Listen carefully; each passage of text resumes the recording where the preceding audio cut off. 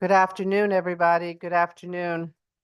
I want to call the appropriations budget hearing on health agencies public hearing to order. I want to thank everybody for coming. This is another long day for us. Today, we're going to hear from different people that are coming to testify for the Department of Developmental Services, Department of Mental Health and Addiction Services, Department of Public Health as the main focus. Do not be disturbed that it's just me up here. Or no, I'm sorry, my colleague and I up here, but there are multiple programs and meetings and public hearings going on at this time. You will see many legislators going in and out. We have several legislators that are on Zoom. Thank goodness for Zoom so that we can multitask even more than what we were doing before. I thank you for coming up to testify. Everybody has 3 minutes. I want to explain something. People always say, well, why don't you ask me questions? Well, I'm going to tell you we have 263 people who want to be heard today. And if we multiply that by 3, that gives us about 13 to 14 hours of testimony. We want to give everybody an opportunity to have their voices heard and also to get put on the docket for the day, because this is being televised and it is also being taped and is also on YouTube. Are we on YouTube? So we're also on YouTube. So your testimony will be heard by many, many people. Mike, I will say, I want everybody to say a word for my co-chair who is at home. She is not well at all. And I know many, many people know her, Senator Austin, and you know, she has to be very sick to not be here because she came in on a scooter for a few weeks.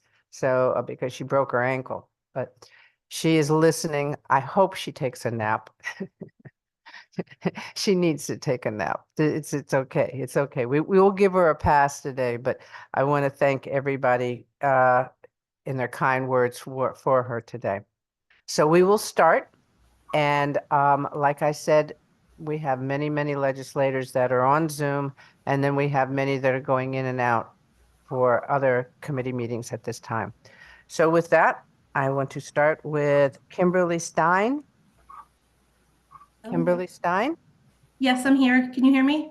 Okay, now I just remind everybody, 3 minutes, please, because again, when I multiplied 3 minutes times 263, I got over 13 hours of testimony. And if we start at 2, 13 hours means we finish at 3 in the morning. So we appreciate everybody's words. They will go on file, but please, please, please, I beg of you, try to stay within the 3 minutes. And my colleagues understand if they want to talk, they can talk to you outside or in the hallway, or they can also contact you by email, by email. I'm tired. By email later on. So thank you. So going on, Ms. Stein, go right ahead. You have 3 minutes.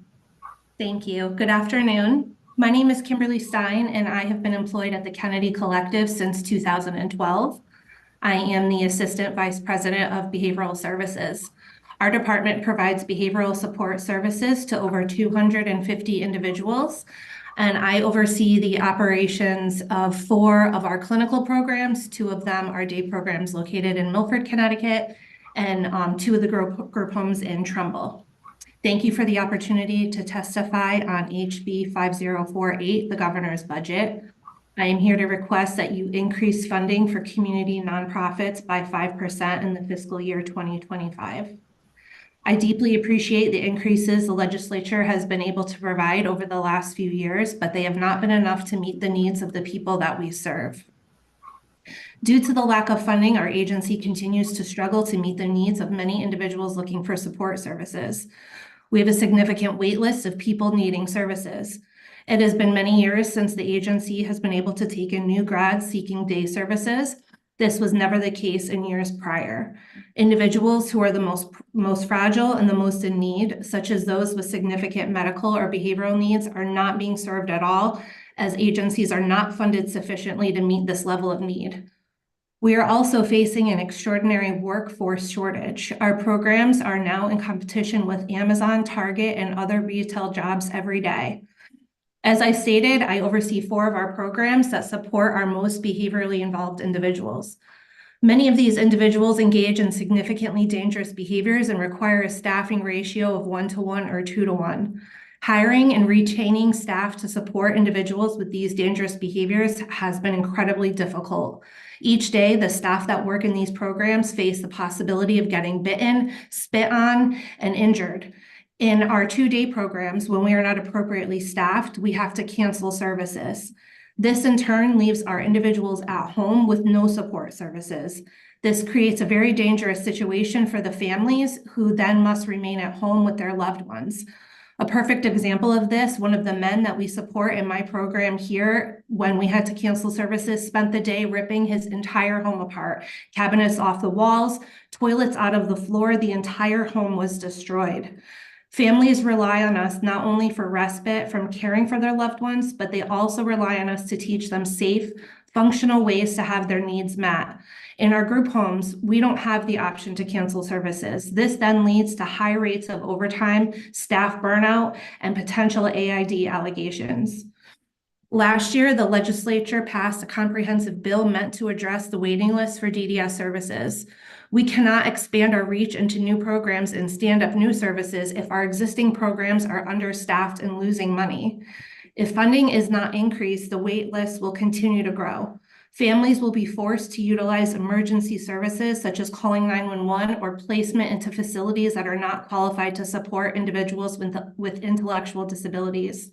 We are already failing to support so many individuals in need, and that number will only continue to grow if the funding is not increased.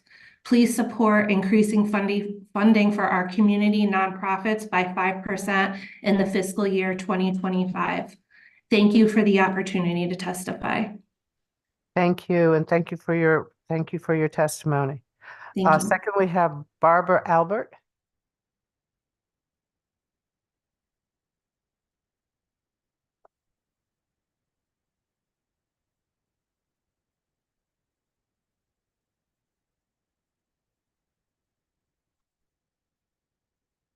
There we go.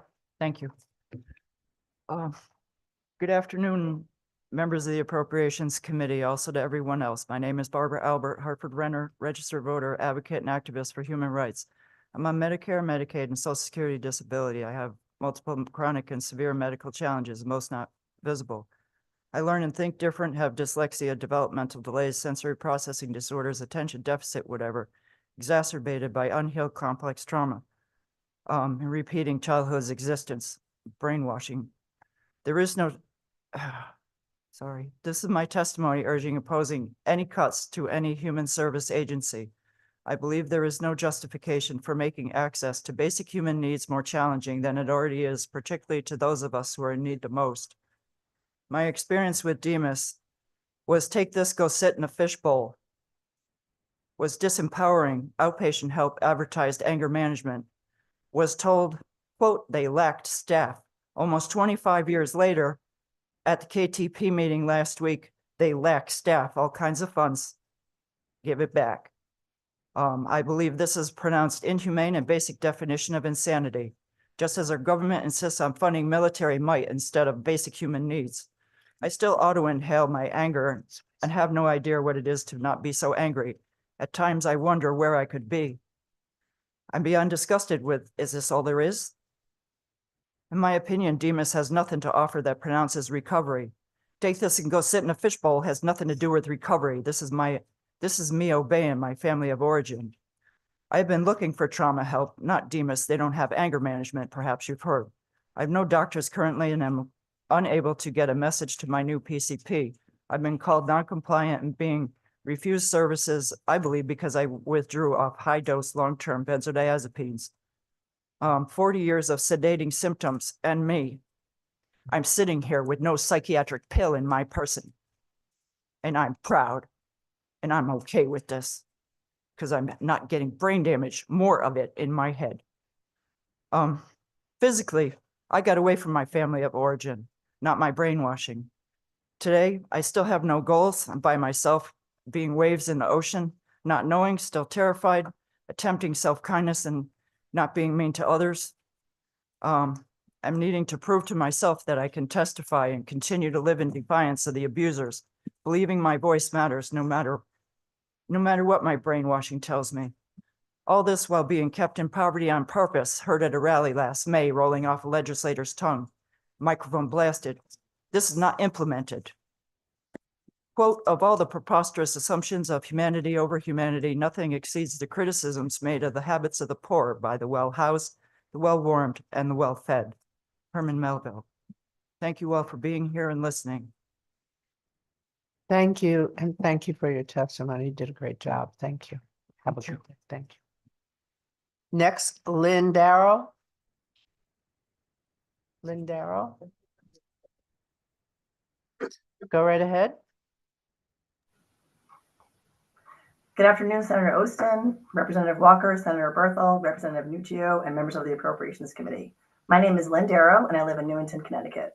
I work at Mosaic, and our main office is located in Cromwell. We are a nonprofit healthcare organization that supports almost 200 people with intellectual and developmental disabilities. Our mission statement is, embracing God's call, Mosaic relentlessly pursues opportunities that empower people. I have had the privilege to have been employed with this incredible agency since 1988. It'll be 36 years this May. Thank you for the opportunity to testify on HB 5048, the governor's budget. I am here to request that you increase funding for community nonprofits by 5% in fiscal year 2025. I deeply appreciate the increases the legislature has been able to provide over the last few years, but they have not been enough to meet the needs of the people that we serve. Last year, DDS providers received the first cost of living adjustment on our services in over 10 years.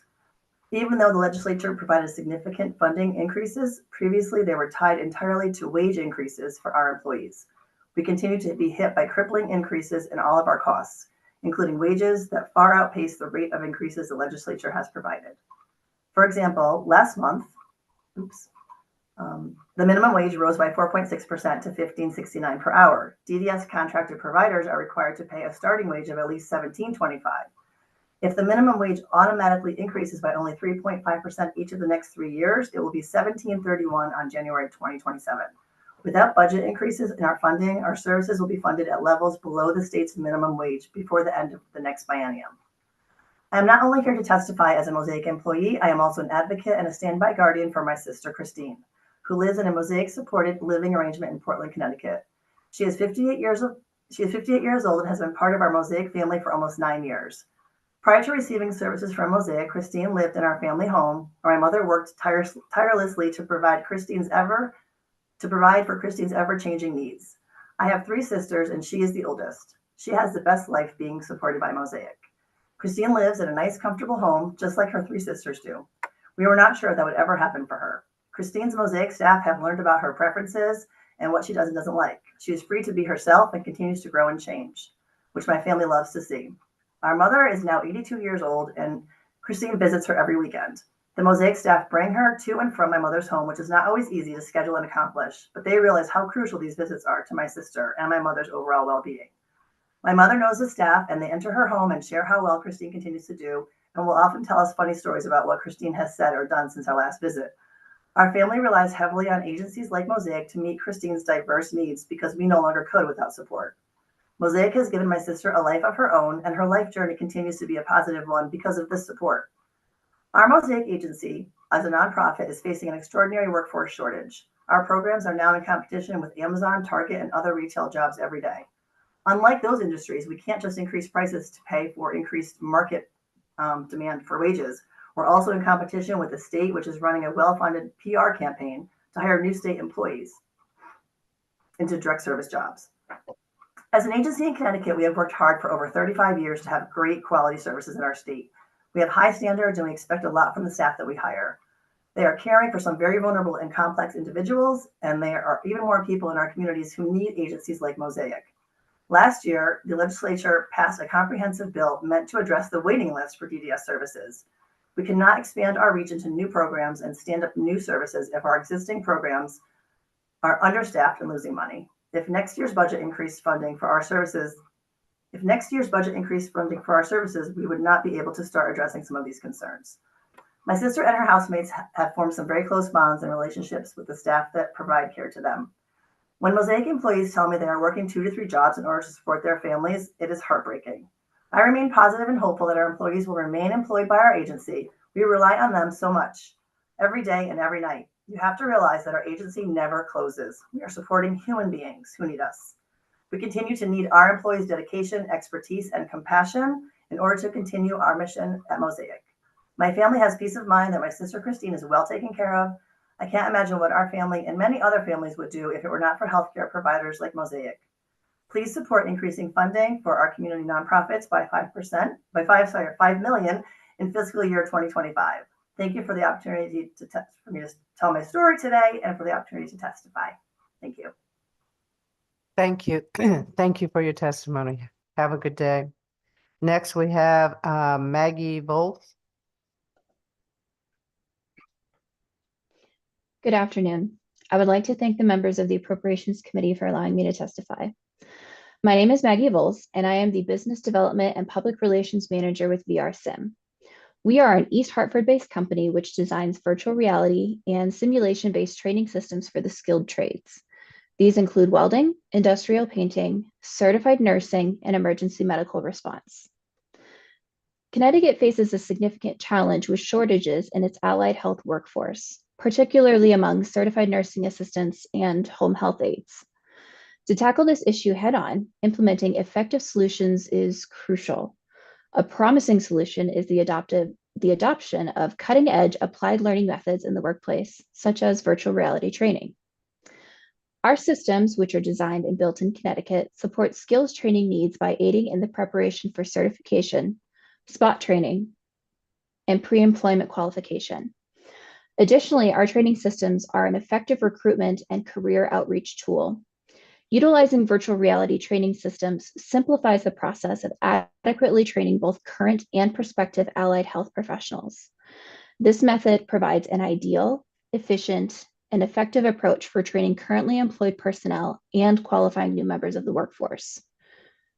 For 20 years, VRSIM has found consistent success in facilitating skills development through blended learning methodologies. Studies have shown that virtual reality, by mimicking hands-on learning experiences, provides a more engaging and effective training environment than conventional methods alone. In short, virtual reality is the modern apprenticeship. This method is especially beneficial for employers who are focused on workforce improvement and expansion. Investing in the current workforce not only improves employee retention, but also increases flexibility within the organization. Upskilling employees takes advantage of the existing knowledge base and experience, leading to greater productivity and a competitive edge in the job market. Our systems offer comprehensive instruction and support, enabling an advanced apprentice-level training experience that bolsters spot training for current employees and prepares new entrants to the allied health field. VRSIM proposes for $500,000 to be allocated for a pilot program to equip Connecticut's allied health employers and educational programs with VR training systems for workforce upskilling in 2024 and 2025. Thank you for listening to my testimony. I'm happy to answer any questions. Thank you, and thank you for your testimony, and have a good day. Next, we have Patrick Johnson. Yes, good afternoon. Good afternoon. Go right ahead, sir. Okay, my name's Patrick Johnson, and leadership and members of the Appropriations Committee, thank you for this opportunity to speak, and thank you for your service in the legislature. I also want to Patrick, I'm sorry. I have Bright Johnson. Is that someone that? Okay, it says 5. Yeah, I'm here. Oh, Bright, are you here? Yeah, I am. Okay, I'm sorry, Patrick, you're a little early. Okay. I'll wait. The Johnsons are everywhere. Thank you. Huh? Yeah. Okay. Bright, Yes, are you here? Oh, I Jay? am. Okay, go right ahead. Go Okay. right. Good afternoon. I'm Bright Johnson, Connecticut Government Relations Director for the American Cancer Society Cancer Action Network. Thank you for allowing us to comment on HB 5048, specifically relating to tobacco control funding. We've submitted written testimony which details the cost of tobacco use in Connecticut, the disappointing and uneven history of tobacco control funding over the decades, and indisputable evidence in support of the vital role tobacco control plays in helping people quit and preventing kids from ever starting. I'd like to use my time today to simply urge this committee, don't harm progress because of the process. Despite the clear intent of the General Assembly in 2022 to provide continuous, ongoing, and appropriate annual funding for tobacco control programs, the budget revision before you would suspend the 2025 annual deposit of $12 million for 1 year. This suspension, just as implementation is underway, is due to the time it took to reconstitute the Tobacco and Health Trust Fund Board. The budget that restored tobacco control funding for the first time in 7 years passed in June of 2022. The first funding of $12 million was made available 10 months later in 2023 as part of the annual master settlement deposit that takes place every April. The Tobacco and Health Trust Fund Board was reconstituted over the interim and allocated all $12 million of available fiscal year 23 funding last month. For the moment then, the work of the board is already all caught up. The second round of annual funding of $12 million for fiscal 24 will not be available for allocation until April of this year. Again, because that's when the MSA payment takes place. So even if the board scheduled a meeting for tomorrow, they can't allocate money that isn't available yet. Once the 24 funds drop, the board can make recommendations for allocation theoretically before the end of this legislative session. Any future funding couldn't occur again until April of 2025.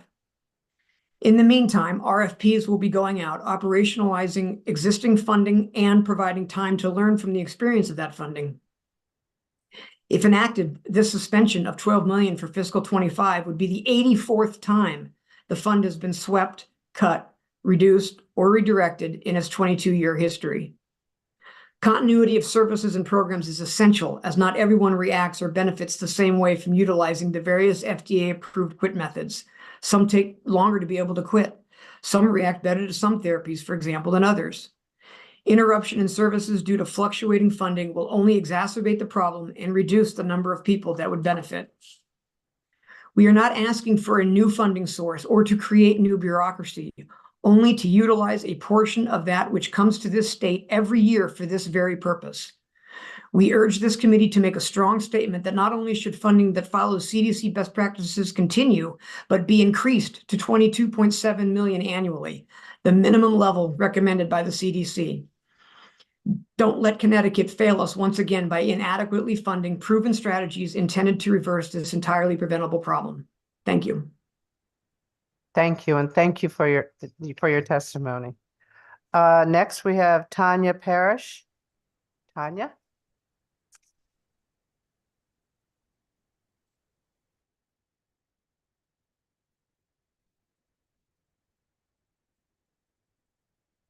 Good afternoon. Good afternoon. My name is Tanya Parish.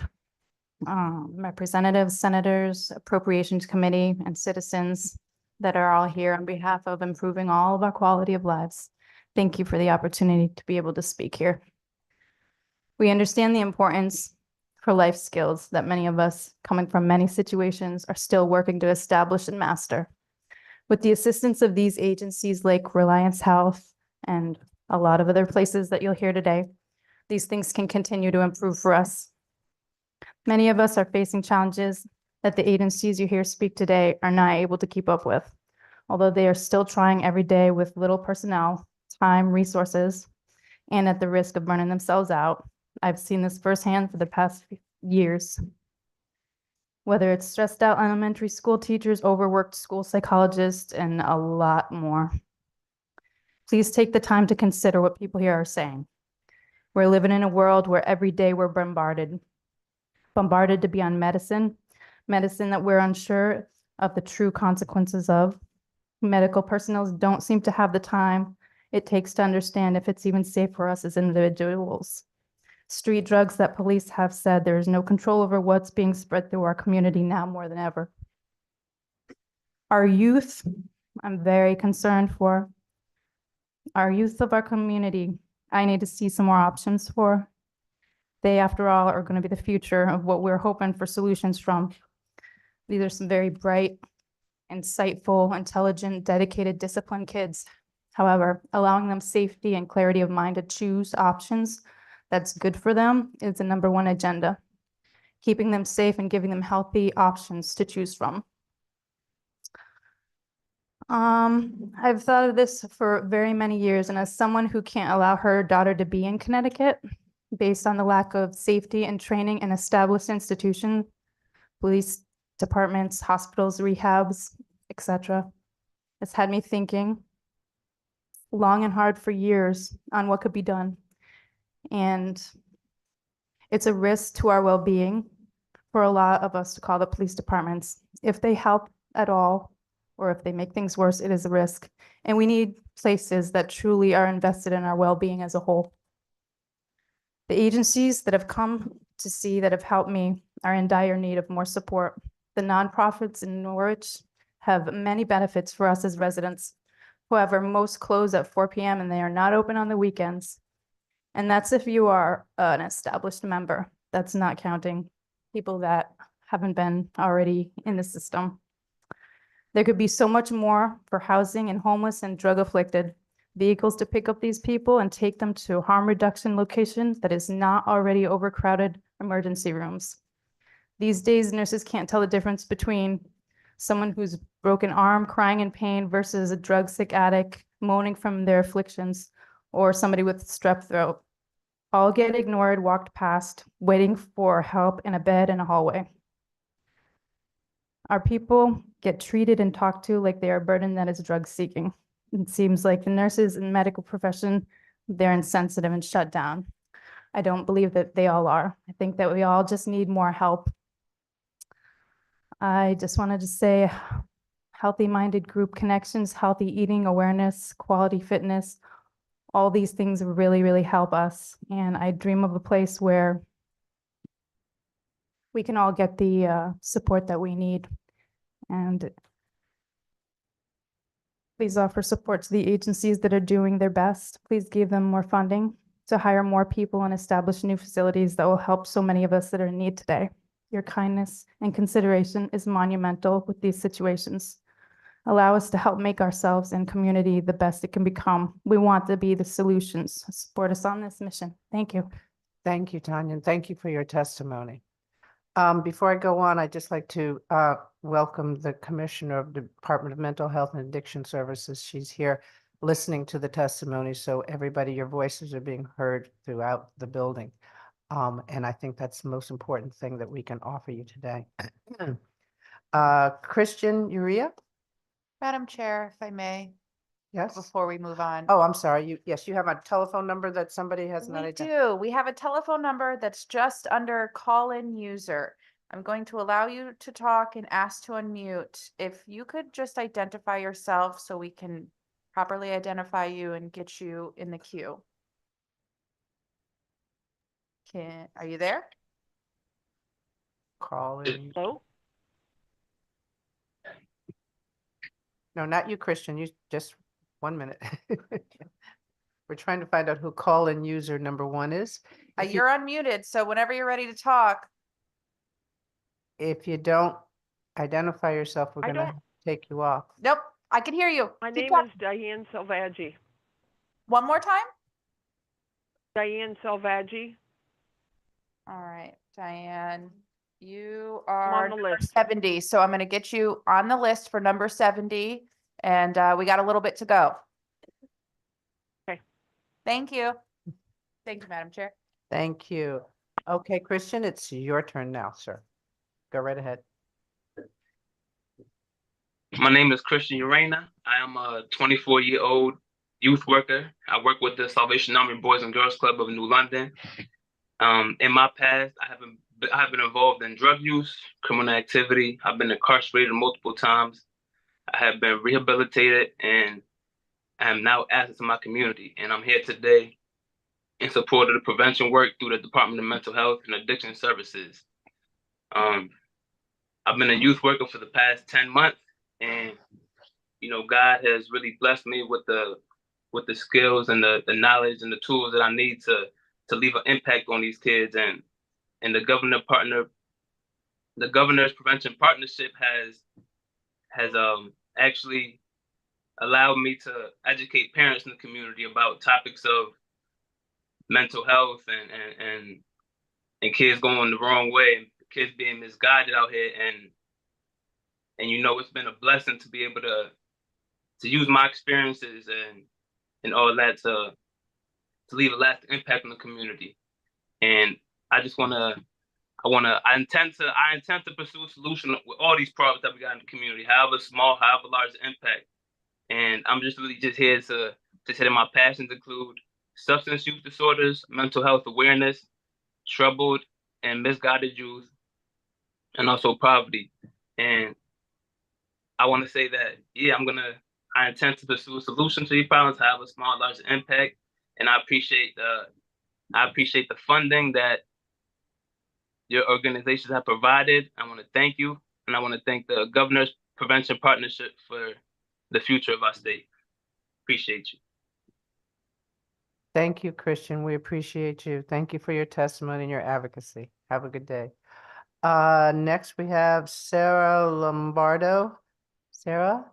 And I also want to let you know that the cafeteria will be open until at least 6, so that I know that doesn't help, but it's better than 2 when we started.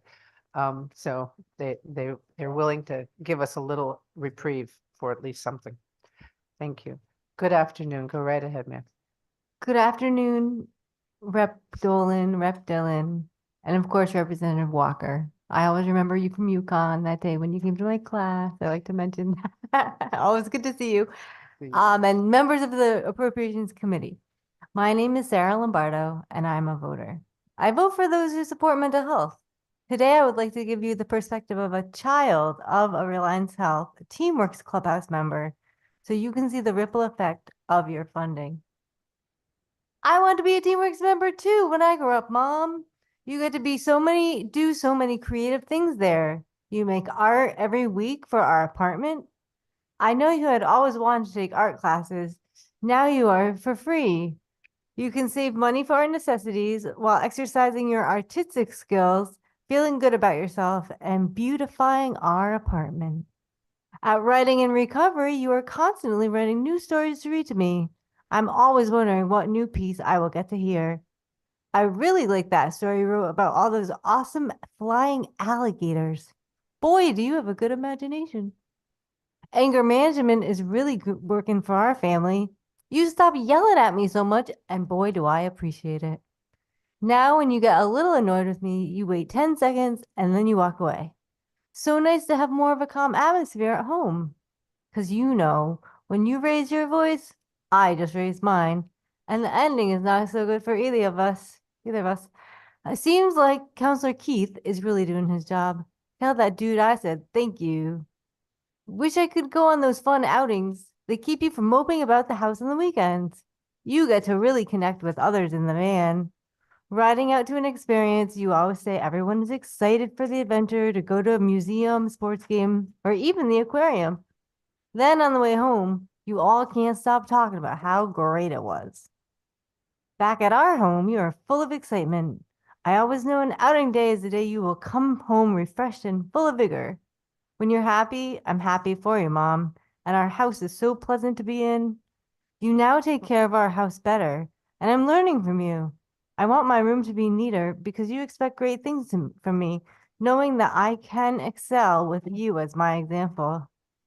Your new friends are great. I love that I get to call Susie my auntie. She really gets us, right? I know you guys just clicked, and I feel like when you're not around, I can always call her, and she is there to listen.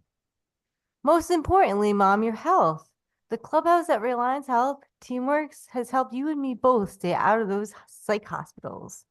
With you having an outlet for camaraderie and skill learning, it has given you a lot of coping skills and a life worth living. Next to my existence, of course, Mom. But all joking aside, TeamWorks has really improved your life. And when your life is better, you can be a better mom to me and attend to my situations and help me cope. I haven't been hospitalized in 5 years since before Dad left us. We've been through so much since then, but we are coming out on top. I hope to God they don't stop funding Teamworks. It is my dream to be a Teamworks member. I want to get there too. As you can see, Teamworks is a worthwhile program and your funding will go a long way. Thank you.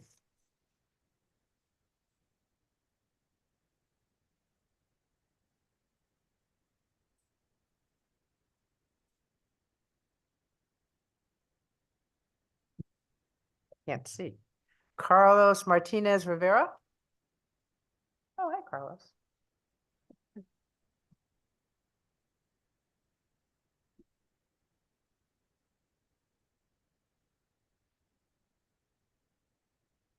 Good afternoon, Representative Nolan, Walker, and all representatives from the Appropriation Committee. My name is Carlos Martinez Rivera. I am 40 years old from East Hartford, Connecticut. I wanted you guys to support nonprofits like In a Community because it works. In 2011, I went to In a Community for the first time after going in and out of the door and saying, recovery's not for me today, let me go tomorrow. Recovery's not for me today, let me go tomorrow. So a great East Hartford police officer named Officer Clayton helped me get into recovery in 2011. Instead of getting me arrested, he told me, tomorrow I'm coming and I'm going to bring you to Into Community. I said, okay, cool. So I was kind of like a little bit iffy at first for going into like a new place because of the mental health and stuff like that. So when I went in, I met a whole bunch of friends at Common Ground. I met my people. I became a recovery support specialist. Now I'm a recovery support specialist, state certified. I met a lot of great people through Keep the Promise, through NAMI Connecticut, through Ripple Connecticut. I am also a commissioner as of today for the Commission on Services for People with Disabilities in East Hartford. I'm going to get sworn in tomorrow as commissioner. So recovery works, and the state needs to invest more in recovery because people like me is showing the state that recovery works. I'll be here at all the committees all week long, just learning and stuff like that because I wanted to testify today. So I believe that if the state invests more in mental health, there will be a lot of great people that become recovery support specialists, recovery coaches, and the community will be great. I just wanted to say thank you and have a great day.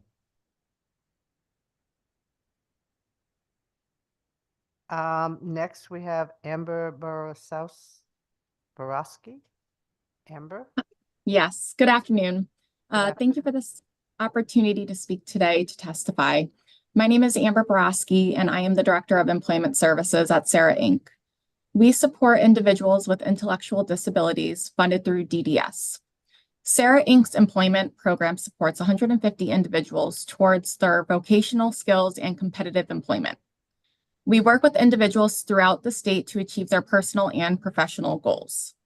This funding impacts the current individuals we support. It also impacts the families we provide services to, and it impacts the new upcoming grads this summer. Without the proper funds, our programs, individuals' lives, and families are impacted. This is ultimately a ripple effect. Without the proper funds, we do not have the proper staffing and needing to ultimately cancel programs for the day, which impacts many people's lives. I am here to request that you increase funding for community nonprofits by 5%. I deeply appreciate the increases the legislators have been able to provide over the last few years, but they have not been enough to meet the needs of the people we support. Last year, DDS providers received the first cost of living adjustment for our services in over 10 years. Previous funding increases have been solely tied to wage increases for our employees. We continue to face an ongoing workforce shortage. The inability to successfully recruit new employees leads to programs being unsafely understaffed. This negatively impacts programs by forcing them to deny admissions and necessarily support for individuals at critical times, such as transitioning from high school. This creates a strain on the families who depend on our services to support their loved ones. Last year, the legislature passed a comprehensive bill meant to address the waiting list for DDS services. but we cannot address those needs if our existing programs are understaffed and losing money. An increase in funding would make addressing these concerns feasible. Please support increasing funding for community nonprofits by 5%. Thank you for the opportunity today to testify. Thank you for your testimony. You did a great job. Next, Maryanne Cole.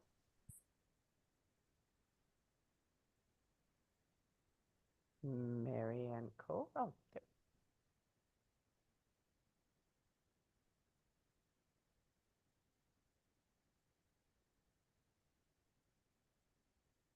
First, you press the button so we can. There we go. Hi, everyone. Thank you. Okay, thank you. I thank everybody here. My name is Maryanne Cole, and I was asked to testify with my story. I am a member of the Independent Center in Waterbury. Thank you for the opportunity to share my experience with you in regard to these services.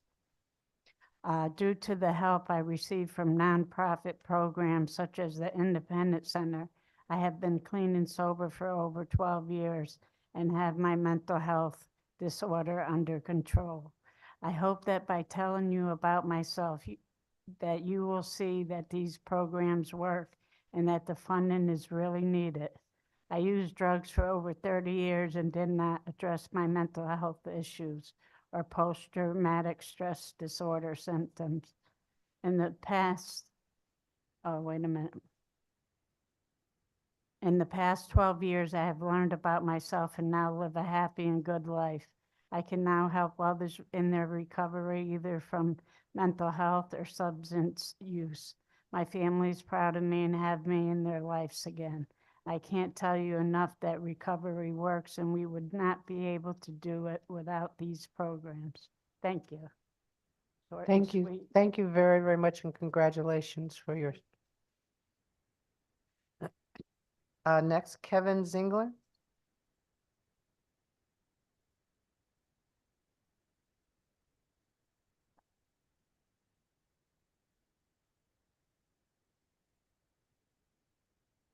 Good afternoon, co-chairs, Senator Austin and Representative Walker, and members of the Appropriations Committee. My name is Kevin Zingler, and I'm the president and CEO of Mark Inc. of Manchester, a nonprofit organization that provides day, residential, respite, personal support, supported employment, and transportation services to individuals with intellectual and developmental disabilities. Thank you for the opportunity to testify in House Bill 5048, an act adjusting the state budget for the biennium ending June 30th, 2025. I am here to request that you increase funding for community nonprofits by a minimum of 5% in fiscal year 25. While we are grateful to the governor and the legislature for the additional funds that were allocated in last year's budget to address wage disparities, they have not been enough to keep up with the pace of inflation and minimum wage increases to ensure the wage differential for our skilled, talented, and caring workforce. Under Public Act 19-4, which implemented 5 incremental increases in the minimum wage between 2019 and 2025, future adjustments are tied to the percentage change in the Federal Employment Cost Index. Last year's minimum wage increase to $15.69 or 69 cents represent a 4.6 wage increase, which is effectively eroded away any cost of living adjustments given to providers received in the current budget. If we assume that the minimum wage will increase by 3.5% over the next 3 years, it will be $17.31 on January 1st, 2027. Without budget increases to our funding, wages to direct support professionals, DSPs, will be below the state minimum wage before the end of the next biennium. I ask you to act now to ensure a differential will exist to uphold your promise that was clearly articulated in the passage of Special Act 18.5. A wage differential for DSPs is not only warranted and earned, but essential to ensure the quality of care. Otherwise, providers such as Mark Inc. of Manchester will not be able to provide competitive wage and benefit packages and not be able to recruit and retain a workforce to provide services which are vital to the health and safety of the individuals and families supported by the Department of Developmental Services. As the legislature considers where funding should best serve the state, please understand that the system needs funds to stabilize, maintain, and expand services to people with intellectual disabilities, as expanded in Public Act 23-137, requested in House Bill 5001, which passed both chambers and was signed by law. Thank you for the opportunity to provide my perspective on the budget. Please support and increase funding to community nonprofits by 5% in fiscal year 25. Have a great day. Thank you. Excuse me. Thank you, and thank you for your testimony. Next is Kristen Abis. Hello. Good afternoon, senators and representatives and members of the Health Subcommittee. My name is Kristen Abis, and I'm a mental health clinician in the school-based health centers at Child and Family Agency of Southeastern Connecticut. I'm also a supervisor to 2 clinicians and an intern who work in Ledyard and Stonington public school districts. Thank you for the opportunity to testify on HB 5048, the governor's budget. I'm here to request that you add $1.2 million to the school-based health centers in the DPH budget to support the 9 new school-based health centers in Eastern Connecticut. I've been involved in child and family agencies, school-based health centers for over 12 years. I worked solely as a clinician for 11 of those years, and during that time, I strengthened my clinical skills and provided individual, family, and group therapy, crisis intervention, and mental health assessments. I gained leadership skills and was excited to take on the challenge to become a supervisor for the expansion sites. I was excited to be a part of this expansion due to my passion for school-based health centers and my experience with witnessing firsthand how these services can be life-altering for my clients, their families, and our school communities. I've also witnessed firsthand how financial challenges within our agency and child and family agency and school-based health centers have impacted not only our clients, their families and communities, but our school-based clinicians as well. School-based health centers help our clients find their voices and use their voices to meet their needs. In my school-based health center, I've not only been able to collaborate with school administrators, teachers, and caregivers, but have had the opportunity to connect with local pediatricians, DCF caseworkers, behavior analysts, and other professionals to coordinate and provide comprehensive care for my clients. The importance of my role is not only for me to connect with children, but to show them that adults can listen and provide a safe place for them to simply be themselves. The biggest gift I've ever received from a client is when they preface a sentence with, "You're the first person that I've told." What a profound statement, especially coming from an elementary age student. And what an honor I always feel to be that person for my clients, to be that person who doesn't judge, to be that person who does not shy away from answering their questions, to be that person to allow them to play and be childlike, to be that person who gives them permission to be themselves and break down their walls that they've built up due to years of being underserviced in their community. To be that person to help my clients communicate their needs to their caregivers so their home can be safer and a more supportive place for them. We ask the Appropriations Health Subcommittee to please continue supporting and increasing the vital funding. This is critical for the future of our Connecticut youth in school-based health centers. We ask the Appropriations Health Subcommittee to please provide funding for $1.2 million so we can continue to provide services to these clients and students. Thank you for supporting school-based health centers. We appreciate the time. Thank you, and thank you for your testimony. Have a good day. Thank you. Next, Cynthia Williams. Cynthia Williams. There. Good afternoon. Good afternoon.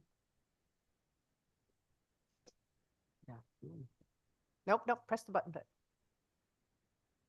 There you go. Good afternoon. Appropriate Committee, appreciate and the opportunity to talk. My name is Cynthia Williams. I'm a registered voter from Waterbury, Connecticut. I attend the Independence Center. I'm an advocate. I'm an advocate, and I also a longtime member at the center. Well, I'm literally here to ask for the funding because without the center, when I came to the center, I got robbed and sliced up. I don't look like what I've been through. God has truly turned my life around. I sit here to tell you, we need the funding because we need the help in Waterbury. There's people sleeping on benches. It's like poverty like never before. And the mental health has taken over that people can't even take care of themselves. They don't know where to go. They don't know what to do. I was once one of those people. And at the Independence Center, I discovered who I was. I discovered I could paint. I got paintings hanging here in Hartford. I went to Jersey City and taught in a wellness center for 4 years. I came back here and now I'm doing CCAR, volunteering and working on coaching for volunteering, celebrating 14 years cleaning. So if I can go on and on of the things that the Independence Center has helped me recognize my strengths and me. I'm kind of nervous, but bear with me. We need the funding more than ever. After Corona, it made everything collapse. And I know God said, if you do unto others, have them do unto you. And if you do unto the least of them, you're doing it unto me. I know my heart is pure and I want to help everybody I can. And I'm asking y'all to have a heart for the people that's less fortunate. Have a heart for the people that's suffering. Just have a heart, because if you do for us, God's going to take care of you. And I just ask you to have a heart and give us the funding that we need. It's not enough, but it's a start. And I thank you. Thank you. Thank you, Cynthia, for your testimony, and congratulations. 12 years? Bless your heart. Next, we have Ruth Canovi. Yeah, hi. Good afternoon. Good afternoon. Good afternoon, distinguished chairpersons and members of the Appropriations Committee. My name is Ruth Canovi. I'm the Advocacy Director for the American Lung Association in Connecticut. And I want to thank you for the opportunity to comment on the governor's proposed FY25 budget adjustments for health agencies. Last year's budget invested in a new lung cancer screening program for the state. At first glance, the budget looks like it removes the lung cancer screening line item, but after further investigation, it looks like the funding might be included within the breast and cervical cancer screening program in the state. I have real concerns about these funding sources being combined, especially without any reference to lung cancer. The breast and cervical cancer screening program in Connecticut is an incredibly important one, and I want to ensure that we don't take away any resources from existing programs, but also that lung cancer doesn't get lost in the mix. Lung cancer is the nation's leading cancer killer. It is estimated that lung cancer represented more than 1 in 5 cancer deaths in 2021. And we know that the stage at which lung cancer is diagnosed significantly impacts an individual's prognosis. In Connecticut, about 32% of lung cancer cases are caught at an early stage when the 5-year life survival rate is 63%. When lung cancer has metastasized, the survival rate is just 8%. We at the Lung Association are concerned about the fact that just 6% of people who are eligible for lung cancer screening are actually screened here in the state. And so the treatment and options and prognosis for lung cancer have really changed a lot in the past decade. And by improving the number of cases that we catch early, we can make real progress in improving the chance of survival. Screening really is essential to saving lives. So the DPH has started getting things off the ground with the funding that was allocated just in this past fiscal year. And so I want to just ask that you continue the investment, specifically call out lung cancer in the budget. In addition, you've heard me say this many times, but I can never miss the opportunity to talk about tobacco control program funding. Last year, you and the Finance Committee were really incredible about keeping that $12 million investment in the newly established Tobacco and Health Trust Fund when the governor proposed to cut it in half. And you and the Public Health Committee really have just recently received the board's plan to spend the first round of funds available. And the fiscal year 24 funds are not available to spend yet. They will be available in April. I'm excited to see kind of the good work of this program get going and out into the communities. With now the board up and running, we're very disappointed to see that the governor's proposed to suspend the 2025 investment. Again, we know things take a long time to get going, but I'm really concerned about the suspension. We've seen these funds swept 80 times and upwards of 80 times from 2013 to 2018. When we were talking about this, we were really concerned about seeing history repeat itself. And so we're just concerned about what happens with that money when it's cut and just suspended for 1 year. It's going to be spent somewhere else. And it's really important that we have continuity of services. I think my friend and colleague Bright covered that really well. It should be an easy, common sense policy. We invest in preventing young kids from getting hooked on these deadly products and help those who are addicted to quit with some of the hundreds of millions of dollars that come to the state from a settlement with the industry that's supposed to do just that. So I'll plan to talk to the Finance Committee, and I'm talking to the Public Health Committee today about this, but I wanted to raise this issue in addition to my concerns about the lung cancer programming screening program here and today. So thank you so much for your hard work and commitment to public health, and I look forward to continuing these conversations. Have a nice day. Thank you. Thank you for your testimony. Thank you. Have a good day. I just wanted to make sure everybody understood. The reason why when people start testifying on the screen, you see us all drop our head, that's because we have screens all back here so that, because we can't turn around to see it. So I didn't know if anybody knew that and thought we were just sort of, reading our emails or something like that. No, we're watching TV. So just to validate us a little bit. Next, we have Nicholas Glom. Oh, hi, Nicholas.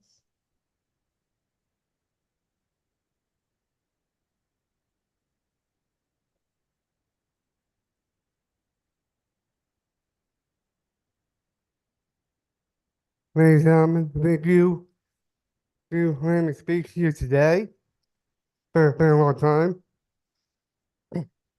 I do support this budget of 2025, because it will affect my job coaches at Mark, because I'm speaking on behalf of them here today. So I'm also speaking on behalf of my family as well. They are concerned about this budget as well. And another thing I'm also concerned about, please, no more budget cuts for me. And not just for me. It will affect a lot more people as well. It will affect many people close to me, close to my parents, this budget. Please, no more budget cuts.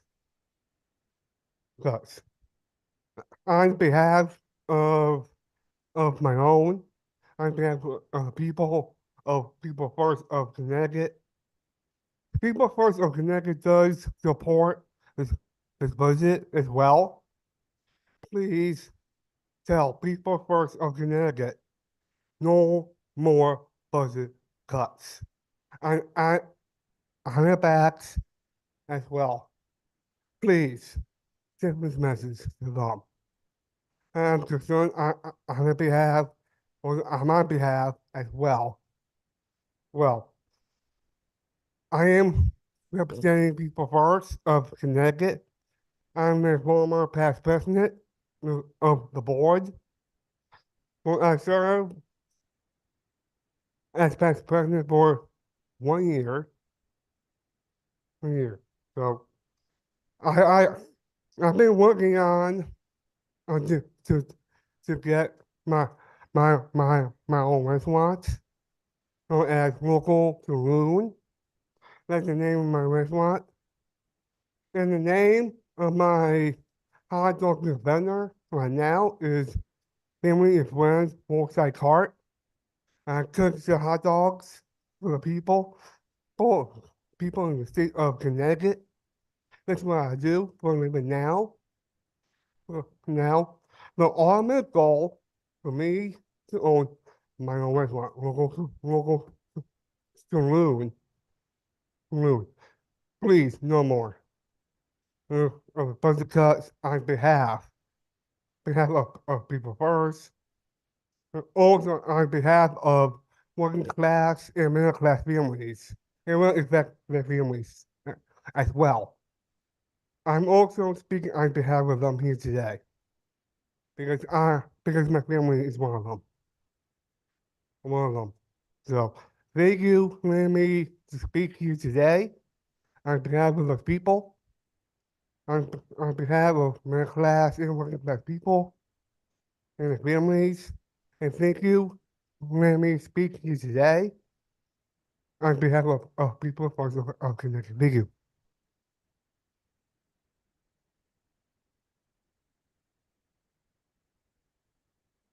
Wow, that was great. Next, Briana Perkins.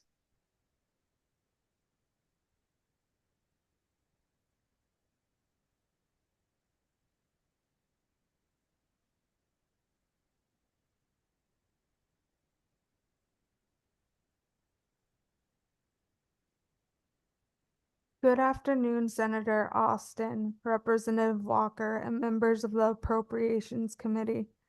My name is Briana Perkins, and I'm here today to ask you to fund TeamWorks, the clubhouse of Reliance Health. TeamWorks is my first choice of mental health support because it gives me a place to socialize in a healthy manner when otherwise I'd be isolating at home. Also, TeamWorks provides lots of activities that are therapeutic for mental health issues. Additionally, TeamWorks offers groups that help teach coping skills. The clubhouse helps me make friends and create a support system when I have a hard time making friends in public. Having friends makes me feel more confident in my social life, and it gives me more reassurance. It's nice to have other people to talk to besides my therapist, increasing my social confidence. The groups at TeamWorks are very beneficial, increasing coping skills in its members like me. Journey to Self-Fulfillment helps members think of goals for their journey in life, whether it is a spiritual journey or a career path.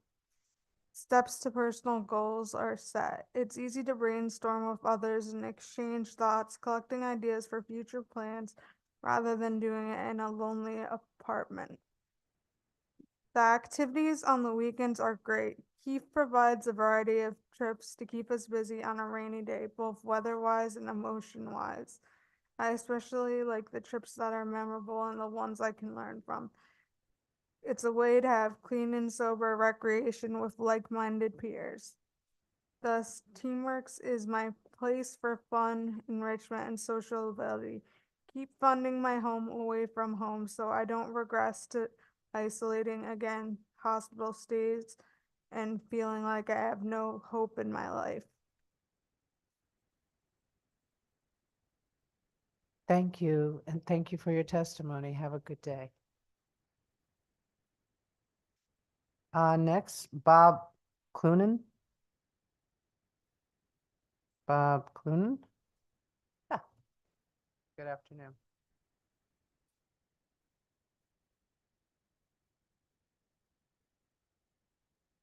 Good afternoon, Representative Walker, members of the Appropriations. First of all, I want to thank you for your dedication and, as importantly, for your patience. My name is Bob Clunan. I am here as a parent representing two individuals with serious disabilities who have been working unbelievably hard for over 50 years to become independent, productive, and contributing members of the state of Connecticut. For my son, who is deafblind, the milestones have been fewer, but when achieved, all the more reasons for tremendous celebration. Putting on a belt, holding a spoon, climbing the stairs, lots of cheers.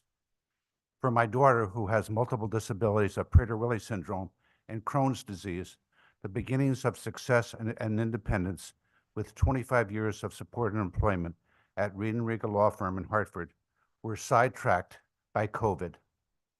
She has been unemployed for 4 years. Time is passing by, skills are getting rusty, and in some instances, disappearing. We need your help to get back on track. For the past 54 years, our family has spent a good part of every day hoping that we can help make success happen. Not an easy task when for the past 15 years, we have been short in our staff support. And believe me when I say there is no mother who has worked harder every single day to make life just a bit easier for her children than my wife, Barbara. However, all is not discouraging. We have other families helping us in the form of Oak Hill, Park, and Keystone Services, who have been working hard to help us reach daily milestones for these many years. We still feel we are losing our grip on the edge of the cliff. We simply cannot do it alone. We need you to help lift us up and get us back on track again. You will appreciate this journey has given us some critical perspectives on life. We now know that the real heroes out there are not ball players or entertainers. Instead, they are the caregivers, staff, and parents who are in the trenches helping to get that child dressed, fed, often with help, and on the ADA van in their wheelchair with hat, scarf, gloves, and a smile as they go off to face a new daily challenge. A high point of my day has always been when I asked my daughter, "How was your day?" She would always look at me and say, "It was great, Dad.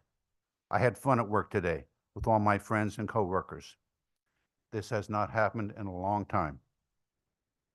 I wish my son could be in this courtroom to speak with you in place of me, but he cannot speak, nor has he spoken a single word in his entire life.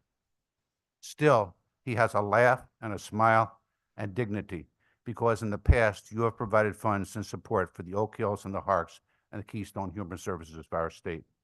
Please continue to make people a priority in the coming year. And if you have not done so yet, please take 30 minutes to drop in at a group home in your district and show them you care about them. And I attached the list of the group homes. Our appreciation and encouragement to each of you for the good decisions you will make in the coming session to make life a little better for these special citizens of Connecticut. Thank you. Thank you. Next, Patty Silva. Patty Silva.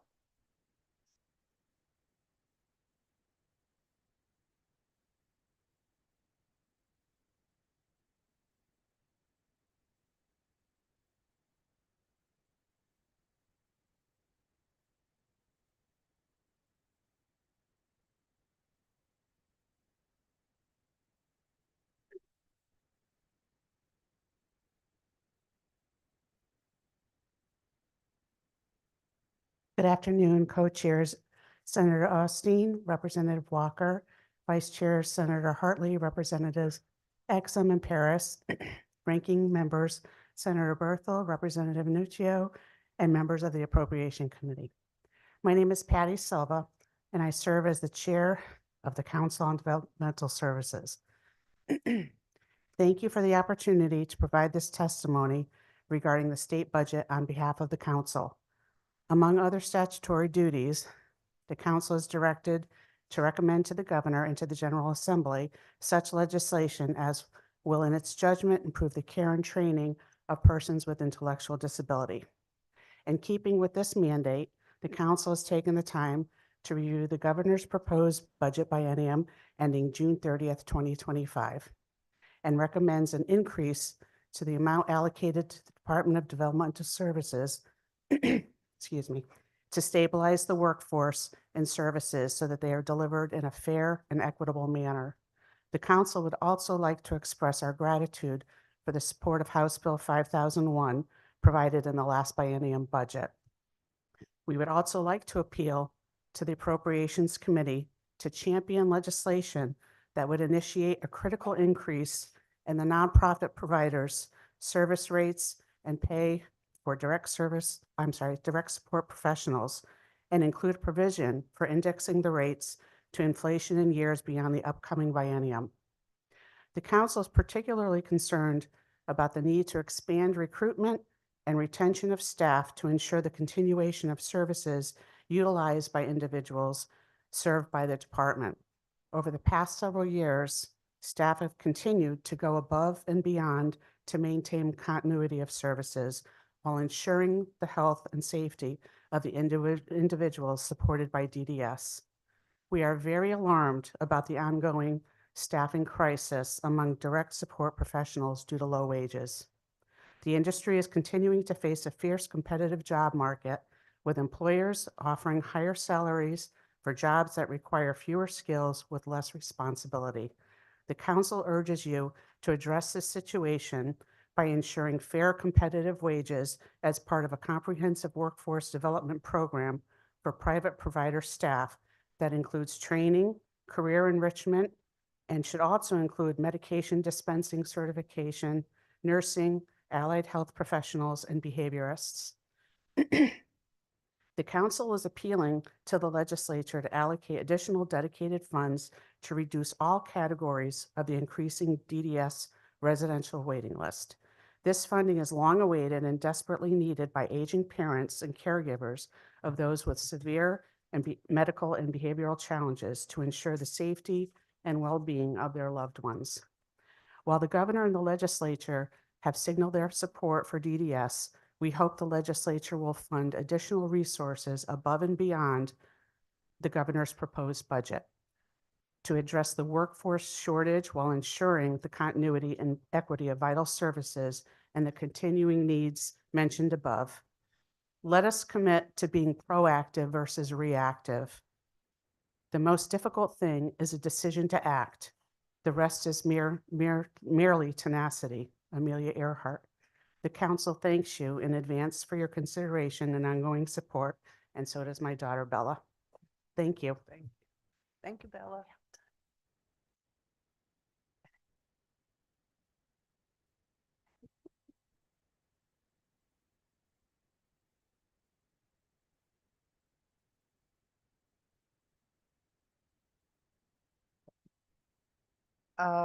Next, Lisa Otto.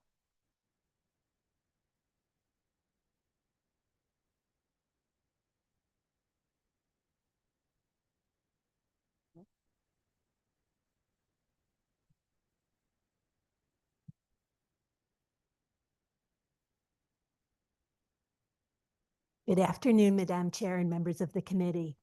My name is Lisa Otto, and I am the CEO of Child and Family Agency of Southeastern Connecticut.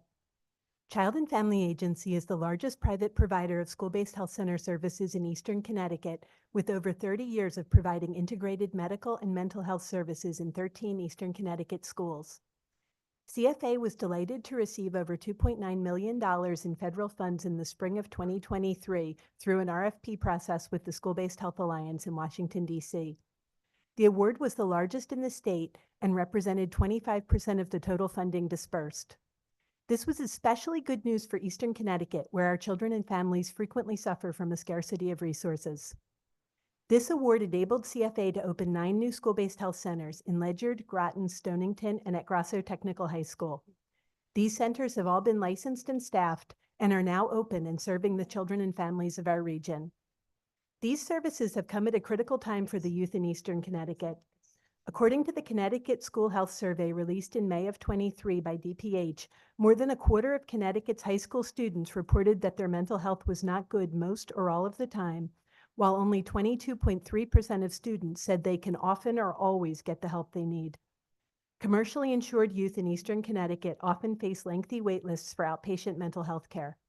Eastern Connecticut has limited access to intensive in-home behavioral health programs, with ICAPs no longer available and functional family therapy averaging a 6-month wait. Against this background of high need and service scarcity, the one-year funding CFA secured has allowed expanded access to SBHC care for 12,265 students across Eastern Connecticut, of whom 7,011 are currently enrolled in CFA's 22 SBHC programs.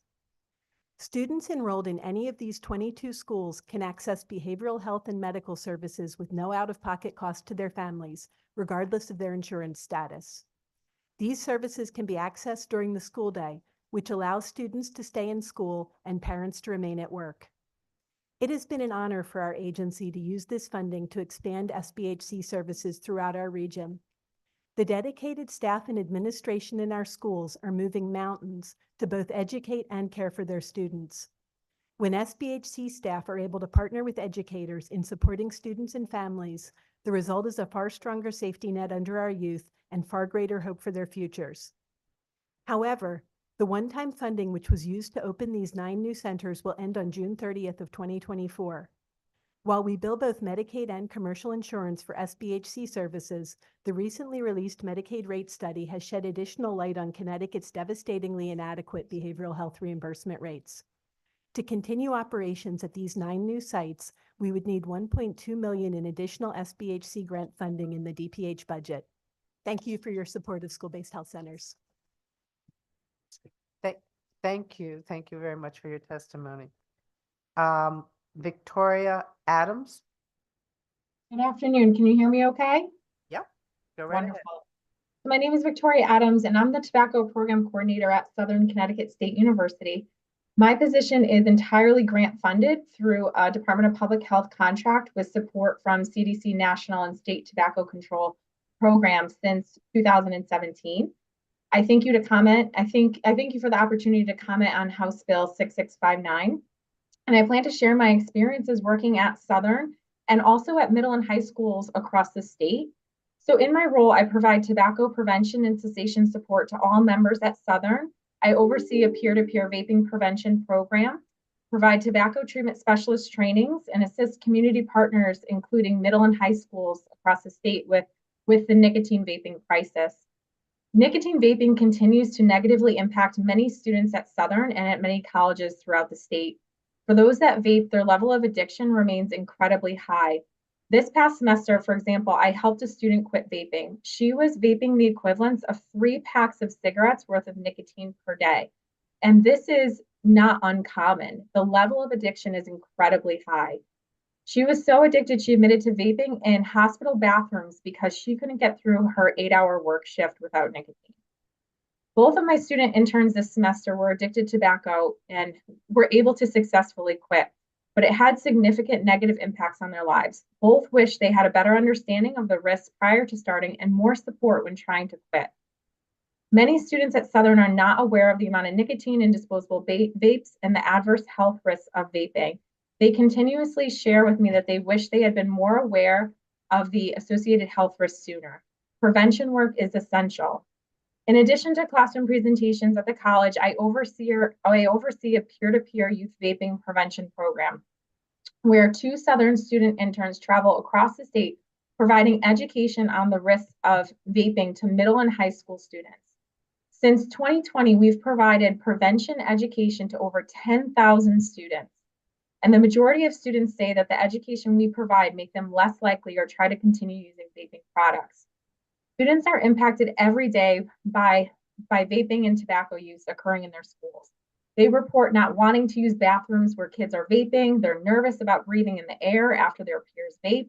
And others report trouble concentrating or paying attention because of their nicotine addiction. And this is consistent with what school staff are reporting. They're still dealing with a huge vaping issue. Some have had to remove doors to bathrooms, closely monitor kids that are using bathrooms. They've closed bathrooms down. They've had to get vape detectors. They suspend kids that are caught vaping, losing valuable education due to their addiction. Administrators are well aware of the problem, but do not have the resources needed to support their students. I support a handful of high schools in the state by providing trainings on restorative practices, such as alternative to suspension programs and tobacco cessation training, but more is needed. There is a large need and demand for Connecticut professionals that want to support their clients with tobacco cessation. And through grant funding, I host about a couple tobacco treatment specialists annually. Grant funding has also allowed for assisting other colleges and universities to adopt tobacco and vape-free campus policies that are known to reduce tobacco use rate. Southern has assisted and subcontracted with 4 colleges to implement these policies. Thank you. Thank you. Victoria. Thank you. Have a good day. Thank You you. too. Okay. Susan Pleasant.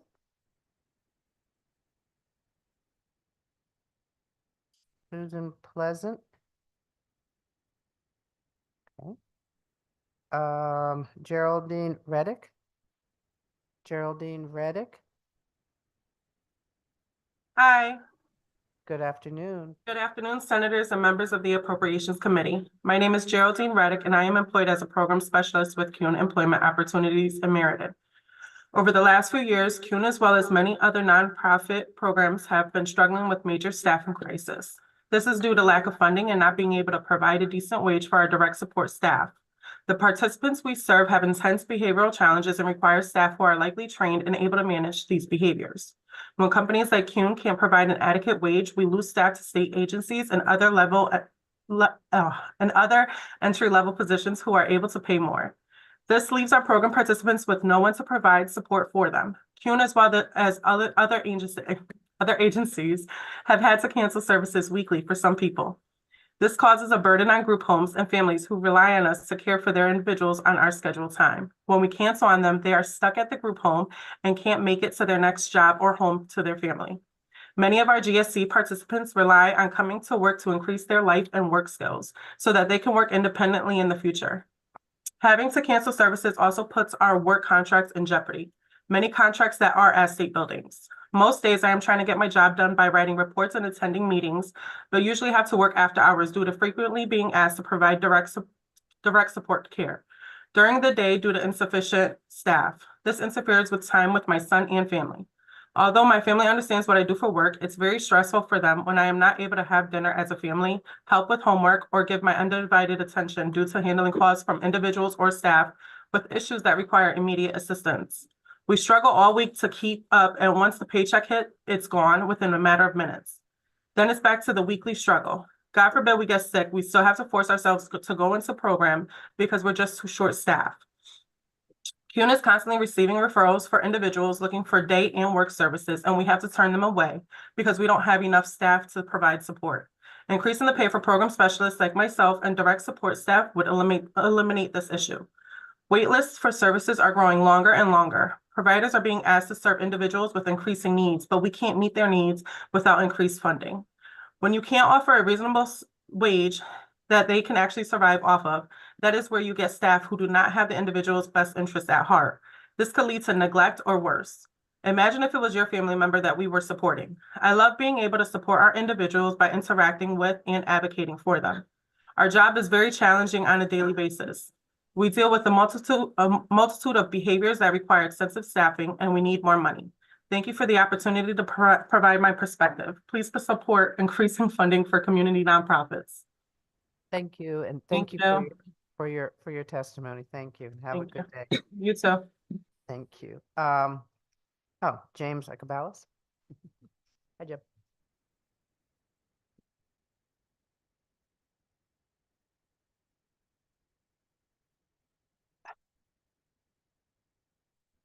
Good afternoon, distinguished members of the Appropriations Committee. My name is Jim Icabalis. I'm the Senior Vice President of Government and Regulatory Affairs at the Connecticut Hospital Association. It's an honor to be before you this afternoon to testify on House Bill 5048 with respect to the budget of the Office of Health Strategy. In this year's proposed budget, there are 4 new positions allocated to the Office of Health Strategy to establish related to a new prescription drug affordability board, related to a new performance improvement plans under the cost growth benchmark, and positions related to oversight. For years, the Certificate of Need program has become increasingly slow, with decisions taking longer and longer, with not enough staff assigned to assess applications, review applications, make decisions or determinations. We will work and are working with the Public Health Committee in relation to the Certificate of Need program, but you can help. We urge the committee to reallocate those 4 positions for the Certificate of Need program. Thank you very much. Thank you, and thank you for your testimony. That was the shortest you've ever done, Jim.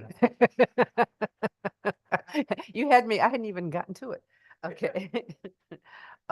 Next we have Christina Keene. Christina? No. Okay. Marlene Bodner. Hello. Hello. Hi, thank you for this opportunity. I'm here today as an employee, a parent, and most importantly, as a constituent.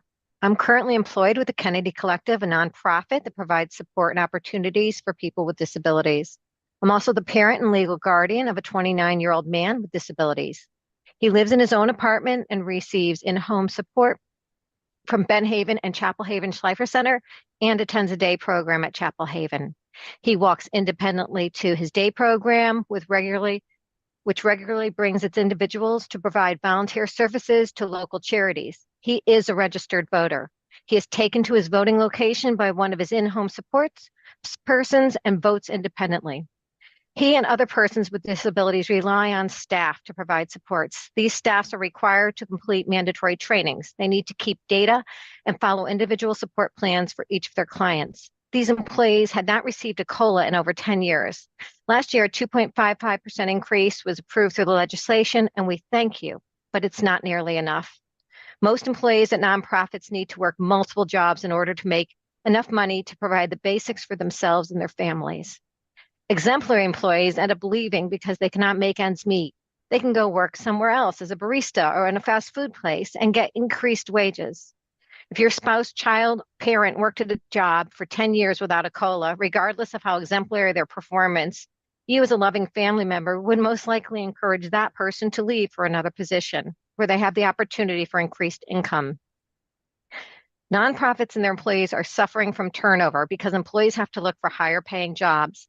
And the state itself, for some reason, is approved for higher wages for same positions as some of these organizations. Parents, guardians, employees who work in the nonprofit sector, and individuals with disabilities are exhausted navigating SSI, DDS, DSS bureaucracy. Parents and guardians are stretched for time and money and don't have the opportunity to unionize or hire high-powered lobbyists to be heard.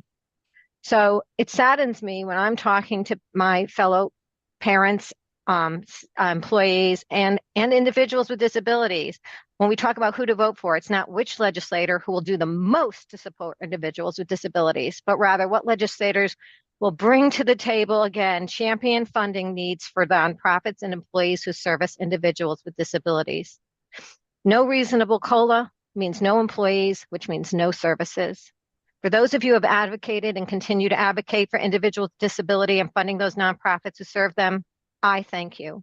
To others, please realize that the person with the disability could someday be someone you love, and I would hope you would want to invest in those persons who provide services to those your loved ones.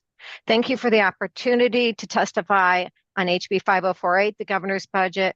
I request that you increase funding community nonprofits for 5% in fiscal year 25. And I appreciate all your continued service to your constituents and recognize that you are balancing many needs. So thank you. Thank you for hearing me. Thank you, and thank you for your testimony. Next, we have Courtney Cely. Courtney?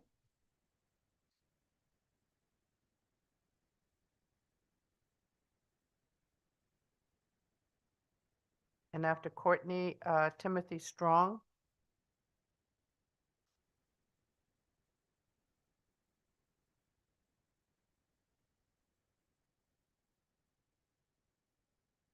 Good afternoon, Senators and members of the Appropriations Committee. My name is Courtney Cely, and I serve as the Managing Director of Behavioral Health at Child and Family Agency of Southeastern Connecticut. I'm here to advocate for the ongoing support of our school-based health centers alongside the array of behavioral health services provided by our nonprofit agency. I want to thank you for granting me this opportunity to testify, and today I'm advocating for a 5% increase in funding for community nonprofits in the fiscal year 25 budget, amounting to a total increase of $186 million. While I am grateful for the incremental funding increases provided by the legislature in recent years, they have fallen short of meeting the ever-growing needs of our communities. We find ourselves grappling with the escalating costs that far outstrip the rate of increases granted by the legislature. Despite adjustments made since 2007, we still lag behind by 32%.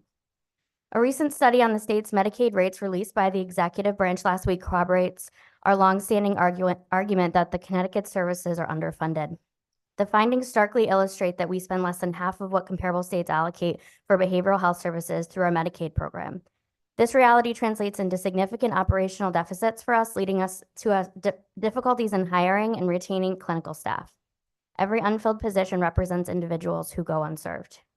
Eastern Connecticut currently experiences a service gap amidst a growing demand for youth services. Emergency department visits for mental health-related concerns among children aged 5 to 11 have surged by 24%, and those aged 12 to 17, the increase is even higher at 31%. Enhancing funding for community nonprofits will guarantee that children in the Eastern region can access crucial individual, group, and family treatments within their schools, effectively addressing trauma and bolstering their overall well-being. These services will not only aid students directly impacted by mental health challenges, but also foster a healthier, more supportive school environment for all. Therapeutic interventions and counseling are essential for guiding young individuals through the complexities of adolescence. Our evidence-based and trauma-informed treatment models effectively and efficiently work to provide coping mechanisms, resilience, and the tools needed to navigate life's challenges. Early intervention can prevent mental health issues from escalating, conserving resources, and improving long-term outcomes for our youth. Integrating mental health services into schools leads to improved academic performance, reduced absenteeism, and higher graduation rates. Investing in our students' mental health today ensures that future prosperity and well-being of our entire community. I strongly urge you to prioritize the 5% increase in nonprofit funding to support our school-based health centers in the upcoming budget. This allocation will allow us to maintain the delivery of essential mental health services in the Eastern region of Connecticut. By taking this critical action, we can ensure our children receive the vital support they need for academic, emotional, and social well-being. Thank you for your time and consideration. Thank you, and thank you for your testimony, and have a good night. Timothy Strong. And after Timothy Strong, Sharon Pedra.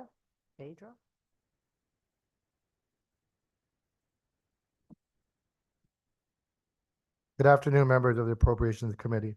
My name is Timothy Strong. I have worked at Sound Community Services over the last 5 years. I currently am the program coordinator of the Social Rehab Day programs.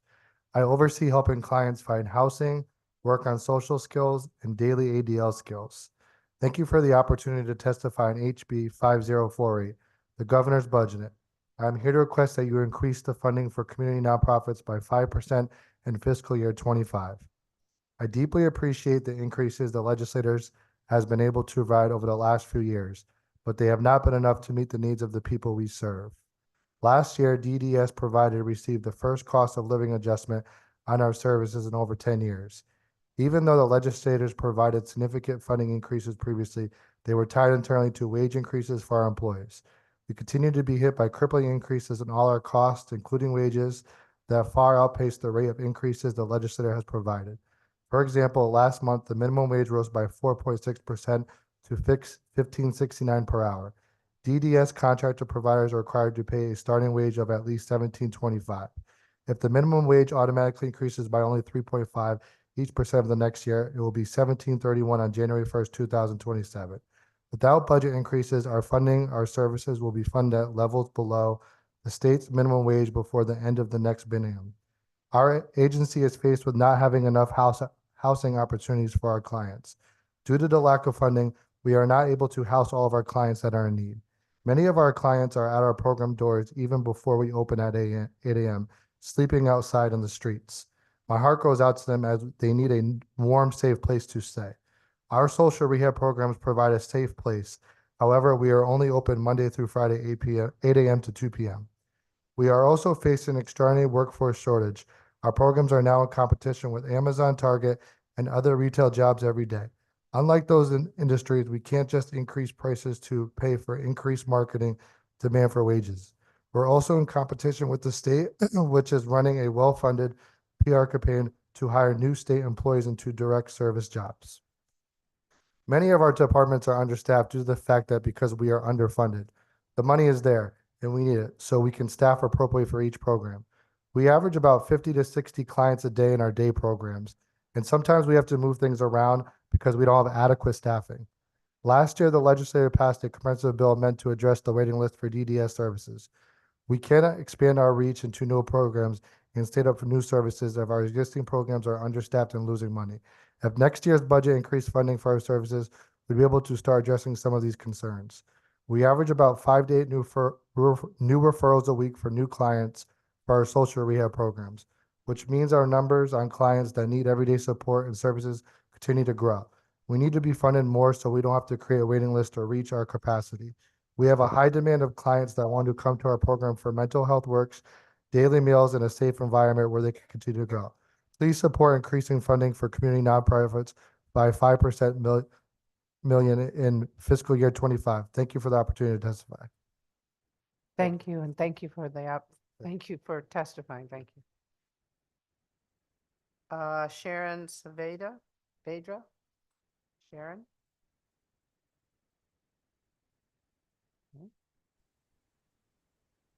Hello. This is a first for me, so I apologize. Okay. Good afternoon. My name is Sharon Saavedra. I am the parent of 2 adult children with intellectual disabilities and autism, both of whom are DDS clients.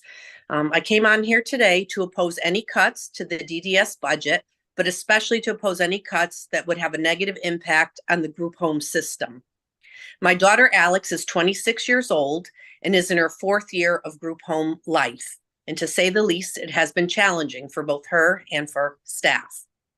She is severely challenged by her disabilities. She requires one-to-one staffing 24/7. Alex is completely nonverbal.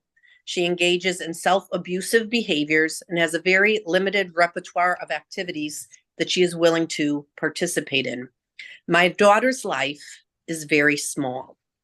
Staff working with her need patience, understanding, appropriate training, and accountability. They also need to be properly compensated for the job that they are required to do. As you have heard from previous speakers, recruiting, training, and retention are a major issue in the group home system. We must incentivize well-trained staff to remain working with our population. Continuity, consistency is very, very important for our little ones and our adults that are in the group home system.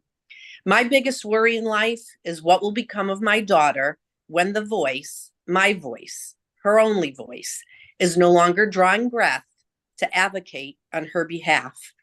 I'm asking all of you to please, please do not cut DDS's budget, to think about the adult children, and they are children, that are in the group home system, and to please support what the group homes need to properly train and retain staff to do the work that our kids who are severely disabled and challenged need. Thank you for this time and allowing me to speak before you. Thank you, and thank you for your testimony, and have a good afternoon. Thank you. Katherine Parker?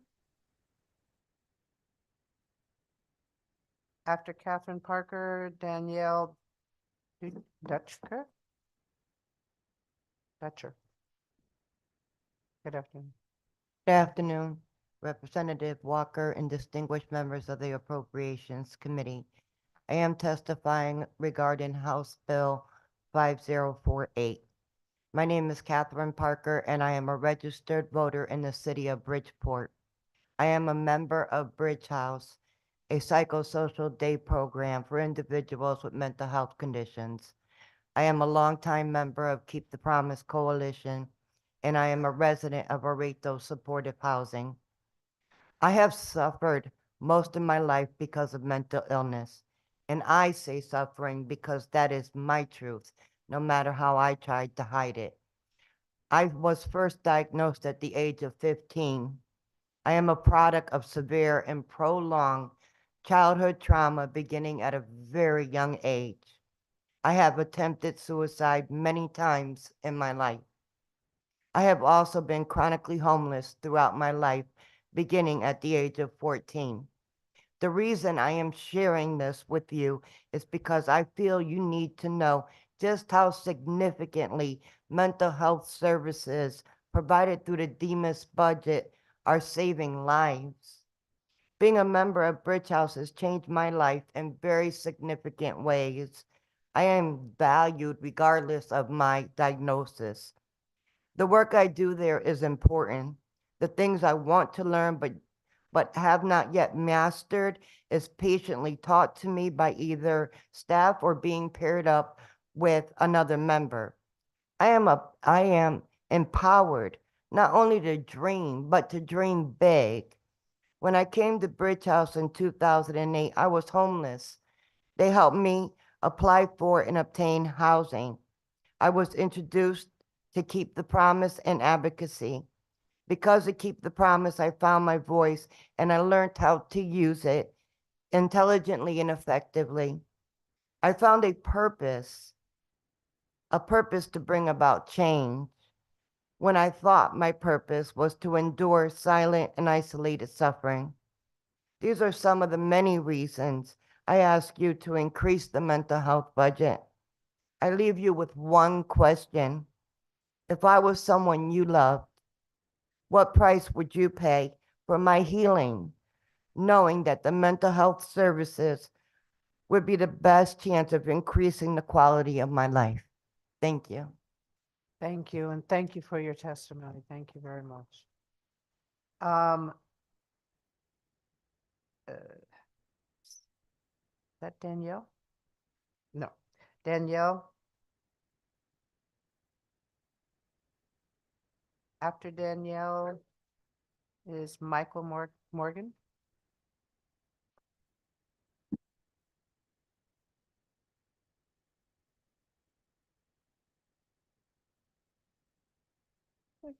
Oh, already on. Okay. Hello, my name is Danielle Dutcher. I'm here to comment on Bill 5084, and I'm asking you to increase funding to community nonprofits. I am someone who is a provider of services to folks who receive them from DDS, and I benefit from services that are funneled through nonprofits for to DEMIS.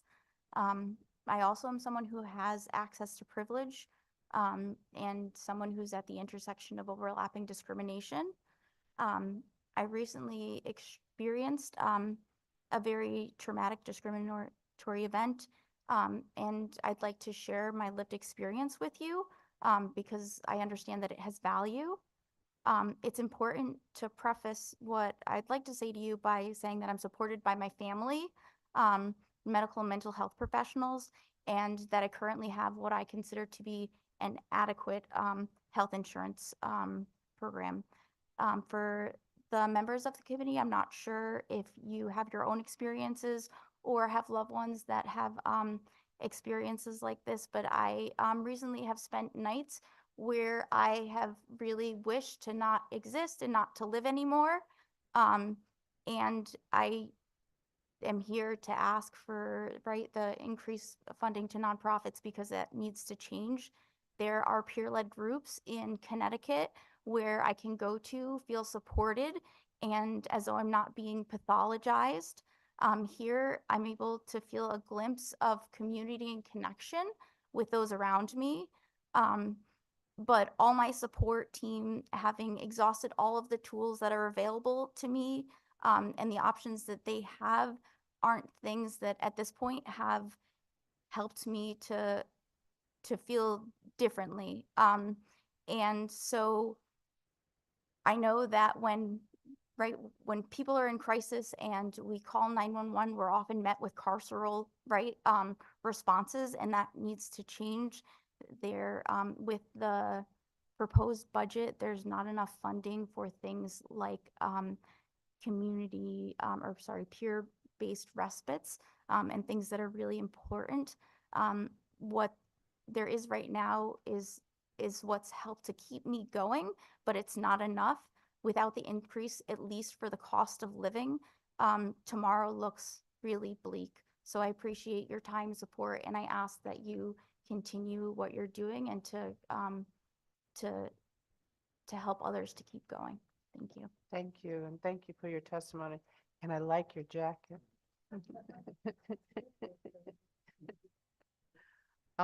Michael Morgan. Marrakesh. Hello. My name is Michael Morgan, and I've been the manager of the Taking Initiative Center in New Haven since 2001. And I was really moved by the woman who spoke a couple people back about bridges, because I too, or my father, lost housing when I was in high school. It's the only time I got in trouble in school.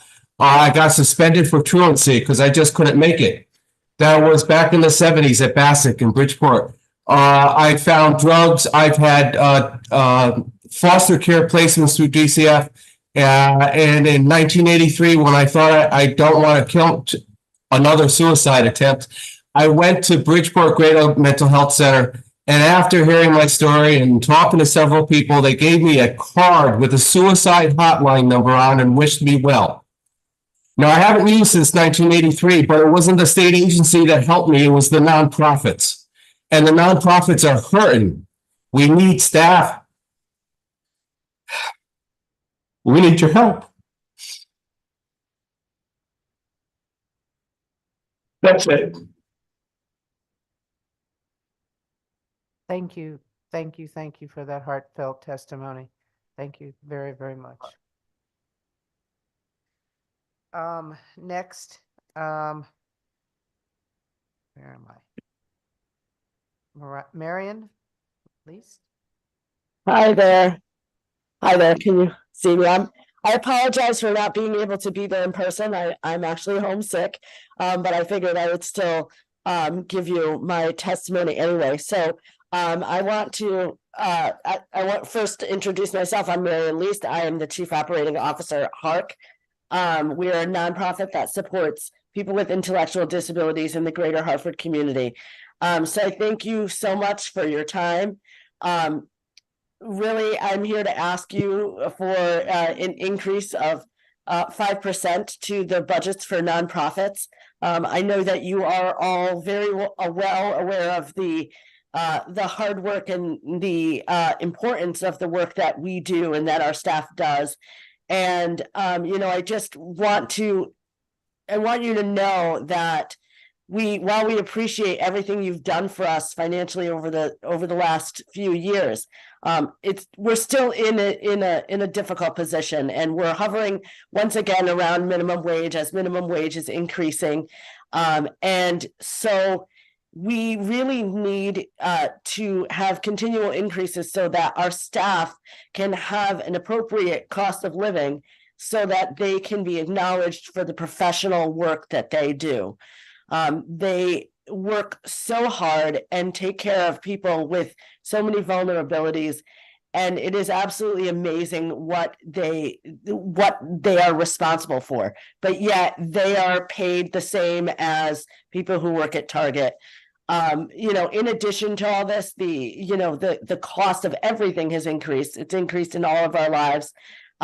Cost of insurance, the cost of, vehicles, really everything. And so we do ask that you give us do increase nonprofits by 5% and continue to increase us in the future so that we can stay competitive and complete our missions.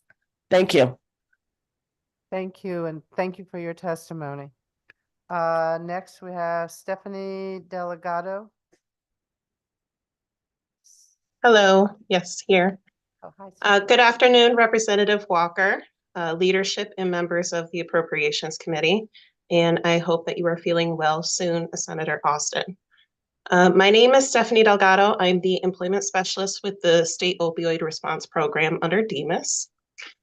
I work with approximately 20 to 30 individuals at a time, connecting them with vocational services and gainful employment. I'm here to request that you increase funding for the community nonprofits by 5%. While the previous increases approved by the legislature are much appreciated, we are not able to keep up with the increase of cost. Our agency is expanding to better meet the needs of the community and update our facilities that have been of service to the public since 1966. We're providing programs and assistance at all points recovery, as the demand for these services are higher than ever. Through proper staffing and functional facilities, we can move closer to our goal before it is too late. Fortunately, our region has seen a recent decrease in documented overdoses and continues to see a higher level of engagement from the people in the community. Time is of the utmost importance in these matters. Scheduling an appointment is a relatively easy task for the average person. Our clientele can often have traumas and obstacles that lead to make this much harder, and it could be a matter of life or death in this field. So if you can, imagine you sit down with a family member, they finally decide to seek medical help, only to be met with a wait list. This is a reality, as so many are looking for help at faster rates than we can see them. Staff is outnumbered by their caseload. Clients aren't receiving services as frequently as they need to, and are often booking weeks or months out as we don't have the staffing support. We are spread thin and frequently wearing hats of different positions, working together to fight for our mission, but overall battling a lack of funding. While our heart is in the work we do, over time it becomes harder to recruit and maintain staffing with the competitive wages available for similar positions, especially those that are being promoted and paid by the state. If you approve this 5% increase and reinvest the money into our community, SCAD can bring our facilities up to date, hire a full staff, and continue working to uplift and reintegrate the recovery community. I appreciate your time in hearing me, and thank you. Thank you, and thank you for your testimony. Have a good afternoon. Next, Raymond Bellows. Raymond Bellows. Good afternoon.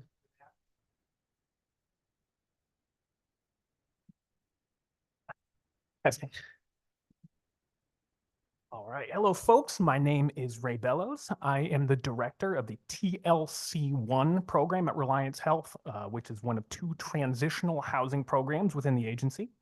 The TLC1 program is located at the Uncas on Thames campus in Norwich and provides temporary housing, utilities, food, case management services, transportation, and 24-hour residential support to up to 7 homeless men at a time, all with mental health and substance abuse diagnoses, who are working on their physical and mental health goals, their substance abuse recovery, and the transition back into permanent housing.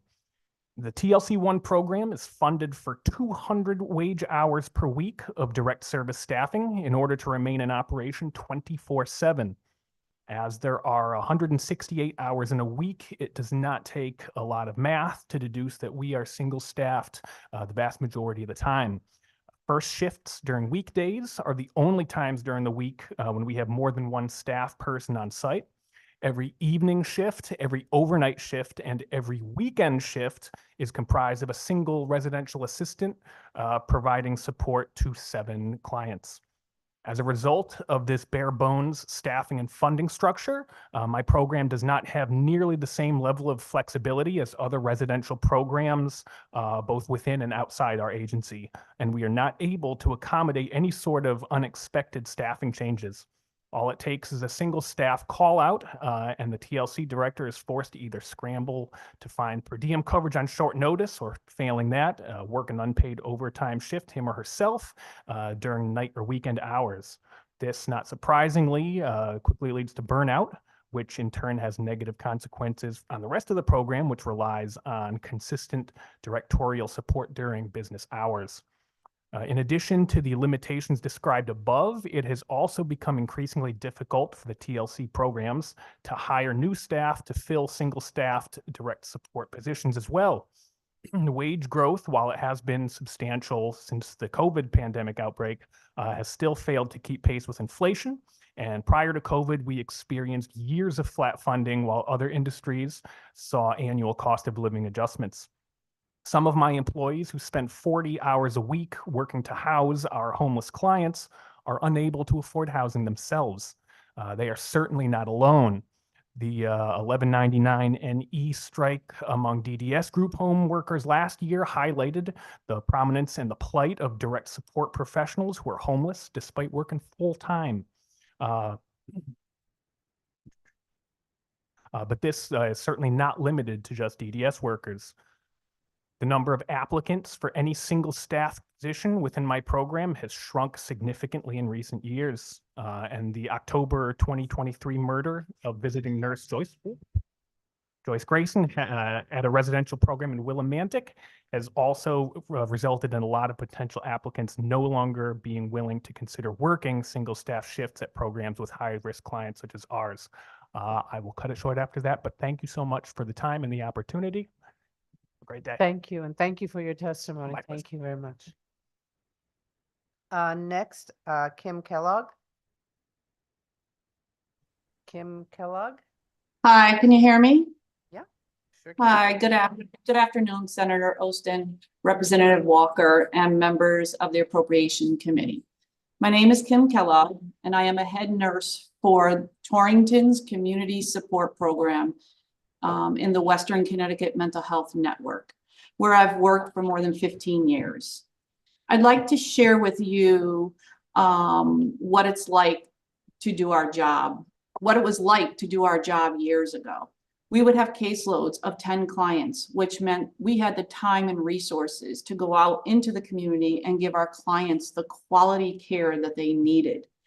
Clients who needed daily injections would get a nurse visit every day. Clients who were living alone would receive a visit from a staff member multiple times a week to make sure that they were taking care of themselves, that they had food, that their apartment was okay, and that they weren't posing a threat to their neighbors. Since then, our caseloads have doubled and in many cases tripled. Our clients' mental illness have gotten more and more complicated. Substance abuse has skyrocketed. Sometimes private nonprofit agencies can't handle the chronic level of mental illness with some of these individuals, and they automatically get tagged to come back to DMIS. And our staffing levels and the makeup of our teams are just about the same. Inadequate would be an understatement. One of our clients I want to share with you is a severely high-risk young man who won't take his medications. He lives about 50 minutes away from our agency, not making it feasible for staff to see him daily and ensure he takes his medications. The client can hardly take care of himself. I have found food left out and rotten meat full of maggots in his apartment on multiple occasions. If we were adequately staffed, someone on our team would visit him every day and prompt him to take his medications, as well as check on his mental status. But because we have such high caseloads, we simply don't have the capacity to give him the daily care he needs. We need more nurses, social workers, and case managers to care for the clients like him. In some ways, he is much better shape than a lot of the other clients. At least he has a home. Many of our clients live on the streets, in shelters, or at local private nonprofit transition respite programs with very limited bed availability. Years ago, if we had a client that needed housing and didn't have the funds for a security deposit, we'd simply be able to get one. The resources were available, and that would mean one less person living on the streets. Now, that seems like a dream. Instead of providing the funds ourselves, we have to beg local churches for money. As a former coworker of mine put it, I remember the days when I needed a security deposit. I could walk down the hallway and get it. Now I'm lucky to get a sleeping bag for somebody living outside unless I purchase it myself. Making these investments is not only an urgent matter of safety, but also needed to deliver on the promise we made to the people of Connecticut for a compassionate response at a time of crisis. I urge you to give DMIS the funding it needs to protect our clients and our communities. Thank you for your time.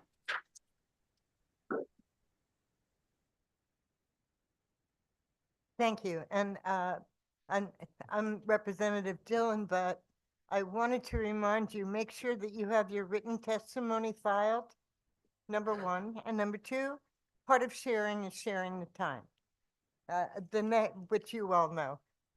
The next speaker is,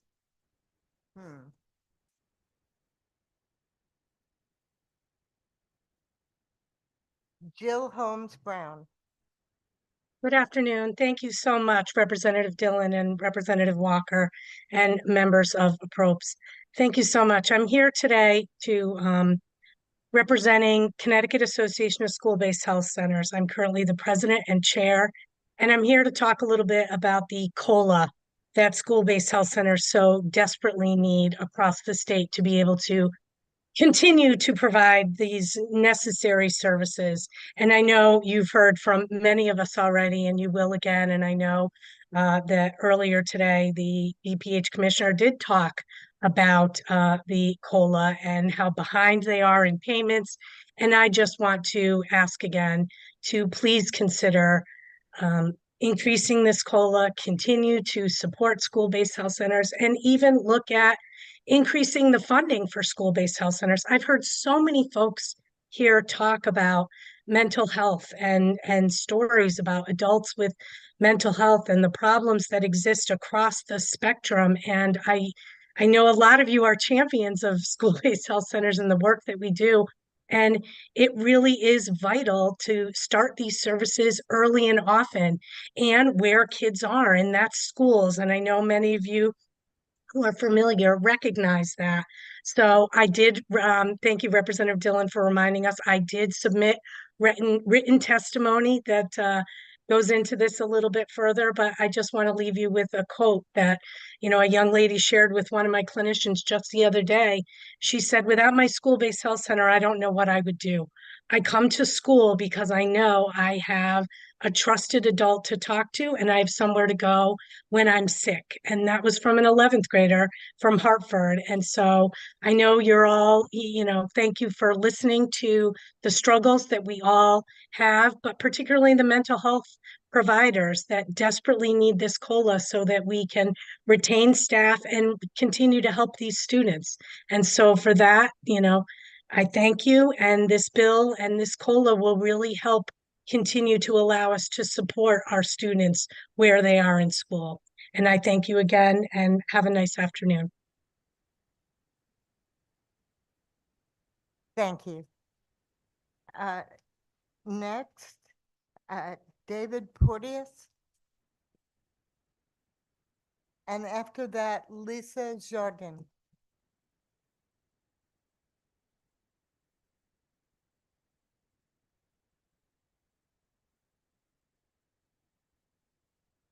Good afternoon, and thank you for the opportunity to speak today. My name is David Porteous. I live in Portland. I'm the parent of a 39-year-old autistic man, and I've worked with 8 different DDS-funded agencies on his behalf over the years.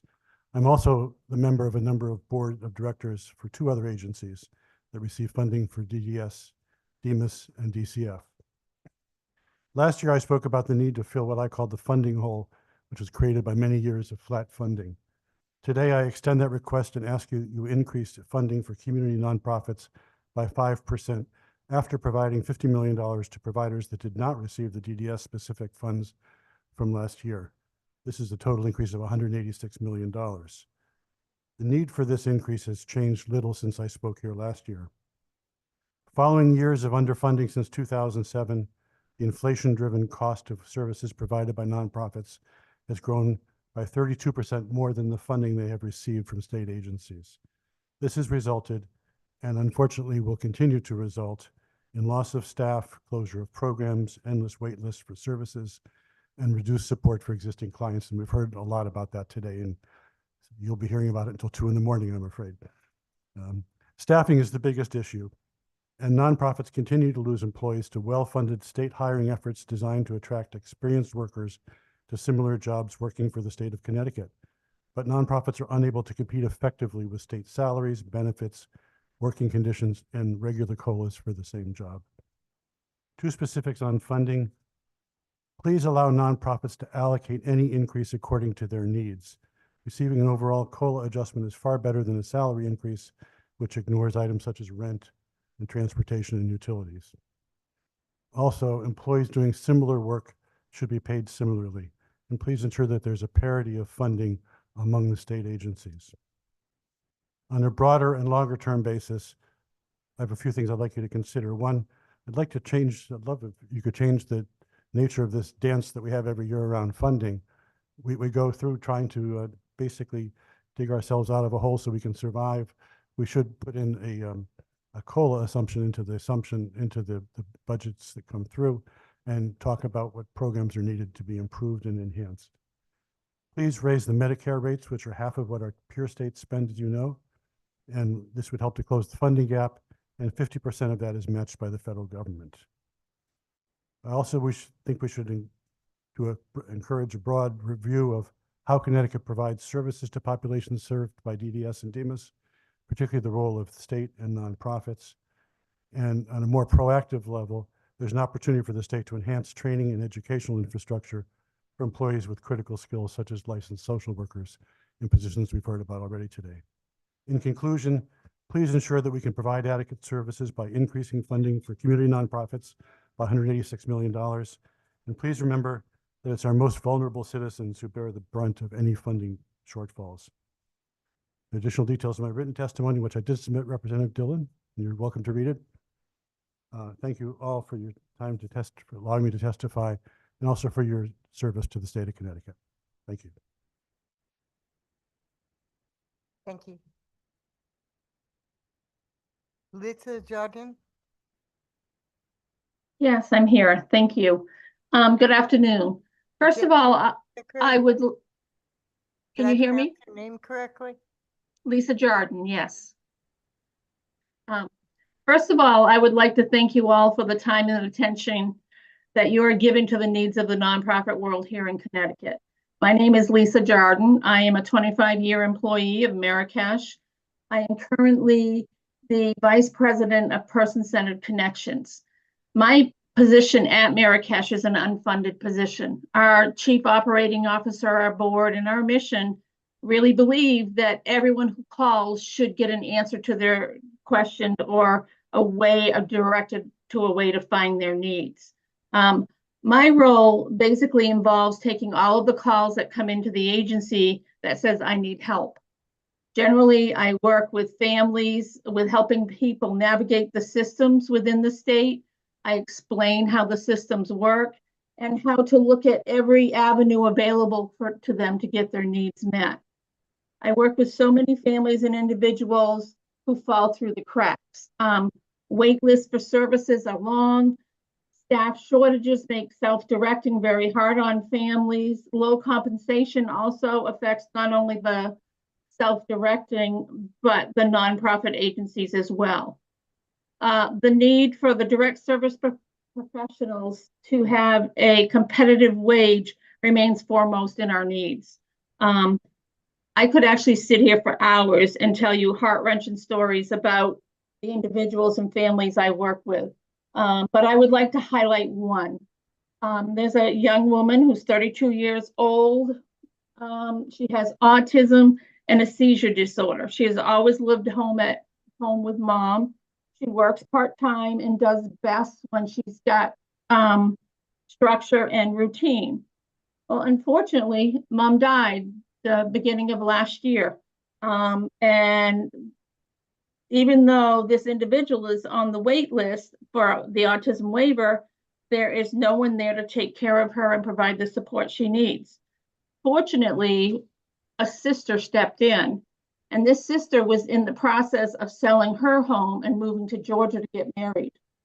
Now, instead of getting married and living in Georgia, this sister has had to put her life on hold for over a year now, attempting to get support services for her sister. I have helped her look at every system, do every appeal, everything that's out there. And all that really remains available is a residential care home or a nursing home at this point, because she's so far down on the wait list for in-home supports. And a nursing home or residential care home is no place for a 32-year-old with a disability who can thrive in the community. So please, I implore you to really support increasing the funding to the nonprofits and not making any cuts. Thank you so much. Thank you. Jen Siros from Viability, to be followed by Niha Shanavas from the Governor's Prevention Partnership. So you can prepare yourself.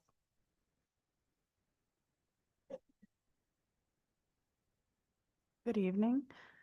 I'm Jen Sroyce, a director at Viability. I oversee the group supported employment and day program for individuals with intellectual disabilities in our Bloomfield office. We service about 60 individuals.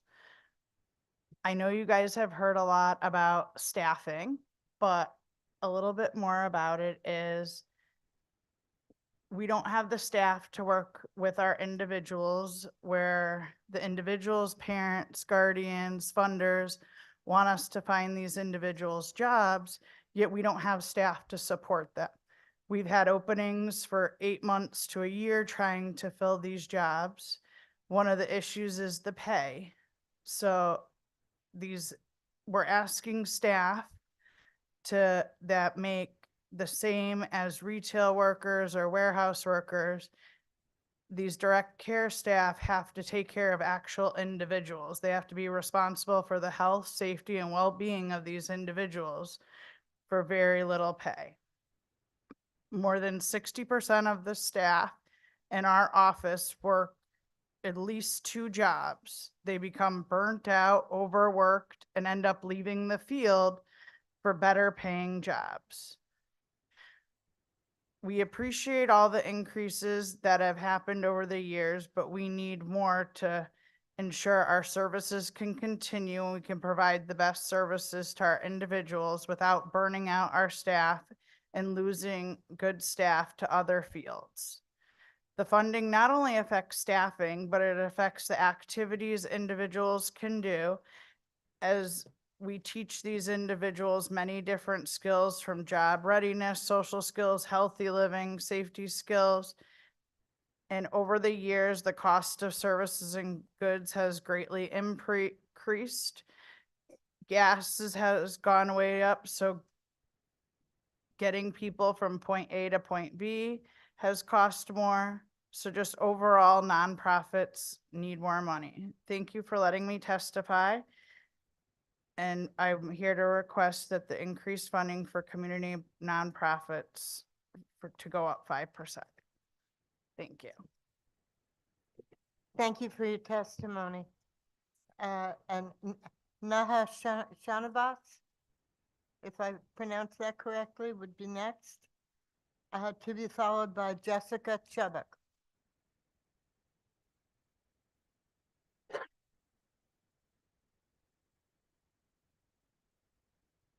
Good afternoon, respected co-chairs and members of the committee. My name is Niha Shanavas, and I'm a senior at Sport and Medical Science Academy in Hartford.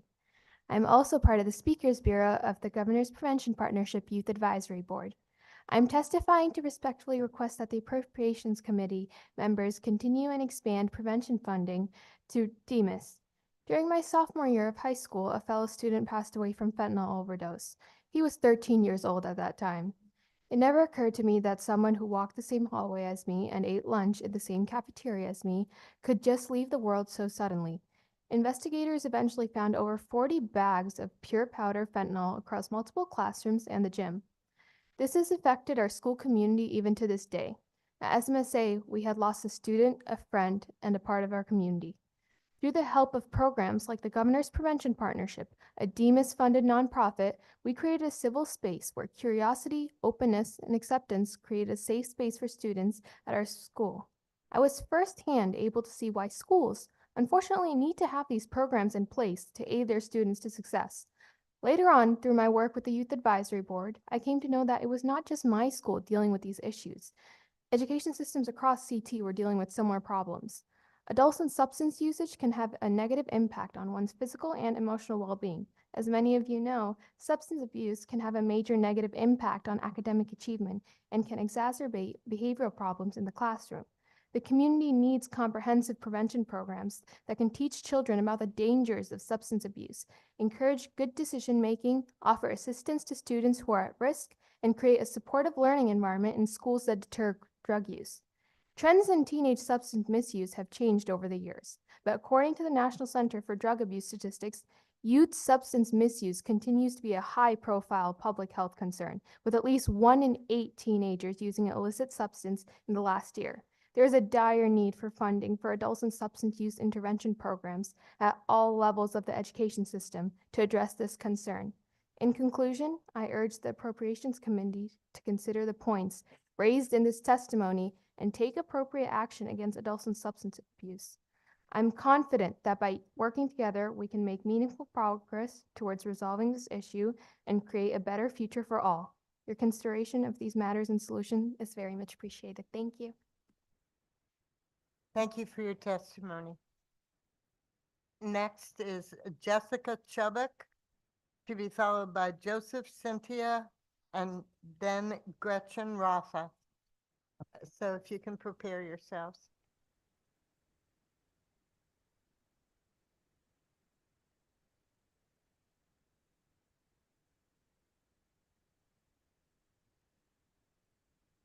Hi, good afternoon.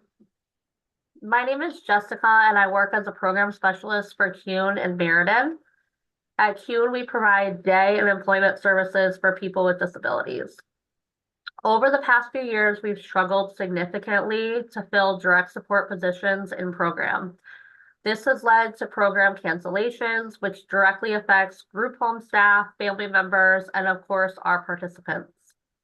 The rate of pay for program specialists and direct support staff is extremely low.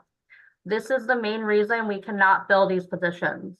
Many of the people we serve require a high level of care that requires extensive training and skill. This is not a job that you can just be thrown into, and yet you can make more money working at a grocery store. I've been working in this field since I was 21. I'm now 33. I'm a single mom with one child. I struggle weekly to keep up with bills, and I'm often forced to choose paying one or the other.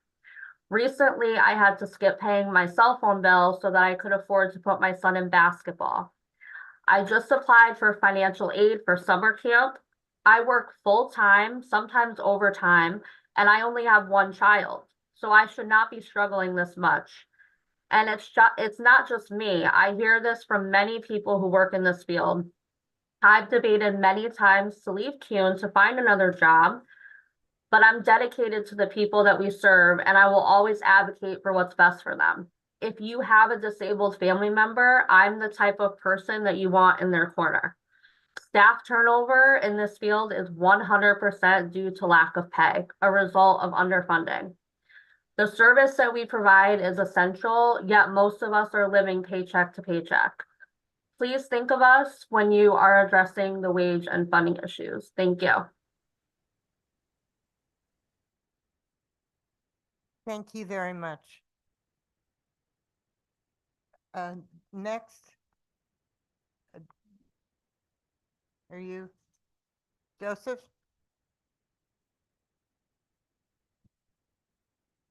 Joseph, Cynthia, Gretchen Rafa, Nancy Vito. Know your place? No, that's not right. Prepare yourselves. Good afternoon, Representative Dillon and distinguished members of the Appropriations Committee. My name is Joseph J. Cynthia. I'm an independent registered voter from Waterbury, Connecticut, and I would like to talk to you about the funding for the Department of Mental Health and Addiction Services in the state of Connecticut budget. I'm a client of DEMIS and receive services through them and nonprofit agencies that they fund in my community. I've received services for about 25 years and would like to tell you about the services I receive. I receive doctor's care through the Department of Mental Health and Addiction Services, but most of the services I receive come from nonprofit agencies that they've helped fund. The state of Connecticut has not, in my opinion, funded these nonprofits enough for all the services they provide. I get job coaching from Ability Beyond to try to supplement my income through employment. I receive a great deal of my support through Mental Health Connecticut at their Independent Center in Waterbury. They provide these services freely to people such as myself that need them. I get art therapy through Mental Health Connecticut at the Independent Center. They also provide writing groups to encourage us to write down our thoughts and feelings. They give us educational groups to help us with our mental health career because recovery can be a full-time job for some. We do crafts and plant seeds through their grow program as well. The Independent Center does not offer medication or counseling, but they are there if you need to talk about something or need help getting referred to services elsewhere. They are a recovery resource and wellness center that provides support for those that do not have enough natural supports in their life. The center is a safe place for people to go that doesn't have the temptations of addiction and exploitation. They provide meals and a monthly food bank, but lately they have had to cut back the food bank because they don't have the funds available.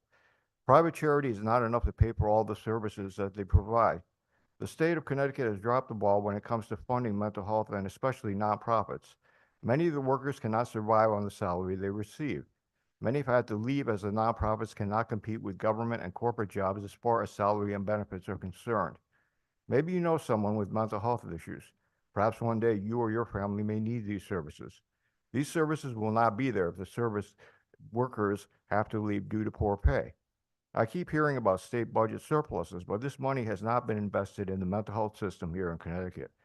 This is just disgraceful and abrogates the responsibility that the government has to serve the citizens of the state. I understand that keeping money in the rainy day fund for future emergencies is a good idea. However, these funds should not be at the cost of essential services that citizens need. I come here to represent a marginalized community of needy people. Most cannot be here today due to the continued daily struggle to stay well and function. They need the help that the mental health system provides. Last year, a paltry increase did not even cover inflation. This year, I have heard that there will not be a cost of living increase for nonprofit workers. What's happening? Where is this money going that is needed to shore up and provide such vital services? We have a national crisis in mental health. And government exists to do things that individuals in the private sector cannot do. So please, don't let me down. Don't let society down. Don't let yourselves down. Thank you for listening to my testimony. Thank you for your testimony. Gretchen, and then Nancy Vito, and Dean Delotte, and John LaFemina, in order. Gretchen? Good afternoon, Representative Dillon, Senator Austin, Representative Walker, and honorable members of the Appropriations Committee. My name is Gretchen Rafa, Vice President of Public Policy Advocacy and Organizing with Planned Parenthood of Southern New England, testifying regarding the Department of Public Health budget of HB 5048, an act adjusting the state budget for the biennium. As the state's largest provider of sexual and reproductive health care to over 45,000 patients last year at 14 health centers across the state, Planned Parenthood believes all people should have access to quality, affordable health care as a basic human right, regardless of who you are, where you live, your income, or if you have health insurance. The family planning funding allocated in the Community Health Services line of the Department of Public Health has been essential to help cover the cost of preventative health care for people who are uninsured in Connecticut. The state funding, along with reinstated federal Title X family planning funding we receive, helps support the cost of care for our self-pay patients on a sliding fee scale based on their family size and their income. Our sliding fee scale ensures those individuals who lack access to private and public insurance can access the preventative health care they need. Planned Parenthood is focused on health equity and serving all who need our services, regardless of their insurance type or regardless of their ability to pay. The majority of Planned Parenthood of Southern New England patients identify as people of color. Nearly half have Husky health insurance, and 26% are self-pay patients. We are concerned about the continued inequity in access to healthcare for residents of our state and barriers they face to healthcare coverage, including many immigrants who are shut out of public and private health insurance programs due to their immigration status. The Title X program and the state funding for family planning services through DPH has addressed healthcare inequity by serving populations that have historically faced significant barriers to care, including people of color, people of low income, LGBTQ+ people, immigrants, and people living in rural areas. Reproductive healthcare providers and health centers like PPS&E are often the primary care providers for those communities and women of reproductive age. We thank this committee for prioritizing funding for preventative family planning services. We come before you today to ask for an increase in our DPH grant, as we have incurred an unanticipated cumulative cost of over $260,000 since November 2022 to send sexually transmitted infection tests to Quest Lab and our internal lab that would normally have gone to the state public health laboratory due to a delay in the DPH transition to a new lab information management system and building an Epic interface between DPH and PPS&E. This unanticipated cost has put a financial burden on PPS&E, and we will continue to carry that burden as we have not been given a timeline for full implementation. Planned Parenthood will continue our advocacy to ensure our patients and our communities have what they need to live healthy and self-determined lives, and we're committed to continuing our work with the General Assembly and the Lamont administration to protect access to essential sexual and reproductive health care. And we support the continuation of family planning funding in HB 5048 and respectfully request an increase to cover the costs of the additional STI testing we have incurred as we await for the implementation of the new LIMS and Epic interface at the State Public Health Lab. This funding will ensure patients who are uninsured or face financial barriers can access the quality, affordable health care they need. Thank you so much for your time and consideration. Thank you for your testimony. Nancy Vito, Dean Delotte, if that's correct, John LaFemina, and then Lori Pasqualini. Prepare yourselves.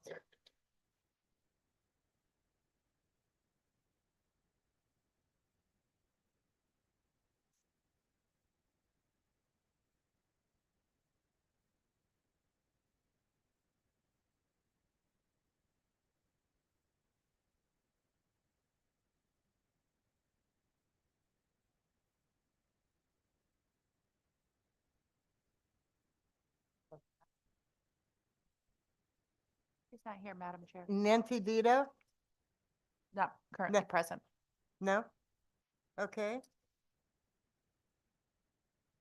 Dean Delotte? To be followed by John LaFemina.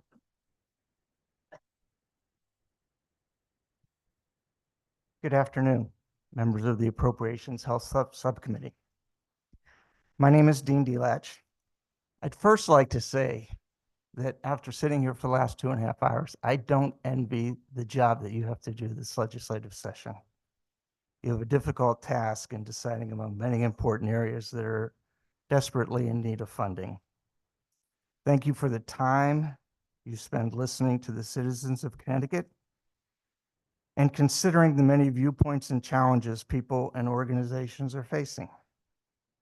As a volunteer and board member of a nonprofit organization providing services to homebound seniors, I'm keenly aware of those needs and challenges, and I strongly support funding for nonprofits. I'm also a volunteer supporter of Connecticut Against Gun Violence. And today I am testifying about what I believe is one of the most pressing issues we face, not only here in Connecticut, but across the country, and that is how to best address the public health crisis caused by gun violence.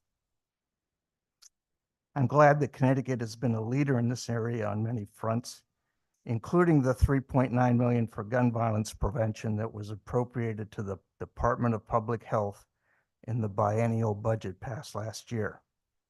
I am asking you to protect that funding, which is included in the governor's budget adjustments. As I mentioned, Connecticut is a leader in preventing gun violence, but despite the relatively strong gun laws that we have that help us keep guns out of the hands of dangerous people, the terrible fact is that strong gun laws alone are not sufficient for preventing gun violence, especially street-level interpersonal shootings that are most prevalent in urban communities. It's a tragic fact that on average, someone is murdered with a gun in Connecticut every 3 days. Evidence-based prevention and interaction programs, such as those being funded by the Department of Public Health grants, are demonstrated to reduce shootings and killings in high violence communities. Not only do these programs save lives, but like many preventive health programs, they also save money, especially considering estimates of law enforcement and healthcare costs of each gun violence homicide approach $500,000. Thank you for this opportunity to speak to you and for the things you have done, and I trust will continue to do to keep Connecticut a leader in gun violence prevention efforts. Thank you.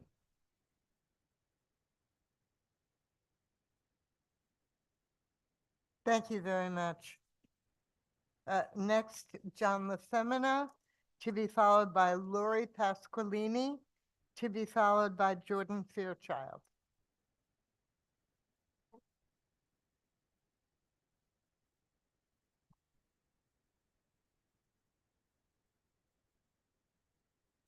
Good afternoon, Senator Austin, Representative Walker, and esteemed members of the Appropriations Committee. My name is John LaFemina, and I am a resident of Basra. I am here to offer testimony regarding the governor's budget, HB 5048. I am here to support and increase funding for the Department of Mental Health and Addiction Services budget for nonprofit organizations. I have been cleaning and sober now for 21 years. I currently live at Alliance Health Residential Program in Basra and have been involved with the Alliance Health for the past 5 years, following 3 years at Connecticut Valley Hospital. At Alliance Health, my case manager at the Basra House helped me to keep track of my appointments and manage my medications. I also attend groups and have individual sessions that teach me coping skills, how to set goals, and communicate better, and daily living skills like cooking, cleaning, shopping, budgeting, and good hygiene. I have also been working to repair family relationships and attend mental wellness and recovery groups at the Penobscot Place Recovery Day program and social events like Recovery Rocks at the Teen Works Clubhouse. My staff also encourages me to continue attending AA and GA, which is Guild Anonymous meetings in the community, which are also very important to me and helps me with transportation I need in the community, which are, Reliance Health, so I can continue my sobriety and groups that support me in life's everyday obstacles. We need funding so Reliance Health and other nonprofit organizations can continue these programs, because without these, my life would be in disarray. I would certainly not be sober. I am quite sure I'd either be homeless, in a shelter, or incarcerated.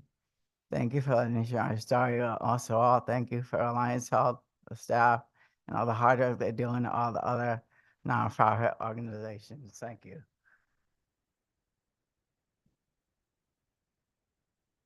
Thank you very much for coming. If you recall, Lori Pasqualini, to be followed by Jordan Fairchild, and then Pat Ladner.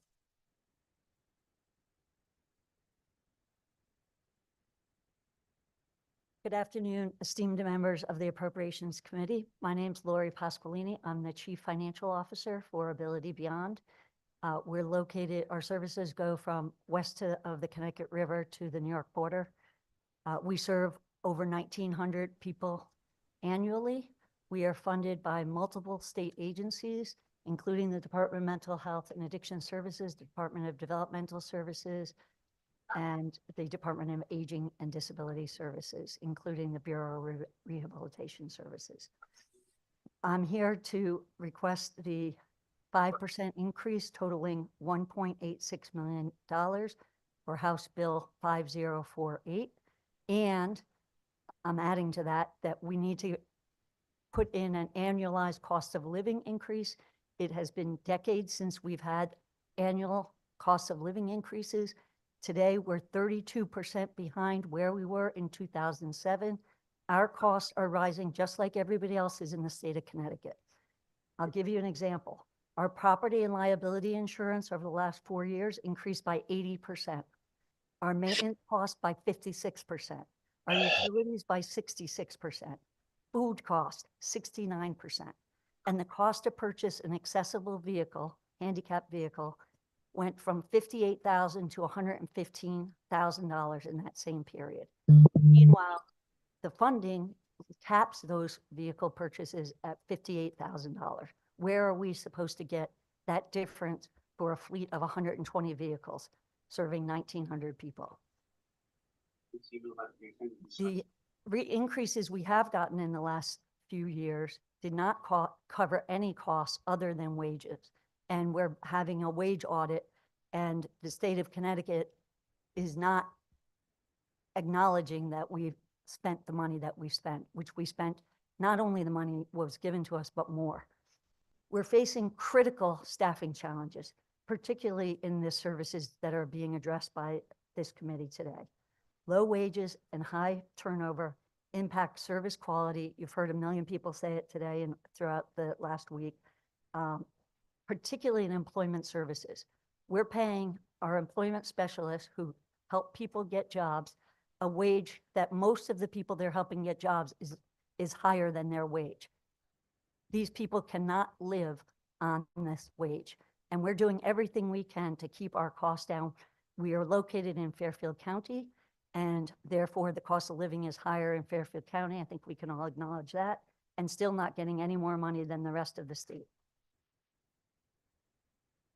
With the inequality of the increases in rates, we've had to pay different amounts of pay for people doing the exact same services based on their funding source. I implore you to please pass 5048 and build in an annual cost of living increase that cannot be negated by legislature or the governor. Thank you for your listening to my points, and I really hope you follow that. If the nonprofits go out of business, the cost of services will at least double, probably triple. Thank you. Thank you for coming here today. next is Jordan Fairchild, Pat Ladner, and then Shannon Conif. Thank you. Representative Dillon, members of the Appropriations Committee. My name is Jordan Fairchild. I am the Executive Director of Keep the Promise Coalition. Several of our members are here today. We build power for human rights, self-determination, racial and social justice in Connecticut's mental health system. I am here today to talk about the need for funding to establish peer-run respite programs in the DEMIS budget. There was a gentleman earlier who described being given a suicide hotline number after staying inpatient. I want to talk about what often happens when people call those numbers, including 988.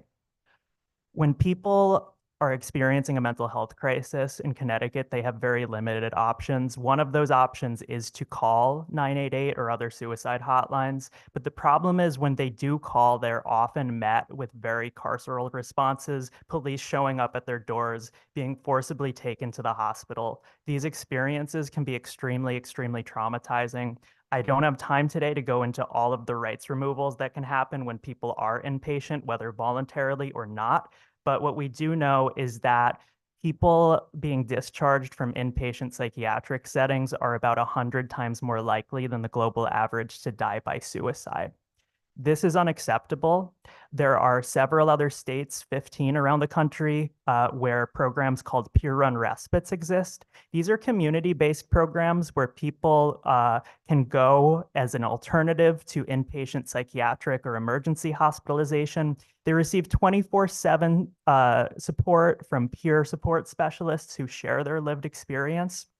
They receive relational support and are treated not as patients or based on their diagnosis, but based on their experiences. It's a completely voluntary program, and it's based in harm reduction principles, meaning that there won't be any force used if someone talks about suicide, self-injury, etc. Right now, in Connecticut, we don't have any of these programs. What we know is that where these programs are being done, people are about 70% less likely after staying to return to inpatient settings. We also know that people are reporting very high rates of satisfaction with their coping skills, emotional health after staying. I also want to add on a personal note, I am a transgender woman of color. I do not feel safe in any clinical or inpatient settings right now. This summer, I actually experienced a mental health crisis. I nearly killed myself, and because an option that was completely voluntary and wouldn't use force was unavailable to me, I resorted to self-injury. And this is how I've been coping with these thoughts and experiences since. So we're asking for $8.2 million to be dedicated in the DEMIS budget for peer-run respites, including 3 that are specifically focused on addressing health disparities in the Black and Brown community, transgender communities, and Spanish-speaking communities. Thank you for the opportunity to testify today. Thank you very much, Jordan. And Pat Ladner, Shannon Conif, and then Patrick Johnson.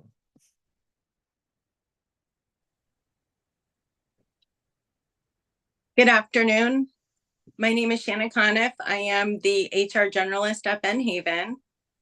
We provide a variety of services for children and adults with autism through in-home supports, schools, behavioral services, career and transition services, and our residential supports. Hiring and retention has been an ongoing focus for us over the last few years at Ben Haven. Typically, we receive several applicants for each posted job. Applicants come in for interviews. If offered a position, we'll accept the offer. We are struggling significantly to find qualified employees who excel and stay as expected. At times, new hires don't even show up for their first day. These are the applicants with stellar, glowing resumes and references. These applicants will pass their background checks. They have the experience we are looking for, and they have that certain something that makes them the one that we want to invest in to be the best employee with the people that we support.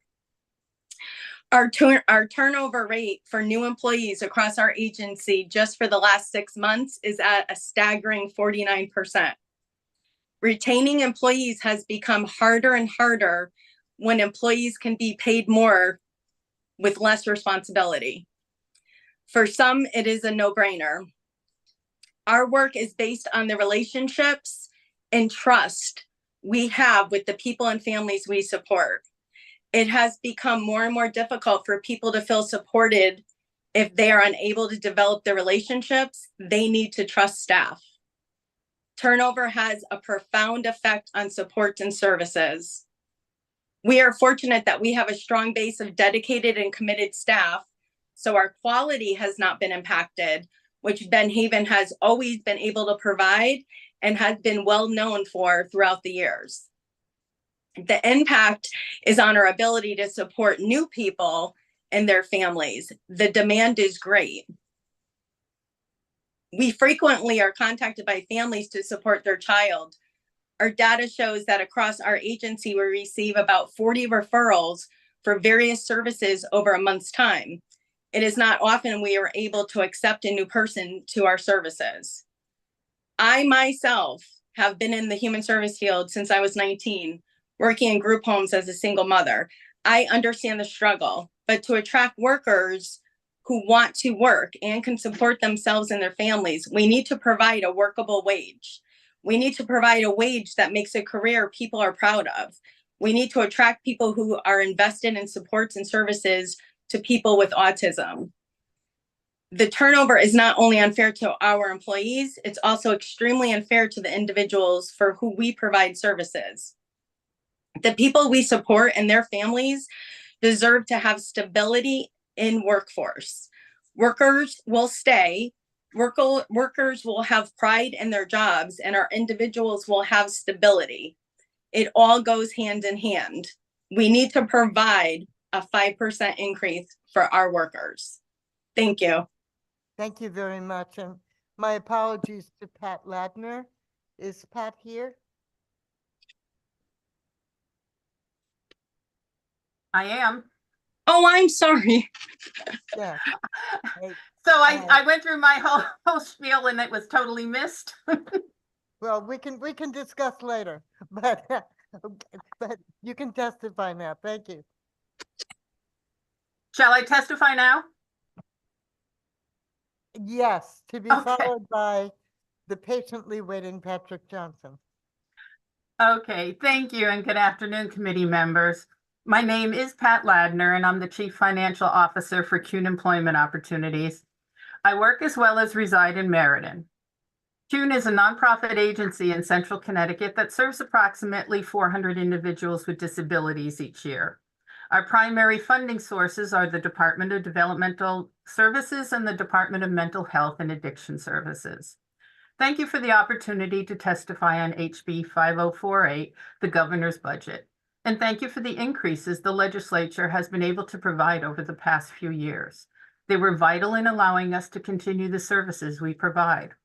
However, they still fell short in keeping up with the increases of all our costs. I'm here to request that you increase funding for community nonprofits by 5% for fiscal year 25. I'm currently faced with a challenge not unlike yours. We're in the process of creating our fiscal year 2025 budget to submit to our funding sources, and without any increases, we need to include a 0% funding increase from last year based on the current state budget. We are faced with very difficult decisions to make. How do we increase revenue to serve more individuals when it requires hiring more staff that are so difficult to obtain at current rates? What do we cut in expenditures when we already operate as efficiently as possible and costs continue to rise? How do we show our appreciation for the dedication and commitment our staff bring every day they are doing the work of angels? Recently, we were told by our vehicle insurance will increase 34%, plus increase the deductible. The cost of acquiring vehicles we use to transport our participants has gone up over 13%. Our energy and phone costs rose between 10 and 19%. We have yet to see what our health benefits will be as we renew in July. However, we experienced a 10% increase in fiscal year 24, and that was after we changed the deductible. So we did not have to increase what our employees have come out of their paychecks. Although we're able to give our staff increases this year, they pale in keeping up with the market and competing with other industries paying more, including the state. Attracting quality candidates to fill vacancies continues to be one of our hardest challenges and suppresses any prospect of growth to accommodate those on waiting lists. All of us are here today to make the case that our services are not only essential, but a bargain. Without them, the state would incur expenses well beyond the 5% we are requesting. I truly appreciate how difficult this is for you, but please consider the alternatives. Agencies will not be able to make ends meet. Recruiting qualified workers will continue to be nearly impossible, and sadly, some agencies may be forced to cut the services when they are vital to the well-being of the state. Please continue your support for nonprofits by increasing funding for community nonprofits by 5%. Thank you for this opportunity to testify today. Thank you. Next up, Patrick, to be followed by Eric Howell. Am I pronouncing that correctly? Yeah. And then Lisa Perry Swan. So prepare yourselves. Good afternoon, Representative Dillon and leadership and members of the Appropriations Committee. Thank you for this opportunity to speak and thank you for your services in the legislature.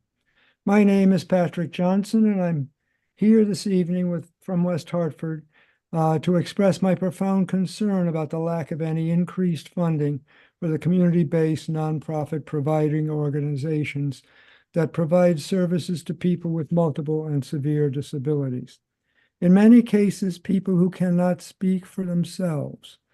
These are people like my two brothers-in-law, Joseph and Francis.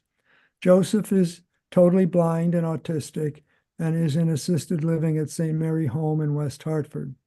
And Francis is profoundly developmentally disabled, totally blind and autistic.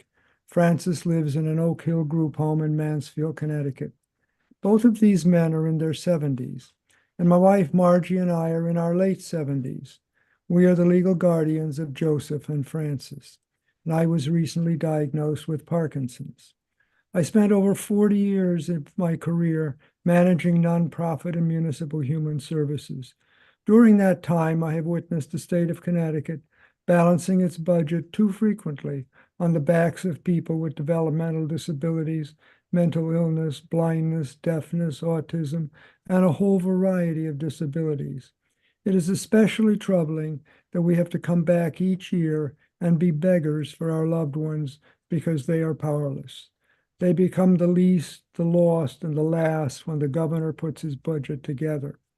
There is an expectation that charity will make up the difference. We know from examples all over the world that that just isn't the case. For Margie and I, this is something that we worry about all the time. What becomes of our brothers and other powerless disabled people like them when we're not here to speak for them? We believe that the cost of living or CPI or other increased index similarly would add to the dignity, safety, and quality of life for people with significant disabilities. These people and their wonderful service providers are being driven deeper into poverty. This is the result of neglectful public funding. Please include an increase in next year's budget of at least 5% that keeps pace with the cost of living for community nonprofits, their staff, and the people they serve. Thank you so very much for your patience and your thoughtfulness. Thank you very much for testifying. Next. Yes. Okay. Press the red dot. Sorry. Hello, everybody. Good afternoon. My name is Eric Cole. I'm here for Alliance Health and Teamworks. They're a safe haven where all different types of people, all different kinds of problems get together in a friendly environment and share problems and make connections. We go on outings and celebrate holidays together. We have friendly staff that has gone above and beyond for all of us. I'm sure they will continue to do so. But our need in more funding is to help the best they can. We are taught life skills such as how to manage anger management, socialize with others, and we have a bunch of great groups to attend, like coffee talks, smoothie group, recovery for life. It's a worthwhile organization that improves the lives of a lot. If Teamworks and Reliance Health were shut down, it would be devastating for numerous lives. Thank you. Thank you very much for coming. Next, Lisa Perry Swan, and then Patry and Morgan, and Lydia Smith, in order. Good afternoon. Can you hear me? Yes. Okay, great. Good afternoon, Representative Dillon and the members of the Health Subcommittee. My name is Lisa Perry Swain, and I am the Executive Director of the nonprofit organization, the Connecticut Foundation for Dental Outreach. We host the CT Mom Free Dental Clinic each year, treating the underserved communities. Though the CFDO is not part of the current Department of Public Health budget, I'm here to request support from the state in our efforts to provide free dental services to those who consider us to be their dental home. We are respectfully asking the state to provide $500,000 as annual support for the CFDO because finding funding to host our clinics has become really difficult as the cost has increased over the years. Our reserves are being depleted each year when we can't cover the cost of the clinics. In-kind donations have become scarce, and all of our grant considerations are contingent on clinic location. Preparations for our clinics are a year-long process, and the need to expand services with the purchase of equipment, new technology, and hiring additional staff will not be feasible without help from the state. Over 16 clinics, we have treated over 22,000 Connecticut constituents with $14.5 million in oral health education and free dental services. The access to dental care issue in the state of Connecticut is a public health concern. Treating and preventing progressive dental disease is essential to preventing systemic disease.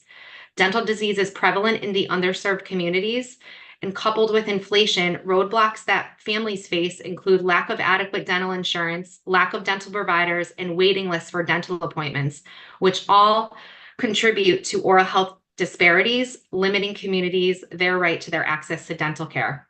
Progressive dental disease causes many to rely on emergency room visits for palliative care, never addressing the dental need. The Connecticut Hospital Association reported 106,000 ED visits per year for a dental-related issue. Over $80 million spent on ED visits, much of that is absorbed by the state, as national studies show most patients seeking treatment in EDs have state insurance plans. Other states reported following a Mission of Mercy clinic that ED visits decreased. There's a precedence for this funding because many other states are receiving it for their clinics, like Florida, Arizona, and Tennessee. Foundations in other states are also starting their process to acquire state funding. Dental health is symbiotic with overall health, directly related to the way we nourish our bodies and have the confidence to maintain good oral health and mental health. Besides dental infections, our clinics help people regain their confidence, and we provide them with replacement teeth and relieve them of pain that hinders their ability to live a normal life, helping them to eat, find jobs, and maintain good oral health. Our clinics are truly a life-changing experience, and we hope we can continue to host the clinics as long as the need is evident.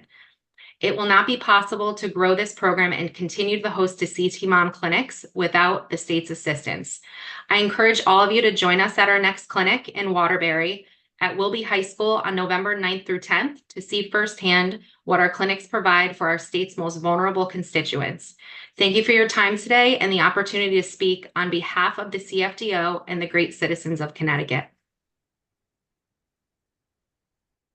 Thank you very much. Pat Morgan. To be followed. Pardon me? was not able to attend today. She's not here? Okay. Lydia Smith, thank you very much. Lydia Smith, to be followed by Jason Shirley. Is Lydia Smith here?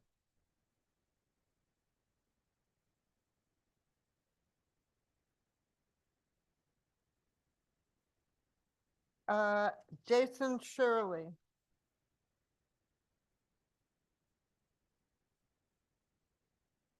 To be followed by Ronda Heisler and Lynn Evans. Good evening, distinguished members of the committee. Thank you so much for the opportunity to speak here today. My name is Jason Shirley, and I'm the Behavioral Health Services Program Manager for Child and Family Agency's School-Based Health Center programs. For the last 16 years, I've been a proud member of our school-based team, providing vital services to over 12,000 students in southeastern Connecticut. Over 24 years working with children and adolescents in school environments, I've witnessed firsthand the evolving needs of our community.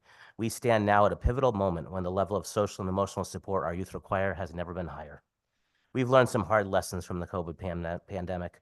Collaborating with schools during the worst of the outbreak, we watched as students and families became disconnected. Students stopped attending school and their behavioral health sessions. School staff remarked they simply didn't know what was going on with many of their families and who needed services. The lesson learned: to serve those most in need, we must bring the service to them. The school-based health centers that I love and support are ideally designed for this task. Services occur during the school day, eliminating transportation barriers. And since they're at no cost, this allows working families struggling to make ends meet in a challenging economy to not have to choose between their children's well-being and putting food on the table. The COVID years also highlighted how schools are increasingly the front line for social and emotional learning for youth. School-based health centers play a vital role in bringing both behavioral health and medical lenses to the academic environment. Through our collaboration in special ed meetings and interdisciplinary work with students, we stand able to expand schools' approach to supporting students in unparalleled ways. The ability to intervene live in the moment is unique to school-based health centers. I think of the high school junior with severe anxiety that I work with. She had panic symptoms during the week. She'd often come to my office, practice relaxation skills, and go back to class with a coping plan. She told me without those interventions, she likely would have left campus or stopped coming to school altogether.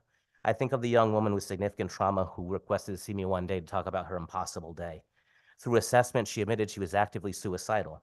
I was able to get her the emergency life-saving intervention she needed. She's alive today, worked diligently, and got her high school diploma. The availability of these services in the moment, no barriers to access, was all the difference between a beautiful story and a tragic outcome. None of these irreplaceable, timely, and accessible services can be guaranteed without an increase for community nonprofits. I've had the incredible privilege to lead a team of dedicated, courageous, and unflappable professionals over the last 12 years. These heroes risked personal safety to keep school-based health centers open during the pandemic and have been supporting schools every step of the way as we recover.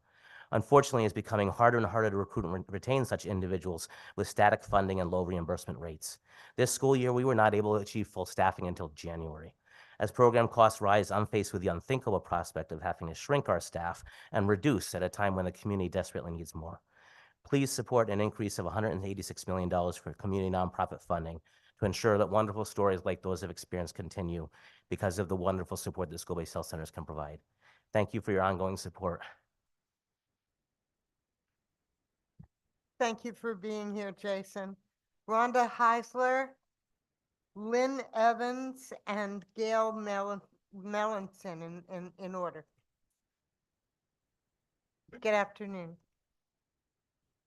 Good afternoon. My name is Ronda Heisler. I'm a member of Connecticut Against Gun Violence and Sandy Hook Promise.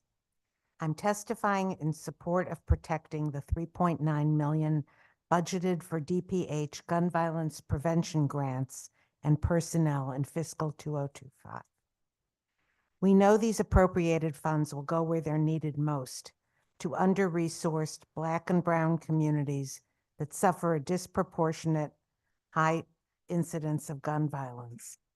If prevention programs can also protect the public from another kind of at-risk teenager, the young loner, maybe a high school dropout or a victim of bullying, who spends hours on websites depicting lurid revenge fantasies that end in gun violence, then that's another tragedy averted.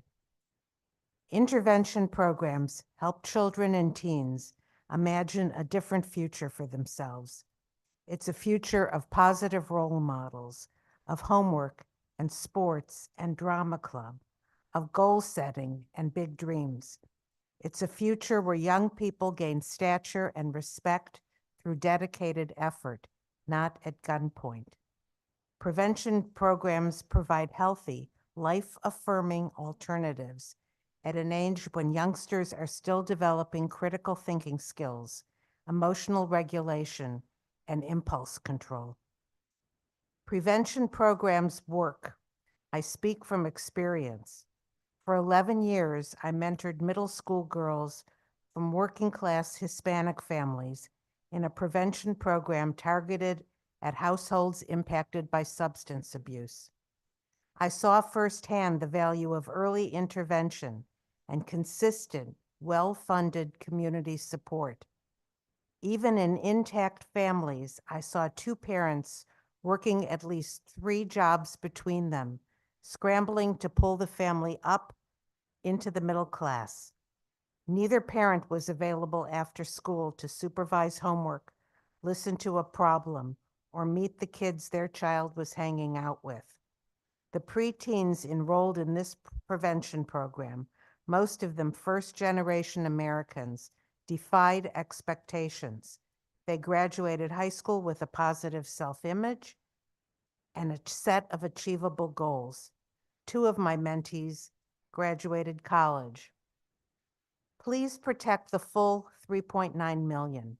Don't make the mistake of chipping away at the funds. This would mean that some programs would be eliminated and others trimmed. Organizations receiving DPH grants must have enough funding to retain experienced and motivated staff, execute their programs without restrictions, and measure results. Programs that demonstrate positive outcomes deserve another round of funding. Thank you.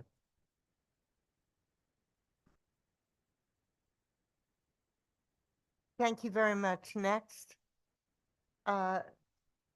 Lynn Evans, Dale Melanson, and then Juan Rios.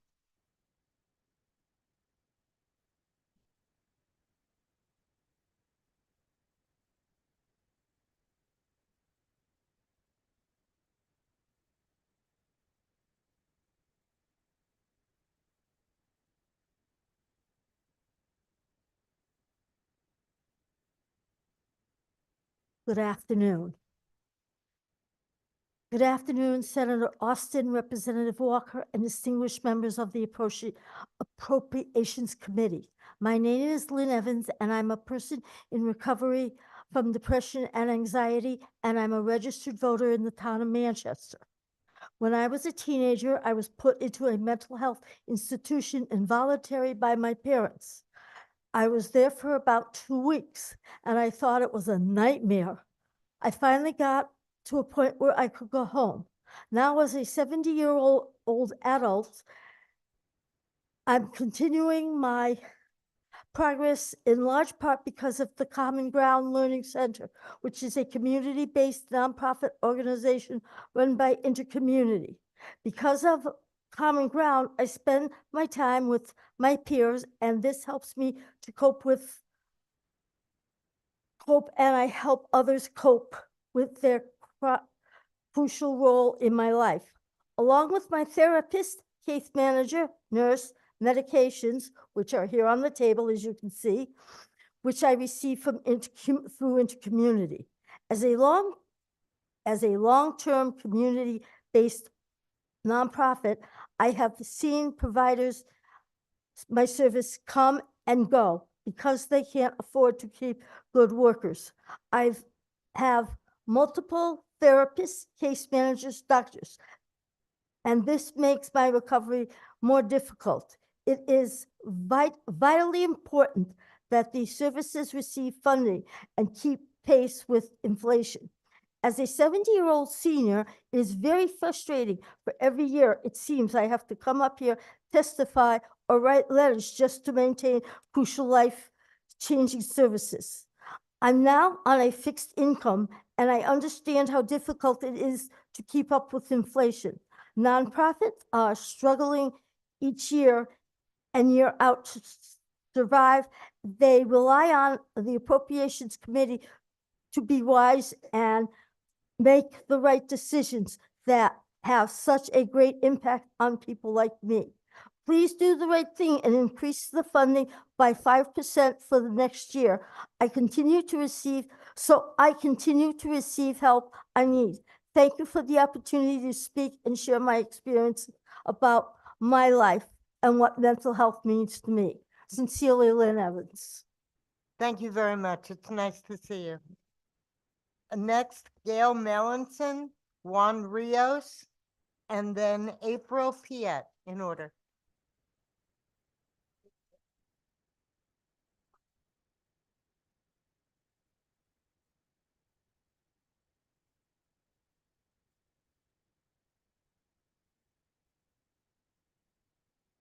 Gail is not Is online. Gail Melanson here? She is not.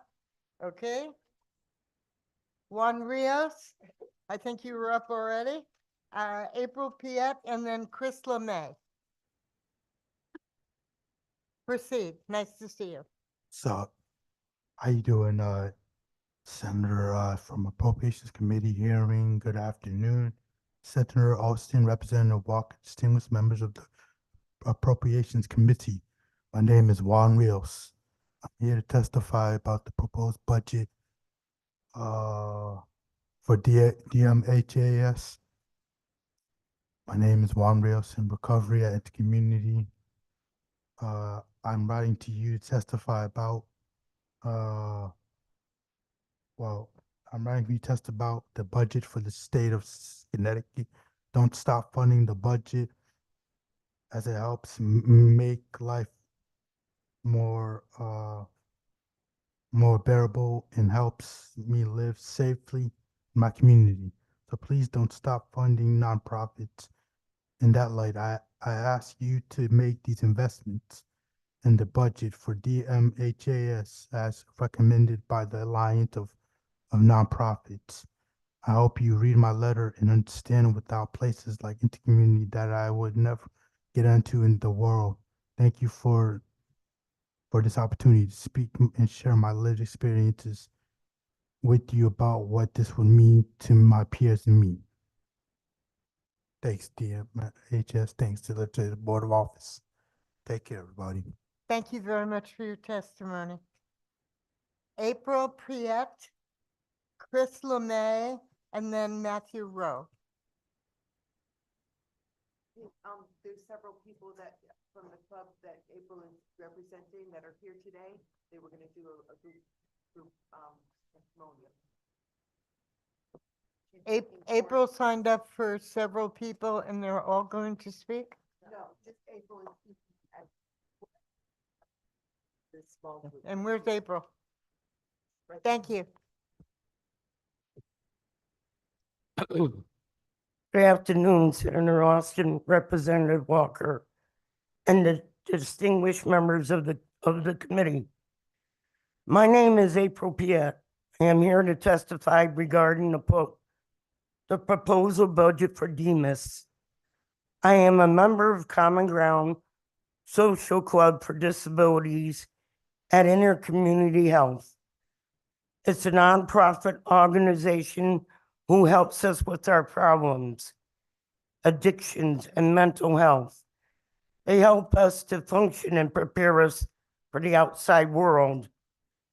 They teach us basic computer skills, brain games, exercise, eat healthy, and we would be homeless and suicidal if there was no one there to listen to us. We need more funding to hire more staff. We need case managers because there's a long waiting list and more people need help than ever before. We need peers so that we have a place to go to decompress with people who understand and support us instead of the traumatizing and costly hospital experience. So many of us are homeless or insecure with unsafe housing. We need more safe and affordable housing options for people to live and thrive. In the light I ask you to approve investments in the budget for Damus. The governor's budget is overlooking the reality of mental health and well-being to our communities, and by flatlining the budget during a time of inflation means that less service will be available to protect, support, and provide for our vulnerable populations. In addition, our insurance providers are providing less services, more co-payments, making us jump through hoops to get medically necessary care directed by our doctors. We are struggling to survive by choosing healthcare over basic needs like food, shelter, transportation, and heat. Please approve the request 9% increase to the nonprofit and Damus budget for this upcoming year to meet the additional cost of inflation and to give us some hope that we can at least keep the resources and services that we have in place. Thank you for this opportunity to speak and share my life experience with you about what this would mean to me and my peers. Thank you. Thank you for coming, April. Now, are all of your names recorded? Are you on the list anywhere? Everybody here has submitted written testimony, but we were trying to get. Okay, so I'm restating it because you're not on the microphone. The people that are standing with April have submitted written testimony, so their life experiences will be recorded by the committee as well. Is that true? Yes. Thank you so much. Thank you. Okay.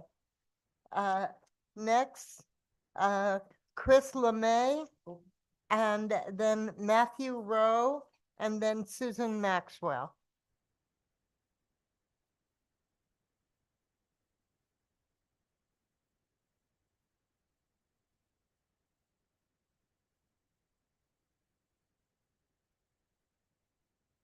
I don't see anyone acknowledging that they are Chris LeMay, and so we're going to move to Matthew Rowe.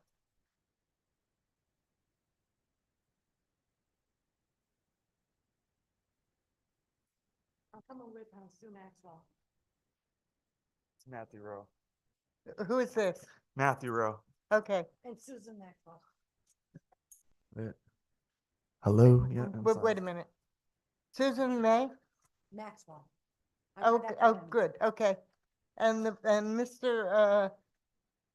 LeMay, okay, your mental health. Yes, Connecticut. Matthew Rowe, yes. Great, thank you. Proceed. Greetings, Senator Austin, Representative Walker, Senator Berthel, Representative Nunzio, and members of the Appropriations Committee. My name is Matthew Rowe. I am a registered voter in Waterbury, Connecticut. I get services at the Independence Center, which is a nonprofit in Waterbury that is like a social club for people with psychiatric disabilities. And they need all the funding they can get. They do things like they have a meal every day, Monday through Friday. They serve lunch. That's one of the activities. The other activities is that they have many groups. They have a mending art program, which deals with talking about our illness with using art, and they also have it in poetry readings. They talk about how medicine works, help us understand how the medicine will work to help us get better. And they need more funding than what they already have. So I'm appropriating hopefully another 5% would be really, really good. For me, they also put me in touch with the Healing Voices Network, which deals with people who hear voices and gives us an outlet to talk in groups, which I wouldn't know about except that Deborah Holcomb, my program coordinator at the Independence Center, told me about it through Advocacy Unlimited. I also learned RAP, which is Wellness Action Recovery Plan, which helps me stay out of the hospital. and get an idea of like what triggers me and what doesn't trigger me, how medicines work for me. So I'm really happy the way my life is right now. It's taken me a long time to get here. I've been with the Independent Center for, I would say 13, 14 years now. Back before that, I was overdosing on my medication constantly. I was in and out of the hospital. I must have had up to, I don't know, 15 hospitalizations up to then. I haven't had a hospitalization now in 4 years. And it's only by grace and help from people at the Independent Center. They're my angels. They take care of me. And with that, I'll pass. Thank you. Hi. Hello. Yes. My name is Susan Maxwell, and I'm a registered voter from Waterbury, Connecticut. I attend the Independence Center, a program of mental health, Connecticut. I have been attending about 36 years. I attend the Independence Center because it helps me immensely with my mental health issues. The staff has helped me all these years through good and bad to deal with my symptoms of PTSD and schizoaffective disorder. There have been many times that I would be hospitalized, but I wasn't because I got the help from the Independence Center. Through the years, they have walked me through many things in my life, including moving to subsidized housing, employment issues, offered resources for mental health, personal issues, and relationship issues. Anything that anyone would deal with, I dealt with also. Even though I received less support than in the past, I know that I can always call or go to the Independence Center. I now work part-time and live independently, which has improved my mental health.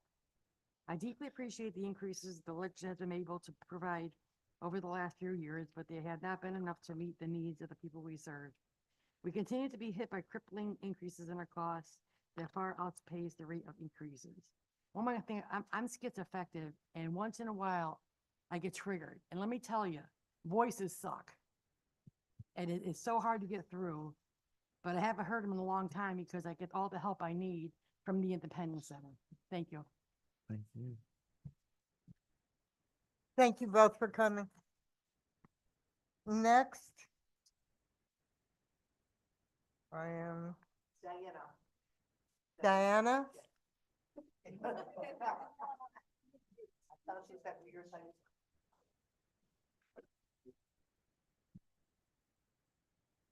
To be followed by Casey Lenehan McLonis and then Colette Bement. Hi. Hi, good afternoon, members of the Appropriations Committee. I thank you for being here. My name is Diana Hagan. I'm the manager of Common Ground. This isn't my first rodeo here, but I am here to testify that recovery is possible from mental unwellness. I am in recovery myself from depression and trauma that went into my adulthood from childhood. I received the help that I needed. I think that one of the reasons I received the help is that I was white. As a social worker about to graduate with their MSW, it has been made more clear to me than ever before how many people live with disparities and inequality and inequity in our society, and how many people are left vulnerable, not knowing how to advocate for themselves. So I wanted to let you guys know that there is an art to caring, and it's best practice gives back, which is what I'm trying to do today. Since COVID, I've seen the need for basic services expand and my budget reduced. I used to be able to afford some basic needs for people as needs were revealed to me, and now I'm having to cut back and cut back and cut back. And cutting isn't fair to the people that we serve. It's not fair to the people that work hard to help the people of our communities stay on top of their lives and thrive. The governor's budget is overlooking us. With today's inflation, no increases are just as bad as cuts. We are still on the front lines as the residual effects of a burnt out healthcare system that has forgotten how to care. It's as if we are irrelevant, and so are all of our communities, at least to the governor's office. This matters. Our people matter. I just heard last week that we spent $1 million just to study the traffic. So why isn't healthcare and human services put at some level of priority when we keep hearing the cries and pleas year after year after year after year from not just healthcare agencies, but from the people that we serve, how we've helped them, how without the help they would have been dead? When are we going to hear? I feel like that old commercial, I don't know, I'm dating myself here, but it was that old Verizon commercial about 25 years ago. It was like, can you hear me now? Can you hear me now? Can you hear me now? Can you hear me? And there's no connection. There's no connection because, and I'll tell you why. There's no connection because we're the ones that are on the front lines. We're the ones that are helping people motivate others, and we're the ones who are helping them to thrive. And the problem is that if somebody's fallen off a cliff, we're the one who's picking them up. It's not just about the budget that needs it. We need innovations. We need new programs. One size does not fit all. And nothing that this Congress is doing is actually solving any problems. There's no ideas, no plans on the table to improve any housing, include peer respites, which would be cost saving and life saving. And these are things that need to be addressed immediately. The time is up.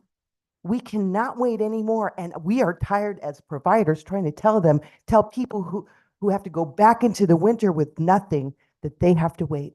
So please, not just give us funding for COLA just to keep our heads above water. We need funds to innovate, like peer respites. We need parity, health parity, so that people who should be getting services can get services. The insurance companies need to be left accountable. So I beg you, and I don't like begging either. Nobody does. But I'm begging for the people behind me, the people in this community that can't be here today. So God bless you all. Thank you for listening. Amen.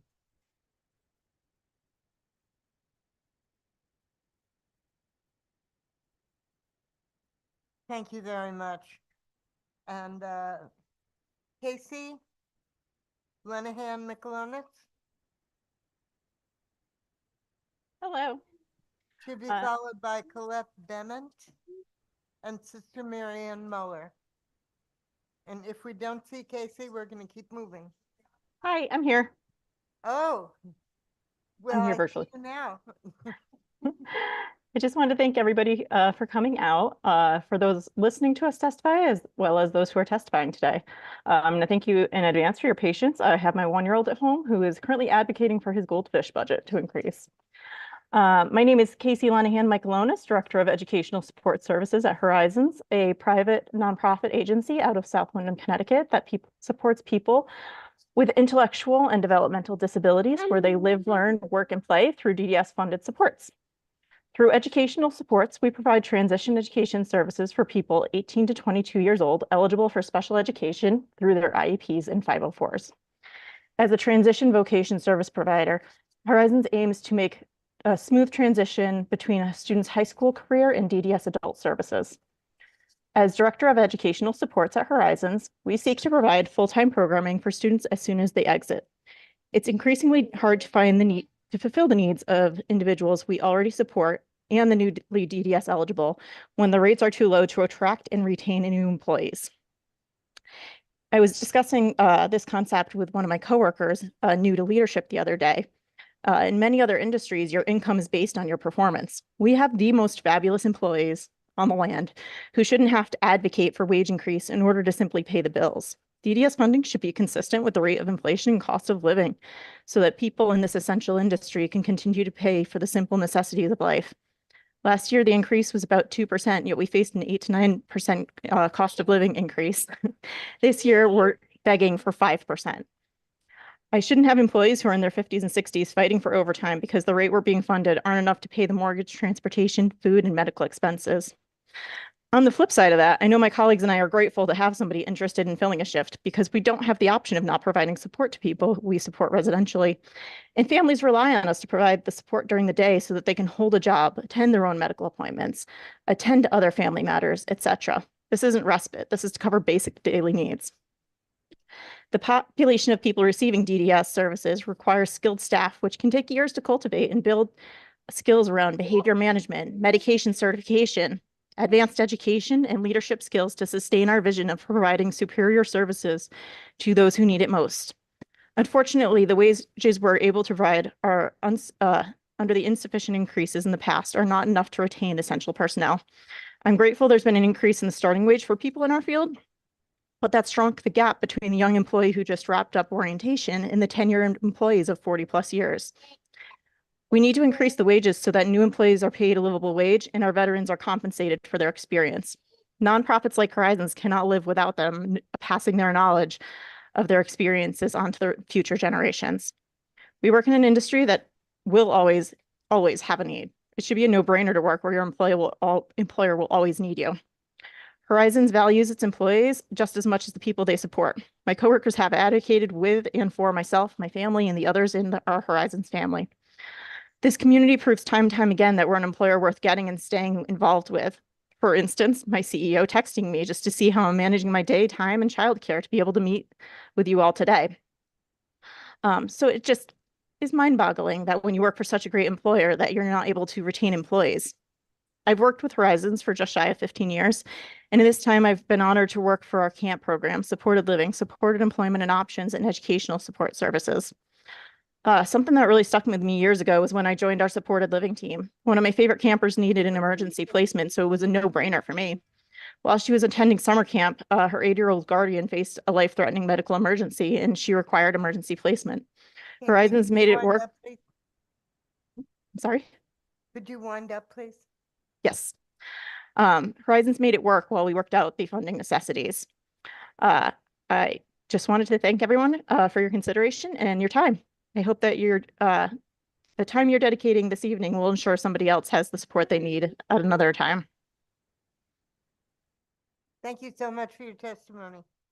I assume it's filed. Colette? Yes, I'm here. Great. And then Sister Maryanne Muller, and then Beth Chudnow. Good evening, members of the Appropriations Committee. My name is Colette Bamet, and I'm from Tolland. I have a 37-year-old son, Scott, who has intellectual disabilities. He's on the autism spectrum, and he has a seizure disorder. I have submitted testimony, which I hope you'll take the time to read, but I just want to emphasize a few points here tonight. Prior to Scott moving into Horizons Residential Supported Services in Willimantic, in a house that he rents, the Horizons team took a year to work with Scott and his 2 roommates to make sure that everything would go smoothly when they moved in. That's the way they work. And then after Scott moved in, there was the normal staff turnover, which is something that you would come to expect. But the turnover that's going on now is like nothing we've ever seen before. I was asked recently, how does Scott feel when trusted staff leave his house? He's been living there now for 7 years. He can name for you all of the people who've left. He feels abandoned, sad, frustrated, left behind. He never knows when someone who's been working with him for a few years is going to stop coming. And occasionally he wakes up to find a stranger in his house, a new staff person who's just recently been hired. That's really not the way to run a house and a business. When you're working with people with intellectual disabilities and autism, they need consistency, they need a pattern. But I don't blame Horizons, not at all. They are angels. So why did the staff leave? They leave because of low pay, difficult, stressful work. Some of them are on Husky and food stamps. They can get paid the same amount of money by going to work for Walmart. Scott works as an office assistant at Opportunity Works Connecticut in Rockville. And OWC and Horizons have both now closed their day programs, which means they take no new incoming people. Horizons has also closed his residential program, and they get calls every week asking for, please, will you accept a placement for my child? As a parent, I'm really worried about what this staffing crisis will mean for the future of nonprofits. I'm afraid programs will close. So how did we get here? I remember coming before the Appropriations Committee years ago when the state had no money and being told, we'd love to help you, but the state has no money now. And we walked away being grateful when they didn't cut the budget for DDS or when they didn't cut the DDS budget too much. And now the state has money. They have a record surplus and we're being told, we'd love to help you, but we have these fiscal guardrails in place. It's time to do more for the people who need your help more. It's not really something to be overly proud of to say that we have a record surplus because you have people who need help now. I'm really hoping that the Appropriations Committee will be able to increase funding to the nonprofits by at least 5%. And I thank you tonight for your service to the state. You really have a thankless job to do. And I appreciate the fact that you're there and doing it. Thank you. Thank you very much for being here. And Sue, could you make the 3-minute ding or whoever it is, Taylor, do you do that? Because it's not clear people understand when that goes off that we need to share the time with others and that noise means that we wind it up. But I think. Yeah. So there's a problem with people participating over Zoom being able to hear it, right? So Colette, you probably did not hear the ding-a-ling-a-ling. No, I did not hear it. Okay. So unfortunately, Madam Chair, it's incumbent upon you when you hear the ding-a-ling-a-ling is to tell people that their 3 minutes is up. So I actually had this little metal ding back from when my son was in daycare. It won't help. It won't help. And well, I would have to hold it up. Yeah, it's how it's just how Zoom reads sounds in this room. Zoom reads voices. It does not ring. It doesn't register the phone. And so, can we agree on this? Should I do this? I'm not doing this. You know. Just say, please stop. Yes. Okay, great. Next. Thank you. Thank you.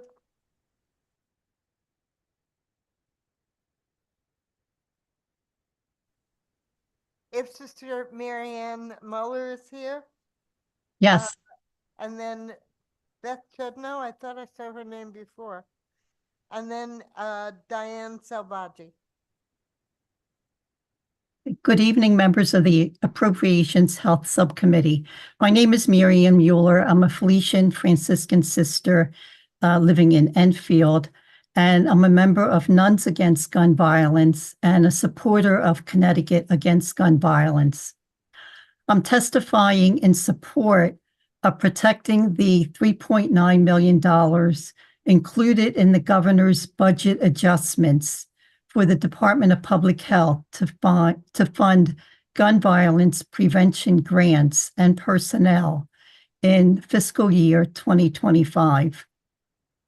Gun violence is a public health issue that calls for a public health response. And according to the Giffords Law Center report, Healing Communities in Crisis, community intervention programs have proven to directly and substantially reduce gun violence in the hardest hit neighborhoods. And in Connecticut, these are neighborhoods in our urban centers inhabited primarily by Black and Brown men, women, and children. Directing resources to these affected cities can make a significant impact. These community-based anti-violence programs help to prevent conflict that leads to violence, and it also offers alternatives to those most at risk of violence. Gun violence in Connecticut is a complex problem, but we know that the community-based intervention programs, such as Hang Time in Bridgeport, are one of the solutions. We just need to commit to them. Please protect the $3.9 million appropriated for gun violence protection. These funds are essential to addressing the public health crisis of gun violence in Connecticut cities. Thank you for listening to my testimony. Thank you very much. Next, Beth Chudnow, Diane Selvaggi, Ruth Lero. Good afternoon. My name is Beth Chudnow, and I am both a parent of a son with severe disabilities, as well as a member of the board of Oak Hill. I'm here today requesting that you allocate a 5% increase to community nonprofits for the fiscal year of 2025. I have testified before you back on 2023 and many times throughout the years. I'm always here asking that you please provide the funding necessary to keep nonprofits able to pay their diligent and dedicated staff the compensation and cost of living adjustments that they will ensure their ability to take care of themselves as well as their families. I do this as my 47-year-old son is totally dependent on the care provided by the staff of Oak Hill. I must be honest in telling you that this ask becomes more trying and more difficult each time that I testify. In the past, I had a boundless source of energy and thought, of course, the legislators will understand why I'm here. They will hear my story and they will do what is right and fair and just. And I know that's what you're attempting to do. But I also stand here before you today as a 73-year-old retired educator, a mother of 3 adult children, a woman married to a man for 51 years who is devoted to his family. And our discussions continually roll back to what will happen to this one child of ours, the oldest of our children, the child who cannot in any way care for himself, and his very life is dependent on the staff in his home. They feed him, they dress him, they shop for him, they cook for him, they change him, they bathe him, they clothe him. They get him out of the house for adventures.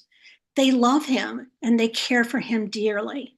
My husband and other 2 children have always felt that the staff are members of our family, their extended family to us. And because they're extended family, that's why I'm here today asking that you allocate the money that the government does have, that the state is holding, that will allow these people to have a decent life themselves, and that we won't see the continual staff turnover that is happening presently because of the lack of funding. I thank you so very much for your time and consideration. Thank you very much for sharing with us. Diane Selvaggi. Yes, good. And then Ruth Lero, and then Allison Liu.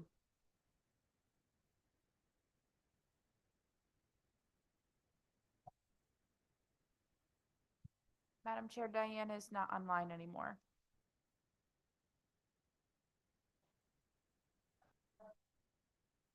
Diane Selvaggi.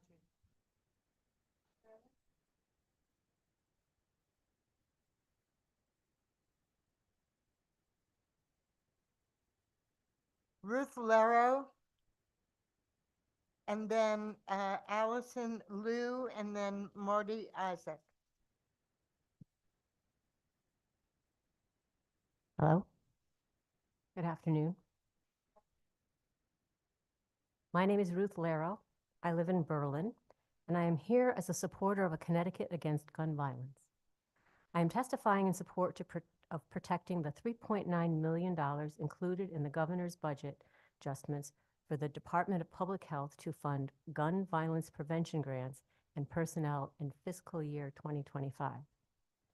I'm here to advocate for my community and all of the communities in Connecticut for gun violence prevention, especially on behalf of our children. Few statistics here, I guess. Gun violence is a public health crisis in the United States.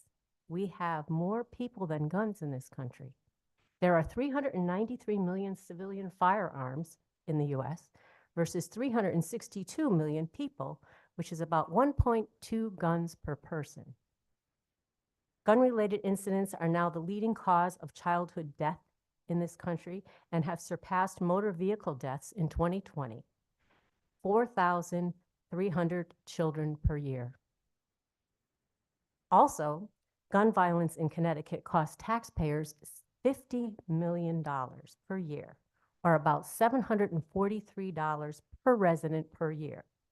That means that every taxpayer in this room pays $743 per year in taxes because of the effects of gun violence in Connecticut.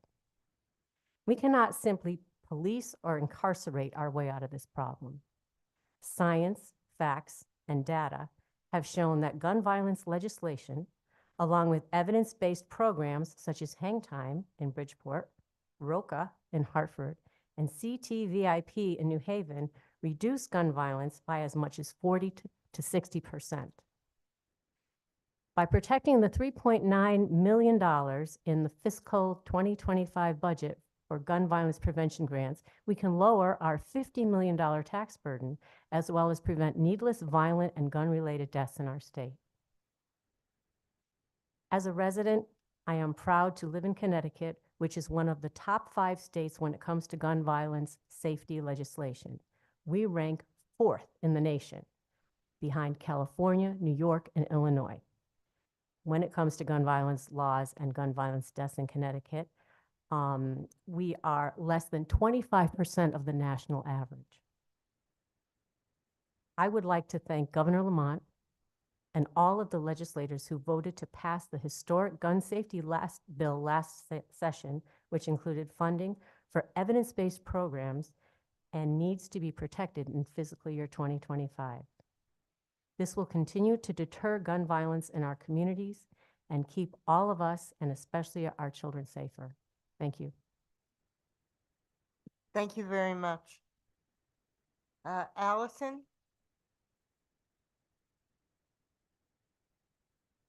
Allison Liu with Mosaic. Hi, good afternoon. My name is Allison Loy, and I'm an area manager with Mosaic. We provide support to people with intellectual and developmental disabilities, and I've supported their mission for the last 15 years, and I know that what we do is essential. Everybody here today is going to remind us all how important it is to provide these services and have proper funding to do so. I can continue to tell you the same thing, but I thought I would take a few minutes to tell you about a man that I loved and that Mosaic supported for nearly 30 years. This time last year, I shared a story in front of the Appropriations Committee about my friend Lou. He was receiving hospice care in home, and his staff met every single need he had. As you can imagine, this wasn't easy for him or us, as we were his family and we loved him dearly. The team at Mosaic ensured that he had round-the-clock care to support his hospice needs. They administered his pain medicine, provided his massages, read him his Bible, included sensory stimulation, and made sure he knew how loved he was. The people who loved him the most were there when he took his very last breath, and his death took a toll on all of us. He was the bright spot of our days, and we were reminded just how precious life is. Even after his death, the staff continued their superior care for others. They did it tired, heartbroken, and sad, but nonetheless, they did it. And they continue to do it every day for all of the Lou's that we love. We, as humans, need to take care of others, especially those without a voice. This isn't just a legal obligation, but a moral responsibility. We should all hope to have love and care at the end of our lives, just as Lou did. But our nonprofit continues to suffer at the hands of a budget that does not include enough resources to ensure proper care of the most vulnerable citizens. Staffing has been nothing less than a nightmare, and we've been unable to offer any extra staffing to meet the needs and dreams of those that we support. We continue to rely on staff that are working many hours, have their own home and family obligations, and most work other jobs just to get by and support themselves. Our managers are coming in on the weekends and evenings, providing direct care, med passes, and add to the staffing complement while still completing their 40-hour work week duties. And they're doing it without complaint because they love their jobs and what they do. What they do is essential. It was essential to Lou, and it continues to be essential to all those who need supports. We should all get to live a life of dignity, and Mosaic continues to provide that life of dignity, but we need additional support so that we can continue to do so. We need the state of Connecticut to recognize the value of nonprofits, not only for the care we provide, but for the massive amount of money we save the state while doing the jobs that we love. I hope that we can create the change needed to continue to do the good work we do, and it's time that nonprofits are provided with the funds to do that. Thank you. Thank you very much for your testimony.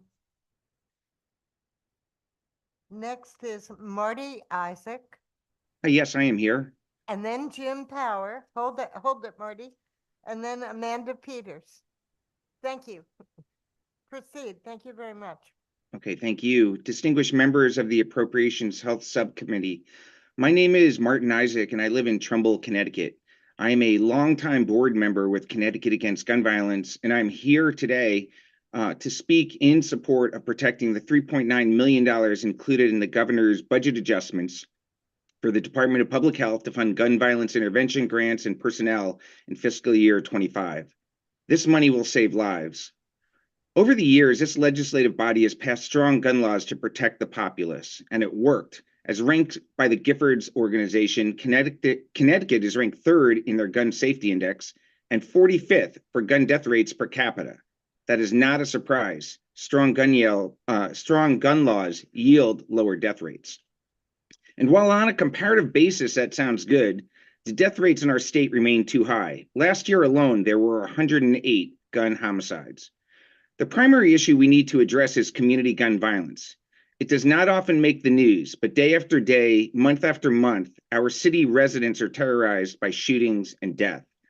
Of those 108 gun homicides, 29 were in Hartford, 22 in New Haven, and 13 in Bridgeport. The sad fact is, it does not have to be this way. Years ago, we did not understand how to stop violence in our cities. That carnage was unanswered because seemingly there were no answers. That is no longer the case. Connecticut needs to continue to invest in intervention and prevention mechanisms, evidence-based programs with proven records of success.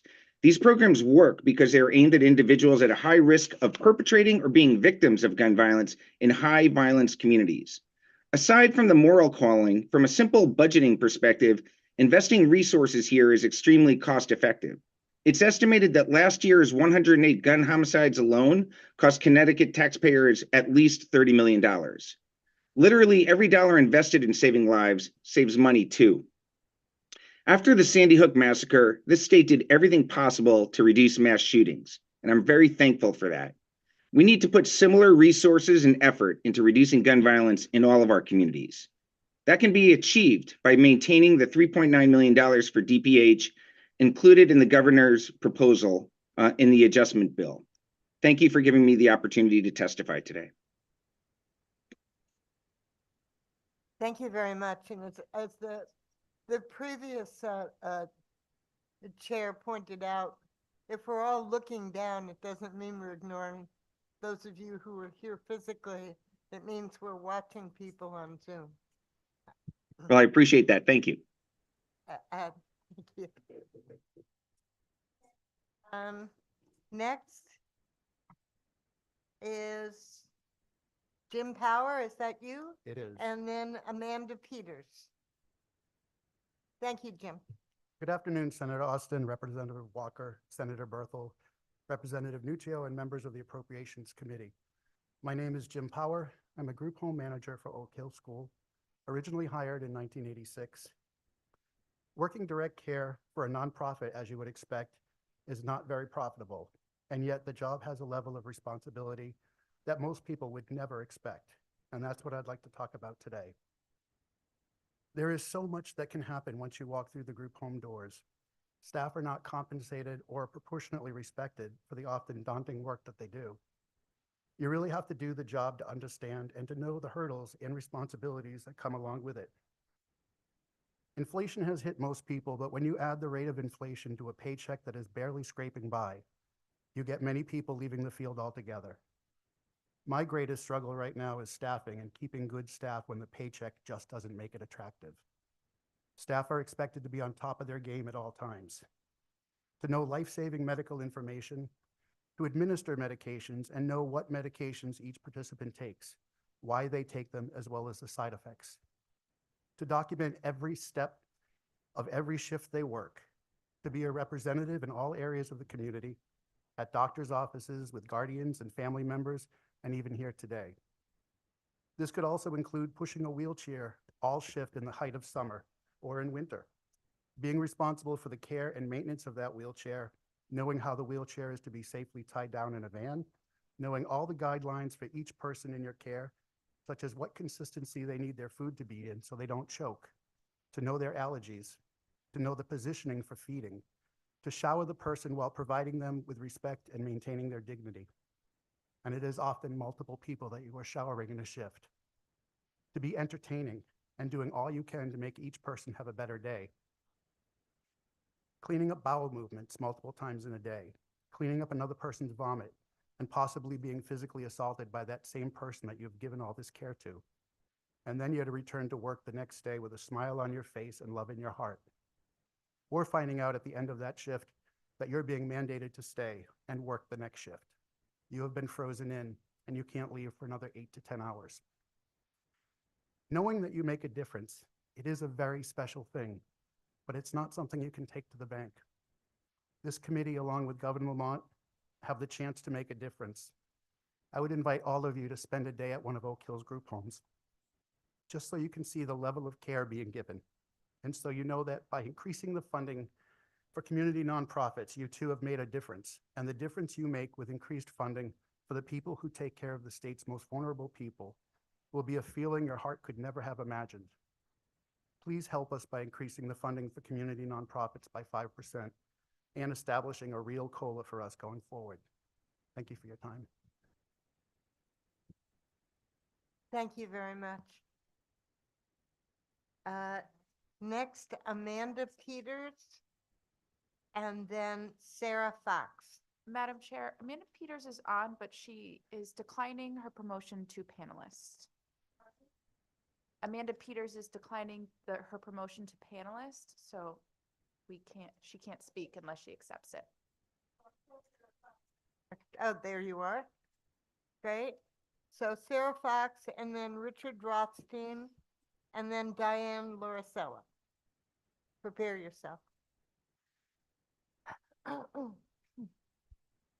Hi, thanks so much for having me this afternoon, members of the Appropriations Committee.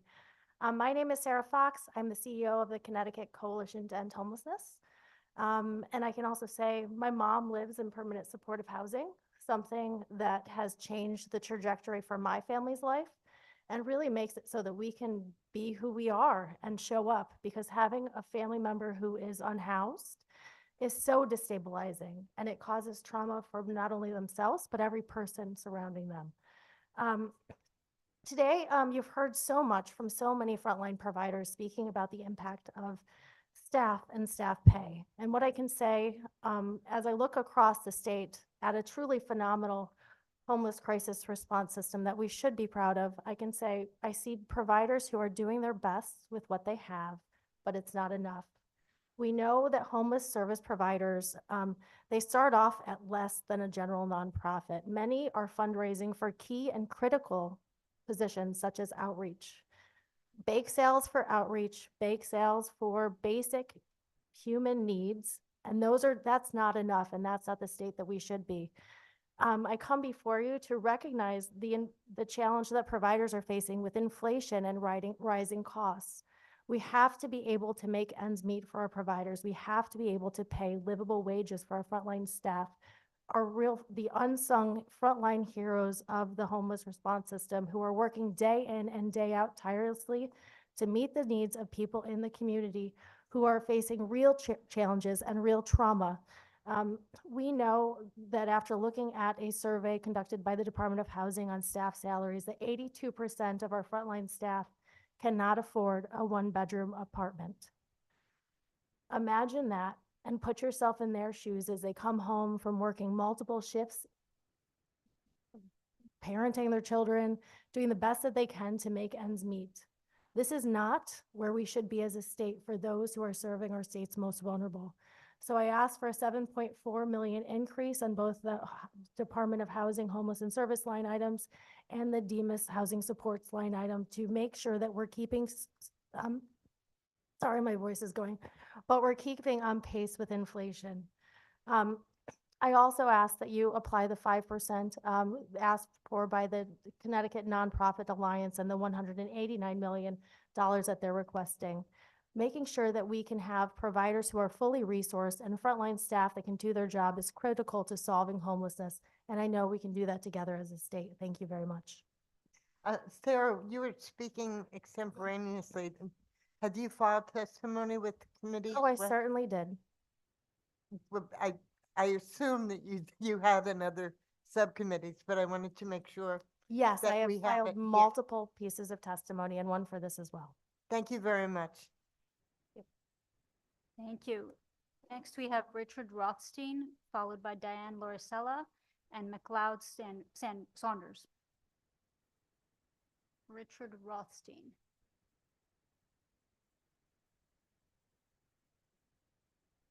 How about Diane Laurella?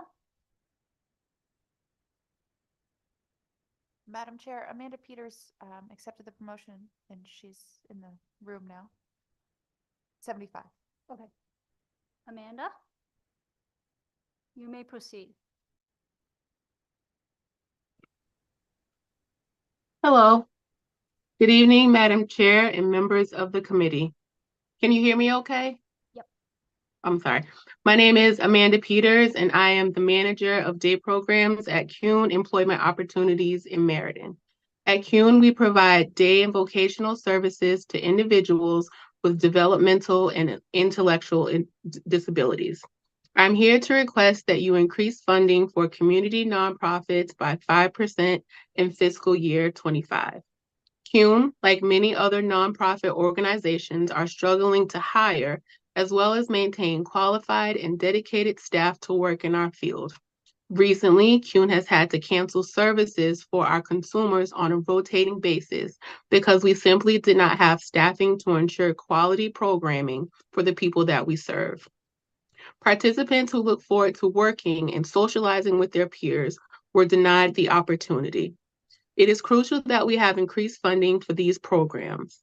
During these times, parents, residential staff, and other caregivers expressed the hardship it placed on them when their participants were not able to attend day program. It's not fair to anyone involved. Although the work that we do is rewarding, working with individuals with various challenges is hard work. We need passionate, devoted staff who want to carry out the mission of helping people face their challenges while reaching their goals.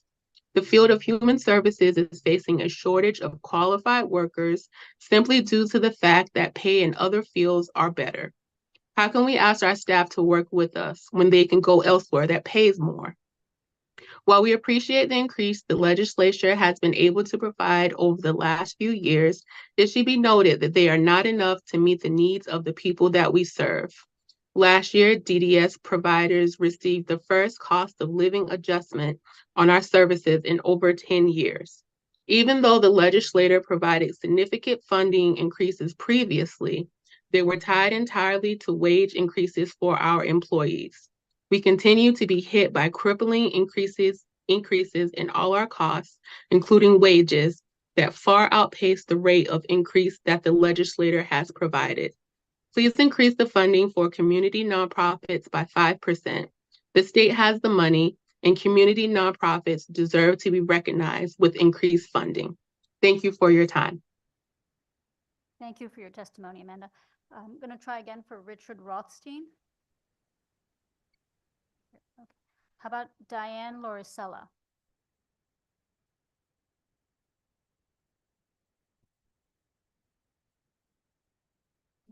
All right, McLeod Saunders. Okay, thank you. How about Michelle Litt? She would be online. Oh. Yes. Michelle, you may proceed. Thank you very much. Thank you, distinguished members of the Appropriations Health Subcommittee. My name is Michelle Litt, and I'm the Executive Director of Hang Time, which runs programs in Bridgeport, Waterbury, and New Haven, Connecticut.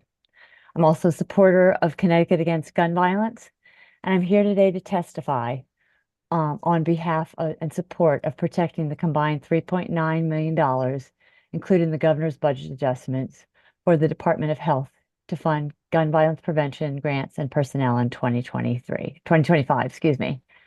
Hang Time is a grassroots social justice organization that for the past 10 years has provided holistic community support and social service navigation to individuals returning home from incarceration and their families. Our programs are facilitated by individuals with criminal justice involvement, many of whom were formerly program attendees, and all are individuals of color. Hang Time programs provide participants a safe place to openly discuss their challenges and experiences, connect to essential services, and empowers them to create a pathway to successful reintegration, thus reducing recidivism and promoting public safety. To stop the cycle of violence before it begins, we also run a youth violence prevention and mentoring program called Choices that allows formerly incarcerated athletes to serve as mentors to high school student athletes in the communities we serve. I like to share a personal story of something that happened in a Hang Time session recently. A young man walked into our Bridgeport program after the session had started.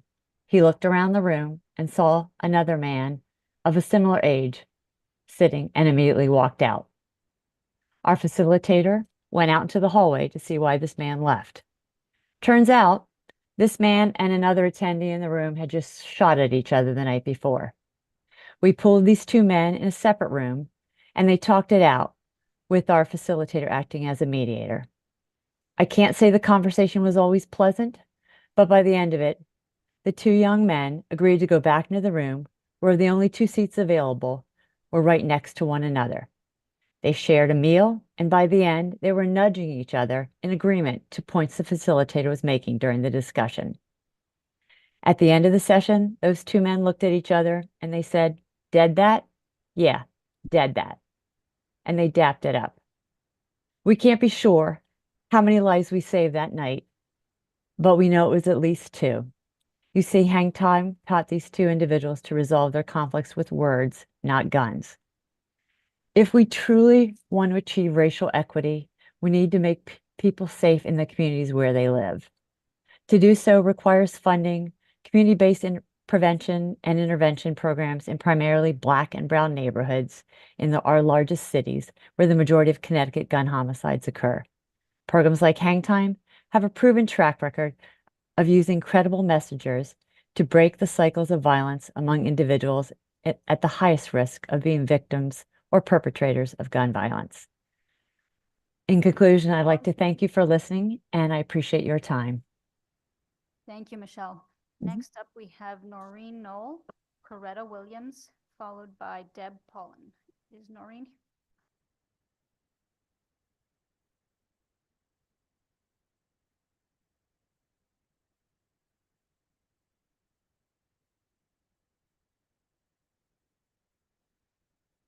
No, I think you need to turn it on. Okay. First of all, thank you for allowing me to be here this evening. I've been here many times before over the years. Still looking for more money for the nonprofits for what they do. Like I said, my name is Noreen Knoll. I'm a lifelong resident of Fairfield and the mother of two sons with different disabilities, or I should say different abilities, who receive services from 3 different nonprofit agencies here in Connecticut. And I am opposed to House Bill 5048 because of the reduction that was being proposed to the nonprofits in the DDS budget in overall. My son Eric is 57 years old and is autistic. He has been involved with DDS since the trial program for self-determination, which was approximately 27 or 28 years ago now.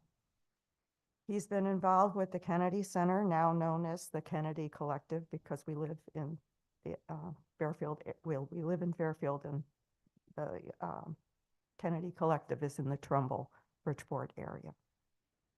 He has worked in supported employment for 16 years until COVID hit.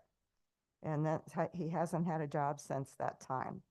But he was involved in a program, a training program until recently, and now he's in a program for seniors being run by the Kennedy Collective. Robert, my youngest son, is 54, and he became blind at the age of 5 and has been involved with Oak Hill ever since. They've helped him adjust to his loss of sight and has continued to support him in his daily life as a resident in the group home in Vernon. And let me tell you, they have provided wonderful care. They've seen him through so many health issues over these 49 years, including stage 3 colon cancer. But he's 9 years cancer-free, so we're grateful for that. And they continue to be a major part of his life. And for the last 10 years, Mark of Manchester has also provided great supports for Rob in his daily work program. These life-changing programs are run by nonprofits who work extremely hard to serve people with different abilities, to strive to become as independent as possible in all phases of their lives. My sons have benefited greatly because of their efforts, as have all who are receiving services from them. The nonprofits have been underfunded for as long as I can remember. Like I said, I've been around a long time. They receive an increase for fiscal 24 and fiscal 25, which this bill will reduce once again if it's passed. One of the biggest concerns are staffing shortages in group homes of the nonprofits. State group home workers' starting wages are $26 with a COLA and provided. And the nonprofits, the workers start at $17.25 per hour with no COLA benefit. The nonprofits can't compete with the state group home benefits. Noreen, I'm sorry, reach Huh? the 3-minute mark. You Okay, mind wrapping up all your right. comments? Okay. I'll just go to this then. As a concerned mother who has seen a large turnover in staff this year, I ask, what does the future hold for my sons? I'm a 77-year-old widow who needs to know that my sons will be safe and happy when I cannot be actively involved in their lives. I know I'm not alone asking that question. Many parents are in the same boat. Nonprofits can do the job if the state government supports their efforts. Please restore the funds that the governor proposed to cut in this bill and increase them by 5%. Thank you. Thank you, Noreen. We appreciate your testimony this evening. Next, we have Coretta Williams, followed by Deb Pollen and Brian Donahue.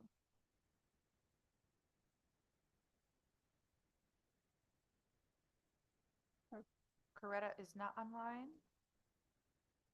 And neither is number 83, Deb Poulin. Okay. Brian Donahue? Yes. Can I speak? Yes, you may proceed. Thank you for letting me come testify virtually for this. I am a founder of a group that has over 700 members, and it's communities, individuals, nonprofit organizations as well. It's called Not Just Us. We're from Enfield to New Haven, from Rhode Island to New York. I'm a 30-year employee, and I speak on behalf of Not Just Us, the organization I founded, and not my employer. I have, in my career as a social worker, I have seen so much family violence, and I've been to the home after a shooting has occurred. I really need everybody to support the the Connecticut Against Gun Violence, the 5048, because gun violence is such a public health crisis. I have been there. I have seen people. I know people who have gotten killed by guns. We need to do something. We need to come together. We need to really coalesce and see how we can help each other, because by doing that, we will lower the cost of violence in the programs that are needed. We need to fund the 3.9. I would even say we need to even go higher than that. But we do need to work together and make sure there's prevention, education, intervention, and post work services for gun victims. I also want to express my support for nonprofits. We have family members who benefit from the nonprofits, and I ask that you both approve both funding for nonprofits as well as the Connecticut Against Gun Violence legislation. And I thank you for letting me come today and to talk. Thank you, Brian. Next up, we have Brenda Sendone Pitt, followed by Zacchaeus Jackson, followed by Mary Eder. Madam Chair, Brenda Sandone is in our waiting room, but she is declining the promotion to panelist, so maybe we'll We will circle back when come she back to accepts it. her. All right. Oh, wait, I spoke too soon. She might have. I take that back. I think she hopped off. We'll Okay. circle back. How about Zacchaeus Jackson? Yes, hello. Hi, you may proceed. Thank you for allowing me to speak today regarding the matter of increasing government funding for the nonprofits. I am a project search manager who work with CCRC, and I am grateful enough to be able to not only spend time in the day programs and all the other services that they offer, but specifically with my employment opportunity for my individuals. I think that it would be very beneficial to increase the 5% and even more regarding the nonprofits and specifically employment services. I know that a lot of the times that it is said about the budget and everything, but increasing the services to employment specialties and being able to get those opportunities out there for individuals will in turn increase and give back to the government and decrease the amount of individuals that need government assistance. I also feel that adequate funding for employment services is imperative in addressing the persistent barriers and biases faced by individuals with disabilities and being able to contribute to a more adequate, inclusive, and concise workplace for everyone involved. I also feel that limiting funding hinders the ability to reach everyone who's in need, because there will always be a need for nonprofits and the services of which we render. Just like how there's always a need for taxes or retirement plans and everything, I feel that indexing the amount of money allocated to nonprofits would not only in turn better assist the government, but assist everyone that is in need of it. I urge to prioritize the allocation of additional government funding to nonprofit organizations and employment services dedicated to serving individuals with disabilities.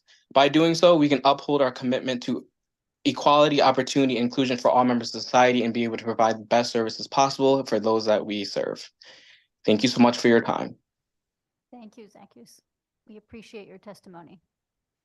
Next up, we have Mary Eder, followed by Jennifer Korwitz, and then Steve Whirlin. Thank you. My name is Mary Eder, and I am privileged to be the Executive Director for the Bristol Adult Resource Center. We have 140 individuals in our day programs from 23 cities and towns in central Connecticut. We also support 41 people in 12 residential homes, all in Bristol. I also serve on the board of March Inc. of Manchester, an agency providing supports to adults with IDD in the Manchester area. I'd like to introduce you to Jonathan Blow. Thank you for the opportunity to speak to you today. My name is Jonathan Blow, and I'm speaking on behalf of all the people Bark supports. Without Bark, I will be off getting into trouble. Bark helps me keep me safe. They help me manage my money, help me stay focused. They help me work in the community. Please consider increasing funding so that BARC can keep helping people like me. I thought that hearing from Jonathan would be much better than hearing from me for the whole 3 minutes. BARC was grateful to receive the most recent COLA. Unfortunately, it's not enough for us to deal with rising costs. The compression issue that was caused by the recent restrictions on our added wage funding have been difficult to overcome. Also, BARC's vehicle insurance has increased 10 times this year. It's gone from $30,000 to $300,000. Also, our other insurances have increased over 20%. Insurance is just one example of an escalating expense that is not covered by our recent COLA. Vehicles themselves are still extremely difficult to procure, and when we can get them, they are incredibly expensive. We are doing everything we can to make BARC the place that people want to work. We struggle to even get people to show up for interviews, or they hear what we are paying and decide not to apply at all. And sometimes we get people trained and they'll leave us to go work for the state, doing the same thing they were doing for us for far more money. Our vacancy rate is over 20%. This is difficult to manage when you're open 24/7. In our homes, we have direct support professionals and their managers working an incredible amount of hours covering open shifts. Even our directors are working shifts in our houses. In our day programs, we are not able to accept individuals if they require additional staffing supports. We sometimes have to cancel participation for some individuals. As you can imagine, this causes problems for working families as well as group homes, ours and other agencies. We want to help more people with developmental disabilities, but we cannot do so without the funding support from you. Please support increasing funding for community nonprofits by 5% in fiscal year 25. Thank you so much for this opportunity to address you tonight. Thank you, Maryanne. Thank you, Jonathan. I think Brenda is back on with us. Brenda, you may proceed.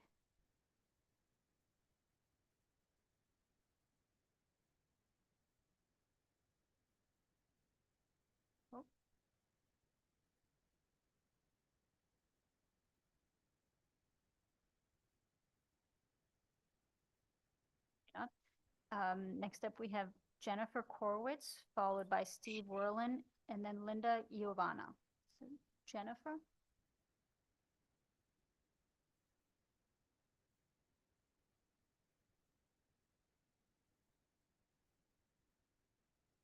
Okay, how about Steve Werlin?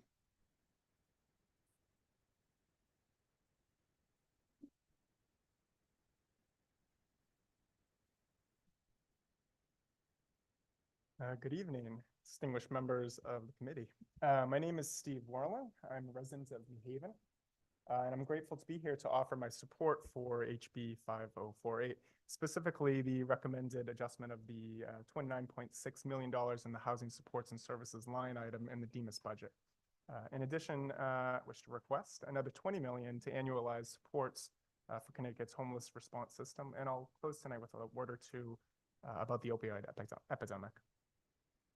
I have the honor of working for New Haven's Downtown Evening Soup Kitchen, or DESK, as we call it. DESK has been serving people experiencing homelessness for nearly 4 decades. Our daytime program serves about 60 people each day. And last year, the program served more than 1,600 unduplicated individuals, an increase of 44% over the previous year. Since 2021, homelessness shot up about 14% year over year.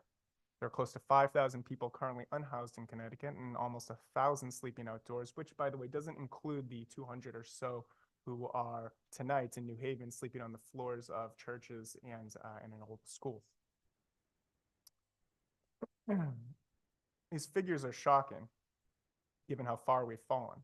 In the 10 years prior to the pandemic, Connecticut did an incredible job housing people. Our homelessness response system was showcased nationally as a model, particularly after we reduced first veteran homelessness and then chronic homelessness to functional zero. Those gains are now all but forgotten, as we have failed to continue to invest in that system as well as deeply affordable housing. DEMIS's programs are critical to our homeless response system. The partnership between homelessness service providers and mental health services is key to helping people find housing and stay housed. While I'm glad to see that the governor's budget includes 12 additional DEMIS positions, we still need annual sustained funding. $20 million request over the existing fiscal 25 budget recommendation will annualize funds for our system's cold weather response, shelter and outreach programs, daytime drop-in centers, and our coordinated access networks. These are each a critical component to ensuring that the homeless response system can function effectively. The system's overall structure is fine. It is just vastly under-resourced. Lastly, I wish to highlight the role of the DPH and DEMIS budgets at the intersection of homelessness and the opioid crisis. DPH's syringe service programs and per capita allotments to local health departments, as well as the bulk purchases of antagonist agents like Narcan, are critical to providing important touch points between unhoused people who use drugs and service providers. Like condoms or nicotine gum, these are harm reduction strategies. They acknowledge in a non-judgmental manner the human element behind risky behavior and substance use disorder and build important connections and trust that enable people to move in the direction of recovery and greater well-being. I hope to see continued investment in these public health measures as they ensure that those we get housed and off the street can find long-term stability in their lives. Thank you. Thank you, Steve. Next up, we have Linda Giovanna.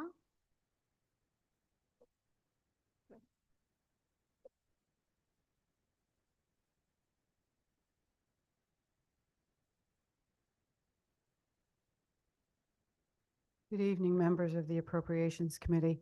My name is Linda Iavana, and I am the CEO of CCARC. We are a private provider of residential, day, and employment services for adults with intellectual and developmental disabilities. We serve Central Connecticut and Greater New Britain area. We have over 270 employees and serve over 200 people. I appreciate having this opportunity to testify on House Bill 5048, the governor's budget, and I'm here to advocate for increasing community nonprofit funding by 5%. The legislature has made increases in the past couple of years that have been impactful. Thank you. We have not gotten funding to a level where nonprofits are financially sound, though. It does not cover the cost of care, and we are not able to provide services to all people in need.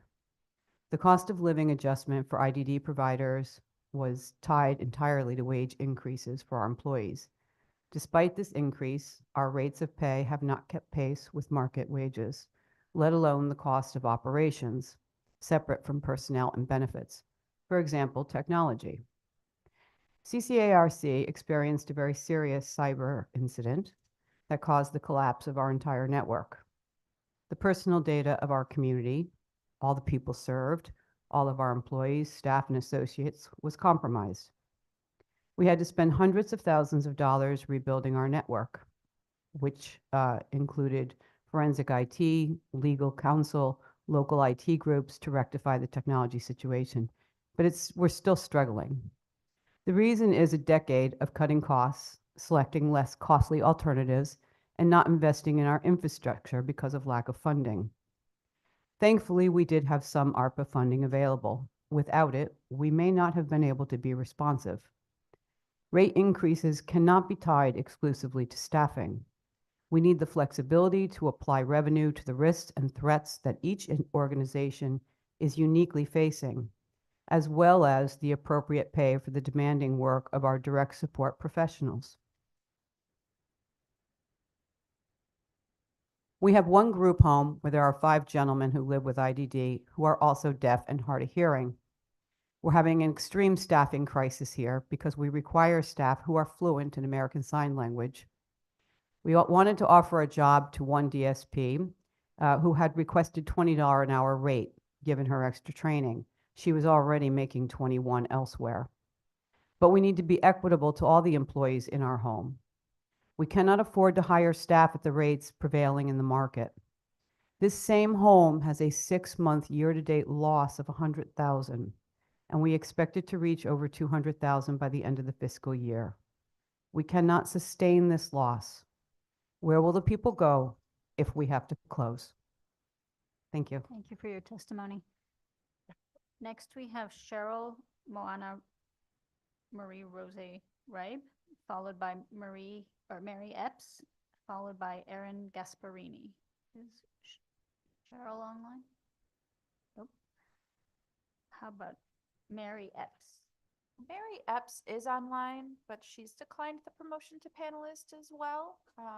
So we can't let no one has the ability to speak without accepting that promotion. Okay, so maybe we circle back. How about Erin Gasparini?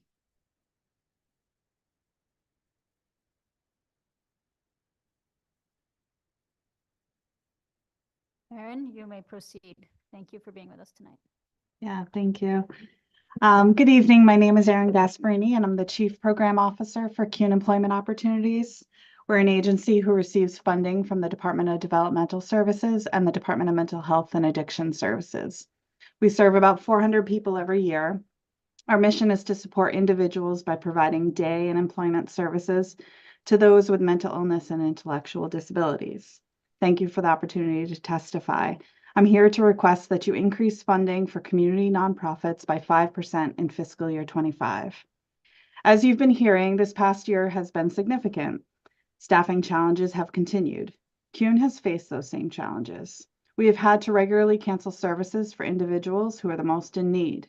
We rely heavily on temporary staff, many of who are inexperienced or unwilling to work with our most vulnerable.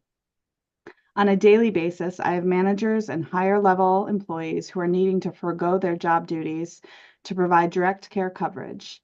This means that the important responsibilities are not being completed, such as recruitment, documentation, program development, etc. We are no longer able to provide services for the most vulnerable, as we cannot afford to attract the staff with a skill set to serve this population. I asked one of my seasoned staff, a single mother who has worked for CUNE for over 6 years, to testify and speak on the challenges and sacrifices that she makes each day by working in this industry. I wish that she could focus on the many reasons why she wants to stay in this field and all of the goals that she has helped participants she works with to achieve. She should be an inspiration to future staff who want to work in this field and be an example of why funding is so critical. What she said to me was, "It's embarrassing. You're asking me to stand up and tell people that I'm poor." Never should we accept that for the staff in this service system who are regularly putting themselves or the participants' needs before that of their own.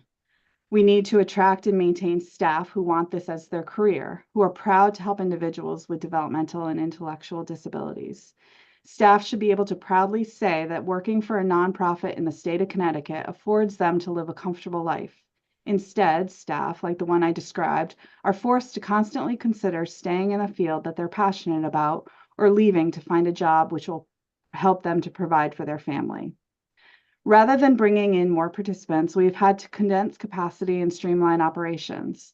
With a referral made nearly every day, we have had to open a waiting list in the hopes that this staffing crisis will turn around. With lower revenue, we need to look at ways to reduce spending in a time where everything costs more. As you look to make these important decisions, please remember that these dollars are people you are impacting. People like Jen, a member of our community experience program, who without the support of CUNE, would never be taking the steps that she has this year to start working. People like Larry, who without the support from CUNE would not have achieved his goal to work in the community. There are so many people impacted by this, so I'm asking you to make the important decisions and please support increased funding for community nonprofits by 5% in fiscal year 25. Thank you for the opportunity to testify. Thank you, Erin. We appreciate your testimony. We're going to circle back to Deb Paulin.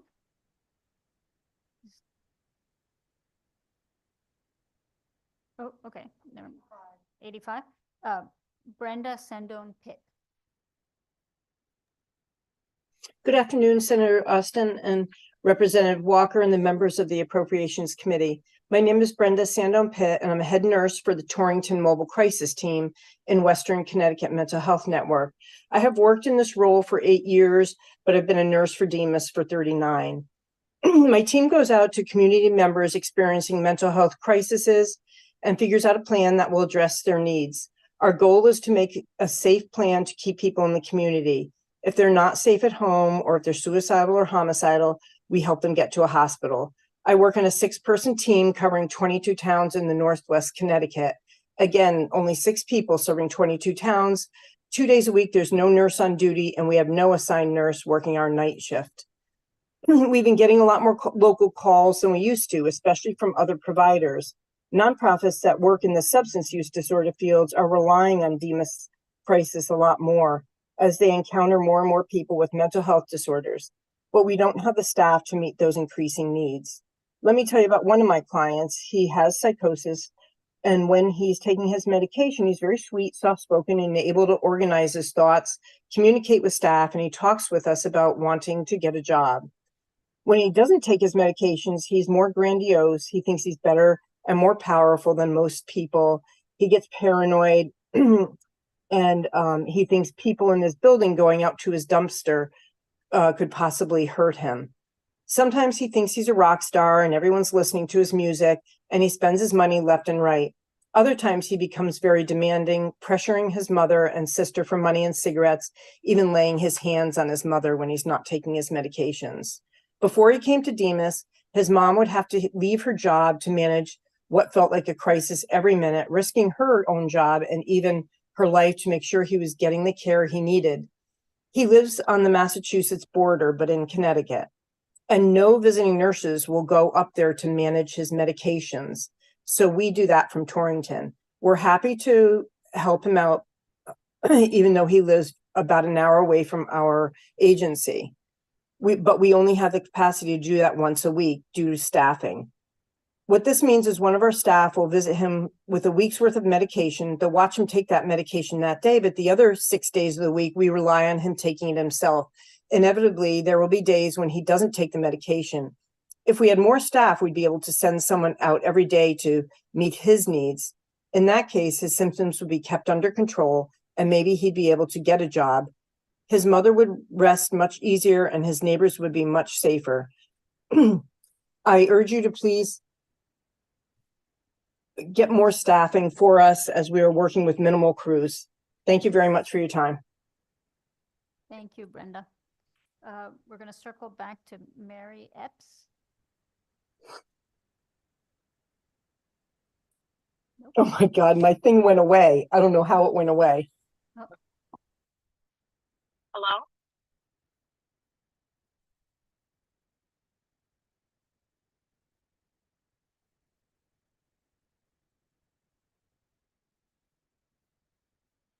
Good afternoon, Senator Olson, Representatives Walker, and members of the Appropriation Committee.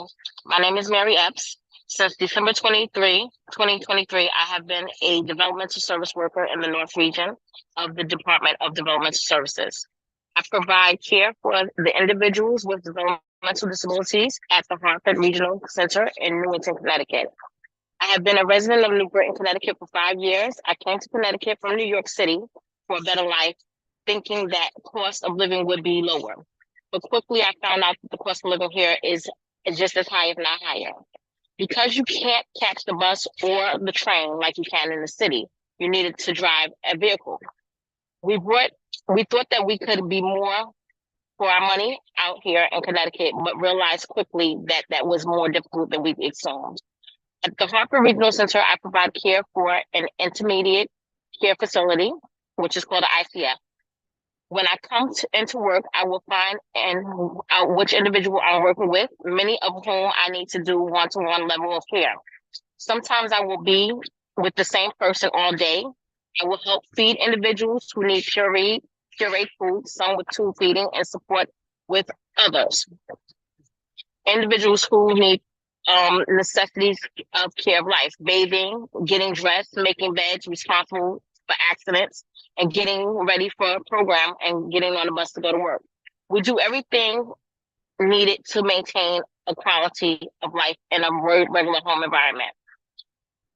A difficult part of keeping our individuals comfortable and being strategic to keep them clean, safe, and nourished, even when the residents sometimes themselves don't want these things, we still go above and beyond our regular details of making sure that they have the safe quality care that every human being deserves. They will fight us. They don't understand the reason that we do what we do for them. If I deserve the same quality that every human being needs, the basic daily needs of having a clean, caring, free environment. The individuals that we support deserve the same things. I and my fellow coworkers do the best that we can to come in and give 100% of ourselves every day. But it's hard when you have to sit there and decide whether you're going to work overtime, or if you're able to get overtime, or if you have to have a second or third job to provide for your own family. The 7 individuals that live in the home where I work, but we have at least 8 staff vacancies open. We're understaffed, we're overworked, we're burnt out. We cannot continue to work under these circumstances and at the same time provide a great quality of life and care for the individuals we support. We sometimes work 16-hour shifts and sometimes get mandated to do a 3rd shift within the 3-day period. Many people leave the field because of the mandations. We need more people hired immediately and incentives for the staff to do more, to be more. We need to invest in the staff as a whole people. Invest in promotional opportunities to keep staff and higher quality staff. We need more funding. More funding will help attract quality staff who wants to stay in this field. As an employee, I need to be able to focus on my work and not worry about how I'm going to split this bill to pay the next bill, or worry about how many hours I will need to be able to provide to pay my bills. When I come to work with my needs met, well rested, and working responsibly, I'm able to provide 100% care for the people we support. During the pandemic, the same employees plus myself that I work, we lost people, we lost individuals, not only family, but yet till this day, we still come into work with a smile on our face, ready to support the people that we help. When I look at what I do what I do because of the fact that I know it could be myself, it could be my mother, it could be someone in my family. So the care that I give because I love what I do. But at the same time, when we report to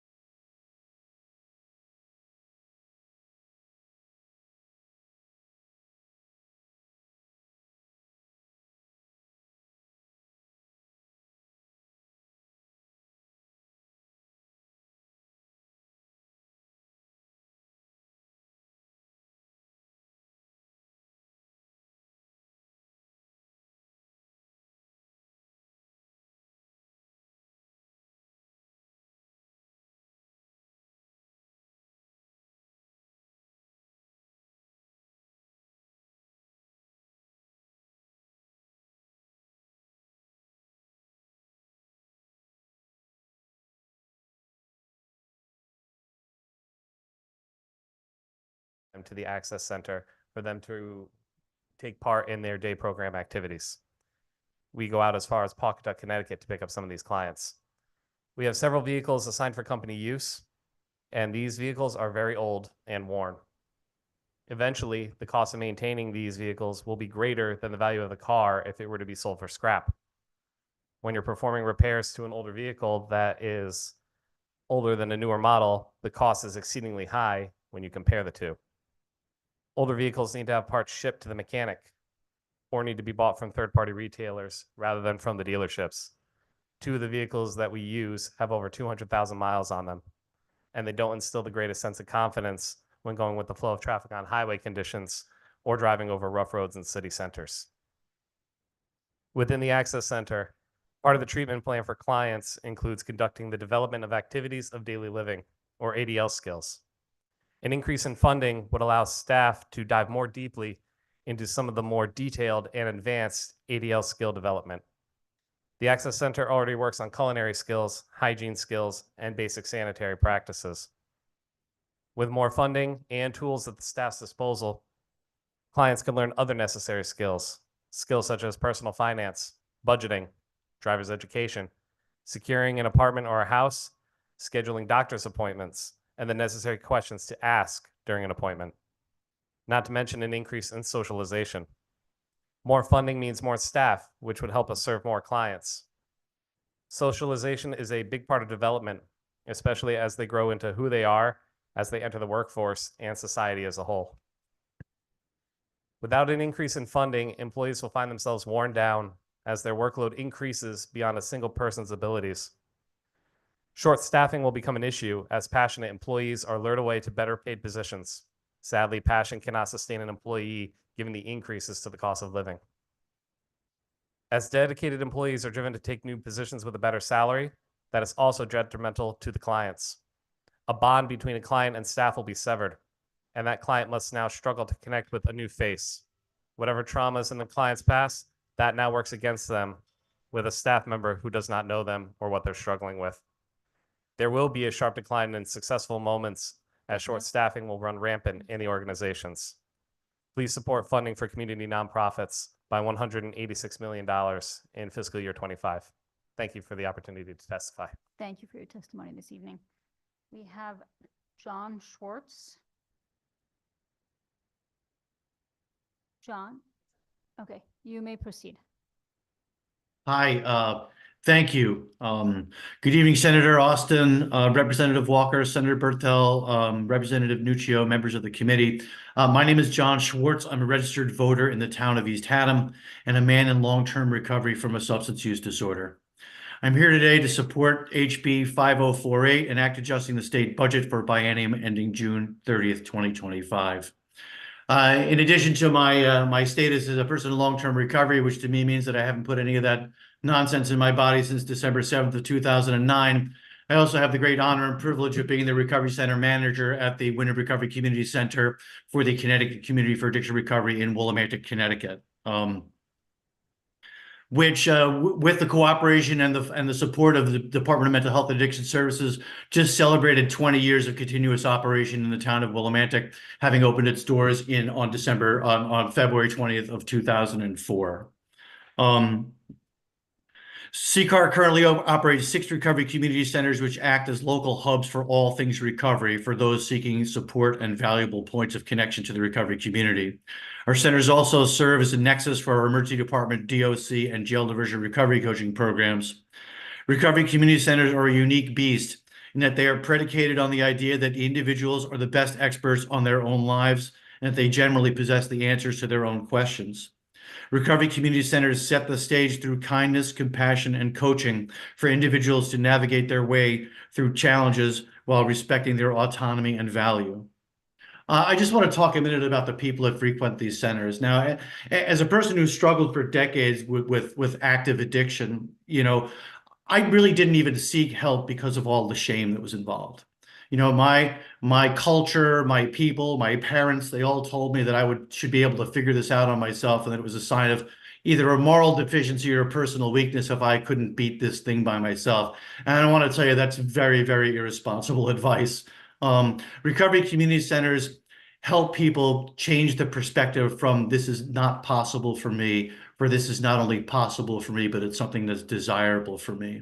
I have seen absolute miracles of transformation in my 7.5 years in this recovery community center. And I implore you to not only sustain, but increase funding for programs like recovery community centers, which treat everyone who come in with dignity and respect and give them the opportunity to have the lives that they really want. Thank you very much for your time. Thank you, John. Next up, we have Chris McNabo, followed by Sarah Fagan, and then Thomas Burr. Chris? Yep, thank you. Good evening, members of the Appropriations Committee. My name is Chris McNabo, CEO and founder of Horizons, one of the private nonprofit agencies providing essential services statewide to our citizens with developmental disabilities. We are beginning our 45th year. I say ditto to what everybody else has said today, but I'll add a few other points. I'm here to request that you increase the funding for community nonprofits by at least 5% in FY25. I've submitted my full testimony online. Today, I want to focus on just some recent events. Right now, today, a person we support is at Natchog Hospital because of her increasing mental health needs. Natchog wants us to bring her back home, but we have lost the staff that can safely work with her. They quit. We can't bring her home.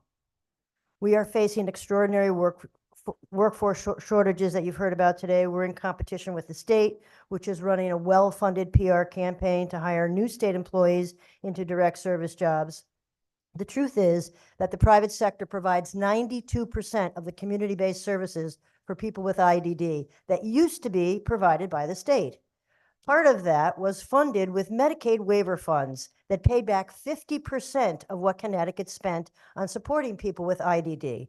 Where is that money now? Where does it go? The general fund? At Horizons, we continue to have a 25% vacancy rate. We have been able to hire a few new staff, but as soon as we do, others leave. We can't catch up. Since last March, we had 187 applicants explore working with us. Once they hear the responsibilities, many don't even follow through with the application process, but 38 did go through. We interviewed and hired 33. Within 6 months, 8 had left. The candidates we are seeing now do not compare to those that we hired pre-COVID. We cannot replace with a new hire the talent that left when we were given a 3% across the board wage for folks. That wage compression killed us. Another thing, the nonprofit support grant through OPM, they were reactivated recently, and we were told we would hear by the end of January if we were selected. It's February 26th, and we still haven't heard a word. These funds help the much needed deferred maintenance, safety, and expansion projects we're all dealing with. Please support increasing funding for community nonprofits by at least 5% and index wage growth, just like the others, minimum wage and state employee salaries are. Thank you very much for your time. Thank you for your testimony. We're going to go back to Deb Paulin, who should be online. Thank you very much. I appreciate your flexibility in allowing me to come back on. My name is Deb Poland. I'm the Chief Strategy Officer at the Community Health Center Association of Connecticut, or CHC-ACT. We are the state association that works with Connecticut's community health centers. And as you must know, our community health centers serve 420,000 people across the state every year in all communities across the state, and provide medical, dental, and behavioral health care to all of those regardless of ability to pay. We have hundreds of sites across the state, and many of them are in schools. And so tonight I'm here to ask for your support of school-based health centers. I want to say that in addition to working for CHC-ACT, I also do serve on the board of directors for the Connecticut Association of School-Based Health Centers. I know you've already heard about the value of school-based health centers today, and I will add my voice to the chorus of having healthcare available to children and youth right at the school. Makes it so convenient for them to receive those services, whether it is a wellness checkup or a weekly therapy appointment or some other need. Having a school-based health center is convenient for students and for families. Today, we're asking for this committee and the legislature's approval of a 3% cost of living allowance for the school-based health centers that receive grants through DPH. It's very expensive to run a school-based health center to make sure that staff are available when students need them. We've also seen escalating costs for supplies, electricity, and all the other things that other nonprofits have mentioned to you over the course of this afternoon and evening. We would also like to just bring up that we would, if there is a COLA provided, we would like that provided as early into the fiscal year as possible. You heard earlier today that the COLAs that have been provided in the state budget in prior years have not always gone out in a timely fashion. And it is critical that school-based health centers are provided the funding in order to provide services for kids. That's all I have for tonight. I know you have a lot of people to hear from. I appreciate your attention to this matter and happy to answer any questions for you. Thank you, Deb. We appreciate your testimony. Next up, we have Sarah Fagan, followed by Stephen Wolf, and then Paul Rimmer. Hi, thank you. Thank you. You may proceed. Thank you. Thank you for the opportunity to testify on the HB 5048 governor's budget. My name is Sarah Fagan. I'm a director for Kennedy Collective Adult Services. My staff provides services to individuals in day programs, residential group homes, including IHS and ABI in Trumbull and surrounding communities. Last year, DDS providers received the first cost of living adjustment for our services in over 10 years. Thank you. Although the Kennedy Collective has not received any money as of yet. The Kennedy Collective and many nonprofit organizations across the state share the burden of hiring and retaining employees to deliver crucial services. COVID challenged the world of direct care, and we continue to feel its effects. But when staff cannot afford to work the hourly rate, it is unfathomable. The demand for services has not changed, nor have the expectations for the services that staff provide. The demand to provide high-quality services through a qualified staff has resulted in a vacancy rate of 19% at the Kennedy Collective, and we continue to be in competition with retail stores and state jobs that pay significantly more than employees starting at $17.25 an hour. Some of the population served by the Kennedy Collective literally cannot survive without support services that our employees provide 24/7. Can you imagine that you could not shower, use the bathroom, feed yourself, dress yourself, or complete any daily living skills? And the staff that is hired to keep you alive works 80 hours a week at 2 different jobs, is behind on their rent, can't afford gas, and doesn't make enough, as one of the staff said, to buy chicken for my family. What a disgrace. Families rely on our day services so they can make a living, but when there is not enough qualified staff to ensure proper supervision, we must cancel services and it becomes a snowball effect on all parties involved. But in the end, our most vulnerable population suffers.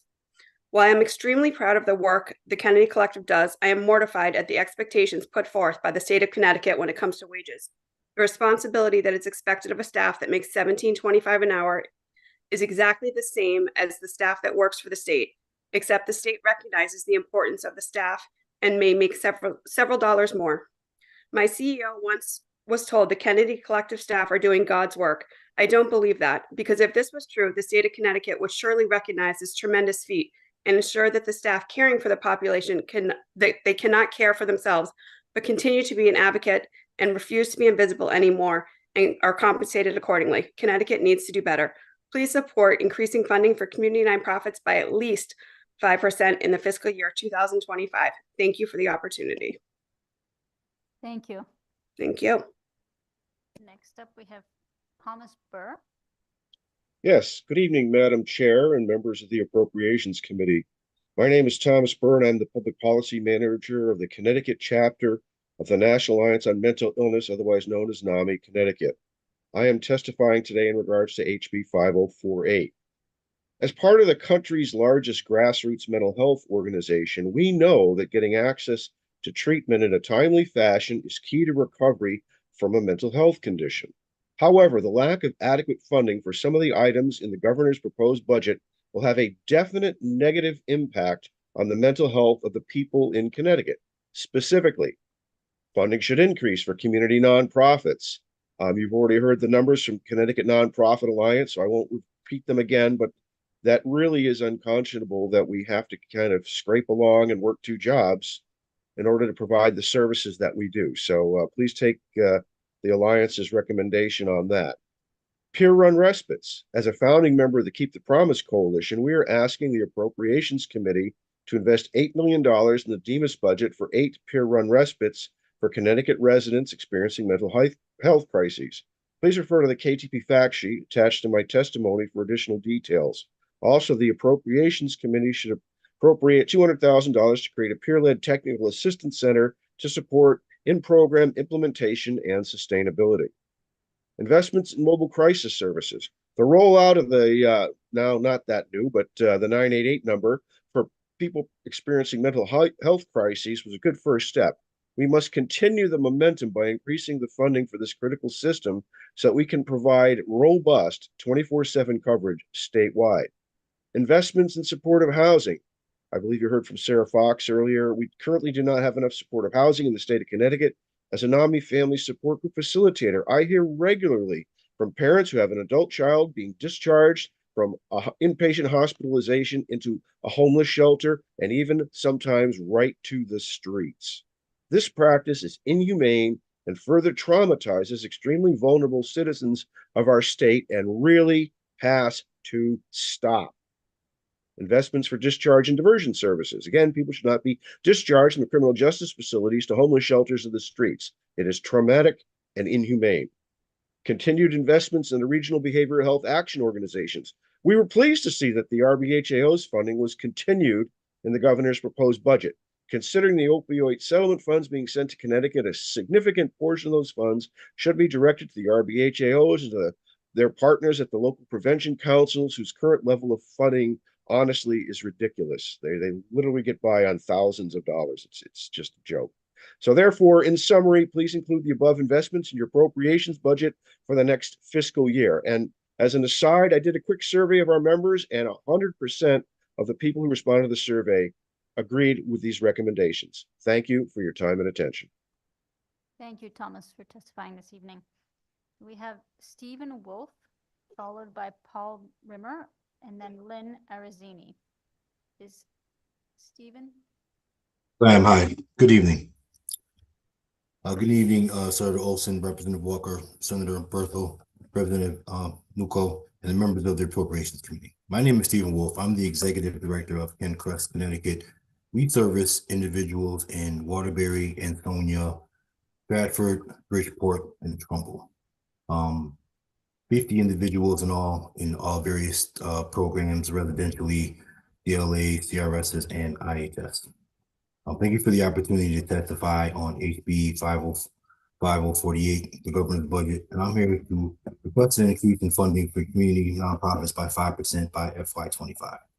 I deeply appreciate the increase in legislation that has been able to provide over the last few years, but even though not enough to meet the needs of the people we serve. Last year, DDS providers received their first cost of living adjustment in our services in over 10 years. Even though the legislation provided significant funding increases previously, they were tied entirely to wages for our employees. We continue to be hit by crippling increases in all of our costs, wages, and far outpace the rate in which legislation has provided. For example, last month, the minimum wage rose to 4.6 to $15.69 an hour. DDS contracted providers are required to pay a starting wage of at least $17.25. If minimum wage automatically increases by 3% for the next 3 years, it'll be $17.31 on January 1st, 2027. Without budget increases in our funding, our services will be funded at levels below the state's minimum wage before the end of the next millennium. The challenges our organizations face caused by the lack of funding, this kind of things have been echoed throughout many of my colleagues throughout this call. The wages have been significant in terms of staff leaving. We have to compete with other companies such as Amazon or Target, and we even have to compete with the state of Connecticut. Many people have left because they will put in an application with our agency at the same time as they do the state. And then once the state opportunity comes, they leave our agency. Basically, when we do our exit surveys, it's based off of just the living wage. So that's things we have to consider. Other things in terms of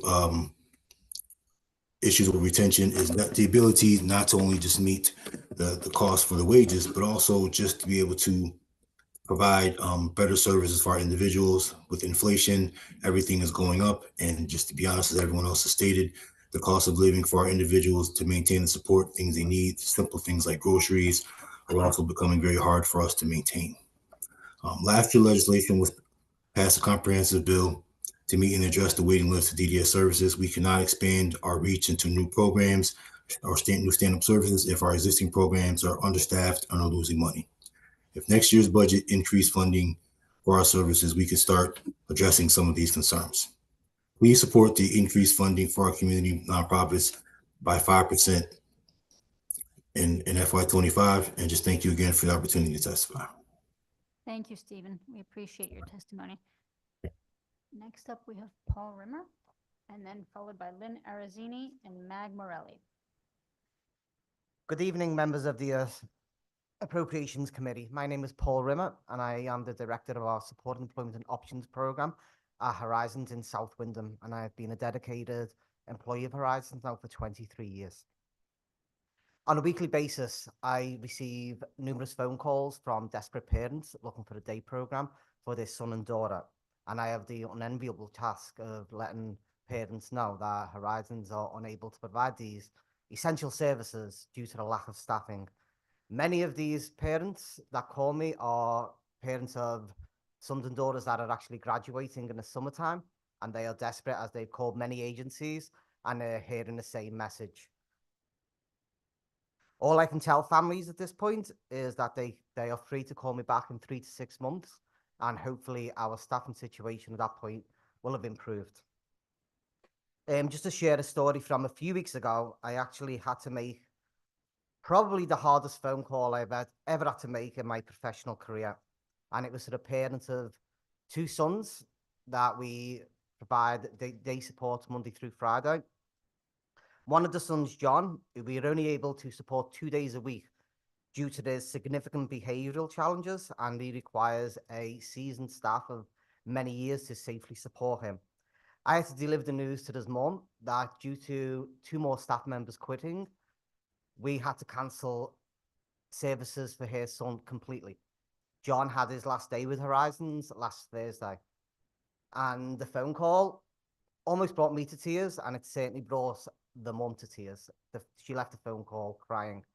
And just to tell you a little bit about John's mum, she also suffered a stroke a few months ago, and has a husband that's also in ill health. So now she has 2 sons at home, one of which has significant behavioral challenges, who's now home 7 days a week, and he can become physically aggressive with both parents. When the state gave the 3% increase, it created a compression to where new staff that we're hiring were in close to our seasoned staff. The inevitable result in that is we lost a lot of our seasoned staff, as they can earn a similar wage or more doing a job where they don't need to be med certified, they don't need to be CPR first aid trained, they don't need behavioral management training and training on dysphagia. All very important and essential certifications support coaches need if they to be safely and successfully supported by our individuals. The people we support thrive with staff that know them well. The constant need to introduce new staff is detrimental and hinders the lives of the people we serve. I hope the testimonies you have heard here today shines a light on the desperate need that we have to increase our funding. We have many talented staff still at Horizons, and we need your help to retain them. And I think the individuals we serve, they deserve the best from us, and hopefully we can deliver that to them. That's all. Thank you for listening. Thank you for your Oh, and thank you for all you do for us. We're going to circle back to Coretta Williams. Well, Madam Chair, Oh. she refuses to promotion to panelists, so why don't you go on? Okay, so we have Lynn Arizini, followed by Mag Morelli, and then Stacy Lawton. Lynn?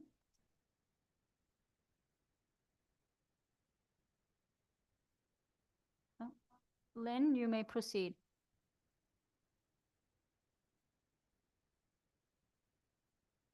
Can you unmute yourself? I'm sorry. Okay.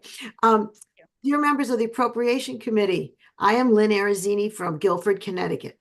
Today, I am testifying on behalf of my son, Carl, a 30-year-old adult with autism. Carl lives in an apartment with DDS and DSS supports in New Haven.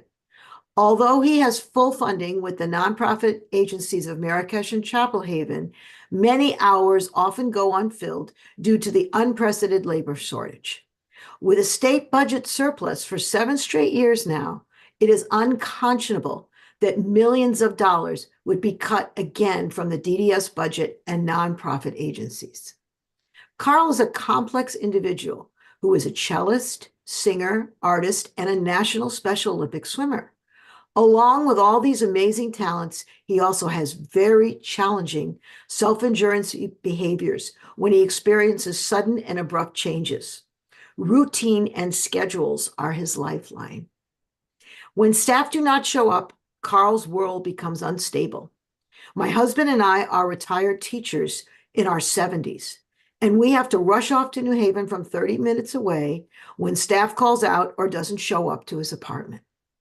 Carl's self-injurious behaviors from such incidences have resulted in some trips to the emergency room. When I read that $7 million reduction in wage increases for nonprofits was due to lower than budgeted needs, I was dumbfounded. The need could not be greater for nonprofit funding at this time. Carl's safety depends on it. Countless towns, state, and federal dollars have been invested in Carl and others like him over the years.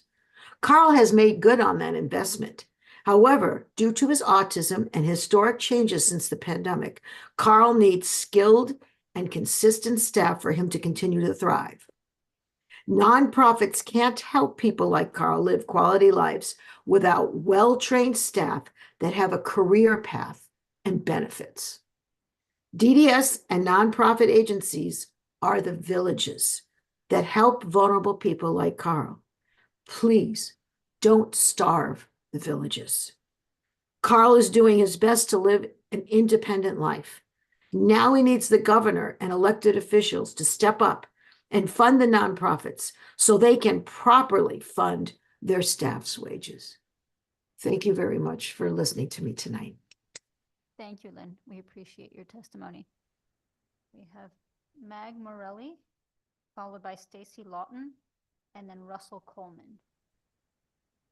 Thank you very much. My name is Mag Morelli, and I'm the president of Leading Age Connecticut, a statewide membership association representing not-for-profit provider organizations serving older adults across the continuum of aging services and including 35 nonprofit nursing homes. I'm here today to testify in support of the governor's proposal to have the Department of Public Health develop a nursing home center of excellence model and a web-based nursing home dashboard, both through the use of ARPA funds. The governor has proposed allocating ARPA funding to hire a consultant to develop a plan for a center of excellence model that will incentivize nursing homes to achieve and maintain higher quality. Leading Age Connecticut supports this concept as it would not only incentivize nursing homes to strive for higher quality, but it would also recognize those nursing homes that are currently providing excellent care and services. We are pleased that the plan calls for stakeholder input and would gladly participate in the process.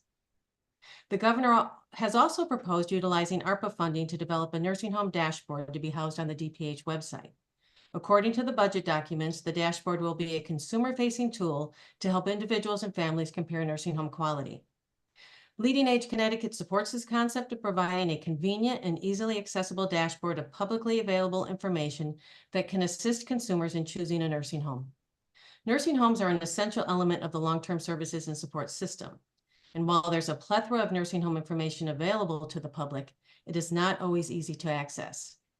In that consumers are often faced with the challenge of choosing a nursing home under sudden and difficult circumstances, this effort to make the process easier is worthy of support. We will have further comments on the details of both of these proposals when we provide our testimony to the Aging Committee on the actual bills. But we thank you for this opportunity to submit comments in support of these ARPA funding proposals, and I'd be happy to answer any questions. Thank you, Meg. Thank you. Next up, we have Stacy Lawton. Good evening, distinguished members of the Appropriations Committee. My name is Stacy Lawton, and I am Chief Executive Officer for SCAD, which is the Southeastern Council on Alcoholism and Drug Dependence. SCAD is a nonprofit agency that provides mental health and substance use treatment to individuals who may not be able to afford treatment otherwise. Altogether, our agency provides 176 beds, outpatient services, community outreach, and education. Thank you for the opportunity to testify on House Bill 5048, the governor's budget. I want to start by thanking you for the support that you provided to nonprofits over the last few years. Your actions offered validation and acknowledgement that the services that we provide are necessary and critical. I'm here this evening to ask that you continue to prioritize increased fundings for nonprofits. The behavioral health needs of our community will not be solved through a one-time adjustment. It will require a bigger commitment and a sustained funding plan if we are going to meet the needs of the people that we serve. The cost of operations for SCAD has far outpaced the rate of the increases the legislature has provided. The increases over the last 2 years were quickly eroded by the cost of food and energy and operations in general. In addition to skyrocketing costs, there is a shortage of clinical staff available to serve people with mental health and substance use needs. Nonprofits have to compete with telehealth companies, school districts, hospitals, and private practice for qualified clinical staff. This year, at our agency, we had to delay admissions to our detox program because of staffing shortages. We had to reduce capacity at our Lebanon Pines residential treatment program because of staffing shortages. Imagine that you're a family in crisis and you finally get your loved one to agree to go into a program, and that program says, "I'm sorry, but we can't take you today." The behavioral health needs of the state are growing and the demand for our services is increasing. We can't meet the need without the additional funding. Please support increasing the funding for community nonprofits, including Medicare rates. Pardon me, including Medicaid rates. And please adjust the future increases to index with inflation. Without your support, the health and well-being of our communities, our employees, and your constituents will continue to deteriorate. Thank you for your time this evening and for the opportunity to testify. Thank you, Stacy. Next up, we have Russell Coleman.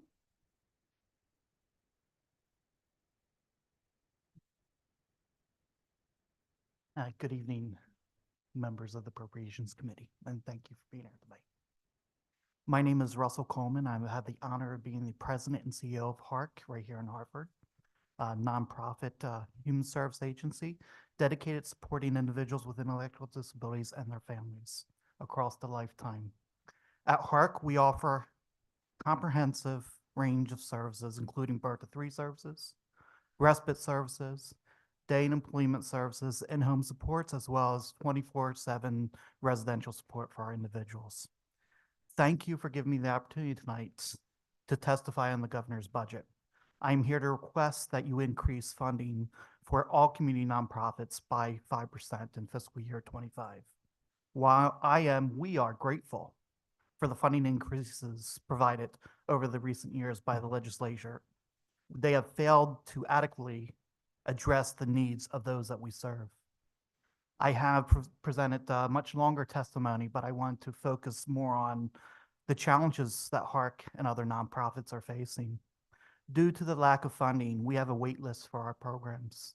However, it's only giving false hope to the families because I don't know when I'm going to be able to fill staffing for those families. I get phone calls and emails from families every day begging for services, and without staff, we cannot give services. We cannot provide those services. We have inability to serve individuals that have intensive services due to medical and/or behavioral needs, again, because we do not have the staffing. So those individuals that have that require one-to-one staff, that require intensive staffing, they're the ones that are out there waiting for the services. And it all comes back to staffing. We have aging and outdated infrastructure, and this is due to years and years of underfunding. I had you guys probably go by Asylum Avenue, our building, most days. And we have a $300,000 deck that has to be repaired that we just recently found out about. We don't put that in our budget. It wasn't in the budget this year. I don't know how we're going to pay for it next year. It's a difficult proposition to really try and get a hold of. As a result of inflation and competitive wages, it's become difficult to hire and retain professional staff, RNs, behaviorists, OTs, PTs. Utilities have tripled, quadrupled. They have for all you as well. It's very difficult. We have seen increases over insurance, like you have it the past 3 years. The increase in insurance is just unbearable. I mean, we got 2.5% COLA, but it's not touching what we are seeing in the insurance cost. And vehicle costs. Vehicle costs are just, everybody, if you've seen the cost of vehicles recently, And since we've been an agency that's been open for over 70 years, we have individuals that are aging in place and they need wheelchair accessible vans, which are double the cost of traditional vans. Thank you. So in conclusion, I urge you to support the 5% increase in funding for community nonprofits. And I thank you for the opportunity to testify and advocate for the individuals and families we serve at HARC. Thank you very much. Have a good Thank you, evening. Russell. Thank you for testifying this evening. Next up, we have Bobby Jackson, followed by Bethlyn Heller and Teresa Buchanan. Bobby, you may proceed. Hi. You may Hi, proceed. my name is Bobby Jackson. I'm the manager for the Group Employment Program for CUNY Employment Opportunities. We support people with intellectual disabilities who depend on us for employment and enrichment for their everyday lives. While I appreciate the monies given in the past year, we are still well below what it takes to stay competitive with other agencies. I understand that inflation poses many challenges for the state, but the ones who suffer the most have the least chance to overcome their obstacles. Being intellectually disabled comes with a full host of challenges. CUNY is a place where we can bid for work sites for the clients to go earn a fair wage, but where is the fair wage for staff, myself included? This has a negative impact on the services we provide. Nonprofits have been losing staff to better paying jobs like the state, who is better funded than nonprofit agencies. Even attempts we use to replace our normal staff have resigned in lieu of better paying jobs. This causes me as a manager to have to fill in and do the job of a job coach quite often, leaving my obligations undone. My pay is at least $8,000 less than what I could be making in the public sector, leaving me to doubt sometimes is it even worth it? I'm currently 5 job coaches down in my program, having to hire temps to cover assignments who aren't as versed in the skills needed to deal with special population, again leaving us with substandard staffing. My clients deserve the best of the best, so that's why I'm pleading with you today for a mere 5% increase added on to last year's increment. Thank you for the opportunity to testify. Thank you, Bobby. Next up, we have Bethlyn Heller, followed by Teresa Buchanan, and then Helen McAlinden. Is Bethlyn online? Yes, I am here. Hi, Bethlyn, you may Yep, I'm here. The services I get from DDS helps me live my life. Because I get services from Mark for 10 years, I have a job. I am a member of the American Sign Language Club. I work on a team of people who visit stores and stocks and organize magazines and books. My job coach drives us to the stores and keep us focused. The American Sign Language Club performs music in the community. Right now, we are learning Stand By Me. This is very important to me because I am deaf in one ear. I was born that way. My right ear did not develop. Because I get services from HARC, I have my own apartment. My staff takes me out when I need to do food shopping and go to Dollar Tree. Sometimes we do fun activities. The point is, I am 55 years old. I am able to have my own home where I live by myself. I have no family, no safety net. My mother passed away 2 years ago. Without family, I rely on HARC and Mark to ensure that I don't wind up homeless, jobless, and alone. Hold on 1 second. I got one more thing to say.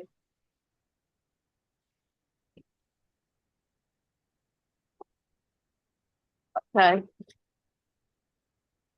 I cannot stress how important this is to me that the DDS budget not to be cut. Any cut to this budget will actually hurt me in the long run. Thank you very much. Thank you, Bethlyn. We appreciate your testimony this evening. You're welcome and have a good night. You too. Bye-bye. Next up, we have Teresa Buchanan.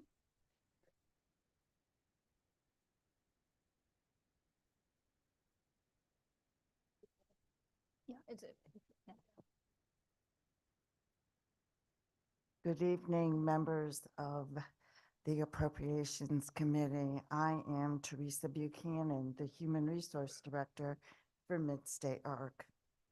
Mid-State ARC is a nonprofit agency that serves individuals with intellectual disabilities in the Central Connecticut area. We serve approximately 209 individuals. Just got the count today. I want to thank you for the opportunity to testify on the governor's budget. I'm here to request that we increase funding along with so many others this afternoon and this evening. I'd like to see the increase up to 5% for fiscal year 2025.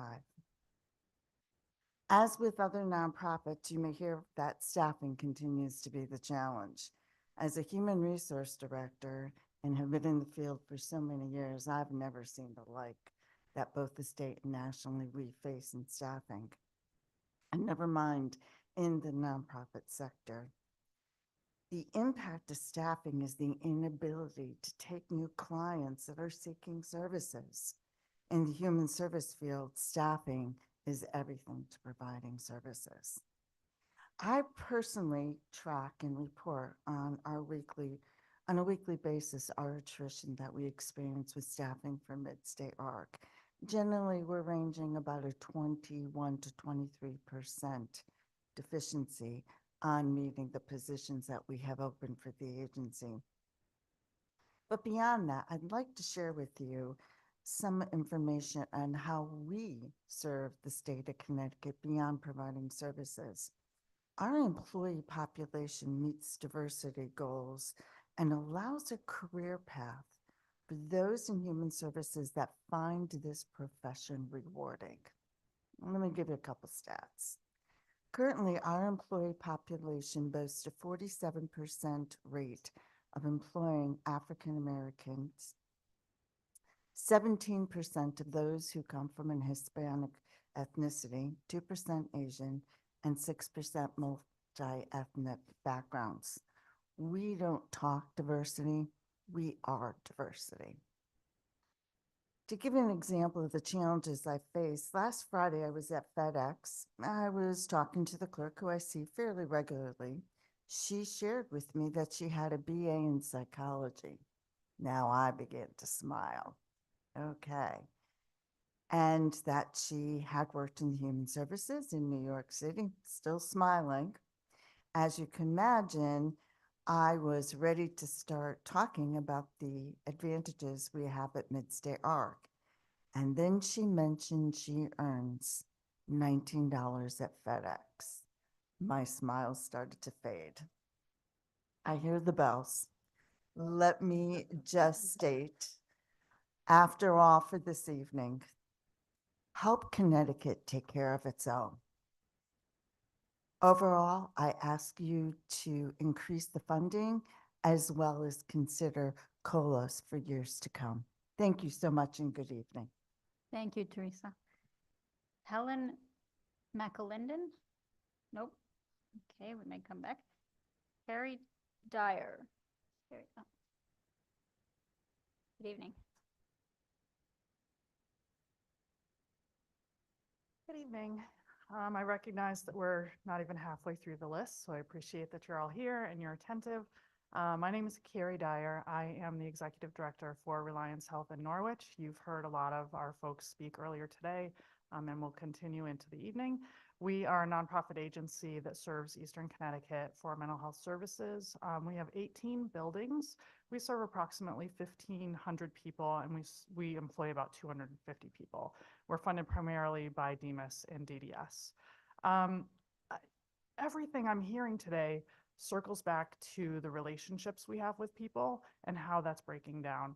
And I'm hearing the numbers. We want the 50 million, we want 5%, but I'm not hearing that we need to index to inflation and create a stopgap to why this keeps happening. We've had 14 years of flat funding. We had 5 of those years were a cut in funding.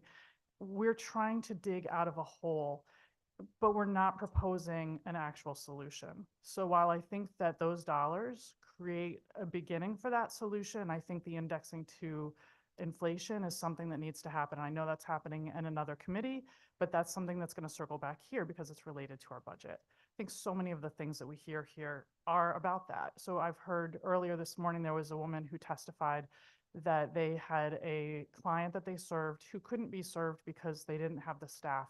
So that person stayed in their home, got extremely angry, and tore their house up. That happens. It happens in our houses. It happens when there's disruption. And when we don't have consistent staff, or we have staff who are not trained to do the work that we're here to do, that disruption happens over and over, and we start over, and it's horrible for the people we serve. I just feel terrible for that gentleman who tore his house apart because he didn't have the staffing that he needed. We're doing that to him. We are absolutely doing these negligent things because we're not addressing the problem at hand. And I'm so frustrated. It feels so illogical. There is no other service I can think of. You can't sign up for a streaming service and say, I'm going to pay $20 for the rest of eternity and expect that that service isn't going to change. It's not going to adapt. And you know, next year, next couple of years, I'm probably going to pay $25 instead of $20. And that's accepted and understood. But the state of Connecticut does not give us the respect to do that type of relationship, to recognize that we have those expenditures that are legitimate, they're business expenditures, but they're not recognized. And we're just expected to smile and come back every year and do this. We're asked to parade our staff and our members here. It's not dignified. I feel terrible that I'm asking people to come here and tell their story and exploit their lives to beg for dollars. It's really frustrating, and it doesn't feel dignified. We're supposed to be treating people with dignity and respect, but we're not being treated that way as nonprofits. So perfect. Thank you. Thank you for your testimony. Next up, we have David Ishmael, followed by Jennifer Tirado and Lindsay Pratt. So David is here.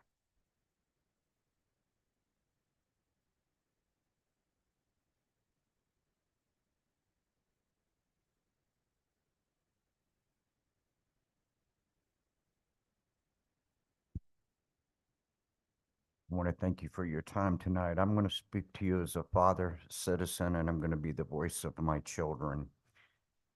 My name is David Ishmael. I'm a single father of twins with ADS.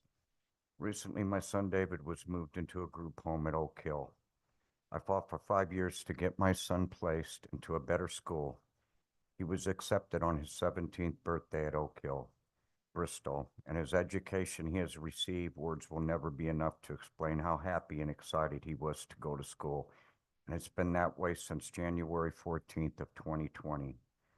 Moving forward, my son was in a group home that triggered our lives downward. Once again, this organization, to no surprise, accepted my son in November of 2023. And he is so very happy to be around children like himself, to see people who work with him at school, people he knows, people he trusts. These folks work hard, very hard, not only with the children and adults with the disabilities, but also with their families. We should not worry if this ongoing problem will cause another strike and strangers to work with our loved ones. This is simply a no-brainer. Help them with the financing it requires to keep this certainly most wonderful and talented organization up and running. It would seem to me as a parent this would be a problem that should be in works prior to hearings. Another thing I would like to say is last year I was diagnosed with some health concerns. If I got to a point I could not take care of my sons, the chance of him or them being taken away from me and put in a state facility, in fact, could have happened. And everything he learned and the years we worked to help him would have been done in vain. My son has a home. My son has a home with roommates, being some he attended with at school, and aides that not only know my son, but have the expertise and tools to help him as an adult in life. Let me emphasize the importance of familiar faces and knowledge of these people. My son, like many other, gets into a routine that is handled by board-certified behavior analysts, doctors, nurses, etc., to get my son on a schedule that benefits his daily life. To bring people into this environment that do not know him or familiar with his routines is, simply put, pushing my son backwards. I would hope that perhaps some of Congress could do a walkthrough and see the unselfish efforts these people do each day. It's not easy. And being a parent of twins with autism, I can tell you it is not easy. More importantly, change is not always beneficial to helping them.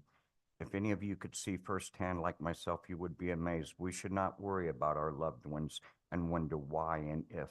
No one will benefit from the word zero. It's unethical. I always use the word fair. And that's what's left. I'm sorry. Fair. And I believe something good will happen. If I don't believe that, then what's left for me to do?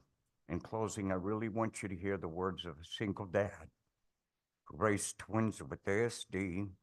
Please listen to my words and really hear them in your heart. Please choose to help Oak Hill. Continue to help them. Do not allow money to crush the dreams for our loved ones that need the daily love and support they receive from each and every person that helps those who cannot help themselves. I can only say that I have seen my son not only happy and educated, but moving forward in a positive manner. Thank you for your time to allow me to view out my concerns. Thank you. Thank you for sharing your story. Next up, we have Jennifer Tirado.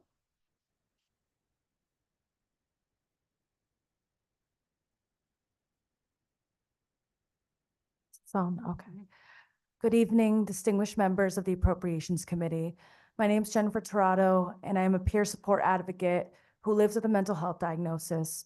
I'm also the coordinator of a harm reduction suicide prevention network called Alternatives to Suicide through Advocacy Unlimited. This means that I use my lived experience to help support others with similar challenges. I am here to testify in regards to Bill HR 5048.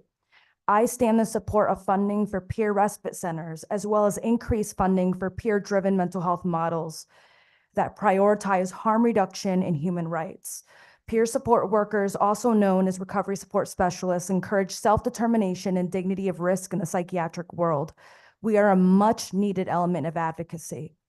In mental health treatment, we often label suicide, mental health challenges, what's called psychosis as crises. However, many peer support workers, clinicians, and other advocates see that there's an even deeper crisis in the state of Connecticut. And that's how we treat people who are navigating distressing experiences. Instead of providing a real sense of safety, we're spending the most resources on methods of crisis management that can be forceful and even carceral in nature. In our most vulnerable moments, many of us do not feel safe asking for help in this state. We don't know if police will show up knocking on our door. We don't know if we'll be taken somewhere against our will, even as we've committed no crime. In lieu of this, it is absolutely imperative to consider peer respite centers as a viable option in care. I hear a lot of people talking about just cost that's been cut, and we know that this is a huge issue in this state. However, peer respite centers save money. A study in 2021 found that the cost of an inpatient psychiatric hospital stay is 10 times more expensive than that of a peer respite stay. The long-term costs are also much lower. When people receive care in a peer respite, they're 70% less likely to return to an inpatient hospital, thus cutting future costs. My study is quoted in my written testimony. This use of force in the name of healthcare, the way we're doing it now, not relying on places where people can use their rights to come and go as they please, it often alienates the very people it seeks to help. A 2017 study found that people who stay in psychiatric hospitals are around 100 times greater risk to die by suicide than the general population. Meanwhile, SAMHSA has an extensive list of how effective peer support is in general And 90% of guests who stayed at a peer respite in Massachusetts called Athea reported improvements in their emotional health. Why do we keep relying on the same methods that use force? So I'm going to sum it up that it is powerfully healing experience when you're in deep distress as a peer and the person across from you can honestly say, I get it, I've been there.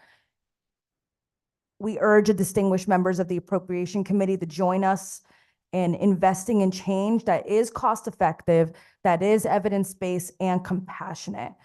Thank you for your consideration and the opportunity to share my lived experience. Thank you, Jennifer. We're going to circle back to Coretta Williams.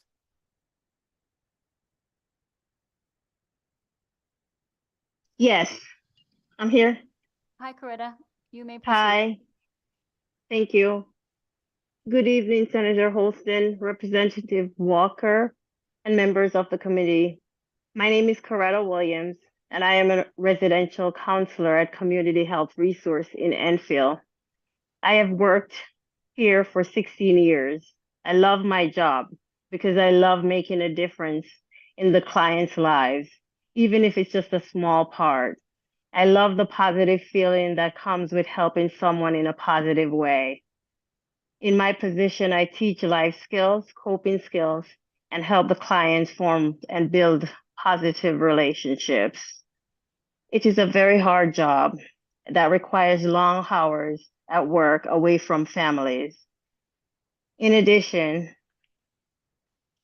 we also are not compensated at nearly the rate we need to be given at work for the work that we do.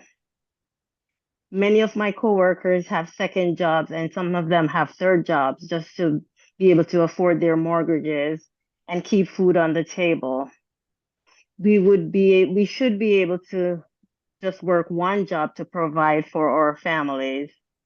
When we are less stressed, the quality of our care we are able to give will also increase as well. Because of that, I am here today to ask you for a 5% increase in nonprofit funding so that workers like me can begin to get closer to making livable wage and afford health care and retirement benefits. It would also help my agency give access to more programs and improve the quality of our programs that we offer so that we can deliver more of the life-saving services we deliver. Thank you for your time. Thank you, Coretta. Thank you for your testimony. Thank you. We have Lindsay Pratt. Yep. Good evening, Madam Chairwoman and members of the Appropriations Committee. Thank you for the opportunity to testify on House Bill 5048, the governor's budget. I am here to request that you increase funding for community nonprofits by 5% in fiscal year 25. My name is Lindsay Pratt, and I work at United Cerebral Palsy of Eastern Connecticut as the Inclusion Advocate. I am proud to work helping people with disabilities to increase their quality of life every day. Our organization offers day programs, in-home supports, vocational supports, assistive technology and advocacy services, and we serve over 500 people across the state of Connecticut each year. I would like to echo the sentiments of those who have spoken before me about the increase in costs falling on nonprofits and their employees. We continue to be hit by crippling increases in our costs, including wages, that far outpace the rate of increases the legislators have provided.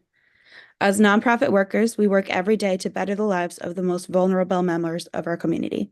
This is demanding and yet vital work that nonprofit workers across the state do for little more than minimum wage.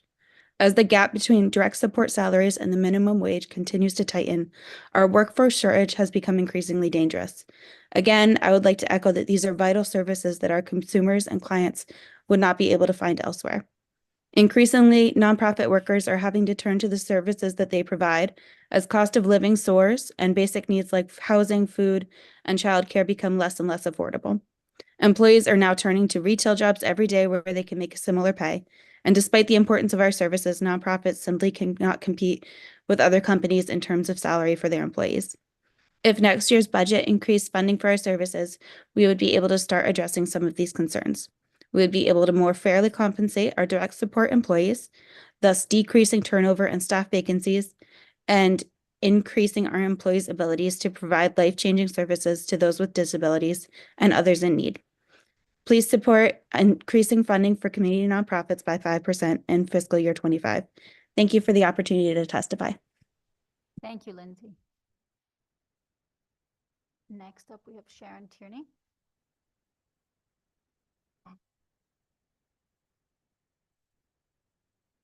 Good evening, members of Appropriation Committee. Thank you for the opportunity to testify on House Bill 5048, the governor's budget. My name is Sharon Tierney, and I'm here to request that you increase funding for community profits by at least 5% in fiscal year 25. I understand there is no increase in the governor's budget. For your consideration, I'm providing my perspective as a parent advocating on behalf of my son Cameron and for Horizons, a nonprofit agency in Windham who serves my son with services such as supportive living and employment. Last year, the legislature passed a comprehensive bill meant to address the wait list for DDS. I believe it's imperative to understand how the state determines what level of funding nonprofits like Horizons requires. I respectfully ask, how can we begin the conversation with the governor, Office of Policy and Management, senators, representatives, to coordinate a tour of Horizons, supportive living, and campus? We invite you to coordinate a visit with Horizons and see their great work firsthand.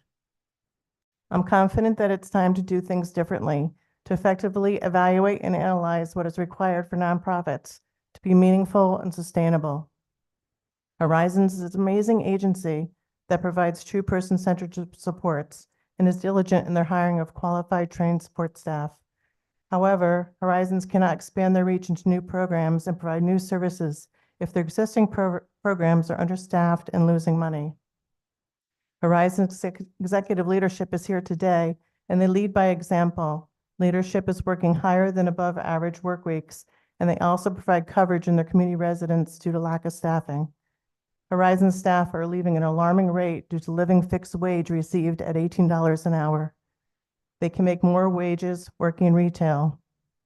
There appears to be a critical living wage gap for staff with minimum wage $15.69. I think we can all agree the dedication and commitment of staff to provide support to individuals with disabilities is a career and should be respected and funded accordingly. My son has worked diligently to overcome difficult challenges and has persevered to become his best while working on his goals for personal growth. However, he has had 6 supervisors in his home in 6 years, and he needs consistency.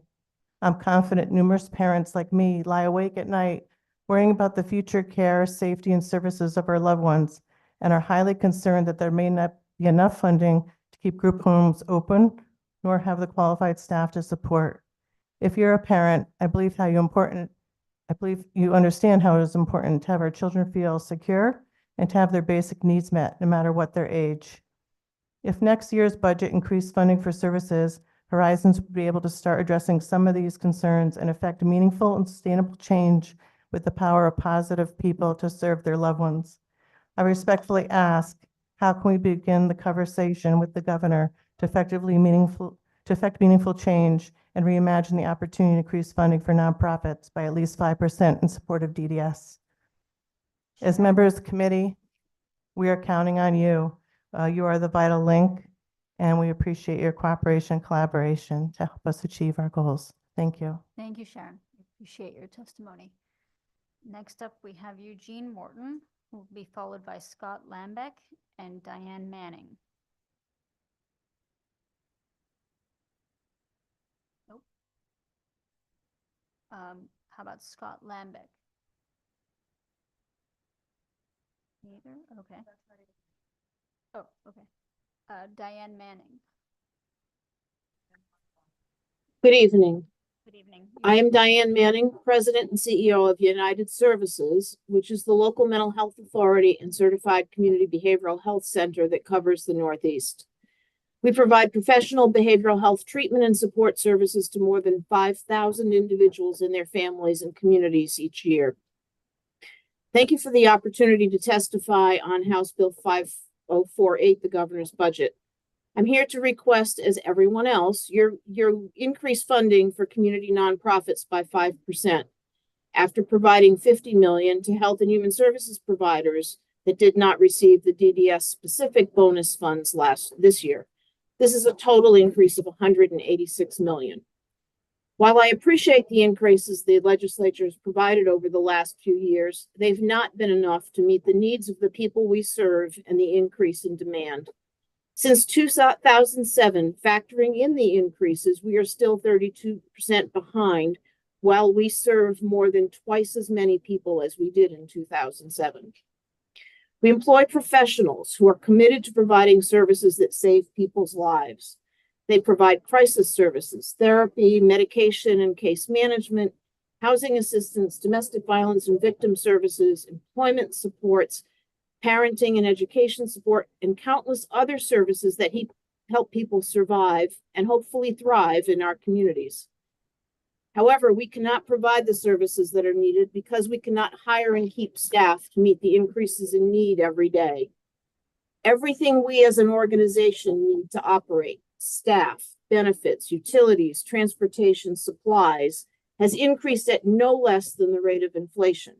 The same increases impact our staff. They need to make decisions about whether they can stay in jobs they love or pay their own bills, including the cost of student loan repayment. Many are forced to leave the job or go into jobs that pay more in the state or private for-profit sector so they can take care of their families and themselves. The behavioral health needs of the state are growing and demand for our services increased dramatically. For instance, United Service has seen a 339% increase in the number of individuals experiencing mental health and substance use crises in the last 3 years. The opioid crisis is still raging with record numbers of fatal overdoses the last 2 years. Waiting lists for services are growing longer and longer, but we can't meet the need without increased funding. A study of Medicaid rates for behavioral health commissioned by the state was released last week. There were no surprises there for us. Medicaid rates have lagged behind cost and other states for decades. When need increases, but rates don't begin to cover the cost of services, people don't get care. If next year's budget increased funding for our services, we would be able to start addressing some of these concerns. We would be able to recruit and retain the staff that are vital to meeting need, helping people to maintain their mental and physical health, get and keep housing and employment, and contribute to their community. Please support increased grant funding for community nonprofits by 186 million in FY25. Please also look forward to real increases in Medicaid rates to support treatment access. Diane, you've reached the 3-minute mark. Thank you. Thank you for testifying this evening. Next up, we have Susan Sarmiento, followed by Thank Bishra you. Abebe, and then Gigi Gonzalez.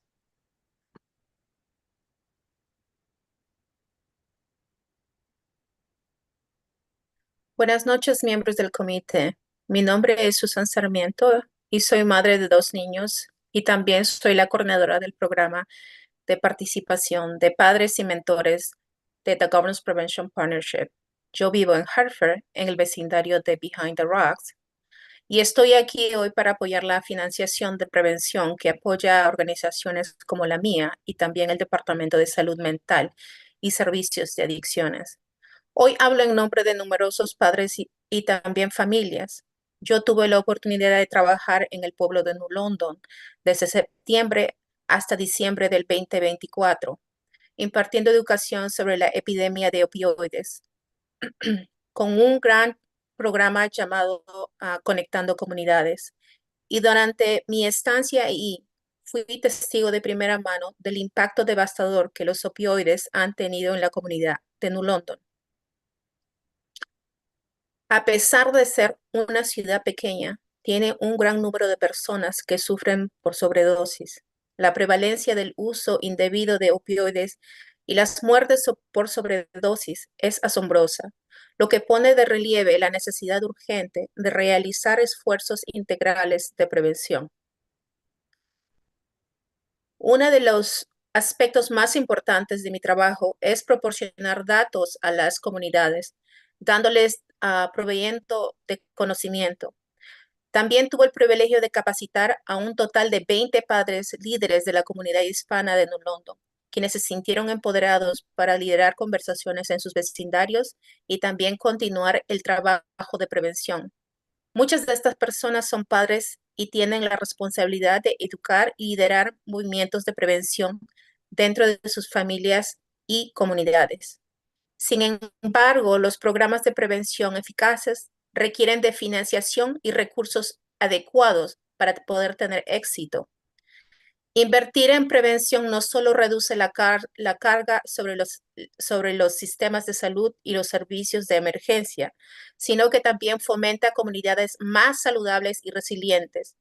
Yo le insto a que continúen financiando al trabajo de prevención y se asigne más recursos para poder apoyar a las iniciativas dedicadas a abordar la epidemia de opioides. También quiero agradecer por su compromiso de apoyar y financiar organizaciones de prevención como el Departamento de DEMAS y también the Governance Prevention Partnership. I wanted to mention that I already submitted my testimony in English and Spanish. Thank you. Thank you, Susan. Next up, we have Bisrat Adere. No, not with us tonight. Gigi Gonzalez. There. Mark Minek. Here with us this evening. No. Sandra Adams.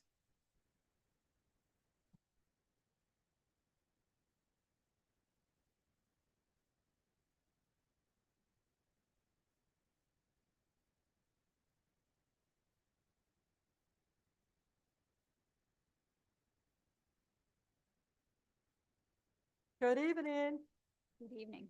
And members of the Appropriation Committee, I thank you for the opportunity to testify on the HB 5048, the governor's budget. I am here to request that you increase the funding for community nonprofits by 5% in PX25. So my name is Sandra R. Adams. I am a member of the Sound community. I have been going there for programs for 10 years. And also I attend adult education for computer classes.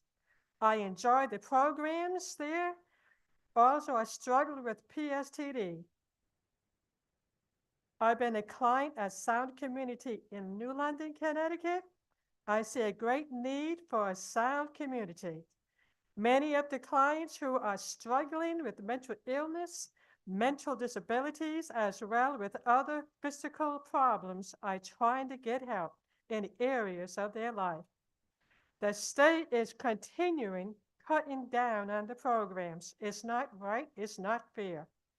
Places like Sound Community need dire funding for programs and other needs of the clients and staff. There are many homeless people than ever before.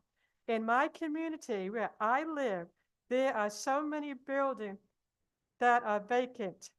The town, the city, and the state are housing the ones who are homeless, but the homeless shelters are overcrowded. Many people from other communities are seeking help to find shelter. The rents are too high. People that have low income cannot afford to live in them. Some of the people have jobs and still can't afford to rent. Sound Community needs more programs and funding such as transportation, food, medical, clinics, housing, and other things to do.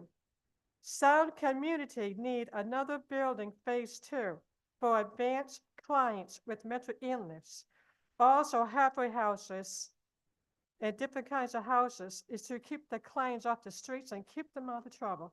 The only thing I can say to all of you that prayer changes things and God is able. Thank you for your testimony this evening. Oh, you're welcome. Next up, we have Michael Doyle, followed by Chris Dubé, and then Sandy Gregory.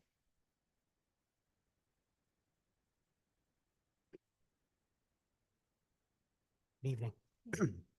Excuse my voice here. I had the flu last week, so it's starting to come back here. So, good evening, members of the Appropriations Committee. My name is Mike Doyle, and I am a registered voter in Gales Ferry. I'm also the director of, I don't know, most things recovery, I guess you could say, at Reliance Health in Norwich. We're a community nonprofit that's been around since 1976, and we serve about 1,500 people each year in Eastern Connecticut. People with mental health, addiction, recovery, housing needs, case management, and adult education services, among everything else here too. I want to thank you for the opportunity to offer testimony today on the governor's budget, House Bill 5048. I'm here today to request that you increase funding for community nonprofits by 5% in fiscal year 2025, after providing the $50 million to health and human service providers that did not receive the DDS specific bonus funds in fiscal year 24, and that's a total increase of 186 million. I'm also asking that you allocate future budget inflation indexed numbers to mitigate gaps going forward here. I did file a written testimony, and I encourage you all to read it. But I'm going to kind of just talk a little bit about what I did here, what's kind of going on, and talk about a couple of different things here. As I said, I'm the director of a lot of different recovery programming at Reliance Health. I kind of just wanted to focus on one of the programs that I oversee, which is our Recovery Coach program, which operates out of Norwich, but covers most of Eastern Connecticut. If you're not familiar with what a Recovery Coach is, it's a person with lived experience, which means they either have recovery experience of their own or family. And they work with other individuals in recovery to help them get the recovery support that they need. It's been called the missing link in the treatment process, and it's become something that's very vital and kind of a growing area that people are kind of seeing the need for here.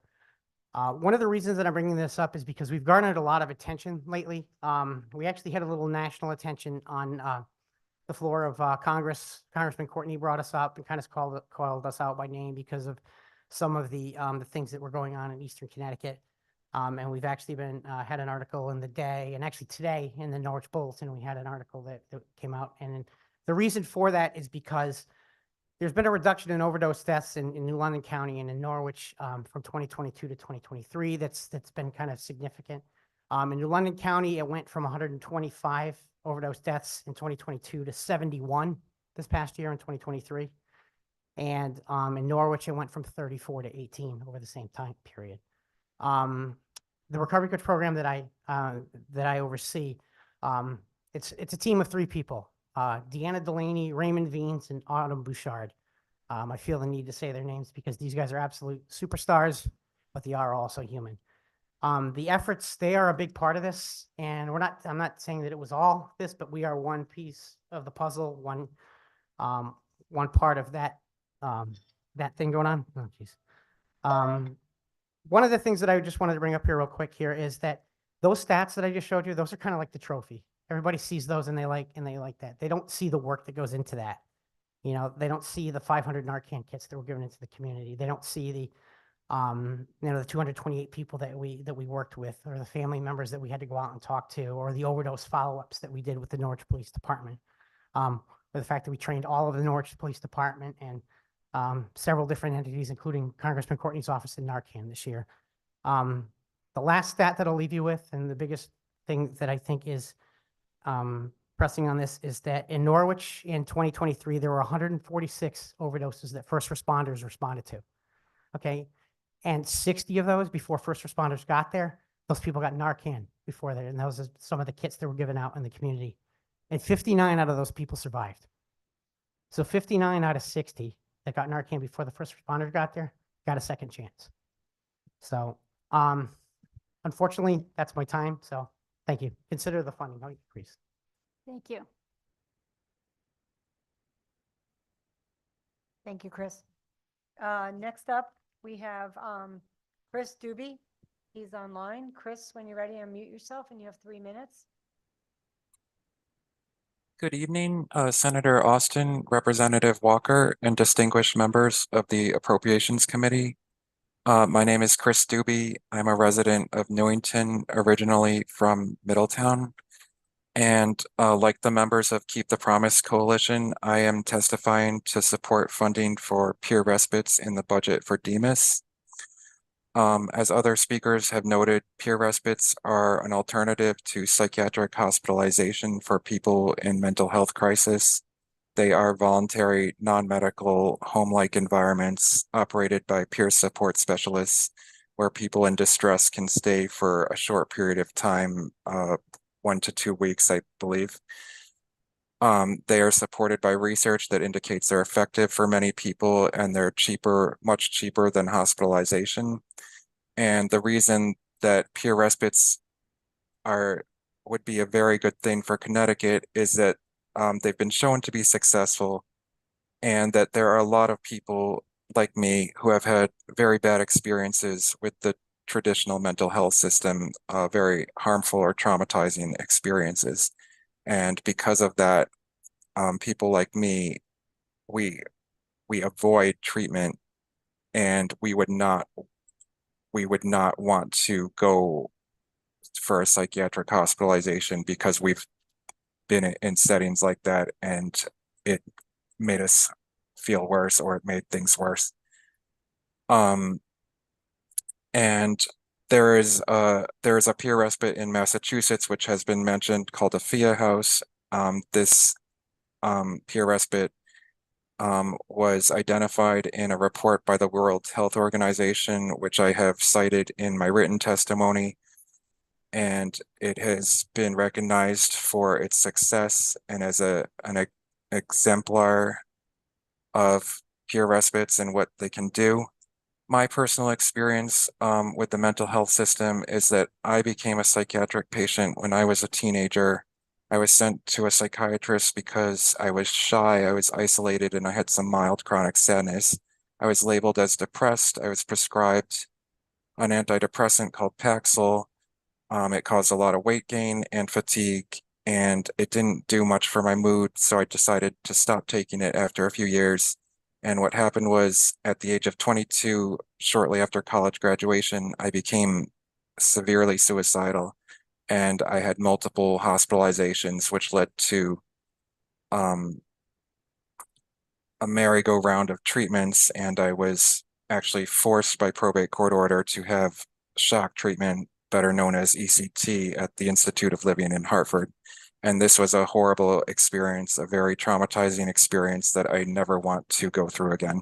So I am actually doing my best to get away from the mental health system. And as I said, there are many people like me who have had experiences like this, and they do not want to be hospitalized ever again in that way. So peer respites would be one way to serve those people like me, who may still get to a point of crisis or distress where they could really use some kind of care, but where they don't want to be hospitalized, and that could make things much worse. Chris, your 3 minutes is up if you want to wrap up, but we appreciate you sharing such a very personal story with us, and I wish you continued success. Next up on virtual is Sandy Gregory. Good evening, Madam Chair and members of the committee. My name is Sandy Gregory and I live in Enfield, Connecticut. I am testifying today with the confidence that you will hear my passion I have for supporting people with intellectual and developmental disabilities. My younger sister was diagnosed as a child with severe intellectual disability. She is in a wheelchair and relies on communication board to express herself. Having this experience shaped my passion, dedication, and advocacy in this area and led me to a career in this field. I have been in this field for over 37 years and with Mosaic for almost 30 of those years. We are like a family, always striving to give everyone the best possible life. It becomes a daily struggle when we do not have the ability to hire qualified staff due to the lack of funding for this. Some of the staff work 2 to 3 jobs to keep up with the economy and the cost of care. What quality are they able to provide if they cannot give 100% of themselves when they're on shift? This is a dilemma that my family and many others are facing. My family has been affected by the lack of funding in several ways. Where my sister resides, the struggle to find qualified staff that can do the intense job required falls short. My sister requires complete assistance in every aspect of her daily life, and without qualified staff, this task is difficult to maintain. My cousin also has been on several waiting lists trying to get the proper support she requires. She also needs qualified staff that can handle the many challenges, both physically and medically, that she has. In both instances, they've had to endure many staff changes, and they lose the continuity and confidence that they feel with the staff that know them best.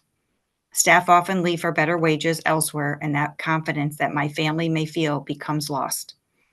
I need to be the voice for my family and continue to do that until changes can be made to allow them to have the best quality of life they deserve. Picture a revolving door of staff and people assisting you in your most vulnerable state with your personal care.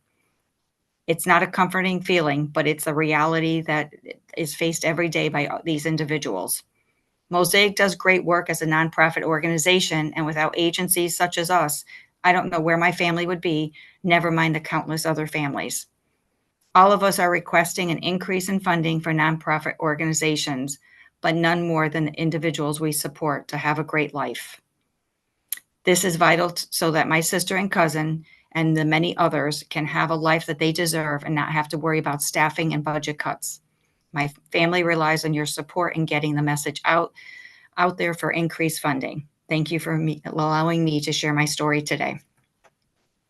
Thank you, Sandy, for sharing your story. We appreciate it. Next up in person is Heather Renee Paul.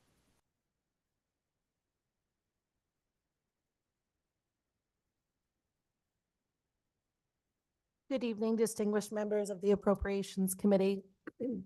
I am here to testify regarding House Bill 5048. My name is Heather Renee Paul, and I work at Reliance Health. I am not going to get into the details regarding what I do or what Reliance Health does for the community. If you have questions, I would be happy to have a sidebar conversation with you outside of this testimony. I am also not going to provide you with the statistics as to why I think the nonprofits should be funded. Hundreds of people give you these numbers every year, and at this point, it should be obvious and well understood. It was encouraged this year by some of you on this panel to make a consistent, powerful physical appearance for us to be heard. As much as I wish that we could do that, we cannot backfill, we cannot go on strike, and we do not have the resources to take turns to stand out on the green every single day. If we sat outside the LOB every day, our clients would simply be neglected. The dictionary defines neglect as to give little attention or respect to, or to leave undone and unattended, especially through carelessness. It was also told to me that the most of you on this panel agree that the nonprofits should be funded, and it is your colleagues above you that need to understand this. While I do not have the power, nor do I have the connections to be able to speak to those people. You do, and you are our voice. So I'm here to lean on you to do your job to your fullest, and for the individuals that are employed and those receiving services by the nonprofit sector. We are counting on you, and thank you for what you do.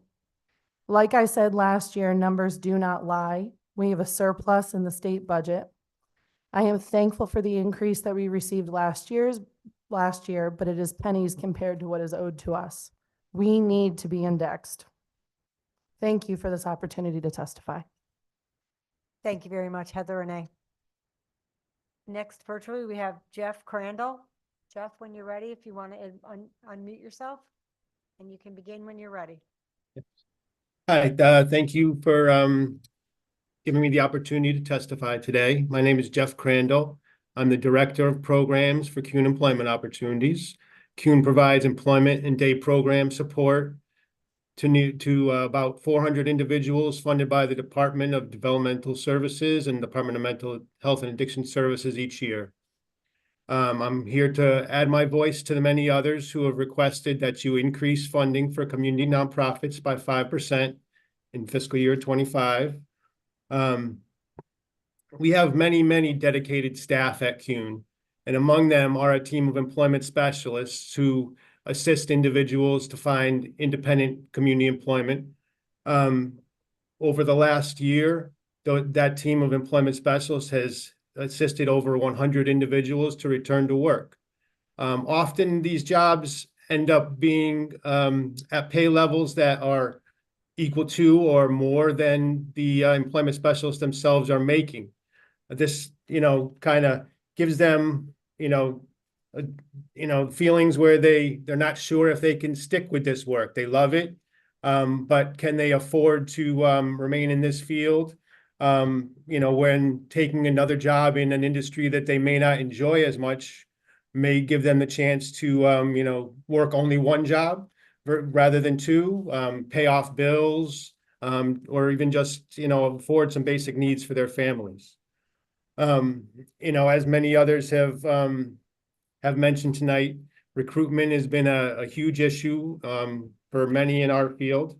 At our agency, throughout the course of the year, we have been at, a 25% or higher rate of vacancies. And that obviously affects staff in all of our programs.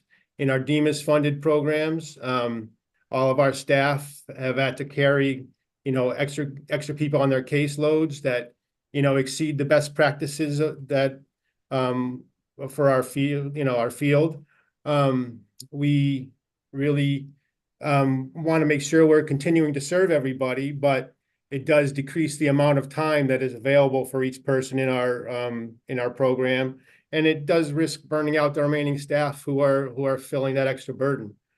In our DDS funded programs, our managers, program specialists, other staff regularly being pulled to from their normal job duties to provide direct care support to deal with staffing shortages. And even with these measures, we've had to cancel individuals' programs on certain days to remain within required staffing ratios. We're also unable to consider new programming or take on additional people who are in need of services. So if next year's budget increased funding for our services, we'd be able to start addressing some of these concerns. So once again, I do just ask you to support increasing funding for community nonprofits by 5% in the next year and indexed future increases to the rate of inflation. And thank you again for the opportunity to testify. Thank you, Jeff. Your timing was perfect. And thank you for your testimony.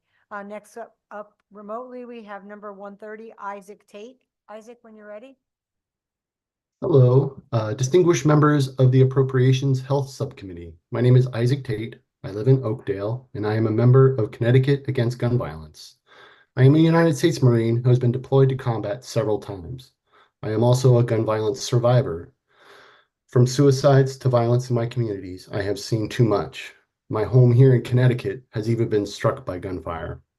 It is because of my experiences with guns and the violence they wreak on our communities that I am testifying in support of the $3.9 million included in the governor's budget adjustments for the Department of Public Health to fund gun violence prevention grants and personnel in fiscal year 2025. My family and I live in a rural community outside of New London. Ledge Light Health District is just down the street from where we buy our groceries. The work that they are doing to bring peace and stability to that neighborhood is essential and vital work. The money they got from the fiscal year 2023 DPH grants are helping to fund this very important community outreach. Having witnessed and survived so much gun violence in my life, I am especially compassionate and sympathetic to those who are less fortunate, whose voices are sadly too often drowned out or ignored. No matter a person's color, economic status, orientation, or religion, they should never be exposed to gun violence. The human costs alone are staggering, with an estimated societal cost of $1 billion annually in Connecticut alone. This is a public health and safety crisis, and it cannot be ignored any longer. We need to do more than just have strong firearm regulations to make our communities safe. That is why I support the funding appropriated to DPH for gun violence prevention. Thank you for your time and attention given to hear my testimony. Have a good evening. Thank you, Isaac, for your testimony. We appreciate it. Next up remotely is number 131, John Hershire. I apologize for the. Yes. Good evening, Madam Chair and distinguished members of the committee. My name is John Hirschauer, and I am the president of the Home and School Association of the Southbury Training School, an organization that advocates for the individuals with intellectual and developmental disabilities living at Southbury Training School. We also advocate for other individuals with IDD throughout Connecticut. My remarks today are stated in my personal capacity and do not necessarily reflect the view of my employer. Southbury's residents are among the most vulnerable people in the DDS system. Many have severe and profound intellectual and developmental disabilities with co-occurring medical and behavioral challenges. They rely on Southbury's one-of-a-kind on-campus nursing, behavioral, and dental services and staff's decades of expertise. As you consider DDS's budget and the valuable services the department provides to people with intellectual and developmental disabilities in Connecticut, we ask that you consider Southbury and the state-operated regional centers integral parts of DDS's service offerings in Connecticut. Community placements are great for many members of Connecticut's IDD population, but at different points in people's lives, whether in a moment of crisis or as they age, the services offered at ICFs like Southbury and the regional centers are an indispensable resource. At most of the DDS community residences, direct support professionals who are crucial to the quality of care are underpaid, leading to low morale and high turnover rates. We support increasing those vital workers' wages, as has been requested for many years by the private providers.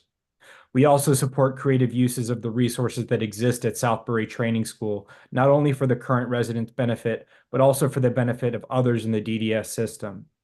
Southbury's on-campus dental clinic, for example, currently provides specialized dental services to nearly 500 people with disabilities who do not live there. This is an example of what is possible when policymakers make use of Southbury's vast institutional knowledge and physical capacity.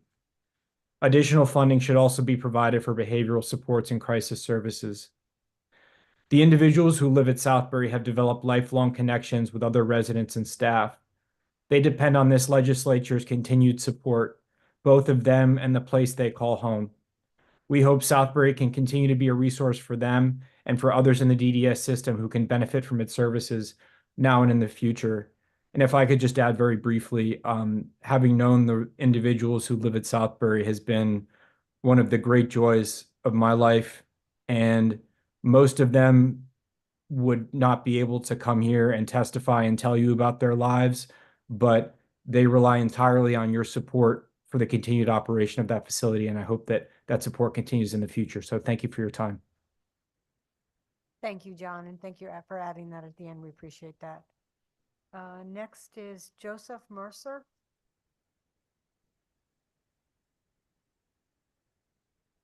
Welcome, Joseph. Thank you for spending the day with us. Yes, ma'am. Yes, ma'am. Boy, how's everybody? I'm Joe. I'm a member and a client at Reliance Health, which I've been there since the early 80s. Mr. Sorensen at State Hospital announced to Dave Burnett at Reliance Health that he wanted to meet me. I had a commitment from 0 to 20 years with the PSRB in Superior Court in 1978. And ever since then, I have been in Department of Human Resources in places like this. I started off at 12 years old in Washington, D.C. My mother took me to the doctor, and he emphasized to her that I had a chemical imbalance. And through the years, I would have some problems and maybe need some medicine.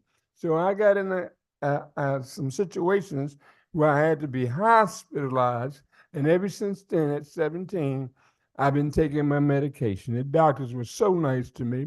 And Dr. Serpenini explained to me what would happen if I didn't take that medicine and what it can cause me to be hospitalized. So I took that to heed. I only got messed up a few times at Reliance Health with medicine. They got me back on it. So they come to my house at 7:30 every morning. I take my medication with my orange juice. I shouldn't drink that much, but I do it anyway. So after that, and then at night at 8:30, I try to take my pills. I take my sleeping pills as far as my thought, and I do so well. I don't need a whole lot of money, y'all. I have supplements from Dr. Puffer Wally at the State Hospital since 1982. I've been receiving Social Security.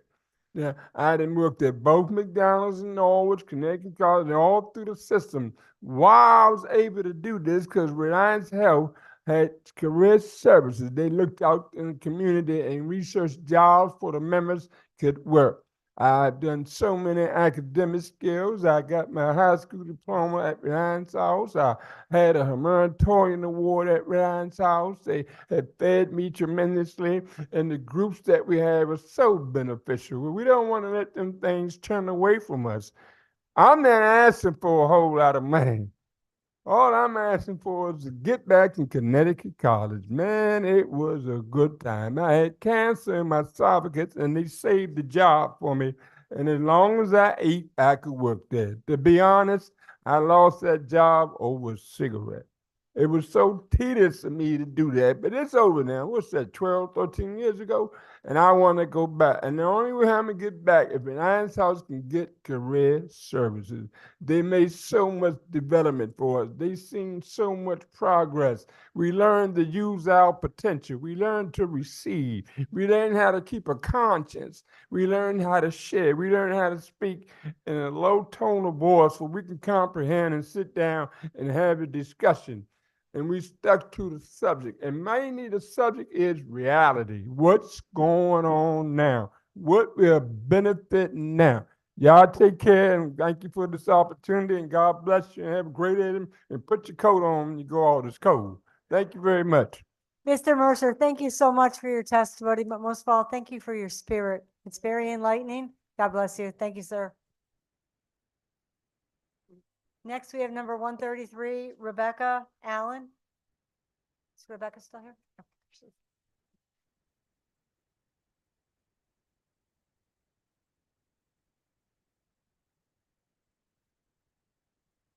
I don't know how I'm going to follow Joseph, but I'll do my best. Good evening, members of the Appropriations Committee. My name is Rebecca Allen, and I am a registered voter in the town of Columbia and the Director of Recovery Advocacy for the Connecticut Community for Addiction Recovery, also known as CCAR. I am also a woman in recovery from a severe heroin addiction for the last 25 years. Thank you for the opportunity to provide testimony on House Bill number 5048, which I support as it pertains to the Department of Mental Health and Addiction Services. CCAR provides non-clinical, community-based recovery support services. We operate 5 recovery community centers in Connecticut: Hartford, Wyndham, Bridgeport, Waterbury, New Haven, and our newest one in Torrington. And over the next few months, we'll be opening 2 additional centers in Danbury and New London. These centers are safe spaces that provide non-judgmental support and resources for people seeking or looking to maintain their recovery.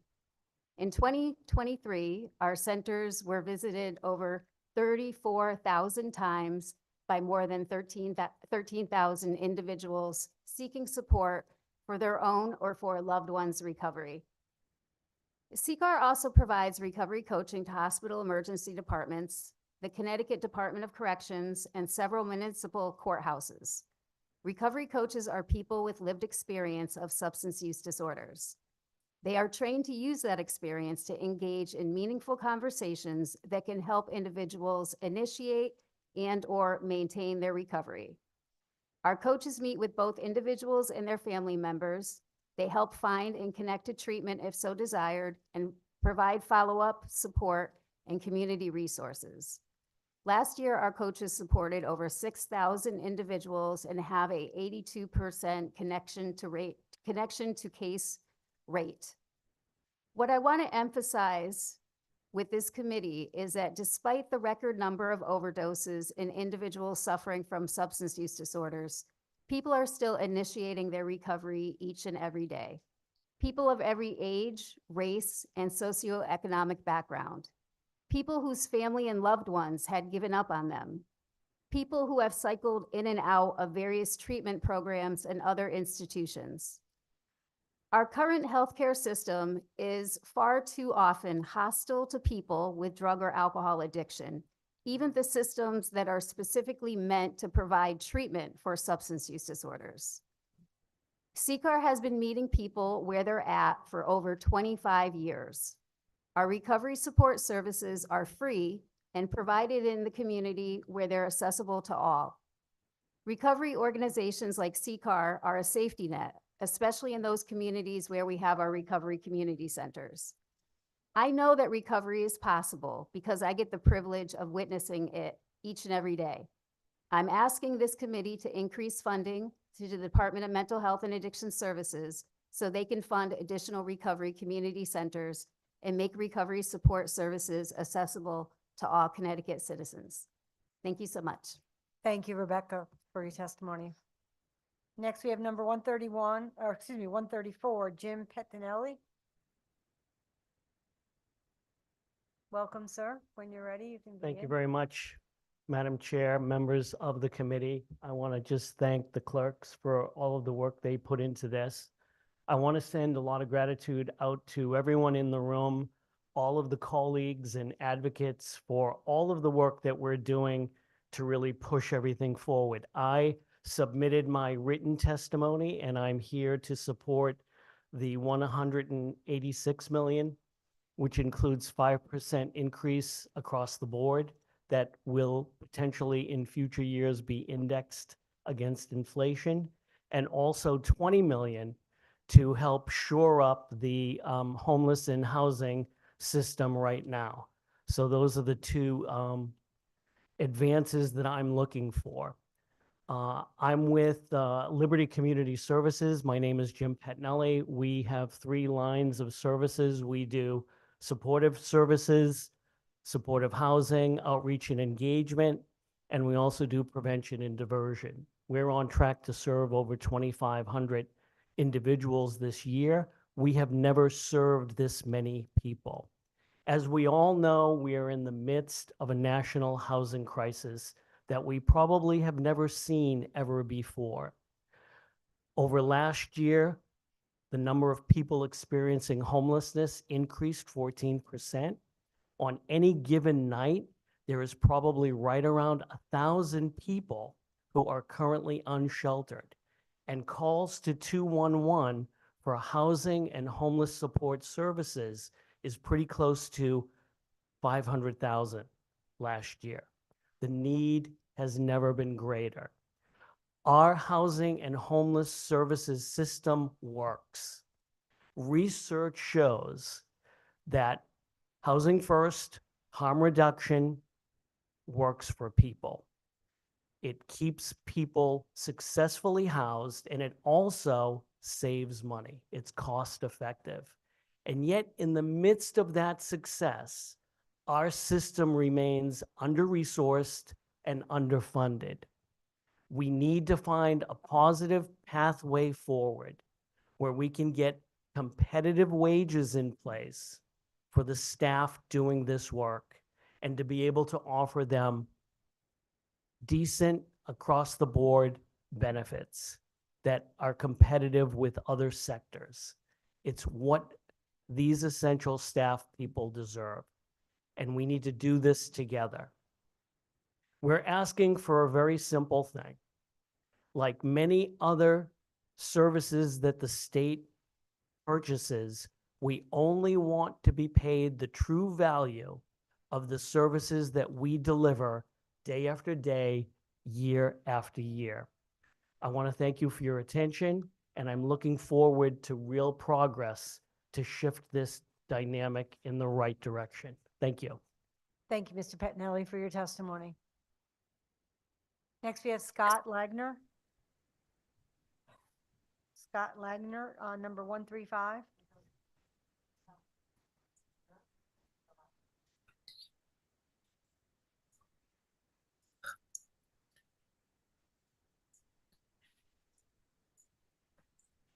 Okay, we can come back to Scott.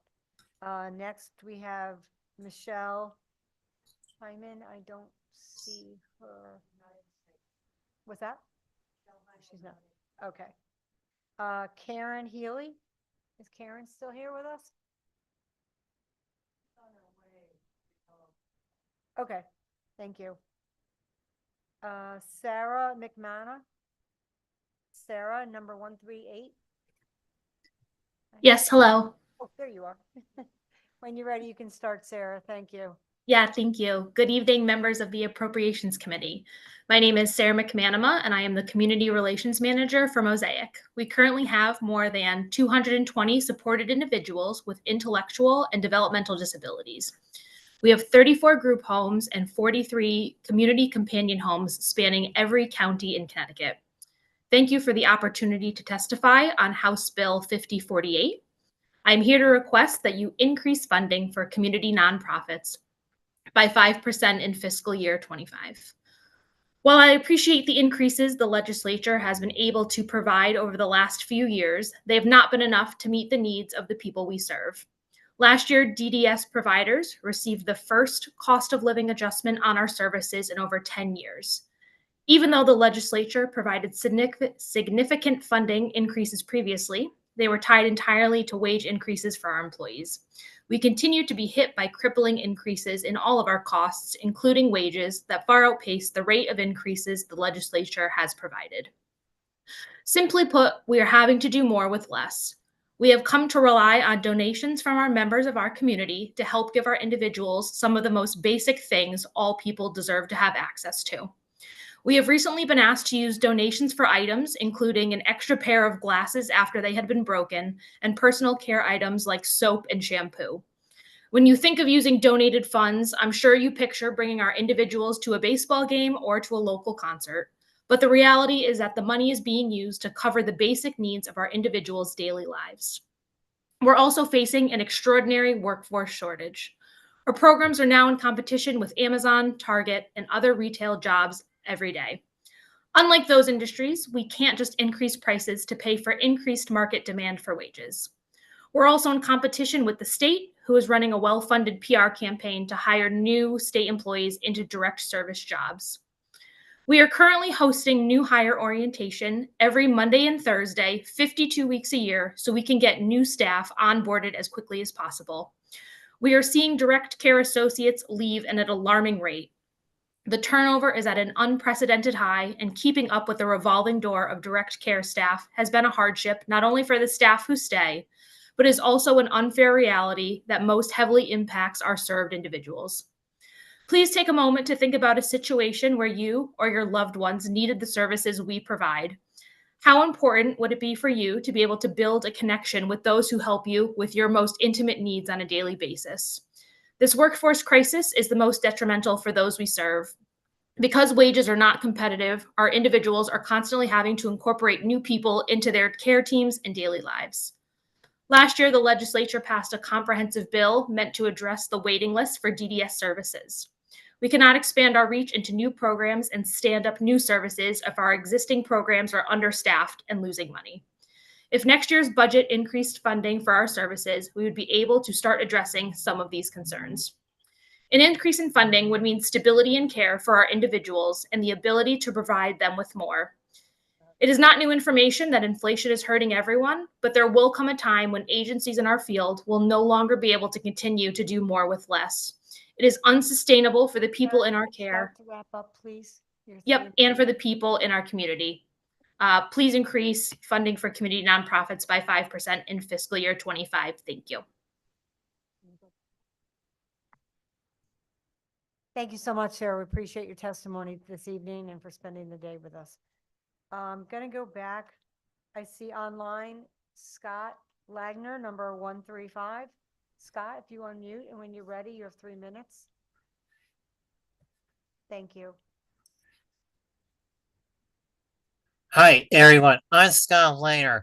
I would like to say that this DDS budget hasn't made any progress because it's too full and lots of banks in Connecticut and separate cities and counties don't have money. Horizons needs lots of checks from House of Democrats, including senators, representatives, legislatures, and legislators, so Horizons can start getting a new gymnasium built.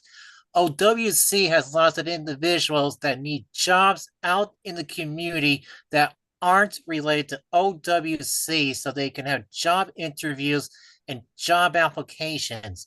The waiting list has to decrease because everyone is looking on Zillow.com for rent on houses, apartments, and condos because the waiting list is too full also.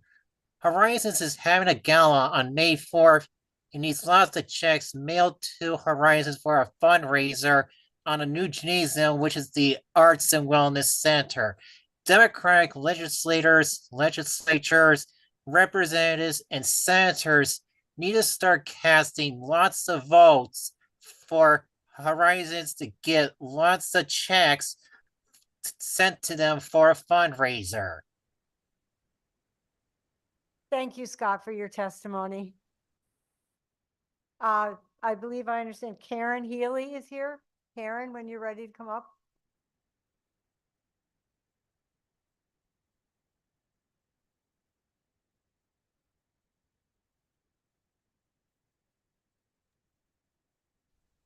Hi, Karen, welcome.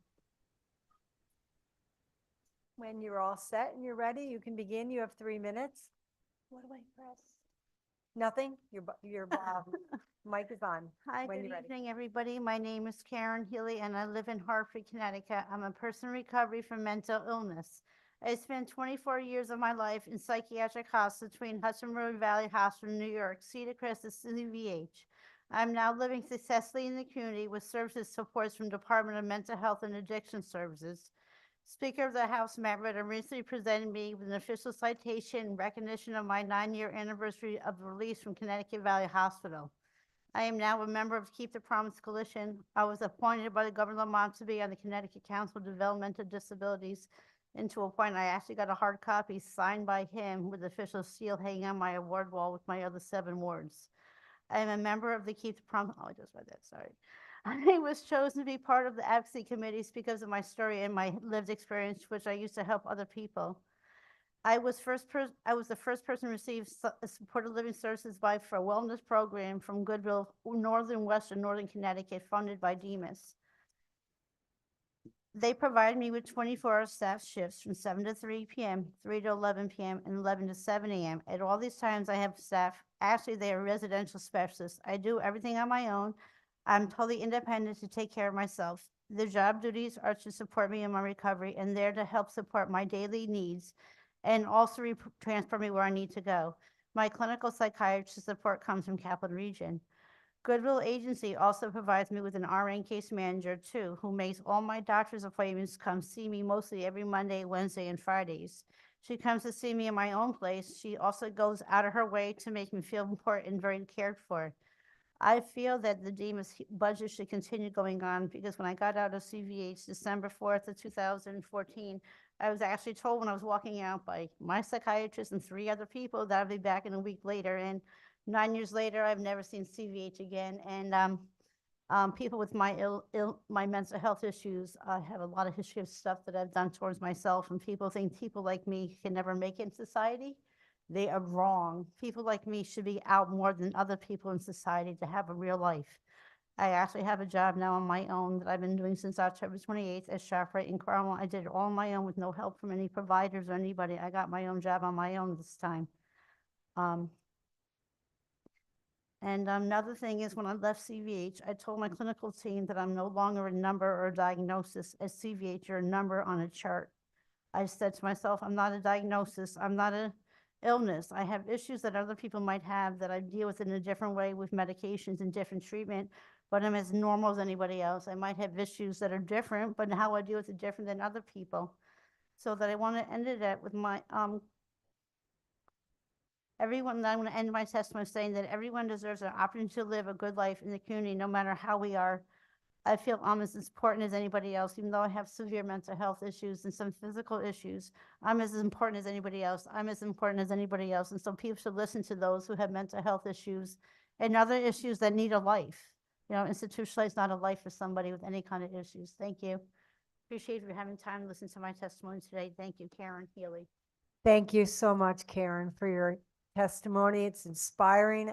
Congratulations on your 9 years. I wish you continued success and health. Thank you so much. Okay, we'll go back to, we left off with, I believe, 139. I do not see Amy on virtual. Is Scott McCall here? Scott McCall? Awesome. Come up when you're ready.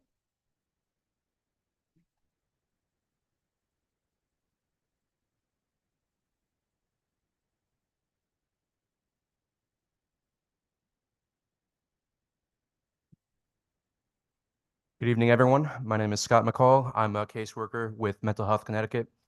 We're a nonprofit whose mission is to help individuals afflicted by mental illness to realize their full potential, both personally and as members of society, and also to provide resources and opportunities to those who may not otherwise have access to such support. My job is essentially to meet with my clients in the greater Bridgeport area to teach them everyday skills both at home and out in the community, as well as to act as a liaison between them and their other providers or professionals. I'd like to thank you for the opportunity to testify on the governor's budget. I'm here to request that you amend this bill to increase funding for community nonprofits by 5% and put forth $50 million toward health and human services providers that did not receive the DDS-specific funds in the fiscal year 2024 budget. This represents a total increase of $186 million. I'm grateful for the incremental increases the legislature has delivered in recent years. However, these increments fall short of meeting the pressing needs of those that we serve. Despite continued adjustments as well as the ongoing fiscal surplus, MHC and other agencies like it are still trailing behind. Without adequate funding, my colleagues and I are severely limited in our ability to provide necessary services for our clients. We are at the front lines of the mental health field, directly serving an underprivileged and neglected population in an environment which is often unpredictable. This is only made more difficult when access to resources for our clients is restricted as a consequence of decreased funding.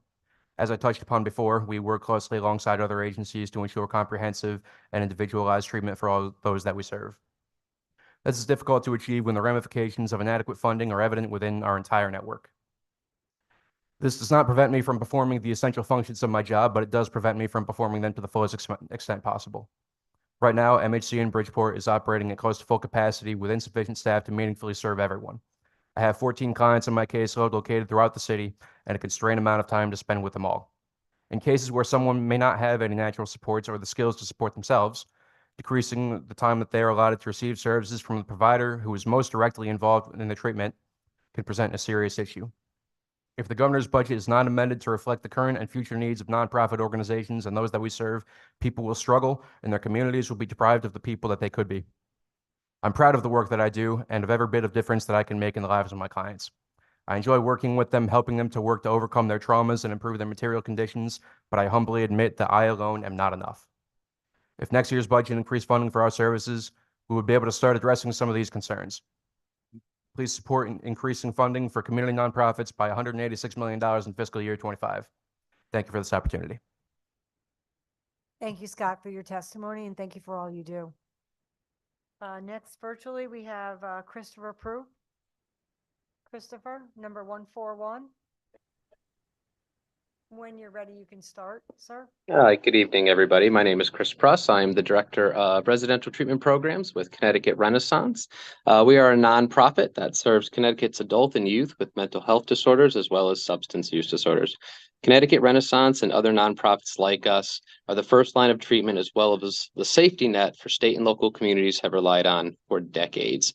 The term mental health crisis is tossed around on a daily basis. There are calls from all levels of government and providers that we as a society need to provide more mental health care. But in the proposed fiscal year 25 budget, nonprofits that provide the most care are essentially left out of this budget. Doesn't really seem to make a whole lot of sense. We are grateful for the cost of living increases we have received for the last several years because it has been a substantial help to our sector. We've really been able to finally provide our staff with some COLA increases of their own. I'm sure you've heard a lot of this tonight, but many of our staff, especially our entry-level staff, work 2 to 3 jobs to make ends meet. And they can go work other jobs with a lot less responsibility that make more money, but they're dedicated to working with our marginalized population. While inflation from 2022 and 2023 has finally cooled off a little bit, inflation through the rest of 2023 and 2024 have outpaced the 2 COLAs, and any gains that we have been given will be quickly lost, if not lost already. We're asking that you increase community funding for nonprofits for fiscal year 25 by 5% and index future increases to account for further inflation. This funding is crucial to honoring the long-term plan to increase funding for the community nonprofits because it makes up for the high inflation nonprofits have had to experience over the last several years. There's been a drastic rise in mental health and substance use in our communities. It's no longer a concern that we can push aside or that lives hidden on the fringes of society. We see it in every single day in all walks of life. Many of us know at least one person, if not more, that suffer some type of mental health or addiction issues. This is affecting our loved ones, family, friends, and coworkers. Our children especially have been severely impacted. Personally, I know more people than ever needing mental health treatment, and sadly, more people either losing their lives due to suicide. Lack of funding means nonprofits may need to close their doors, which means a lack of access to treatment. The lack of access to treatment can be the difference between life and death for people. We need more providers than ever, and these businesses can't be run on goodwill and hope. Once again, the COLAs are deeply appreciated from the years prior. We are, as a sector, are finally being heard and being recognized. Thank you, and we appreciate your time. Thank you, Christopher, and we appreciate you waiting with us today. Next up, we have number 142, virtually Lisa Rubel. Lisa? Hello. Good evening, members of the Appropriations Committee. My name is Lisa Rubel. I'm a pediatric nurse practitioner with Child and Family Agency of Southeastern Connecticut, practicing at the Groton Middle School Health-Based Center. In addition to my position at the Groton Middle School, I had the privilege of assisting in opening the school-based health center at Ledyard High School, one of the 9 new school-based health centers in Eastern Connecticut. Both of these sites offer integrated mental health and medical services to students. Our facilities provide primary care medical services, mental health screenings and referrals, and preventative care. Our behavioral health counterpart offers individual, family, and group counseling services. Thank you for the opportunity to testify on HB 5048, the governor's budget. I am here to request that you add $1.2 million to the school-based health centers in the DPH budget this year to continue supporting these facilities. This funding increases access to care for 12,265 students across Eastern Connecticut, 7,011 of whom are currently enrolled in one of Child and Family Agency's school-based health center programs. I ask the Appropriations Health Subcommittee provide this funding so we can continue caring for these children. I'd like to share 2 of the many instances that highlight the value school-based health centers provide. On my first day in the school-based health center at Ledyard High School, I received a referral from the school nurse for a student with a sore throat. The parent was unable to schedule an appointment with the child's primary care provider. Being a Friday, the family requested a same-day appointment before the weekend to avoid an urgent care visit. I was able to evaluate the patient and diagnose strep throat within minutes of the appointment request. When the mother picked up the student from school, she expressed appreciation of our services, noting that she did not need to leave work for an extended period, stop at multiple places with a sick child, and accrue additional costs often associated with urgent care visits. This is one of many encounters that demonstrate how school-based health centers bridge the gap and provide equitable, accessible, and affordable health care. Another example involves a Ledyard Middle School student who was overdue for physical exam and vaccine required for 7th graders in Connecticut. The child was at risk of school exclusion if these requirements were not met. The family was without health insurance, creating a barrier to accessing care through their community pediatrician. We see and treat all patients regardless of their ability to pay. We work with the family to set up an appointment at the school-based health center after school hours, and the child received the services necessary to avoid school exclusion. The presence of school-based health centers in our community is essential to help overcome healthcare barriers. The provision of school-based healthcare services in our existing and 9 new facilities represents a worthy investment in the community. The one-time funding used for the new sites will end on June 30th of this year, and Child and Family Agency needs $1.2 million annually to continue operations. Thank you so much for your time and consideration. Perfect timing, Lisa. Thank you so much for your testimony and for all that you do.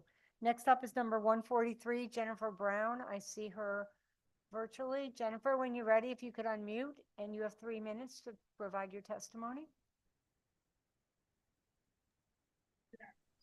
Good afternoon, good evening.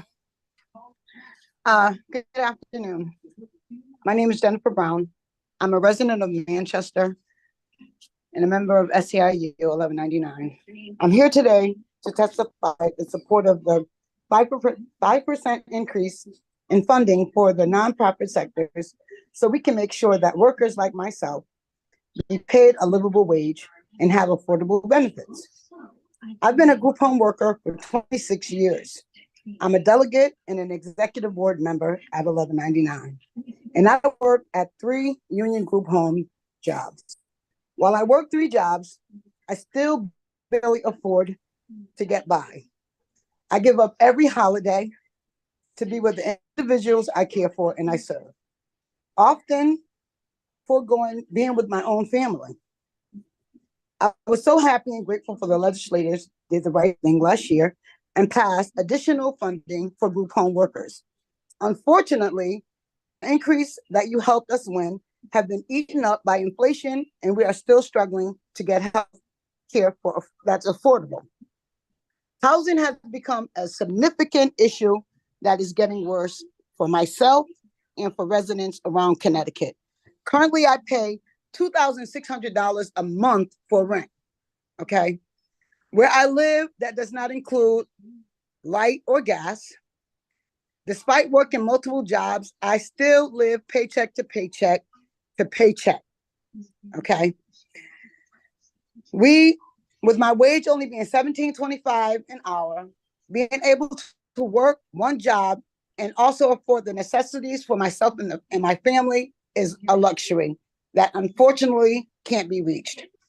So I'm standing here before you again today to ask you to please allocate an additional 5% with a proportional increase for total funding to go towards pay and benefits of nonprofit workers like me, who desperately need health care and retirement security.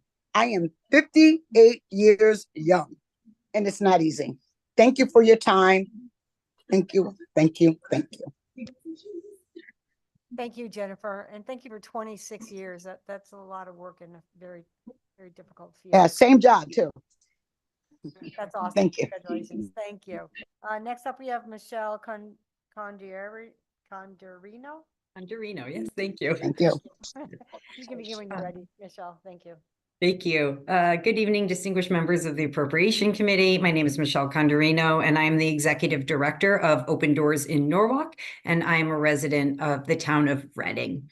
I appreciate the opportunity to testify before you today in favor of House Bill number 5048, and specifically wanted to speak about the homeless service system and funding. And actually more specifically cold weather funding, annualizing the $5 million for cold weather emergency response. This winter's cold weather funding was not confirmed with the service agencies until September so that we could begin cold weather in November. Cold weather sheltering is both a vital aspect of Connecticut's crisis response system and incredibly labor intensive for providers. Having to ask, year over year for this funding and waiting until the last minute makes it incredibly challenging for our system to meet the needs of Connecticut residents. This December, we lost 6 people to the cold weather, and that really shouldn't happen in a state like Connecticut. So we really ask that you continue to support the work that we do, continue to support Connecticut residents, whether they be housed or unhoused, and guide Connecticut through what is a tough economic challenge and the rise in homelessness, which we are seeing here and nationally. Thank you so much. Thank you, Michelle, for your testimony. Next, we have number 145, John Crystal, MD, Dr. Crystal. See him. Beth Fischler, is Beth still here? Thank you for spending the evening with us, Beth. All day and all night. You can begin when you're ready. Thank you. Good evening, members of the Appropriations Committee. My name is Beth Fischler. I'm the CEO for CUNE Employment Opportunities. We're a nonprofit serving Central Connecticut. We contract with both DDS and DEMIS to provide employment and day services for individuals with disabilities. We've been in business for over 60 years, and we have a strong history of quality services for approximately 400 individuals every year. I'm here, like my colleagues, to ask that we increase the funding for community nonprofits by 5% in fiscal year 25.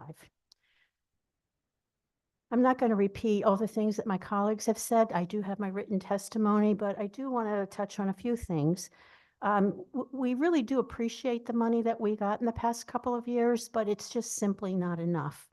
For our agency, we were further challenged by the inequity that was created by funding one state agency at a higher level than others. For example, we have employment specialists funded by both DDS and DEMIS. They do the same work with different populations. So how could we be expected to increase wages for one group of employees and not the other? For the sake of our staff morale, we could not. We had to find a way to achieve equity, and we spent more in wages than we received in the state funding. Beyond the wages, inflation has hit our agency like others. One example is we just got our auto and liability insurance renewal at a 34% increase. So, we're still kind of trying to figure that out.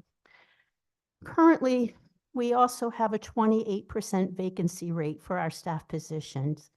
Despite aggressive efforts and skyrocketing recruitment costs, attracting employees to work has been an unprecedented challenge. Although the number of applications we receive has begun to increase, the vast majority of those applicants do not respond to interview requests, and of those that do, few make it through the required background check. For every 100 applicants, we are lucky to hire 1 or 2 new staff. Applicants universally state low wages and the inability to work remotely as reasons they do not accept positions. Of course, it's not possible to offer a remote option when working with people who have a disability. The lack of staff translates to fewer individuals served. Within our DDS services, staff to client ratios are stringent. Temporary staffing agencies can help to a degree, but if staff call out sick, it is not uncommon for us to cancel services for individuals on any given day, as it's impossible to safely serve them without the appropriate staffing levels. This transfers a burden to families and to residential providers. Because of these challenges, we will no longer accept individuals who require a one-to-one level of staffing. I will wrap up. Just to finalize my request, if we had the 5% increase, we could begin to stabilize our agency. We could further increase our staff salaries to be more competitive, and we could begin to address our waiting list. Thank you so much for your time. Thank you, Beth. We appreciate your testimony today and safe travels home. Next up online, we have Melvin Wells III. Melvin? Hey, how we doing today? Welcome. Thank you.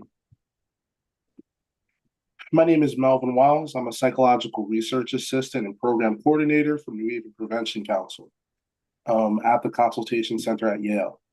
I'm writing this testimony to ask for support of substance use prevention and mental health promotion, which supports the Governor's Prevention Partnership through the Department of Mental Health and Addiction Services. As the program coordinator of New Haven Prevention Council and working in partnership with various other prevention organizations in Connecticut's prevention landscape, I can honestly say that there is a tremendous amount of great prevention work going on throughout the state. In that same breath, there are still many young minds that we are yet to reach.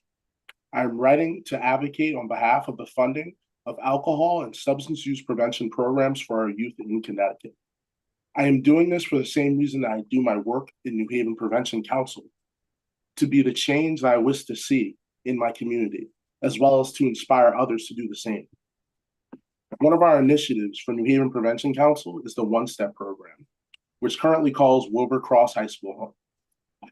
The One Step program is oriented around getting youth involved, healthy, and connected, while reminding them that one step towards these goals every single day is great progress. Along with this, we do a great deal of substance use education, as well as connecting youth to resources for help and support. In the midst of a society and community that seems under attack by temptation and influence of substance use, in many cases, One Step and New Haven Prevention Council, along with other prevention organizations around the state, are the only preventative roadblocks provided to these youth. I know this from personal experience, being a high school student in New Haven Public Schools. From my personal experience, while New Haven Prevention Council wasn't as prominent as it is now, I witnessed violence no youth should see. I lost more peers and friends to substance use and pointless violence than any person should endure, all before the age of 18. It is because of this lived experience, I cannot allow any youth to live the same path or walk the same path. And prevention is the answer to how. Our prevention work isn't simply keeping vapes and bottles out of youth's hands. Although this is an obvious goal of prevention organizations around the state, many organizations around the state are finding the need of their town and city and going above and beyond to reach it, as well as connecting with other prevention organizations around the state to create a prevention landscape that is robust. As the future arrives faster than we like, it brings with it a new wave of challenges and opportunities for us all. This is also true for our youth, and prevention organizations around the state are ready and willing to help them navigate the proverbial minefield that we know as life.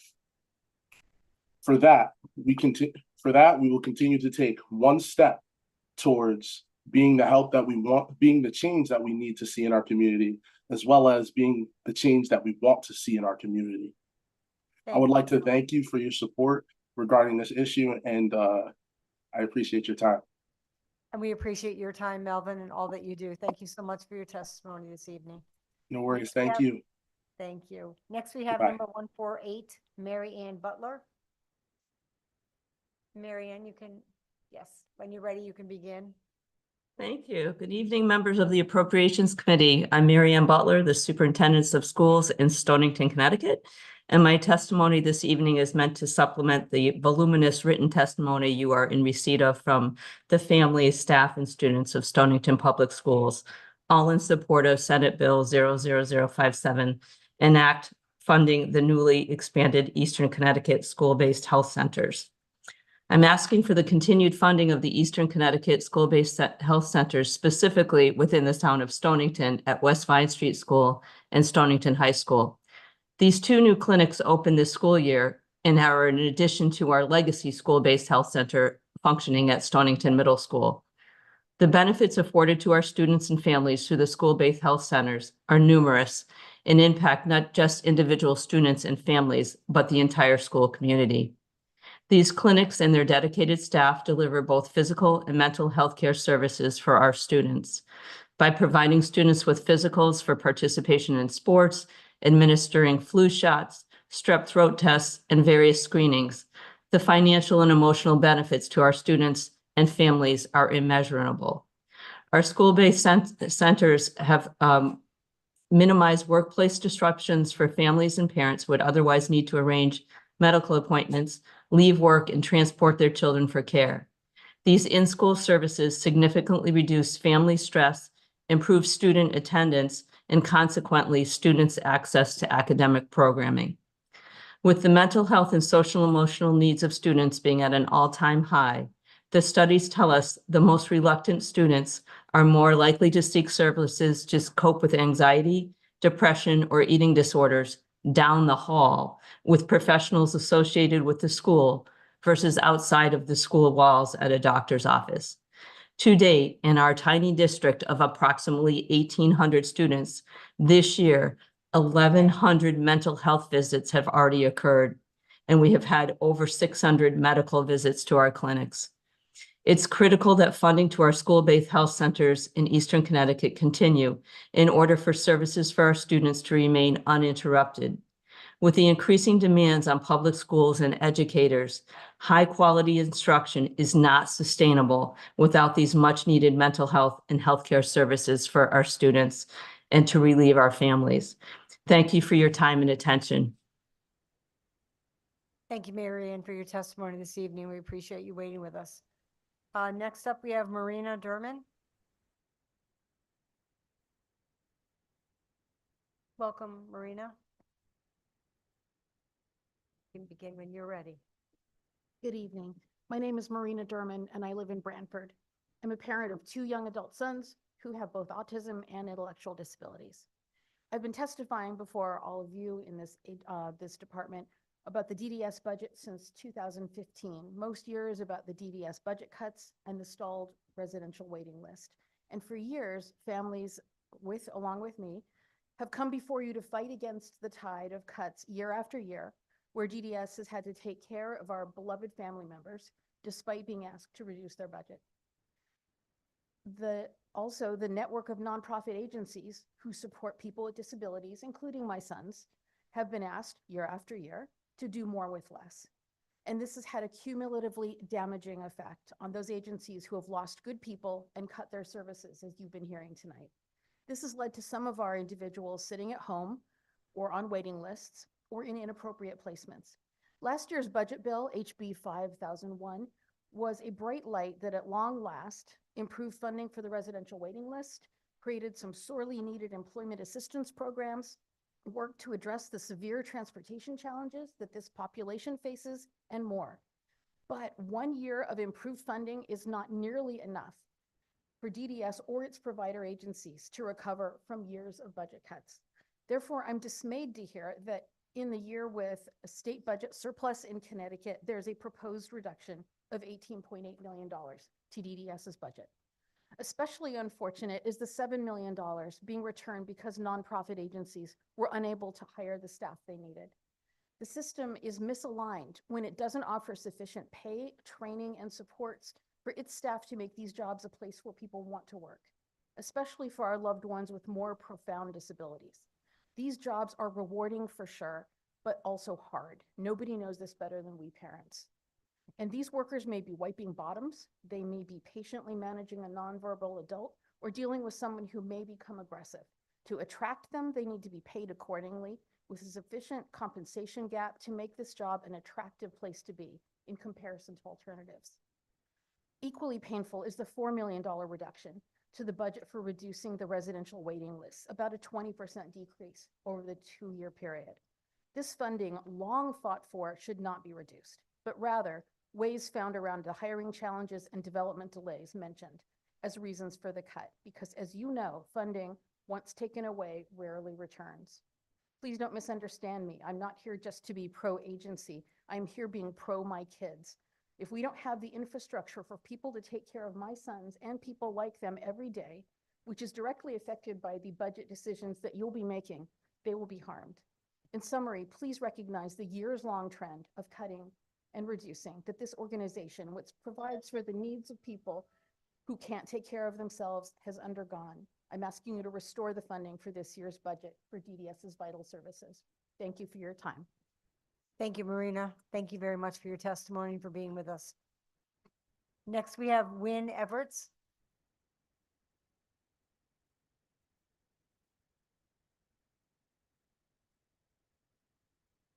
Good evening, Mr. Everts. You can begin when you are ready. Welcome. Good evening, members of the Appropriations Committee.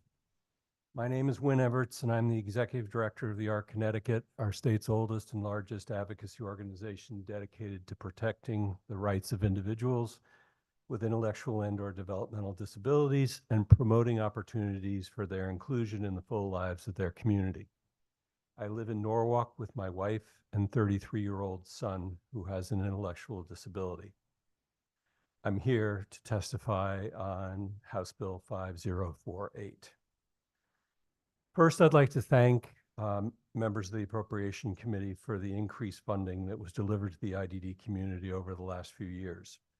It has kept the doors open, but providers are continuing to have difficulty in hiring people to work in this field. The plain fact of the matter is that they can get jobs that don't require the level of work that human services requires, and they can get paid more for it. We have to change around the way we are doing this.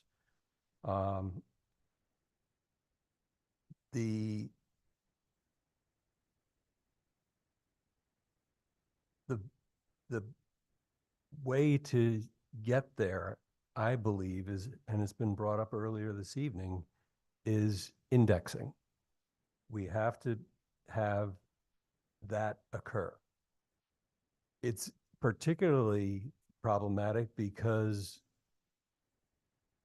the administration has decided to move the minimum wage on an index basis to account for inflation. It'll take 3 years for the state's minimum wage to exceed the prevailing provider wage. That's going to be more than damaging for both providers and for families. The work that providers do is really hard work. It demands skills, training, and the desire to help others. Connecticut has the ability to develop these training programs. However, if a household can't make ends meet without working 80 hours a week, there won't be any applicants, no matter how good the training is.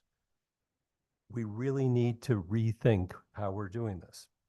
I'm here today to ask you to increase funding for nonprofits by at least 5% in fiscal '25, and to please engage in some kind of plan to change the system. In addition, I'd like you also to fund more rental assistance and other initiatives to increase the stock of affordable housing in Connecticut to help retain community-based direct support personnel. Thank you very much for listening. Thank you, Mr. Everts, for spending the evening with us, and safe travels home. Next is number 151 remotely, and I do not see Sharon White. So we'll go on to number 152, Simon Wells. Thought I saw. Nope, I don't see Simon. I'm So right here. Hi. Oh, there you are. I'm Boo. sorry. I'm looking on my screen. And you are here. Thank here. you for Hi. spending the evening. How are with us. you? Welcome. So thank you so much for having us. Good evening to you all, members of the Appropriations Committee. My name is Simon Wells. I'm Chief of Staff at Horizons, a nonprofit serving individuals with ID and DD where they live, learn, work, and play. I've proudly worked for all parts of the agency for almost 3 decades now. I'm here to oppose House Bill 5048 and ask for at least a 5% increase. I've already shared testimony prior to today. I've been here before and shared testimony. I've attended rallies, and I've been part of the advocacy process. And having been here for most of today and listened to all the compelling stories of need, I'm left a little bit confused because I thought Groundhog Day was 3 weeks ago. It's really kind of offensive that we must continue to come here and ask for money. I think my colleague at the back put it really well that, you know, you think about the Netflix subscription, you wouldn't lock in a $20 rate for the next 5 years. It's ridiculous. So, and it's on point that as nonprofits, you know, we have 30% less spending power, but we ask for 5% increase. So, you know, go figure. But we do the majority of the state's work. We do all the heavy lifting. We do it well. We know how to do it. We're efficient with our resources. We're not asking to get rich. We just need a helping hand to get where we need to be. There really is a staffing crisis. There's no doubt about that. And I think we've also heard about the mental health crisis. That's been a common theme today. In terms of our hiring process, we do 3 interviews prior to hiring anyone. This is for an $18 an hour position. Why do we do that? We want to make sure that we've got the right candidate. We want to make sure that they're serious, that they're in sync with our values, that they're going to do a good job. We do a round of new employee orientation once a month. We had 6 people in the last round, which began last week. And since Thursday, we've had 3 people leave. 2 were full-timers, both worked over 3 years, and another one was part-time who worked for three years. We're in the relationships business. We need to make connections with people long-term. That's how our people thrive, because they know the person, they know how to trust them. We know how they communicate, how they learn. It's a critical component of what we do. And when there is, that you've heard it before, that revolving door, it doesn't lead to thriving. We're in surviving mode right now. We have a starting wage of $18 for new employees. And while we were really grateful that we were able to bring that wage up, the one to 5-year employee earns $19. And that's why people are leaving in droves who've been here a long time. So please, we need to fix this. We need to get this money indexed, and we need to address the need of the great work that the nonprofits do. I know you work on it. Thank you. Thank you, Mr. Wells, for your testimony. We appreciate it. Next, we have number 153, Daniel Osborne. Hi, good evening, members of the Appropriations Committee. My name is Daniel Osborne, and I'm the CEO at Gilead Community Services. We're an Oak Hill affiliate, and we're located in Middletown, Connecticut. We serve Middlesex County and New Britain. Thank you for the opportunity to testify tonight on House Bill 5048. I'm here to request, as many have before me, that you increase funding for community nonprofits by 5% after adding $50 million to health and human service providers that did not receive the DDS specific bonus funds in the FY24 budget. So I know you know all these details. It's $186 million. You have my written testimony. I want to focus on a couple of stories that aren't in my written testimony. I guess the first one, I'd like to talk a little bit about our staff. I'm sure you've heard a lot tonight, and I've heard stories from staff and from people who experienced the impact of the staff. This past Friday, we held a legislative event for Middlesex County at Middlesex Community College. We had about 150 residents and about 6 legislators there. It was a great event. And we were talking about a lot of the same issues that we're talking about before you tonight. And at this event, a young woman stood up to share her story of trials and sacrifices. She shared her hardships, her resiliency, and her experiences on the brink of poverty. This woman was not a participant receiving services from a nonprofit. She was a staff member of a nonprofit. She was forced to work multiple jobs and sacrifice time with her family in order to maintain her commitment to the mission of the organization that she believes in. She represents the ALICE population in our state, the asset-limited, income-constrained, employed individuals, many of whom sadly work for nonprofits. Should Connecticut residents need to take a vow of poverty to serve those in the greatest need in our communities? To be clear, our staff and the people we serve deeply appreciate the increases that the legislature has been able to provide, but it's not enough. And I just want to be clear that this issue is not just about salary. This issue, if we try to address it as a salary issue alone, we're going to fail miserably. Investing adequately in nonprofits allows us to invest in our workforce while also being able to keep our organizations viable. After all, if we close our doors, those staff who are barely making ends meet now will lose their jobs potentially, and their reality will go from challenging to impossible. A salary-only fix is not a fix at all.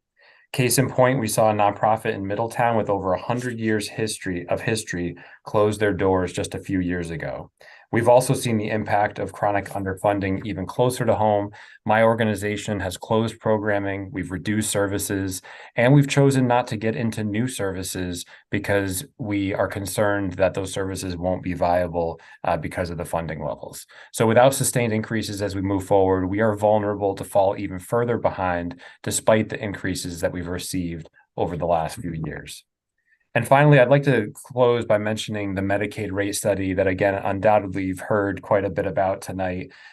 This report released by the executive branch last week intensely confirmed what we have been communicating for years, that the state is underfunding Medicaid reimbursable services, specifically in the area of behavioral health.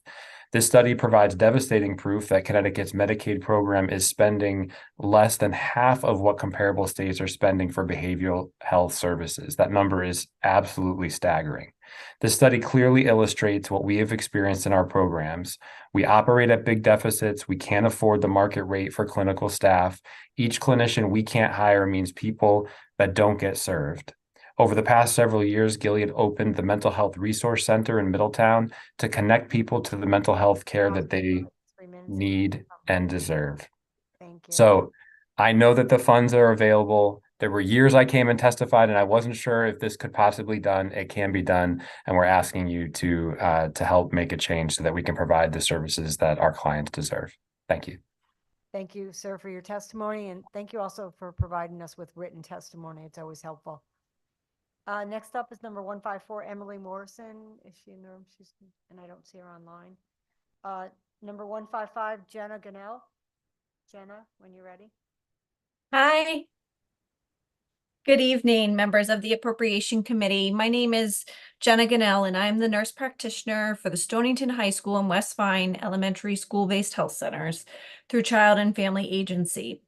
My sites offer primary level medical services, including physicals, immunizations, acute visits for illness and injury, confidential reproductive health care, mental health screening and referrals, which include suicide assessments, substance use screening and intervention, and preventative health education for all students receiving services.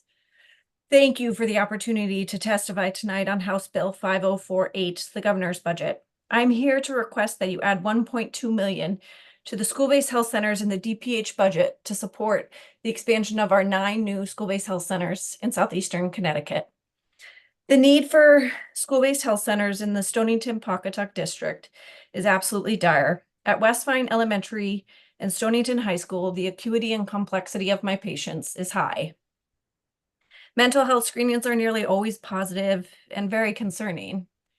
And our school-based health mental health providers are initiating new group counseling opportunities to meet the growing demands of mental health services for more students.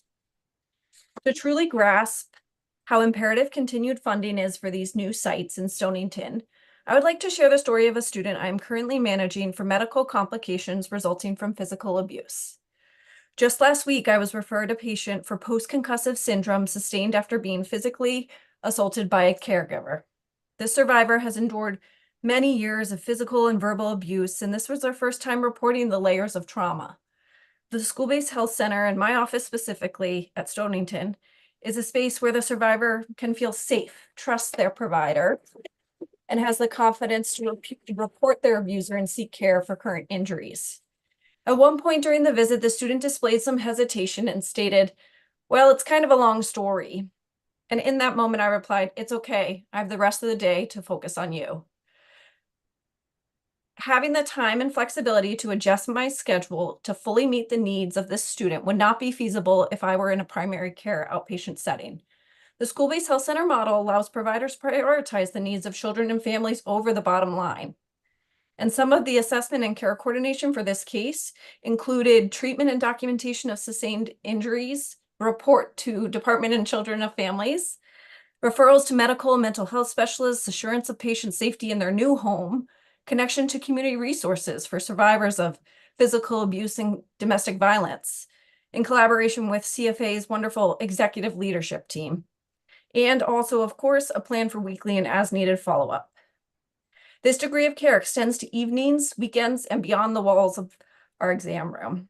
An increased designation of funding for CFA's school-based health center program is essential to providing adequate support systems that treat the medical and mental health needs of our children and prevent chronic medical and mental health ailments in the future as well.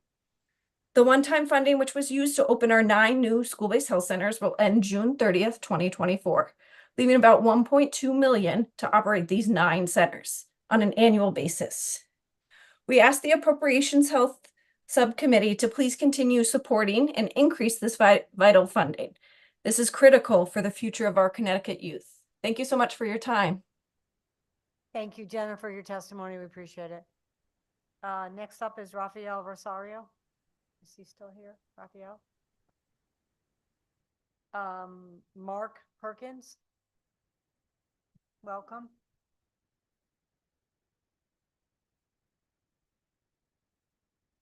Good evening. Good evening, members of the Appropriations Committee. My name is Mark Perkins. I'm the Chief Operating Officer with Journey Found. We are a nonprofit organization supporting adults with intellectual disabilities throughout Connecticut. Our primary services are residential, and we operate 30 locations. Our service model is based on teaching and supporting people with disabilities in every aspect of their lives, including daily living skills, vocational skills, and community access. I am here to request that you increase funding for community nonprofits by 5% in fiscal year 25. This funding will help provide increases to state-funded nonprofits that will continue to stabilize the sector after years of level funding that did not consider inflation. I thank you for the previous increase that was received as a cost of living adjustment. This was the first of its kind in over 10 years. These types of contract increases allow us to close the gap with ongoing inflation and the growing minimum wage in our state. Our service requires a high level of skill that cannot be afforded with minimum wage employees. The workforce shortage continues to have a significant impact on our services. In one region of the state, we are experiencing staff vacancies as high as 45%. This has required us to reduce community enrichment programs as well as limit trips for people we support.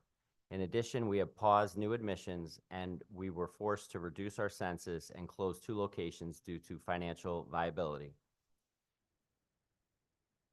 Many of the referrals we receive require enhanced levels of staffing, and we cannot support them when we are still experiencing financial concerns. With greater financial flexibility, we would be better positioned to accept referrals and continue our work of reducing the state's wait list. Journey Found has built a reputation of successfully working with people who are at risk and in crisis. This 5% increase will enable our organization to continue the work of providing stability to our most vulnerable residents. Thank you. Thank you, Mr. Perkins, for your testimony. Next up, we have Thomas Avery. Welcome, Mr. Avery. Thank you for your patience today. Thank you. Good evening, representatives of the Appropriations Committee. Thank you for this opportunity to testify. My name is Tom Avery. I live in Wyndham Center, and I'm a board member of Horizons, a nonprofit agency that's been providing essential services statewide to Connecticut citizens with developmental disabilities for more than 40 years. In my professional career as an occupational therapist, I've worked for over 30 years with folks with developmental disabilities, primarily in the Boston area. When I retired and we moved to Eastern Connecticut 6 years ago, I became involved with Horizons and their year-round programming, which includes respite and recreational programs, supported employment, supported living, educational support services, a vibrant art gallery, the Carey Gallery, and use of Horizons campus as an event space. Prior to COVID, Horizons had been providing services to over 1,600 people annually from across Connecticut. By 2023, that number had dropped to approximately 1,120 due primarily to staffing shortages, and we see no positive changes in sight. We're asking that you increase funding for community nonprofits by 5% in fiscal year 2024. While the funding increases that the legislature has provided over the past few years have been greatly appreciated, they haven't been sufficient to meet the needs of the people we serve. Last year, we received the first cost of living adjustment in funding in over 10 years, but without additional funding, the minimum wage increases will soon outpace this funding. Not being able to offer competitive wages has led to staffing shortages, and with staffing shortages, Horizons has been forced to discontinue some services. When experienced staff leave for better paying jobs, their expertise leaves with them, which means that individuals who require specialized programming must be turned away. Horizons receives several calls per week from families who need services but must be turned away because there just isn't staffing to accommodate them. Entry-level staff are asked to do physical transfers of non-ambulatory people, communicate with nonverbal folks, manage challenging behaviors, prepare and serve medically necessary texturized diets, carry out behavior programming, and a host of other tasks of that nature. They could take an entry-level job in another sector for the same or better pay and not be required to shoulder nearly this much responsibility, but they do this work because they care. As a society, we're responsible for caring for those who need a little extra support. I realize that legislators would like to respond to their constituents' needs, but are often limited in what they can do. The cap, the fiscal guardrails, differing perspectives on how needs should be met, and political concerns are all challenges for legislators, but they aren't insurmountable. We live in a wealthy state and a wealthy nation. We need to find ways to respond to the genuine needs of the electorate. Please support increasing funding for community nonprofits by 5% in fiscal year 2025. Thank you for the opportunity to testify. Thank you, Mr. Avery, for spending the evening with us. Have a good night. Thank you for your testimony. Next up, we have Melissa Kane. Welcome, Melissa. Thank you. Good evening, distinguished members of the Health Appropriations Subcommittee. My name is Melissa Kane. I live in Westport, and I'm the board chair and interim executive director of Connecticut Against Gun Violence. I'm also a member of the Commission on Community Gun Violence Intervention and Prevention, which was established in 2022 by the Connecticut General Assembly, in part to guide the Department of Public Health Office of Injury Prevention on awarding grants to community-based anti-violence programs. I'm testifying in support of protecting the combined $3.9 million included in the governor's budget adjustments for the Department of Public Health to fund gun violence prevention grants and personnel in fiscal year 2025. Given the magnitude of the crisis of gun violence, especially in Connecticut's urban centers, and the body of evidence which supports the necessity of the community-based anti-violence programming much of this funding will go towards, I urge you to maintain the entire appropriation. Beyond the devastating loss of life and profound impact on communities that experience high levels of gun violence, mostly urban centers, mostly Black and brown communities, gun violence has a tremendous economic cost. According to Everytown and Gifford's Law Center, gun violence costs Connecticut taxpayers between $60 and $90 million annually. Last year, the law enforcement and healthcare costs of the 108 gun homicides in Connecticut, not including the costs of all other gun violence in Connecticut, was estimated at least $30 million. Connecticut's effective gun violence prevention legislation is crucial, but because of weak federal gun laws, it is not sufficient for preventing all gun violence, especially community-level gun violence. Luckily, the state has resources that it has begun to invest into community-based prevention and intervention solutions, including incentives to avoid and find alternatives to interpersonal violence. These are approaches which are proven through decades of evidence to substantially reduce gun violence in the hardest hit communities. During the past several years, the legislature has made great progress in bolstering our firearm regulations with appropriations to DPH for anti-violence programs. I point you to the accomplishments of the 8 awardees of 2023 DPH grants, which were highlighted in a presentation which will be I believe it's been distributed to the chairs, but will be distributed to the entire committee. And I believe some of those awardees testified here today.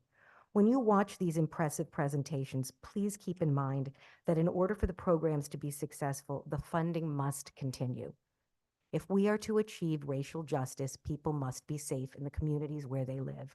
That is not the case in Connecticut, where young Black men are almost 39 times more likely to be murdered with a gun than young white men. To get to where we need to be requires continued long-term dedication to funding programs with a proven track record of reducing gun violence in the communities where the violence is occurring. Thank you for your consideration and for taking the time to listen to all of the testimony today. Thank you, Melissa, and thank you for your patience today. Next is number 160, Liberte Pellerin. No, he's not here. Okay, thank you. Virtually, we have James Crocker. James, when you're ready, you can unmute and begin your testimony. Thank you. Thank you. Representative Walker and honorable members of the Appropriations Committee, please support the Governor's Prevention Partnership, an organization devoted to preventing underage drinking and substance use through mentorships, education, and programming by approving an equitable funding plan for the Department of Mental Health and Addiction Services. My name is James Crocker. I live in Granby, Connecticut, and I'm a member of the Governor's Prevention Partnership's Youth Advisory Board. I'm also a junior in high school, where I've witnessed firsthand the epidemic of substance abuse. I've seen friends get addicted to vapes and alcohol, leading to anger issues, grade drops, and even removal from sports teams. The pandemic only exacerbated this problem, causing more teens to use substances as a relief from mental health issues, which is why the work that the Governor's Prevention Partnership is doing is so important. The partnership serves all of Connecticut's 169 communities, with a focus on underserved areas. Without increased funding for DMS, they may need to cut vital programs, which is why I'm asking you all today to pledge your support for increased funding for the Department of Mental Health and Addiction Services, so that the Governor's Prevention Partnership can continue the amazing work they're already doing. Thank you so much. Thank you, James, for your testimony. We appreciate you spending the evening with us. Is Bruce Stovall here? Welcome, Mr. Stovall.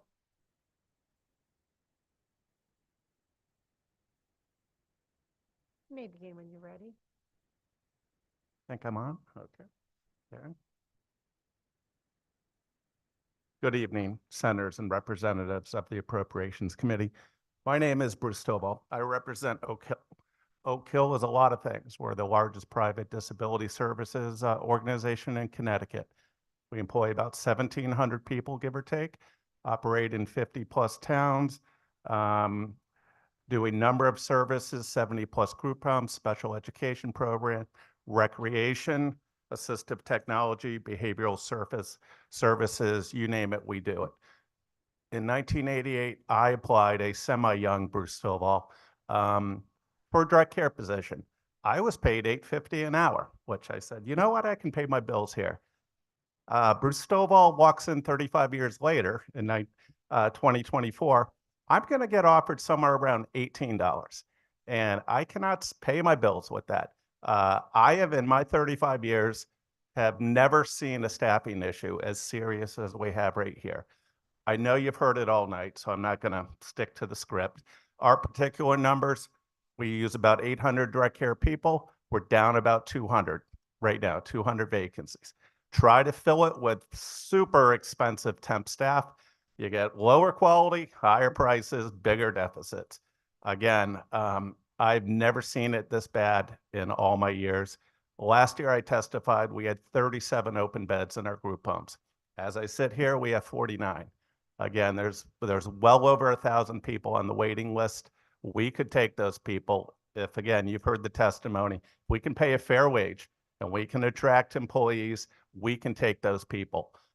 We want to do that. So again, I am looking for, as you've heard tonight, a 5% increase for the nonprofits. I really believe truly that we are hollowing out the nonprofit network in the state.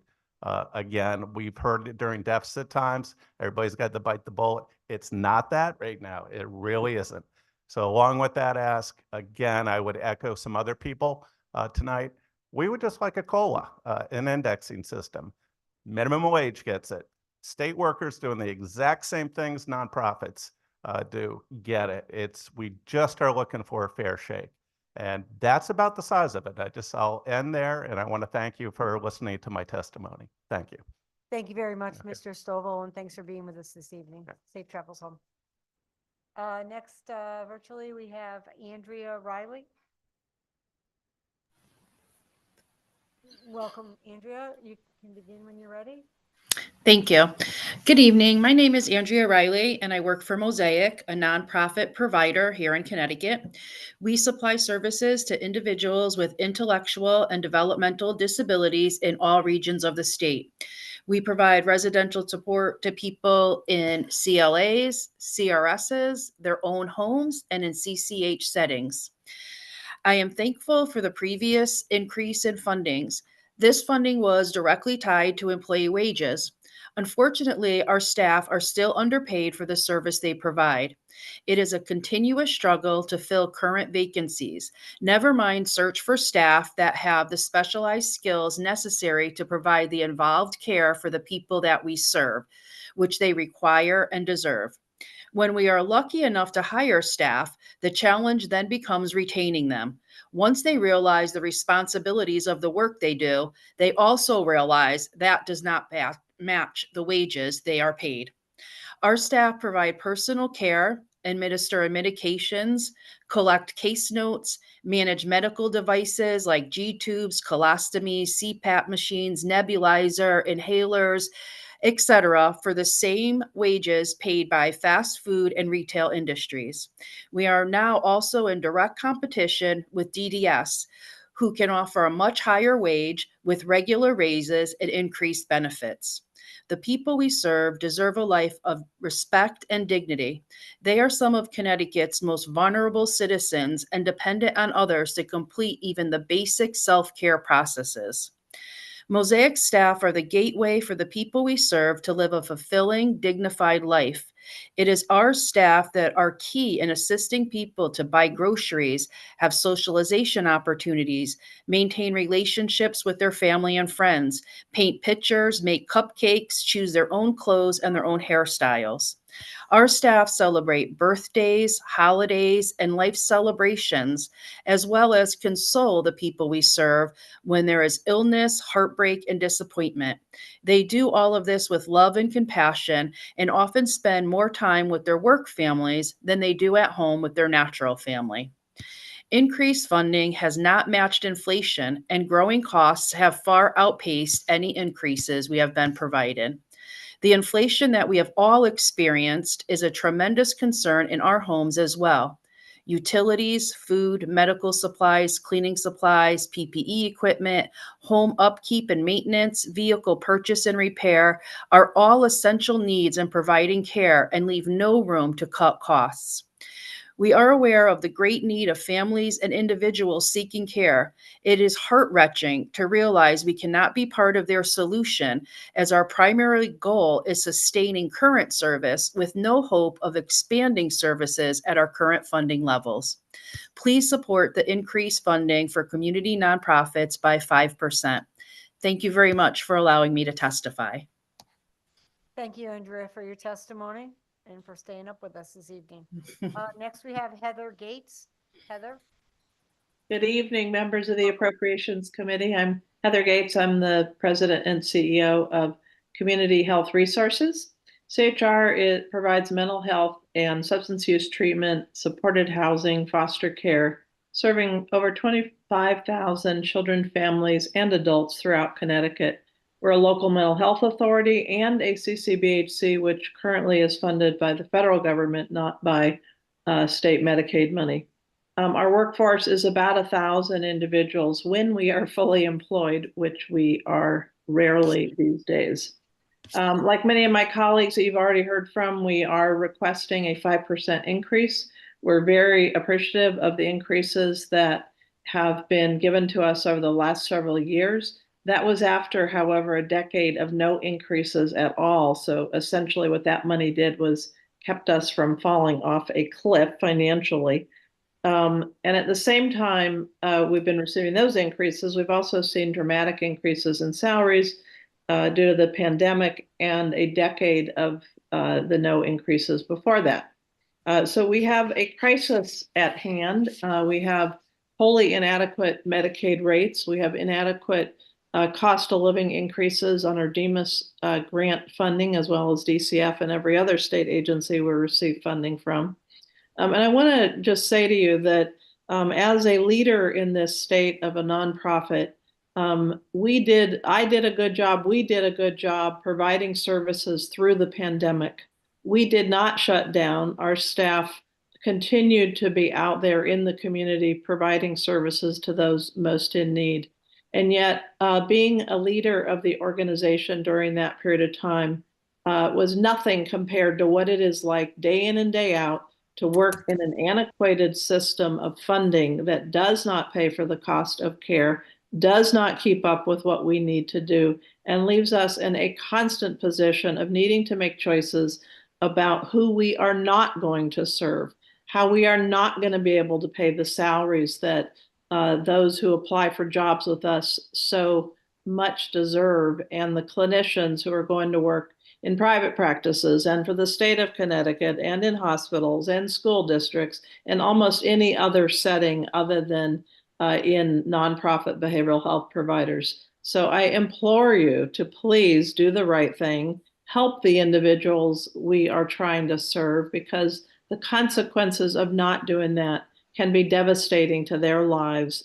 And that plays out in the form of suicide attempts, overdoses, homelessness, and unfortunately, sometimes death. So please, this session, do the right thing and appropriate 5%. But more importantly, let's pass some indexing so that we can keep up with this year in and year out and are not here every year begging for money. So thank you. Perfect timing. Thank you so much, Heather, for your testimony. Next, we have William Darney. Mr. Darney? Yes, hello? Yes, we can hear you. You can begin when you're ready, sir. 3 minutes, please. Good afternoon, members of the Appropriations Committee. My name is Will Darney, and I thank you for the opportunity to be here and for your time. I work at Horizons, a private nonprofit in South Windham. I've been a part of the Horizons family for over 15 years. In my time here, I've witnessed the incredible impact our organization has on the lives of individuals we serve with developmental disabilities. However, the last couple of years have been particularly tough. The lack of adequate funding has led to a staffing crisis. All of our dedicated staff are stretched thin and working long hours to fill the gaps, myself included. These challenges are not just affecting us at work, but also in our personal lives. A livable wage is not just about fair compensation. It's about ensuring that workers like myself can support themselves and their families. I have faced challenges in meeting my healthcare costs, retirement savings, and overall financial security. Eating healthy, driving a safe car to my job, and trying to plan vacations is tough when all I can afford is staying at home. It's hard to stay motivated when there's so many things in my daily life that feels like a tug of war. Doing more with less doesn't work if I don't have more to begin with. I have made my career at Horizons to help improve the lives of people we support, whether directly or indirectly. I refer to my job as a job, but it's so much more than that. My career at Horizons gives me a purpose in life while also pursuing my passion. I use the term career as many of the staff here have made it their life's work to fulfill the mission at Horizons. I want to remain dedicated to our mission here at Horizons because I believe in the work we do. We require your support. Increased funding will not only allow us to hire and retain staff, but also help us to take care of ourselves and our families. An increase in funds help us to have better healthcare coverage, more workers to fill off-hour supports, and increasing our service reach by opening up more doors. 5% is a good start, but nonetheless, I urge you to reimagine the budget and make sure today's problems are solved today. I thank you and am appreciative of the Appropriations Committee's time tonight. Thank you, Mr. Rayer. Thank you for being with us this evening. Next we have, Mr. Darney. Next we have Valerie Ryer. Good evening, members of the Appropriations Committee. I am Valerie Ryer, a resident of Southbury who works for the Kennedy Collective, a nonprofit organization providing employment, public transit training, independent living, transportation, adult day support services, and other community residential and rehabilitative services to over 1,200 individuals with disabilities across the state of Connecticut. Thank you for the opportunity to testify on House Bill 5048, the governor's budget. I'm here to request that you increase funding for community nonprofits by 5% in fiscal year 2025. As a provider of these essential services to our most vulnerable and invisible population, I cannot implore enough on how vital it is to include the nonprofit community rehabilitation providers as a critical line item in the budget. The adjustments that have been made in the past few years to increase salaries of those providing these services has been a step in the right direction, but ultimately it is a pebble in the pond. Last year, DDS providers received the first cost of living adjustment on our services in over 10 years. Even though the legislature provided significant funding increases previously, they were tied entirely to wage increases for our employees. It did not take into consideration the significant expenses that go along with providing our services. Those include year-over-year increased costs for healthcare ranging from 28% to nearly 54% if an insurance company would even quote on us. This increased cost must be shared with employees, thus reducing their overall compensation. Utility expenses for the day programs and group homes where people receive services. The increased cost for general supplies, rent that has year-over-year escalation built in, vehicles and all the expenses associated with them to bring people into the community. The cost of technology to ensure proper documentation of services to meet federally and state mandated compliance requirements, and overall general operating expenses that continue to rise and our inability to get any leaner without putting others at risk. We have expenses that are expected as part of our day-to-day provisions of services, such as the immediate repair of broken or improperly working equipment, vehicles to bring people into their communities for inclusive experiences, investigating any allegations that are called in, quality assurance and self-audits, external audits, and most importantly, adequate staffing ratios based on levels of need. The last point is most significant, for we need to be able to hire, train, and retain employees as well as invest in employees. Human capital is our biggest asset as well as our biggest expense. It was asked earlier today why the previous wage enhancement was not enough and if it relates to clients being in attendance. Yes, it is in relationship to that. When clients don't show, we don't get reimbursed for services. We cannot reduce salaries or staffing by 1/5 of an employee. Our workforce shortage is also because we need to be able to pay our employees based on their education, knowledge, experience, and tenure, and offer benefits that compete with for-profit companies. We are facing an extraordinary workforce shortage. We are in competition with major retailers who have raised their starting wages to $20 an hour. Unlike those industries, we can't just increase prices for increased market demand for wages. We're also in competition with the state, which is a running well-funded PR campaign to hire new state employees into direct service jobs. Wrap up, your 3 minutes is up. A custodian for the state of Connecticut has a starting salary of $20.62 per hour. That's nearly 20% more than a nonprofit direct support professional provides support to people with disabilities. A DDS worker doing the same job makes $27 an hour. We ask that you take into consideration all of these elements and support increased funding for community nonprofits by 5% in fiscal year 25. Thank you for the opportunity to testify. Thank you so much for your testimony. We appreciate it. Next, we have number 167, Victoria Hughes Bacchiacci.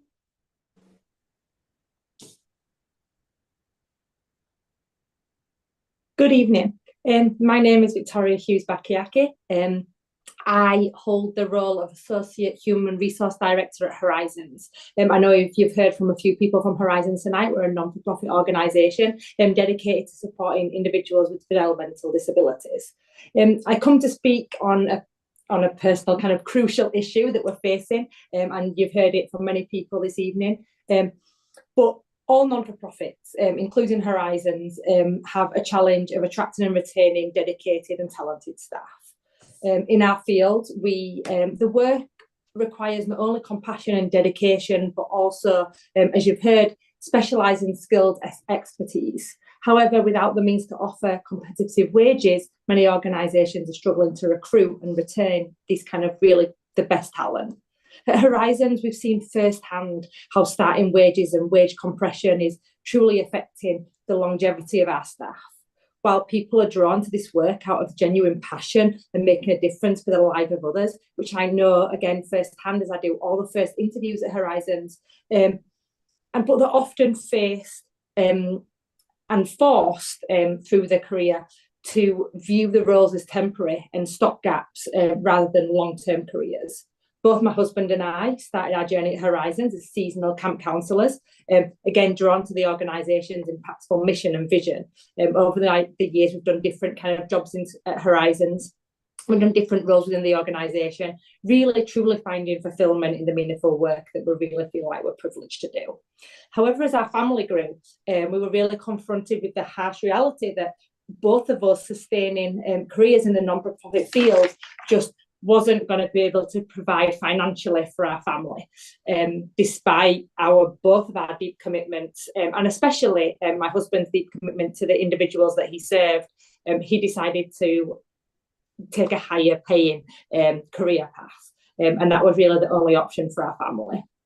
So despite many talented and passionate staff members, we see departures happen often due to the impact of wages on our workforce, despite for these people's love and dedication to Horizons, to our mission, and many are forced to prioritise financial stability. As you consider budgetary decisions, I really urge you to recognise the human cost of inadequate funding for non-for-profit organisations. Competitive wages are just financial incentives. They're essential tools for attracting and retaining the dedicated professionals that we need to keep doing the services that we do.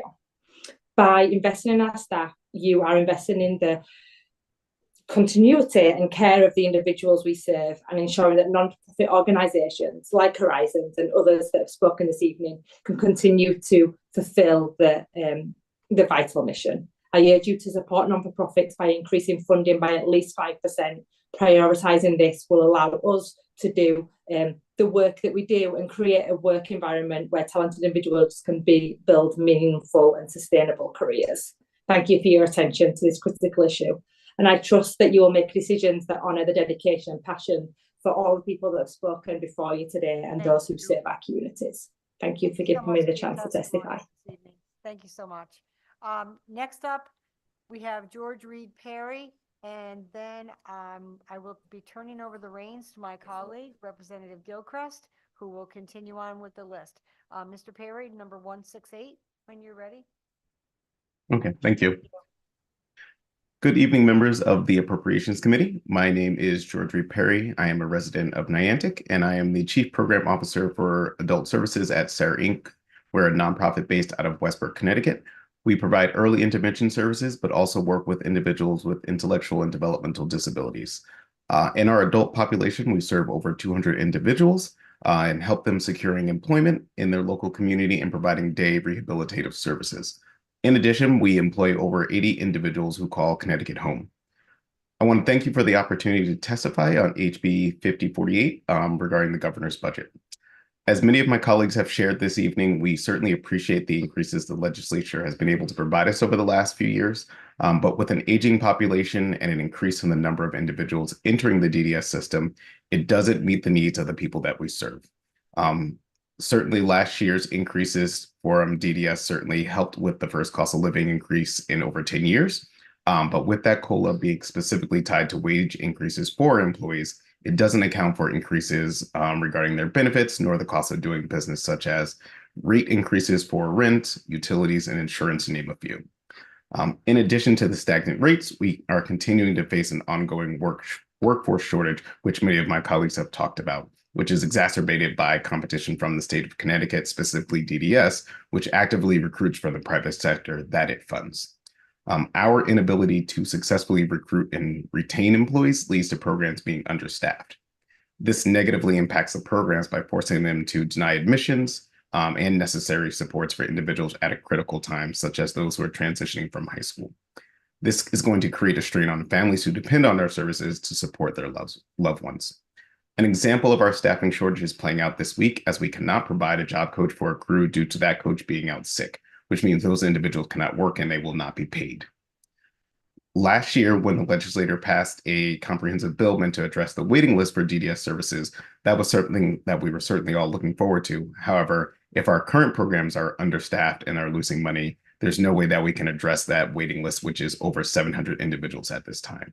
So an increase in funding would certainly make addressing those concerns feasible. So I want to thank you for the opportunity to testify, and please support the increased funding for community nonprofits by 5% in fiscal year 25, and also consider indexing future increases to ensure funding needs are met moving forward. Thank you. Thank you, Mr. Reed Perry. Next, we will hear from Mike Finley. He can't join us this evening, Madam Chair. All right, wonderful. Moving on to Luciano Mastrangeli.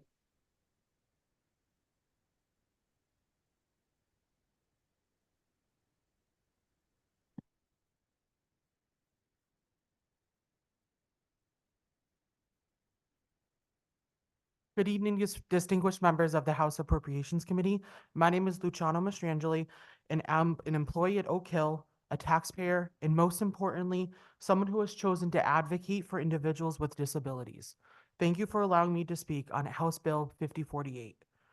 At work, I strive to prepare our workforce of over 1,500 employees enter their job sites supporting thousands of individuals across the state of Connecticut, maximize their independence and quality of life. On a weekly basis, I interact with hundreds of employees that fall under the ALICE umbrella who voice their frustrations, many of whom, despite working 70 to 80 hours per week, still rely on public assistance programs, the very same public assistance programs that they help their individuals receive. I'm here today to request that you increase funding for community nonprofits by at least 5% in fiscal year 2025, as well as implement an indexing for future cost of living adjustments. Last month, as you know, the minimum wage rose by 4.6%. DDS contracted providers, while requiring minimum wages to start at $17.25, will still continue to be underfunded by January 1st, 2027, if the funding is not increased regularly over the next 3 years. The Bureau of Labor Statistics reports that the national average turnover for direct care professionals hovers around 50%. While agencies continue to offer competitive salaries, it is still not enough to retain top talent in a field that often receives the same acknowledgement as glorified babysitting. If you or someone you know works with individuals with disabilities, you know that this is not the case, and that our talent actually do very skilled work. On a normal new employee orientation, I am responsible for training on CPR, first aid, physical management, dysphagia, as well as abuse and neglect procedures for the state of Connecticut. It is not unskilled labor by any means of the word. Additionally, we're faced with a workforce shortage, competing with both retail companies and the state of Connecticut, who is hiring for their own direct support roles. In 2021, the starting rate for a 35-hour entry-level direct care role at the Department of Developmental Services was $21.74. That same role in 2023, one that closed 6 days ago, started at $23.63, and employees received the benefit of guaranteed cost of living adjustments for the foreseeable future. If DDS recognizes that these roles are important and integral to providing quality services for their own licensed community living agencies, why is this recognition not seen equally for private providers and nonprofits who, including Oak Hill, support over 30,000 individuals across the state of Connecticut? Without private providers and nonprofits, DDS would be taking on this massive workload of supporting over 43,000 individuals formally diagnosed with intellectual and developmental disabilities. As someone who practices what I preach, I myself work in the group homes and continue to hear time and time again by our residents explaining that the biggest issue that they have is not new staff coming in, but staff leaving who understand them and truly understand their needs. So, my message for you is that will you as a legislator practice what you preach and continue supporting our developmental services and improving the lives of individuals with intellectual disabilities. Thank you. Thank you for the opportunity and have a good day. Thank you for being with us all day, Luciano. Next, we'll hear from Jonathan Perlow.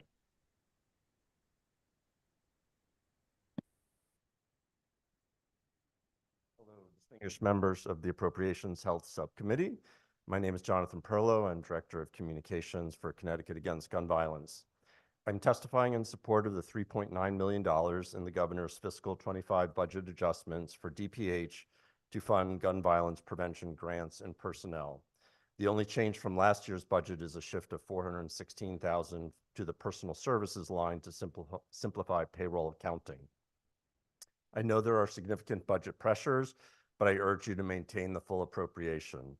Over the past few years, it's become apparent that in addition to strong gun laws that help give Connecticut one of the lowest gun death rates in the nation, we must invest in anti-violence programs that go beyond law enforcement and criminal justice.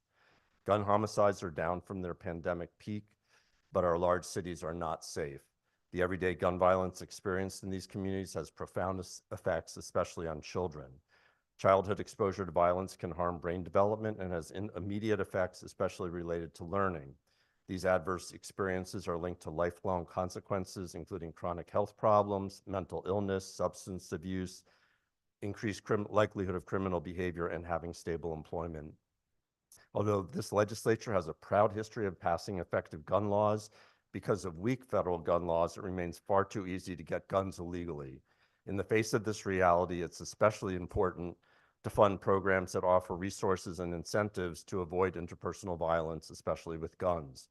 These programs work. By focusing on individuals at highest risk of being perpetrators or victims of gun violence, studies show that gun homicide rates can be cut by as much as half. In her testimony before the U.S. Senate Judiciary Committee last fall, Megan Ranney, Dean of the Yale School of Public Health, said, quote, "We have shown we can reduce the risk of a shooting long before someone picks up a gun with intent to harm." Over the past few years, the legislature has made solid progress in increasing appropriations to DPH for grant making to programs that use a public health approach to reduce gun violence, and we're very thankful for that. Because of the structural problems, however, that drive community gun violence, it will take time for these programs to impact overall gun homicide. But it's very encouraging to see the funding being put to work now all across the state. Efforts by DPH are well underway. 8 grants were awarded last year, and DPH is hiring a manager to work in the recently established Office of Firearm Injury Prevention, which is itself housed in the Office of Injury Prevention. I'd like to make a quick shout out to Representative Dillon, if she's still listening, for her championing the legislation that 30 years ago created the Office of Injury Prevention. 30 years ago was also when CAGV was founded. So strong gun laws, taxpayer-funded expenditures on law enforcement, a well-resourced and sustained public health report approach. We need all of these to address the crisis of gun violence in urban centers. This can be achieved by maintaining the $3 million included in the governor's fiscal 2025 budget adjustments. Thanks so much for your consideration. Thank you for your testimony and your time, Mr. Perlow. Next, we'll hear from Latiera Massey.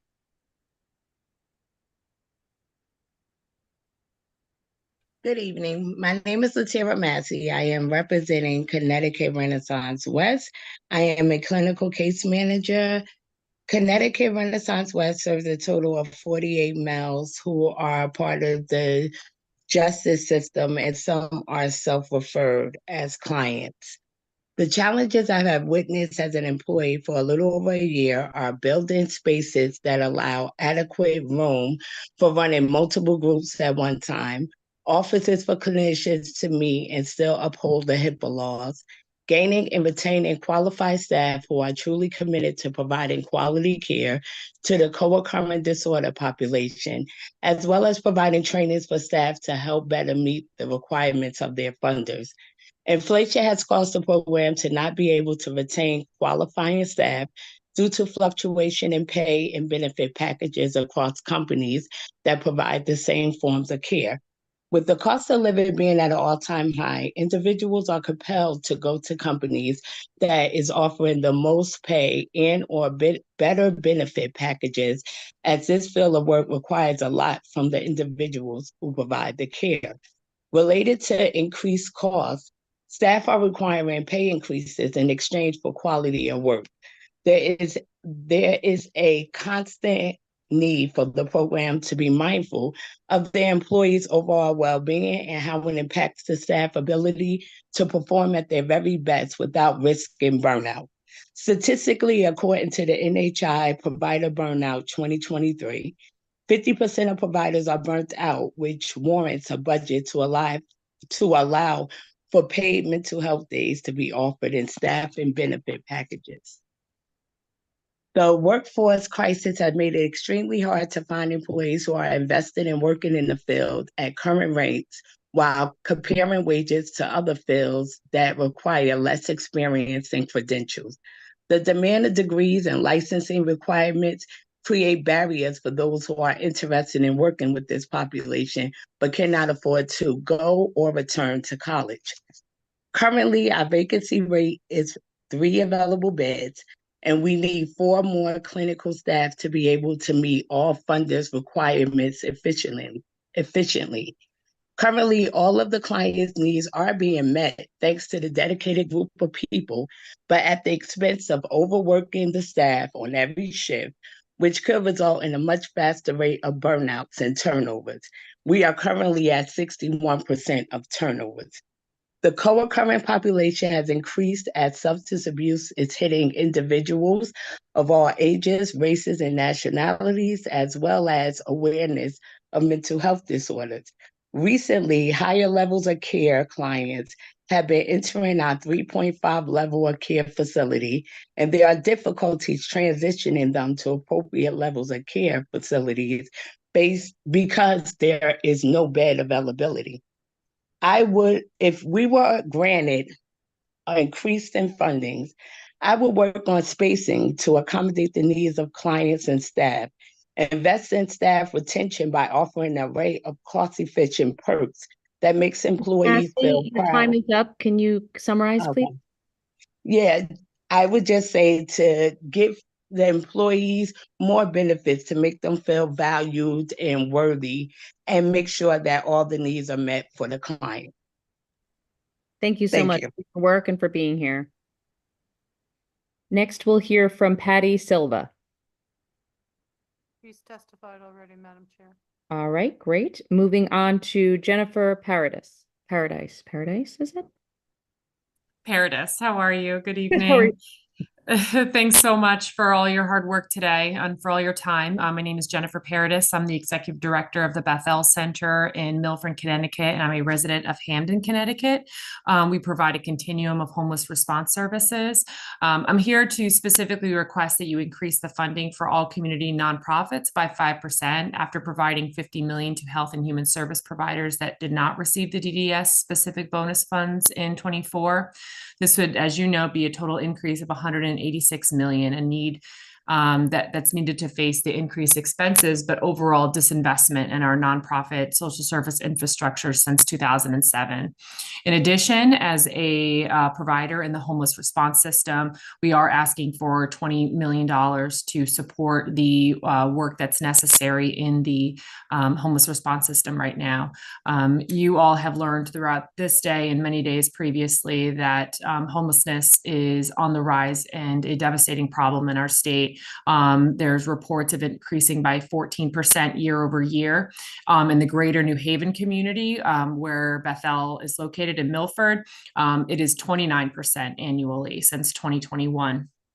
This increase, coupled with the lack of resources, has resulted in nearly 1,000 people sleeping outdoors with no place to turn, not because homeless service providers don't know what to do, but because we need more funding to do so.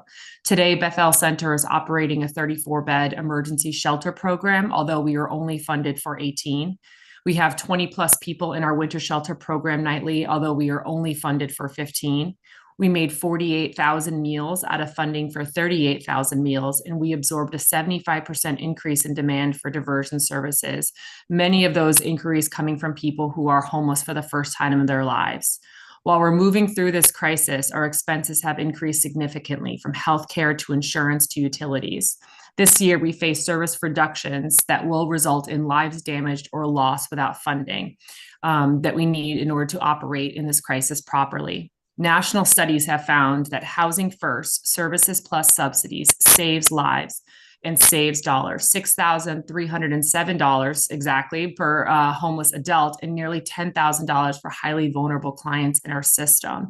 So the understanding that we are saving money or we are paying down other debts without consequence is just simply not accurate. There's a lot of consequences and there's more expenses that we're kicking down the can later down the line and eroding our communities in the process. I'll close with just very quickly summarizing. While I've been listening over the past 2 hours, we did 2 things at Bethel Center. 1, respond to an overdose. 2, write a recommendation letter for a mom of 3 who's getting into graduate school. And I just can't express the gap, the required skill it takes in order for the same person who makes $15.69 an hour to do both of those things.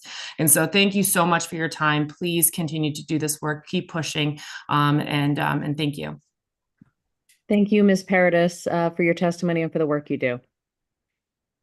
Is Sean Smith with us tonight?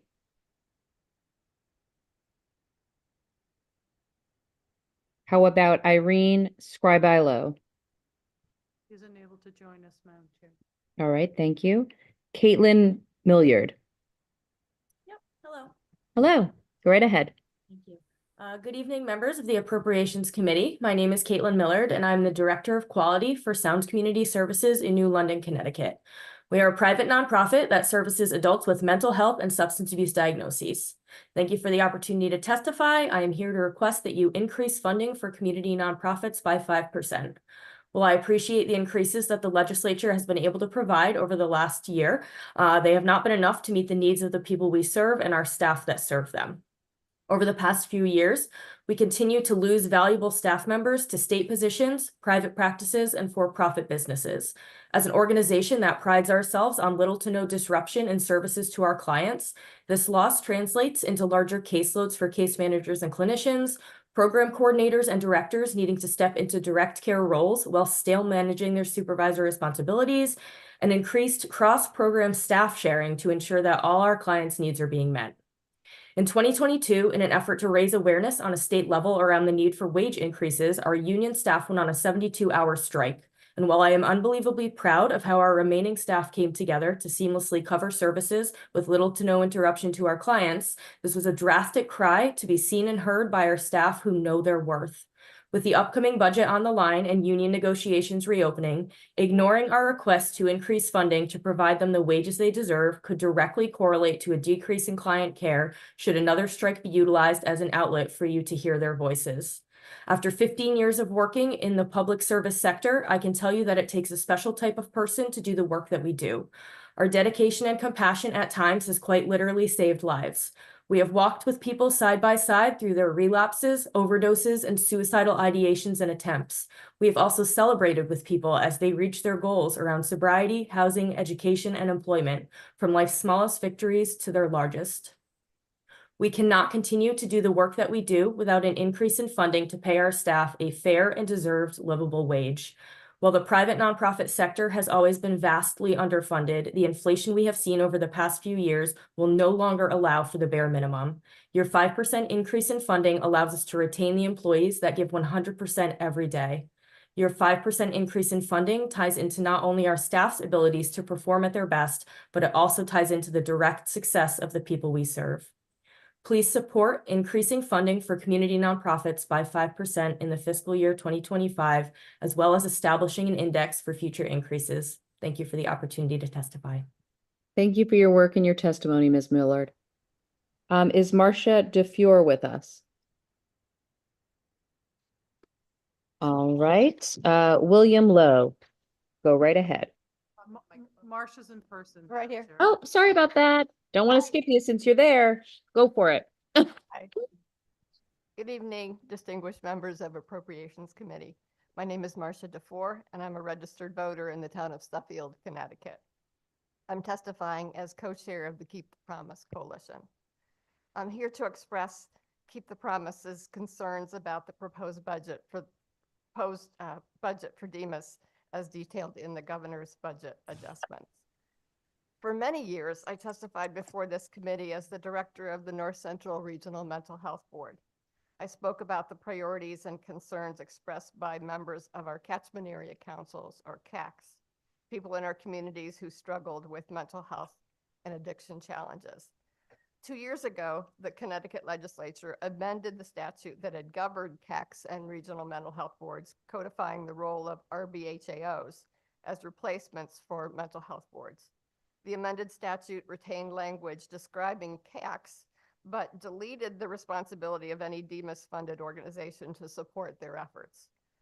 Sadly, lacking their support, most of the CACs are no longer functional, and many have ceased to exist. So it happens.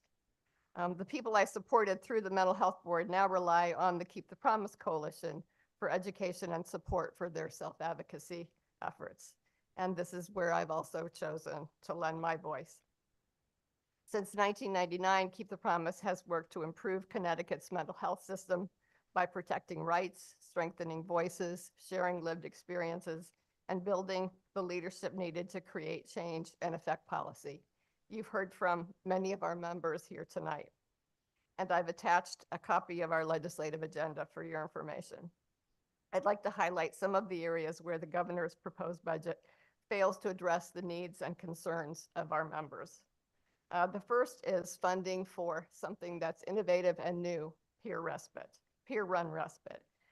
While we appreciate an increase in funding to enhance crisis response, and mobile crisis is critical for reducing the use of force and police involvement in crisis, it's only one piece of the response to people in crisis. We propose funding for peer-run respite, which is a voluntary short-term program that provides 24/7 community-based, non-medical mental health crisis support as an alternative to inpatient hospitalization. It's a kinder, less costly approach to crisis support than hospitalization, especially involuntary hospitalization. And I've attached an information sheet about peer-run respite for your information. And you heard from our executive director earlier today about the benefits and the lower cost that could be had there. In addition to crisis response, hospital and/or respite care, people who have experienced mental health crisis need ongoing support in their communities. It's more than disappointing that the proposed flat funding for community nonprofits who provide these vital services is so insufficient to address these concerns. And I think you've heard them, at least 5% is needed in order to just salvage the services that they're providing. And this includes investments in discharge and Ms. DeFiore, your time is up. Can you please summarize? it includes just one other thing I wanted to mention, and that's investment in discharge and diversion services, so that people who are, we want to prevent people from moving into institutionalized care and prevent people from being in institutionalized care. And so we just thank you. It's been a long evening. You've listened, and now we're just asking you to act, to salvage the services that already exist, and then to invest in something that's kinder and more and less costly, that will meet the needs of some people who are really struggling. Thank you. Great. So much. Thank you so much for being here tonight. Thank you for your testimony. Now it's William Lowe. Go right ahead. I wrote a testimony, and I had 2 testimonies, so I got mixed up, okay? I want to thank you and the committee for allowing me to speak. My name is William James Lowe. I'm a member of the NAMI, the National Alliance of Mental Illness. NAMI is the national largest grassroots mental health organization dedicated to building better lives for all those affected by mental health conditions. NAMI Connecticut is located, affiliated, provided support groups, education programs, and advocacy for individuals, families, children, and impacted by mental health conditions. I'm here today to support the 5% and the $186 million increase for the budget.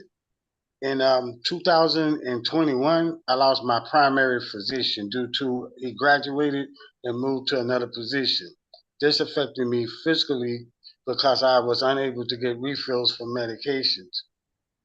This affected me mentally as I started to go through withdrawals. This affected me socially because I started having problems with friends, families, police departments, hospitals, court systems, and I was also unable to secure needed dental work. I would like to apologize to my family and friends and the police department and the hospitals and the court systems for my behavior during this period. In summary, I would like to name some of the programs that helped me when I was homeless for like 4 years. I was in the Open Heart. I was in McKinney Shelter. I was in Macacure. Coming out of those programs, CRT housing. I've been housed. I was housed with the End Homeless Coalition from Connecticut. I'm a part of Advocacy Unlimited. I'm a part of CCAR. I'm a part of TOVO. I'm a part of Hearing Voices. I'm a facilitator for them. And I go and I tell my story as a survivor for homelessness so I could spread hope and I get out of my own head so I won't end back up in those situations. And if you're in these programs, the next person won't have those doors and those resources to go to. And I want to thank y'all for letting me speak. And sincerely yours, Willie James Lowe. And I want to say good night to everybody. Thank you so much for sharing your experience to help others, Mr. Lowe, and I'm so glad you're doing well. No problem. Next, we'll hear from Ruth Grobe. Good evening to the members of the Appropriations Committee. I was hoping to get a video. There we go. My name is Ruth Grobe, and I am the volunteer secretary of the Citizens Coalition for Equal Access, a small grassroots disability advocacy organization that's located in my hometown of Farmington. I would like to give you background on a bill that has been raised in the Public Health Committee, HB 5200, an act concerning healthcare accessibility for persons with a disability. This bill addresses a problem that has been of great concern to the Citizens Coalition for many years, the fact that many medical facilities in our state lack medical diagnostic equipment that meets the 2017 standards established by the U.S. Access Board, the independent federal agency charged with the development of accessibility guidelines and standards.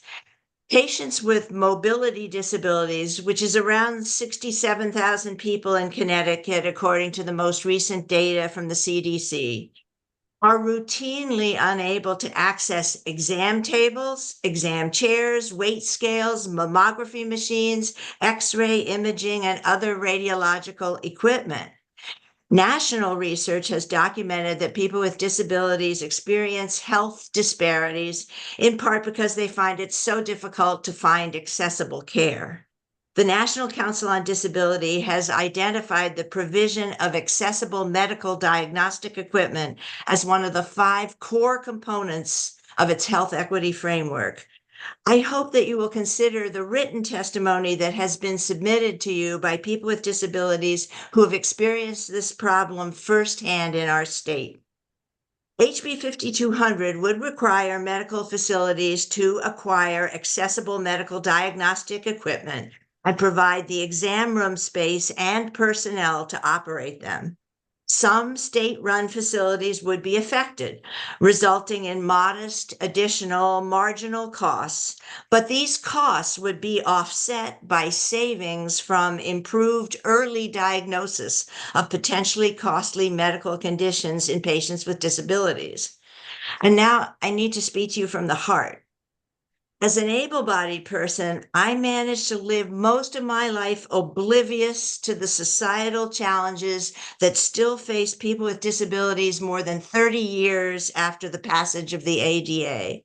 My friends in wheelchairs face physical, institutional, cultural, and attitudinal barriers every day, and yet they remain largely invisible to well-meaning people like ourselves. My fellow CC=A advocates have been raising this issue since 2017. I most earnestly ask you to follow HB 5200 through the legislative process and support its passage. Thank you very much. Thank you for your testimony and your advocacy, Ms. Groby. Is Lois Holland with us? No, Madam Chair. All right, going on to Kathy Flaherty. Good evening, Representative Gilchrist and members of the Appropriations Committee. My name is Kathy Flaherty. I'm the Executive Director of Connecticut Legal Rights Project and here to offer my comments on HB 5048. You've heard a lot of the things that other people have said tonight, and I joined the call in the raise for the community nonprofits, but I do that from the perspective of clients who otherwise remain on wait list and remain institutionalized because the community nonprofit providers don't have openings in their programs because they don't have staff. That means you are keeping people unjustly institutionalized in our state hospitals when they could be in the community receiving the services that they're entitled to receive in the least restrictive environment that's safe and appropriate for their needs. So there really are lots of reasons to ensure that the community nonprofit system, which is what the state relies on for those community-based services, gets appropriately funded. And I just have a couple comments about a couple other things in the governor's budget. And I wonder whether the state has any bargaining power when it comes to the cost of these psychotropic drugs. There's a lot of money set aside in this budget for the increased costs of drugs, but no indication that there's any move to see if they can do anything about the costs between using them in DEMIS facilities and using them in DOC facilities. I note that there was something in last year's budget, especially for that. It would seem that the state might have a little bit of bargaining power there. And may be able to decrease those costs. And my question is, Are these expensive drugs where Demas has to pay the full price when someone's in the state hospital because of that IMD exclusion? Are they allowing people to sufficiently recover so they get out into the community where half the cost would be picked up by the federal government because they'd be covered under Medicaid? That's just a question I have. The Public Health Committee has raised a bill that would establish peer-run respites, and obviously that would involve appropriations from the state. So I join my colleagues at Keep the Promise Coalition, who are advocating for money to be dedicated in the Demas budget for peer-run respites. Thank you. Thank you, Ms. Flaherty. Good to see you. Thank you for your testimony. Thanks. Next, we'll hear from Kelly Rossler.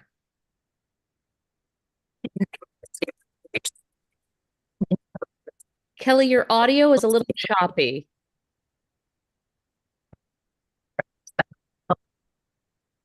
Maybe it's your headphone. Or you could try turning off your video. Unfortunately, still choppy. Maybe turn off the video and let's see if we can hear you. No, oh, all right. Sorry, Kelly. Next we'll hear from Dominique Cole.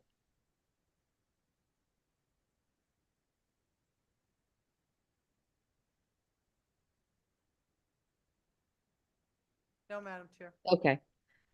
Mark Griffin.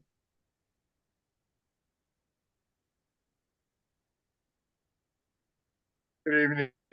I'd like to say good evening to the Appropriation Committee, all my legislators from New Haven.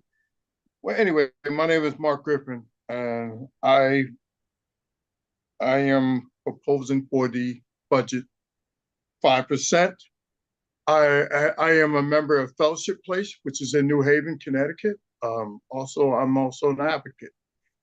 Fellowship Place been around since the 1960s. Fellowship Place also served about 800 clients and also open 365 days a year. Fellowship Place also have vocational unemployment specialists.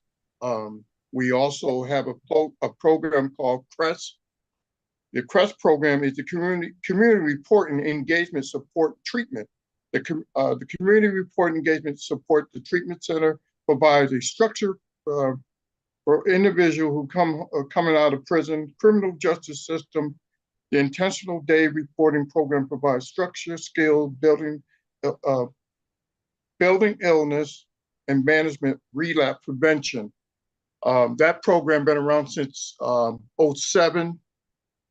Myself, I've been a member of Fellowship since 1997. Fellowship Place also open 7 days a week from 9 to 5. I'm also part of the Keep the Promise Coalition. I'm also part of the Witness for Hunger. We were just up there not too long ago. But I'm asking the governor because we have a lot of programs at Fellowship. We have a wonderful art program. We have a music program. We have a culinary art program. Fellowship been part of my life almost 20-something odd years. It helped me to be who I am. It helped me to go to college. So when you have, over the last 10 years, you have multiple staff in and out, in and out. And the reason why you find out they leave because they're not getting paid enough. I've been clean for 31 years. And I thank God for nonprofit agency across this great Connecticut. Governor Lamont, we need that 5% increase. And if it wasn't for Fellowship, I would not be who I am today. I'm an African American. I love life to the fullest. I have mental illness. I was in Fairfield Hills when they had 3 major hospitals and they shut them down, right? Where did that money go? Where did that money go? We have a lot of individuals right now. We're struggling. But a lot of the clubhouse is not open 7 days a week because they can't afford to keep the staff. But Fellowship itself needs more money because we have a wonderful, we have breakfast, lunch, and dinner.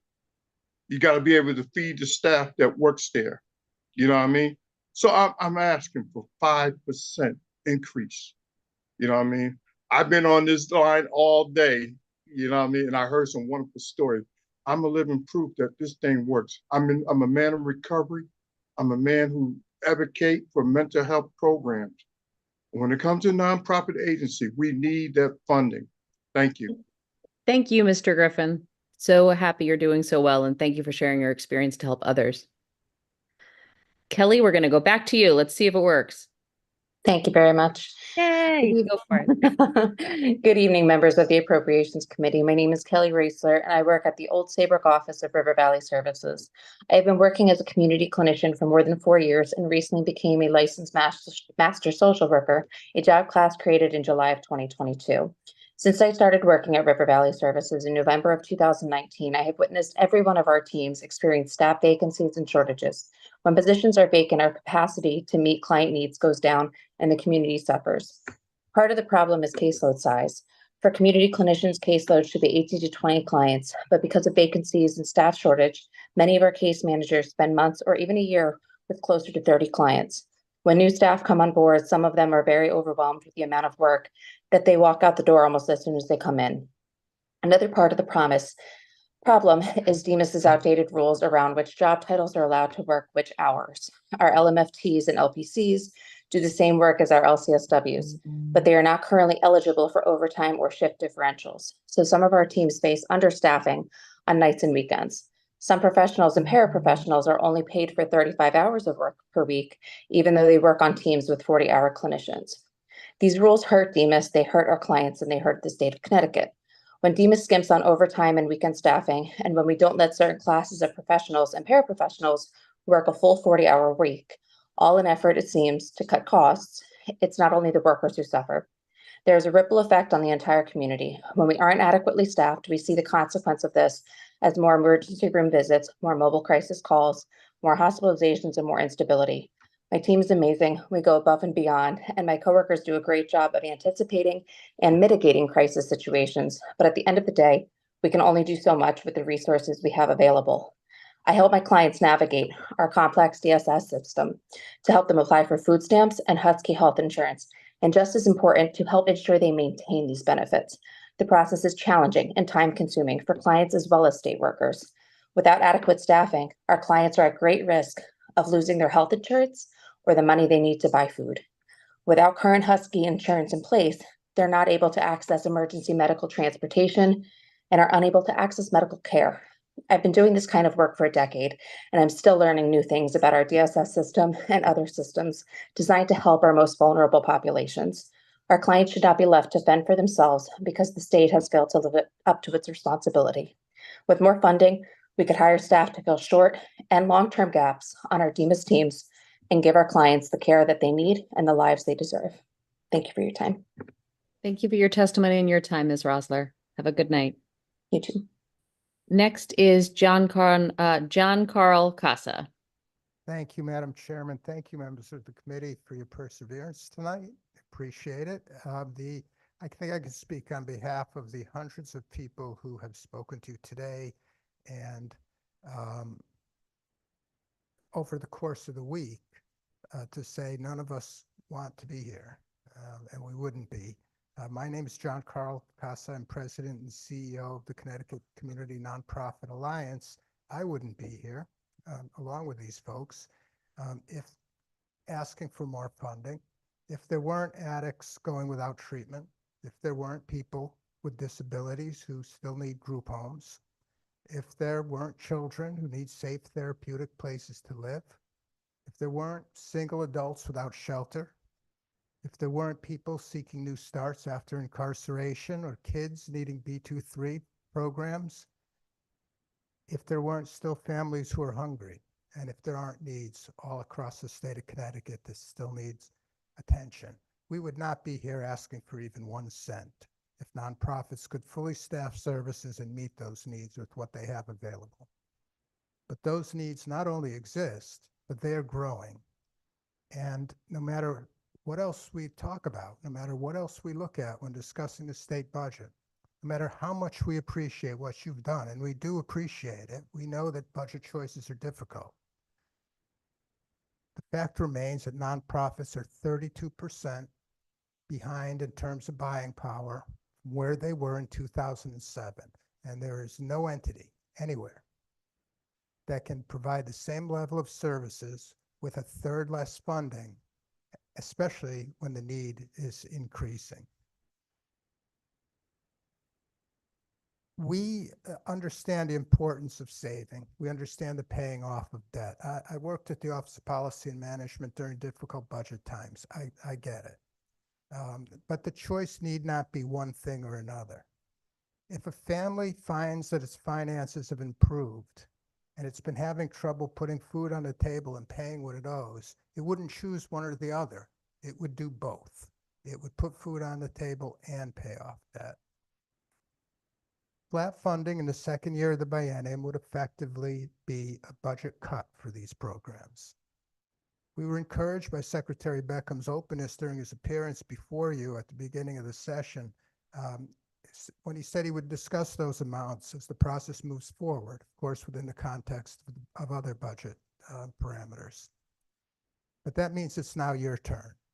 As the process begins, we're asking you, the Appropriations Committee, to make a clear statement that the people who work for and the people who are served by nonprofits are one of Connecticut's budget priorities. What we're asking tonight is that you please stand up for them. Is that asking too much? Are the requests you hear tonight too high? I don't think so. I think we're asking the wealthiest state in the nation to help us take care of its own.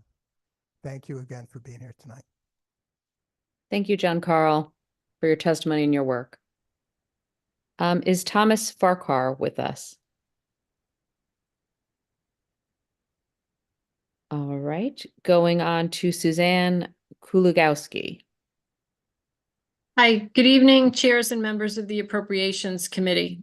I am Suzanne Kulugowski, President and CEO of ARI of Connecticut. We are an intentionally small provider of services for individuals with intellectual and developmental disabilities in Stamford. Thank you for the opportunity to testify tonight on House Bill 5048, the governor's budget. I am here to request that you increase funding for community nonprofits by 5% in fiscal year 25. I'd like to address some comments that were made earlier where this hearing started this morning. This morning when the DDS commissioner testified, Representative Dillon asked how group homes are closing when there is a growing waiting list for services. There is understandable confusion about the unmet needs when there is $7 million in lapsed funding. Here's one reason why. We went into the pandemic as an underfunded, struggling provider community. The pandemic added significant cracks and holes to an already fragile foundation, and the staffing crisis further damaged that foundation. The very generous funding to address the waiting list has all been designated for new development, as that is what it was intended to do. But it's like trying to build a 30-story building on a crumbling foundation, and that just won't work. We need to work together in this state to solidify the foundation of the private sector in order to successfully prepare for a future that will truly make a difference in the lives of individuals with disabilities. Representative Gilchrist, you asked how there could be $7 million in lapsed funding that were designated to be spent on wages to address the staffing crisis. If you think that the funds weren't spent, at least at ARI, I can tell you that you are not correct. Yet we are showing that we need to return nearly $200,000 in unspent wage money. Why? Because DDS will only allow us to count the funds that were used to bring our starting rate up to $17.25 or to increase wages by 3% for anyone earning more than that. ARI's wage increases exceeded that 3% because we needed to do so to hire and retain our staff and because our union contract required it.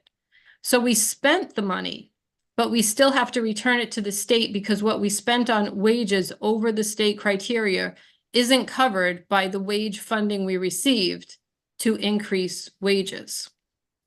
The last piece from this morning that I want to address is the question of pay rates. Most private providers are starting at $18 or $18.50 an hour, while DDS starting rate exceeds $23 an hour. We lose staff from the private sector to DDS all the time. Our foundation is crumbling more and more each day. We need your support to solidify the foundation of the private sector so we can do our part to reduce the waiting list in the state. Please support increasing funding for community nonprofits by 5% in fiscal year 25. Thank you for this opportunity to testify and for all your time throughout the day today. Thank you, Ms. Kuligowski. Very helpful. Thank you for your testimony. Next, we'll hear from Kendra Fontes May. Hey, can you folks hear me? Yes, we can. Go right ahead. Great. So thank you guys and good evening, Senator Austin and Representative Walker and the members of the committee. My name is Kendra Fontes May, and I'm a lead organizer and vice president with SEIU 1199, where I work on the community program sector, which is for the nonprofit private sector providers. We represent thousands of members across the state who provide care through the Department of Developmental Services and through DEMIS as well as clinicians and mental health care providers. Last year, the legislature recognized the incredible work that these members do by allocating millions of dollars in funding. And I'm here to, first of all, thank you guys for doing so and providing that increase. I can report back to you that that has helped thousands of workers across the state stay afloat in the rising inflation costs and has helped them keep up with the times, so to speak. But even though that funding did help significantly, I'm unfortunately here to ask for more because the nonprofit sector has just been so underfunded for years now that we are requesting a 5% total increase with a proportional increase going towards wages and benefits for the membership and for the direct care providers. Like their clients, the vast majority of those who deliver these vital services are Black, brown, and working class white people all across the state of Connecticut. Workers in the private sector are making between $15 and $18 an hour. And in DEMIS, there are mental health providers with master's degrees who make even less than that, if you can believe it. It's a really unfortunate crisis. And because of that, as I'm sure you've heard from a lot of the providers, they can't attract a lot of people to the field anymore. It's crumbling beneath them. And it's not just maintaining the agencies that becomes problematic. For the workers as well, there's rising rent increases. Inflation has skyrocketed. And you'll often find even clinicians working between 80 and 100 hours a week just to make ends meet.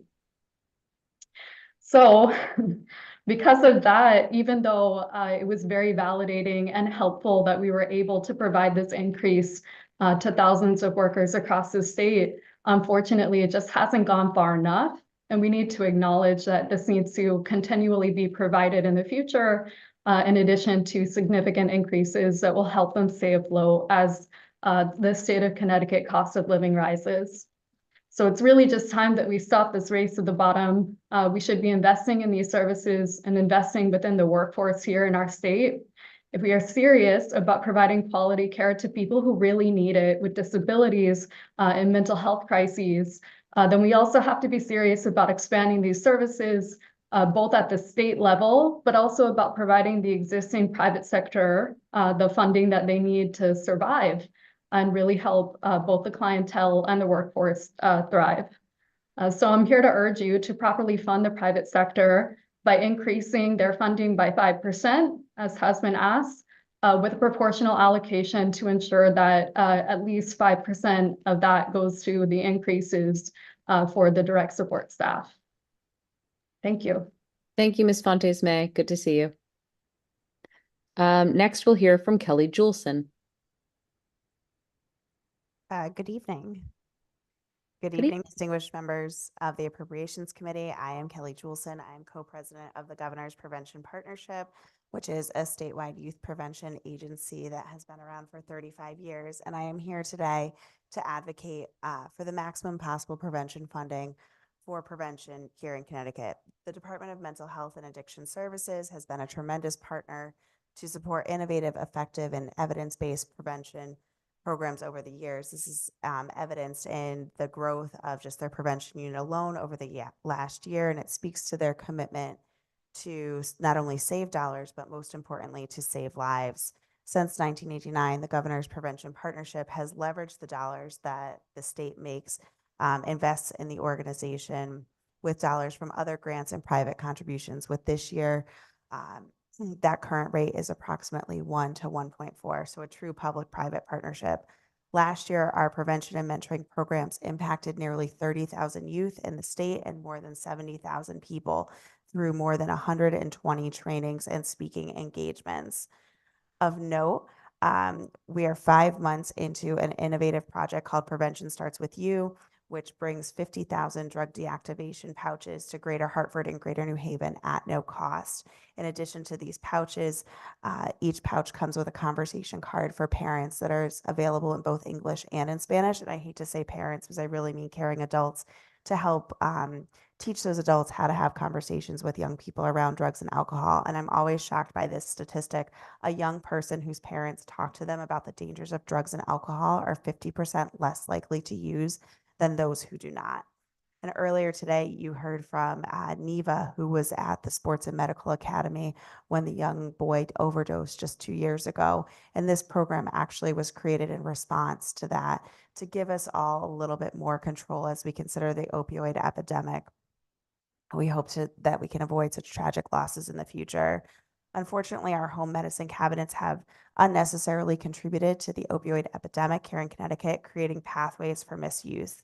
These types of pouches that we're distributing provide an easy and instant way to safely deactivate and dispose of unwanted or unneeded medication. I will tell you, it has been fascinating to spend time at the community events talking about these pouches, and more often than I'd care to admit, people are saying, oh no, I don't need those. But I'd ask you to consider what's in your medicine cabinet right now when you go home. Is there cough medicine, expired ibuprofen? Even though I clean my medicine cabinet regularly, I am constantly finding those expired medications of my children's cough syrup and other things. And we're not even beginning to talk about the opioids that we may have in the closet and how potentially those could be misused by either someone we love, a child, or even a pet.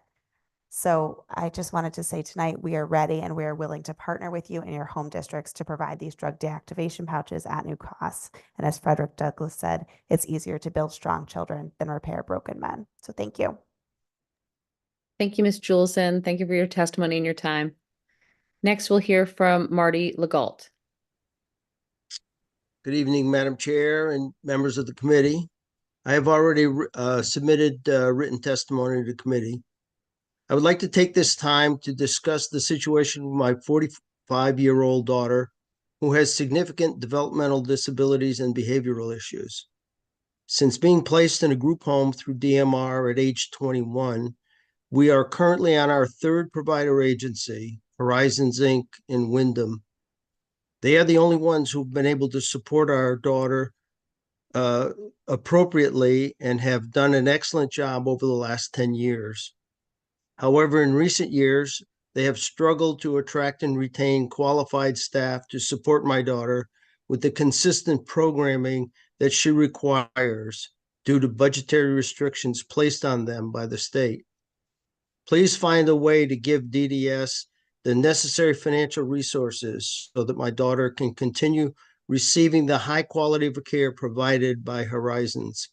Thank you for your consideration. Thank you for being here tonight, Mr. Legault. Thank you for your testimony. Next, we'll hear from Trachina Greer. Trachina, you are muted. You just have to unmute. Hi, thank you, Madam Chairman and an appropriate committee. My name is Trachina Greer, and I represent the candidate collectives. I would like to fight for funding when it comes to suffering from mental health, for appropriate housing for people with disability, because I have been on disability for the last 13 years, and I have been working for 7 years part-time with the candidate collectives, but it's very, very hard for me to get housing, appropriate housing, according to my income. I'm on waiting lists right now to receive housing, but in the process of waiting for housing, it is very, very inconvenient. It's very misfortunate that I cannot find any kind of housing that I can afford at all. I would like to fight for the 5% to be funded to places like Kennedy Collectives because I am 59 years old. I have not been able to hold a job all my life, but since I've been working with the Kennedy Collectives, I have been able to hold this job for 7 years. Right now, I am well qualified to do other positions. I'm right now in training for ISS. I just came back matter of fact, I just came from DC in September 11th through the 17th, where we had to advocate for the shutdown that's happening right now. So we were in DC advocating through the Senate House when it comes for the shutdown, and it seemed like we're still fighting the shutdown. It's like it's nothing happening. It's a continuation of people playing with our lives. People just taking our lives and just playing with it like they want to, because it's not going to benefit them. It's not going to affect them. It's going to affect us, and it's going to affect so many of us. And it's really, really a shame that people don't really consider people like myself with mental disability, with any other kind of disability, as humans, because we are being left behind.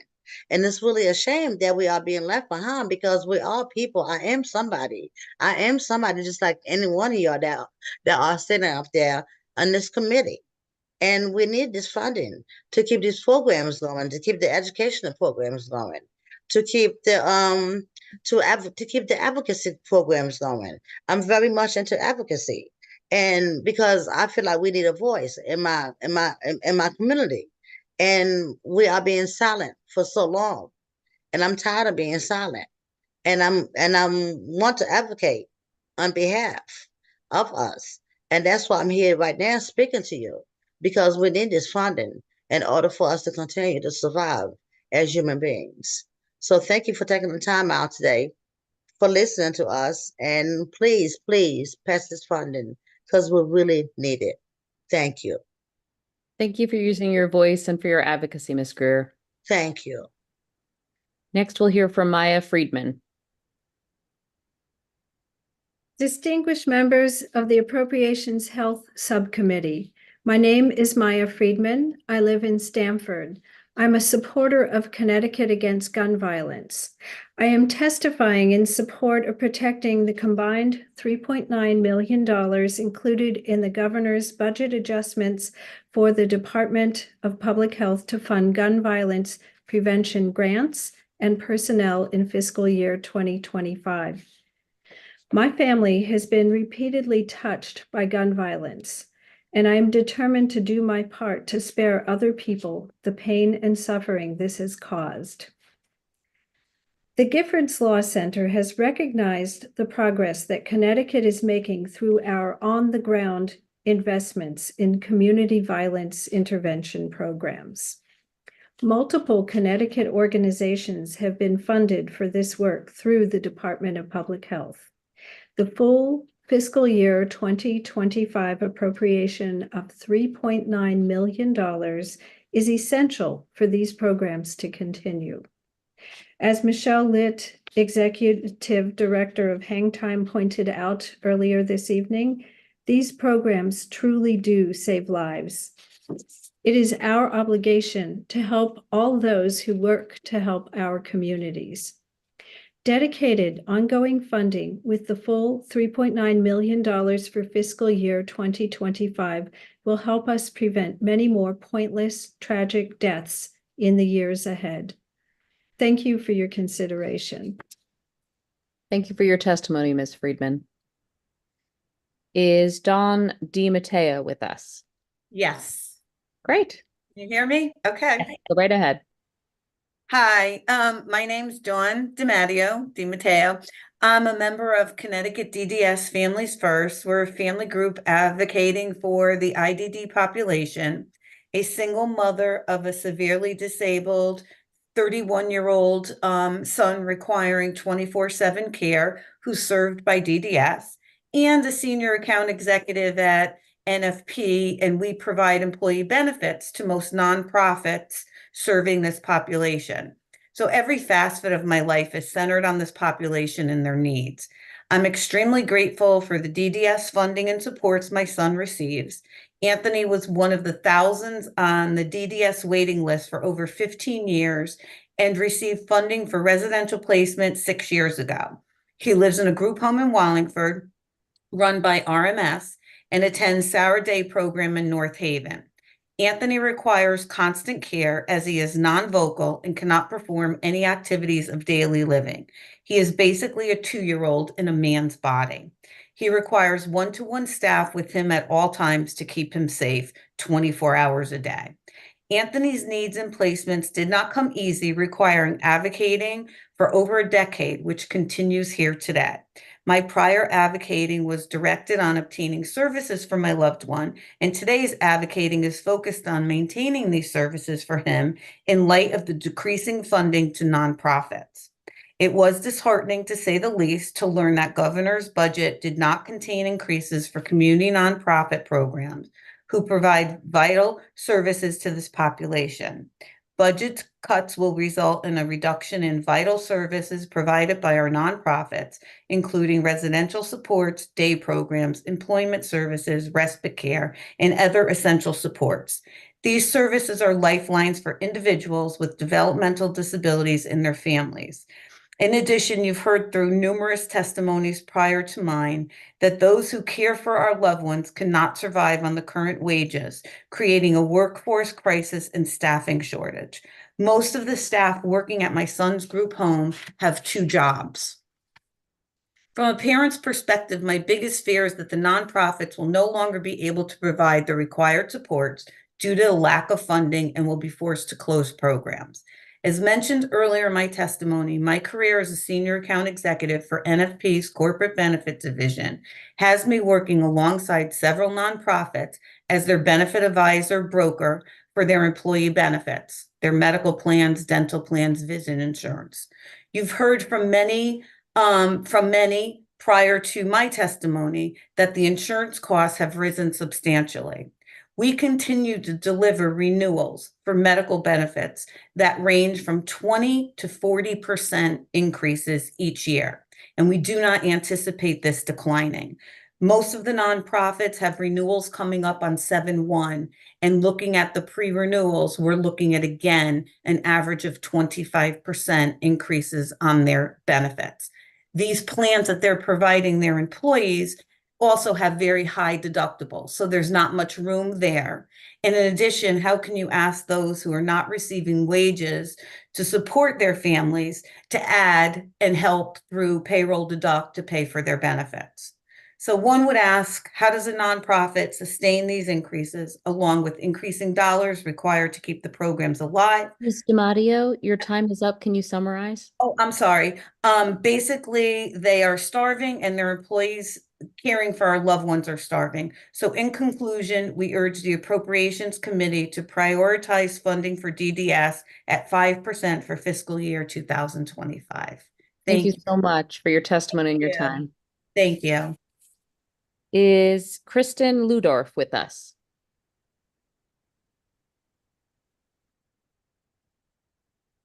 He's in person, Madam Chair. Thank you.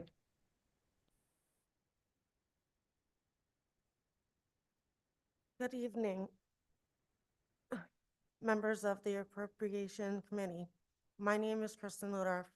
At the age of 13, I was diagnosed with clinical depression. Later in life, I was diagnosed with PTSD, high anxiety, and a good amount of health issues. After college, I volunteered for many years for the Special Olympics, which led me to work with women fighting substance abuse and trying to reunify with their children. This led me to the right place I needed to be. Working with people with mental health diagnoses and substance abuse at Reliance Health as a service coordinator is really rewarding. Due to my past trials, I have found a community of people I feel like I fit into, not just as a staff member, but as a member, but with members themselves. Over the past several years, my members have taught me about life just as much as I have taught them. Together, we build strength to overcome life's obstacles. It takes some one's time, compassion, patience, strength, understanding, and many other qualities to work with individuals with a mental health diagnosis. People like my member struggle to complete everyday tasks. I struggle as well. We all have our struggles. While I am grateful for our members are getting their medical and psychological needs met and have quick access to providers from the state, I often think about myself or my colleagues talking about how hard it is for us to get providers, referrals, medicine, surgeries, procedures done, insurance approvals, and our psychological and medical needs met at a reasonable cost. Staff insurance is high, pay is low, copay is $40 for a regular appointment, like a therapist appointment. Specialist costs $60, like a med management appointment. Imagine making less than $20 an hour with paying over $400 a month for insurance, then working 2 to 3 hours just to pay a copay. How would that make you feel? Resident programs are falling apart. Programs need repairs to maintain a living for members and a healthy working environment. Repairs for holes in the walls, broken front steps, holes in bedroom ceilings, holes in floorboards, and a mile-long list of repairs at our buildings. Imagine if you work or live in this environment. Duct tape becomes your new best friend. Residential programs don't have enough money to fix our work environment or the house our members live in. Inflation is a very real thing. We work hard to make sure our members have the best life possible with enough food, healthy living environment, clothing, and medical needs met. Nonprofits can't do all these things without the funding and backing of their state. This is not a nonprofit problem. This is a 0 to 2.55% from the state problem with not recognizing what we do over the years. We need all of you to step up and give us what we need to survive the inflation out of control.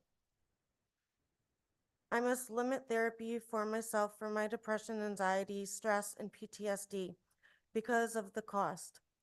Limit specialist appointment that I need for my health because of the cost. Programs limit repairs, food, activities, community outings, and the list goes on. These kinds of increases, like 2.55%, is unacceptable when hospitals are pushing out members because beds are needed. Ms. Ludorf, your time is up. Could you please summarize? Yeah. I will forever remember these words from a staff member of a hospital. Tougher members are coming down the pipe. I love working in Reliance Health and struggle for real members and staff. If continue these types of increases to maintain our programs, this is not enough. I've watched co-workers leave and friends and lose programs because funding is not available. Major increases need help. Mental health environments for members need help. Please hear us when we say you need to fight for us. We need 5%. Thank you so much. So well done. Thank you for being here tonight. Next, is Willie Price Sr. with us? No, Madam Chair, he's not. Okay, great. Thank you. Then we'll go to Linda Alderman. Hello. Hello. Esteemed members of the Appropriations Committee, my name is Linda Alderman, and I live in West Hartford. I am the State of Connecticut Vice Lead for the American Cancer Society Cancer Action Network and I am testifying in opposition to the suspension of funding for tobacco prevention and cessation programs in the governor's proposed budget. I ask that moving forward, the state of Connecticut dedicate $22.7 million annually in funding for statewide tobacco control programs that meet CDC best practices, and I thank you for the opportunity.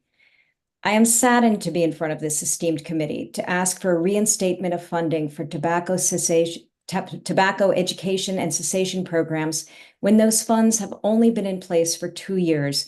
And to date, the Tobacco Trust Fund has only received the funding for 1 of those years. The program hasn't even had the opportunity to get started before the governor's proposed budget is shutting it down. The $12 million that are being cut from the budget is roughly half of the $22.7 million that CDC recommends Connecticut should be spending at a minimum for statewide tobacco control programs. Connecticut receives $367.3 million annually in tobacco-related settlement and tax dollars, and we are asking for only 6.2% of that amount to save Connecticut lives from the effects of tobacco use, including vaping. Connecticut's egregious lack of funding for tobacco control programs prior to 2022 is having a significant impact on Connecticut residents, and most importantly, is detrimentally impacting Connecticut's children. 5,300 Connecticut kids try cigarettes for the first time each year, and over $2 billion is spent on healthcare costs in Connecticut that are directly attributable to smoking. All of this is happening while the tobacco industry spends approximately $60 million annually in our state on advertising. My family was directly and detrimentally impacted by my father's inability to quit smoking. My father, who enlisted in the U.S. Army Air Force in 1942 at the age of 17 to defend our country in World War II, quickly became addicted to cigarettes because the tobacco industry targeted the military to create a generation of cigarette smokers. Although he desperately tried, my father was never able to break his addiction to nicotine, and he eventually died of lung cancer after years of suffering. He often told me that his addiction at such a young age led to his inability to quit smoking. I'm here today testifying because my father cannot be.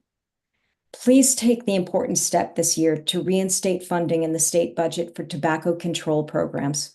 Connecticut's residents need $22.7 million to meet the CDC's minimum recommended amount, and this should be dedicated in the state budget annually. Connecticut's residents shouldn't have to fight for this important funding on an annual basis. Consistency in this funding is critical to the health and welfare of Connecticut residents and should be a dedicated budget item each year. Thank you for this opportunity and for your attention at this late hour. Good night. Thank you, Ms. Alderman. Good to see you. You too. Bye-bye. Next is Linwood Mather IV. Well,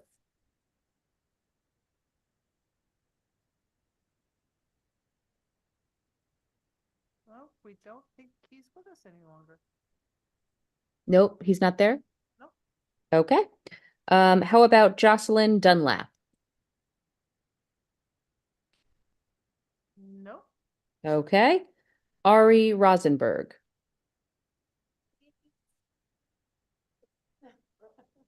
No. No. Okay. Caitlin Comet. Thank you. Good evening. Senator Austin, Representative Walker, and esteemed members of the Appropriations Health Subcommittee. Thank you for the opportunity to offer testimony concerning the budget proposal for the Department of Mental Health and Addiction Services. Specifically, we want to thank the Appropriations Committee, the legislature, and the governor for funding the Regional Behavioral Health Action Organizations, or RBHAOs, in both years of the biennium and ensuring we can meet more of the needs across our communities. My name is Caitlin Comet, and I am a program manager at the Hub. The Hub is the designated RBHAO for Southwestern Connecticut. We coordinate our efforts in the 14 towns between Greenwich and Stratford. I have been with the Hub for a little over 3 years and have been privileged to see the RBHAO grow as a team and in our impact. With additional funding, we are better prepared to meet the behavioral health needs of our region. According to our most recent 2022 Regional Needs Assessment Priority Report, the top 3 behavioral health priorities in our region was anxiety, depression, and suicide. Our DEMIS grants allow us to address many areas, including substance use, suicide, and problem gambling. But with the additional funding that has been granted by the legislature, we will now be able to better address the mental health areas of need in our region that we otherwise would not have had the capacity to do so. With additional funding, we can increase our capacity to address geographic areas of need, populations at higher risk, and support local efforts in towns. We will increase our education and outreach efforts and implement prevention strategies. We can continue our efforts in increasing access to services, promoting mental health awareness, and participating in local and regional initiatives. We have accomplished so much in our years, and in respect of your time, I would please invite you to review my submitted written testimony that highlights accomplishments from just the past year. Additionally, to learn more about our work in detail, I invite you to read the submitted written testimonies of my fellow colleagues and staff of all RBHAOs. And of course, we are always willing to engage in future conversations with you all to learn more from each other. In the work that we do and in my time with the Hub, we see and we hear the challenges happening in our communities. You have heard these stories today, and to affirm these, we support the additional funding for nonprofits and behavioral health services and to establish peer-run respites. We have the utmost respect and passion for this work, and now with your support, we can do even more. Once again, we appreciate the support for the RBHAOs and urge you to continue to make prevention and the RBHAO funding a priority. Thank you for your perseverance, patience, and dedication to us all throughout this long day. Good evening. Thank you, Ms. Comet. Thank you for your testimony. Is Michelle Capadogli with us? All right. How about Michael Doyle?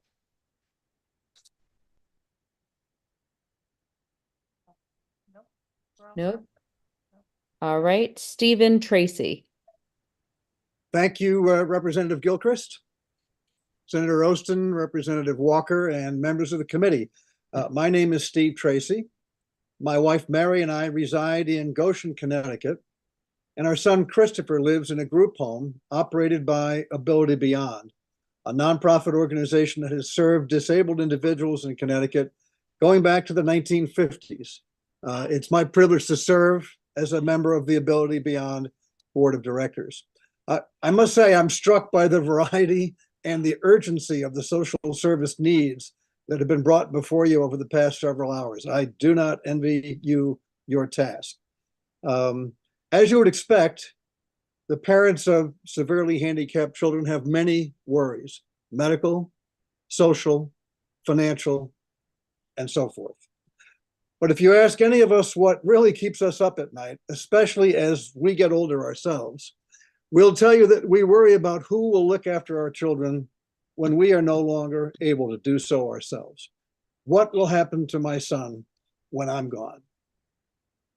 Well, the burden of those worries was lifted from Mary and me in 1990 when Christopher was welcomed into an Ability Beyond group home in New Milford. And since then, he has lived in a suburban home that is about as normal a setting as someone with his needs and limitations could ask for. Christopher is cared by for people who are selected, trained, and supported by an organization that was founded by parents and has become a national leader in promoting the independence, employment, and well-being of the disabled.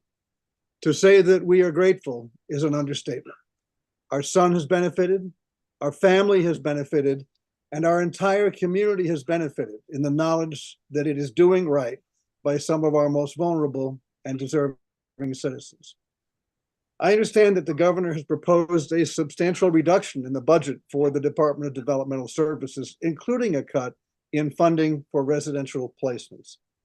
I'm asking you to reverse that cut so that the hundreds of other families that are desperately seeking homes for their disabled children can realize the kind of happy outcome that Ability Beyond has provided to my family.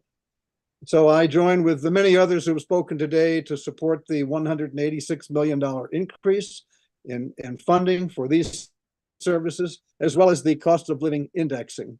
And I appreciate your consideration and the work that you do on behalf of the citizens of Connecticut. Thank you. Thank you, Mr. Tracy, for your testimony and your time tonight. Next, we'll hear from Barry Simon. So hello, Thank you for staying here, and I appreciate those that are here. 1993, that was the first year I was up here, Governor Weiker's budget. I think probably one, maybe two of you were around at that time. What's the definition of insanity? On behalf of the thousands of individuals that we care for, I am here to testify in strong opposition of the current budget. This is not a budget that represents access to services for the people we serve, nor access to inclusion and equity for the staff who provide these services. In a world of rampant inflation, flat funding is tantamount to significant cuts. Our staff, the COVID heroes you once lauded, the individuals we serve deserve better. A 5% increase begins to close the gap. We employ 1,500 talented and dedicated staff across 77 programs statewide. In our 130-year history, we have never experienced staffing crisis as we have these past several years. Flat funding for fiscal year 25 irreparably harms our staff. It perpetuates the systemic inequities that have kept them from achieving fair pay, growing their careers, and saving for retirement. If you think about root cause, the budget is the root cause, and you have the ability to advocate to fix it. We've closed more than 10 programs. We cannot open beds in our vacant group homes because we cannot staff them. We cannot create placements in these programs, and in the meantime, scores of adults and children must wait for access to services that they desperately need. We have a staffing crisis. You have an access problem. Many of the individuals in our care have been with Oak Hill for upwards of 50 years. I want to share a couple of stories. If you see my testimony, you'll see pictures of them. Greg is a resident in one of our group homes. He hasn't known another home since he was a child.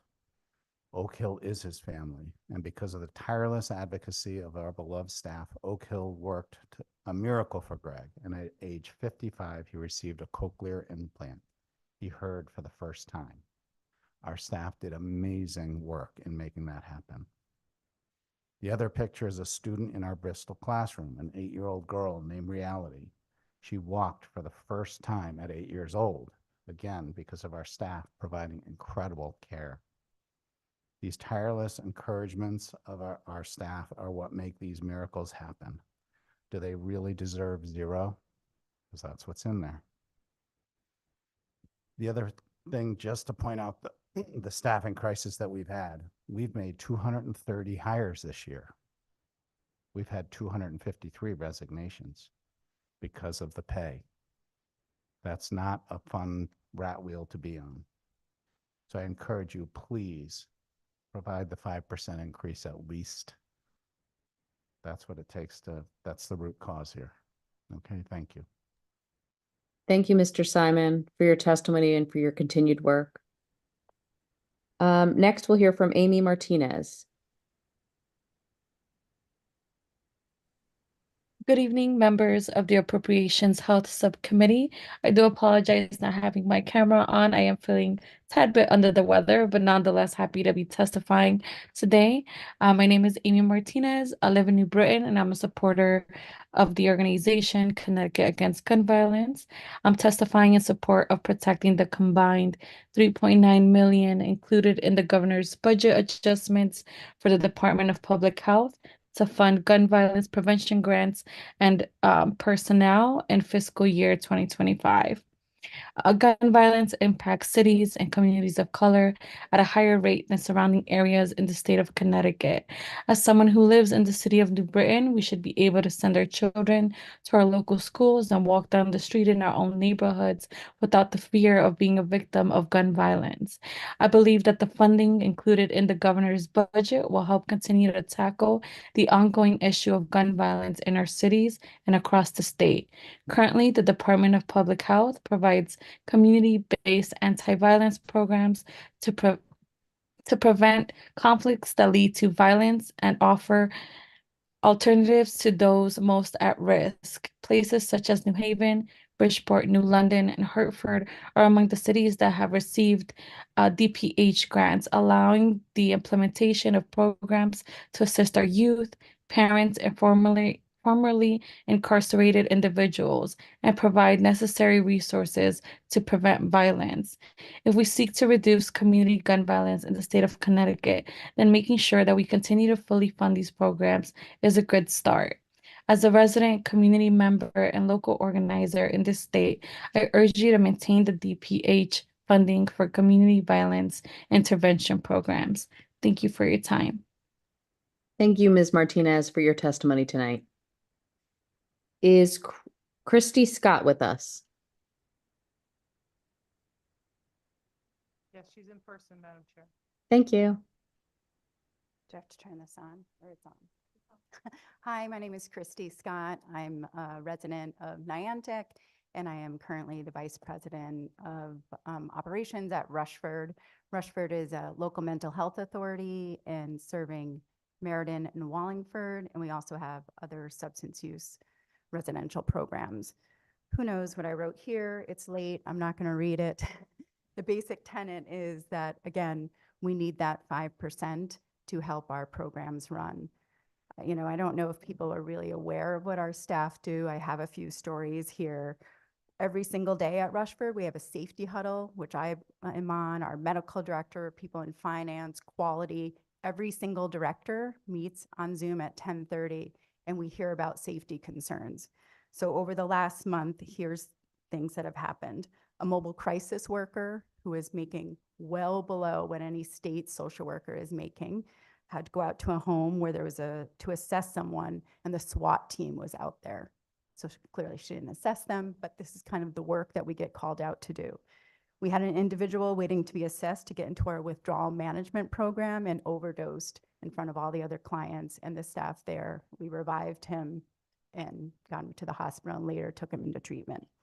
Our prevention and homeless outreach team went out one day to look for an individual they hadn't heard from and found them overdosed in a porta potty. Just yesterday, a woman was waiting to be assessed to go in our substance use treatment program and took a pen and wanted to stab herself in the neck because she felt so bad and wanted to kill herself. So every day, these are small examples of what our staff do. So whether they have a master's clinical degree or it's a medical navigator or one of our line staff, they see this, they hear this, they live it, and for very low wages, as you know. It reminded me yesterday, I think it was yesterday or the day before, in East Line, the Starbucks didn't open on time, and everyone was rageful on the community forum. I don't know if you saw that, Senator Marks. The Starbucks isn't open. And I was like, wow, but you know what? There's 10 other places to get your coffee because they didn't open because they couldn't staff. If we couldn't staff Rushford, which we get close to some days, I do get nervous, then people don't have somewhere else to go. Our clients have nowhere else to go. And that's really alarming. So we need this 5% to help us fund. We need to maintain that. And we need to show respect to our clients and to our staff. Someone also said this to me the other day, oh, that's God's work. God is not there. He might be there in spirit, but it's our staff that's coming in every day and doing this work. So please support them and the clients that they serve. Thank you. Thank you, Ms. Scott, for being there tonight, for your testimony and your time. Madam Chair, before we proceed, we have a phone number in the queue. So if area code 203 470-8057, I have given them permission to speak. If you can please tell us who you are. Oh, and they hung up. Okay. Okay. Moving right along. Thank you. Sharon Sharvis, are you with us? No. Okay. How about Rick Sebastian? He's online. Go right ahead, Rick. Good evening, Madam Chair and members of the Appropriations Committee. I'm Rick Sebastian. I'm the parent of an adult daughter with multiple disabilities. I'm a taxpayer. I'm a voter. I'm one of your constituents. And I'm the president of the Kennedy Collective in Trumbull. For the last 73 years, not much has seemed to have changed in the state of Connecticut. Our founder, Evelyn Kennedy, had to claw her way to get funding for the first level of services. We continue to do that level of clawing today. Our population is relatively invisible to the governor and to the legislature. We continuously hear the plaudits and the admiration of the work that we do, and the work that we do is God's work. And I'm here to tell you folks, you've heard that a couple of times today.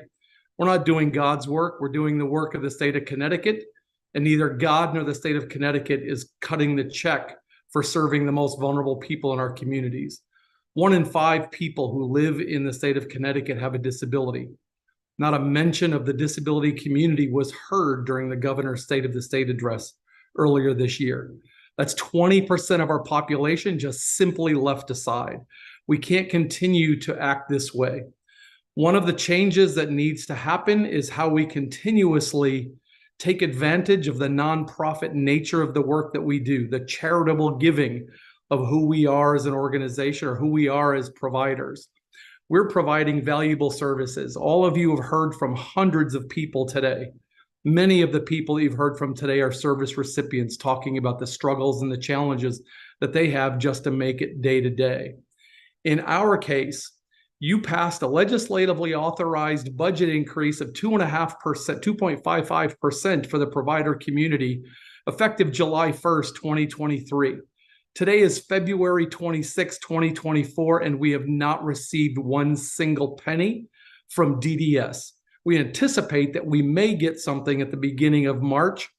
That's yet to be seen. How is that justifiable? How is that acceptable? Does that meet your intention as a legislative body? Does it meet the governor's intention who signed the budget?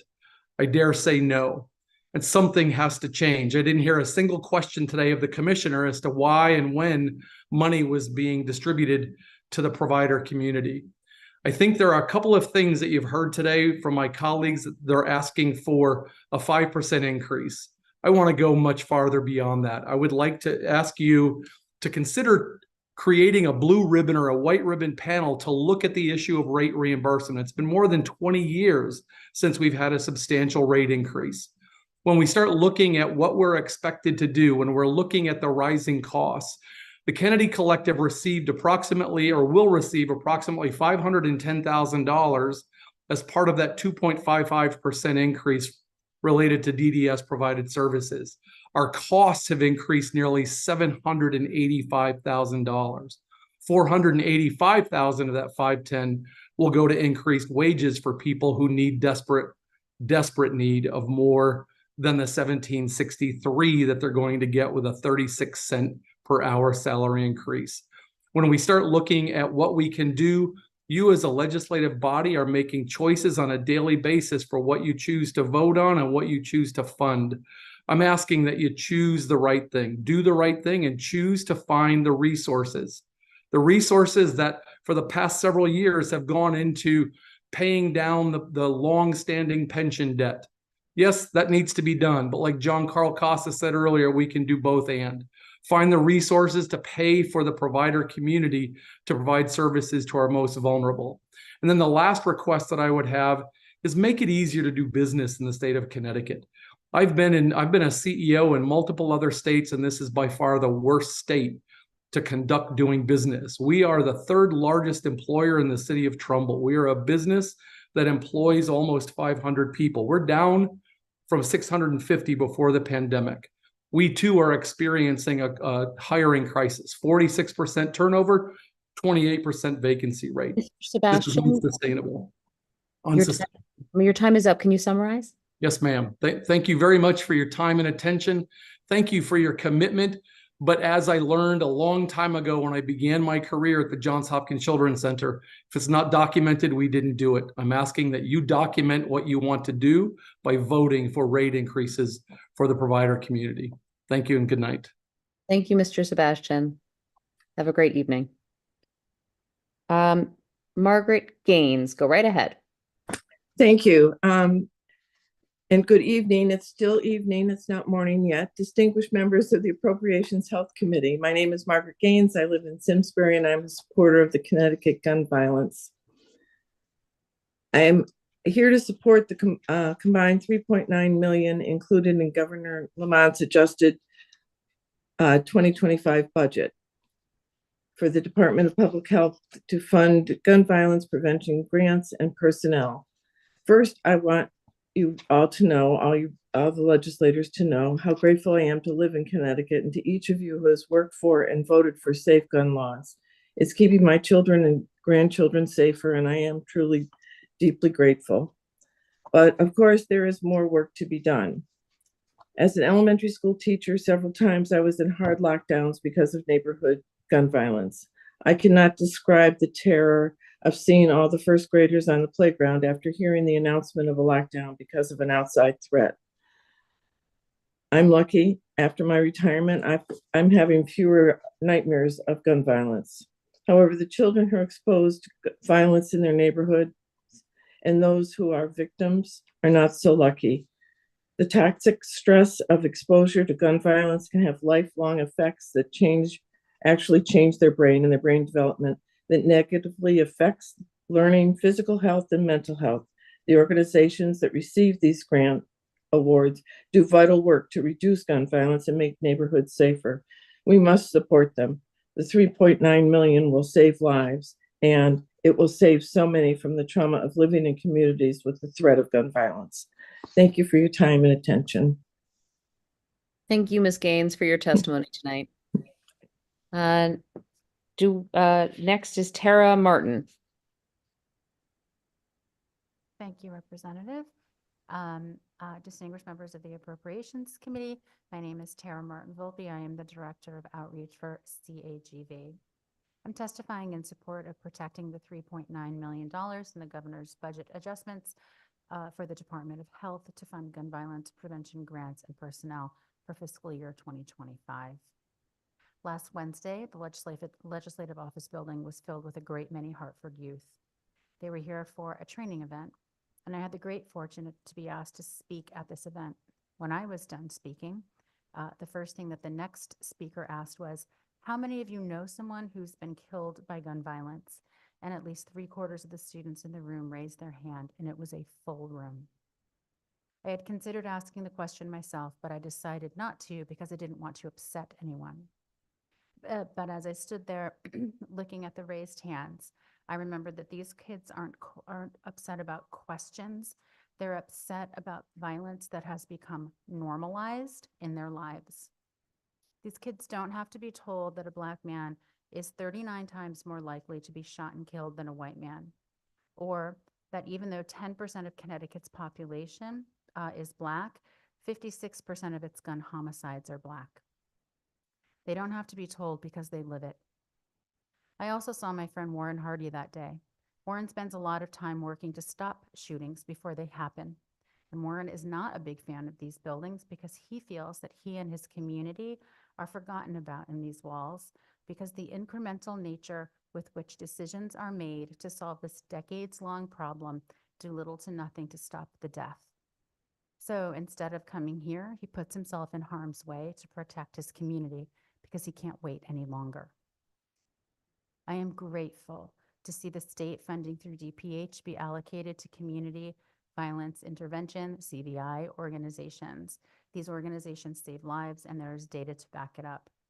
For years, these organizations have been providing the state with the service of keeping its people alive and its community safer, nearly free of charge. One could argue that the state owes these service providers some back pay, but I know we can't go backwards. I would like two things. Given the historical and current commitment to the work these CVI organizations provide to the state, it is only right to ensure that the current $3.9 million in DPH stays intact. Also, until we end community gun violence, it is my hope that the legislature will make an ongoing commitment to funding CVI organizations through DPH. It can't just be laws, and it can't just be arresting people. Normalizing investments in prevention and intervention are needed just as much, if not more. Someday, one of those kids from the training, almost done, will be one of the heroes working for these organizations. And if we continue to fund these groups, not only will we decrease gun violence, but instead of feeling like Warren does, maybe that person will say, my state knows my life matters because I see it in the ongoing funding that Connecticut provides to save lives in my community. Thank you. Thank you, Ms. Martin. Good to see you. Thanks for your testimony. Good to see you. Is Anastasia Hellinger with us?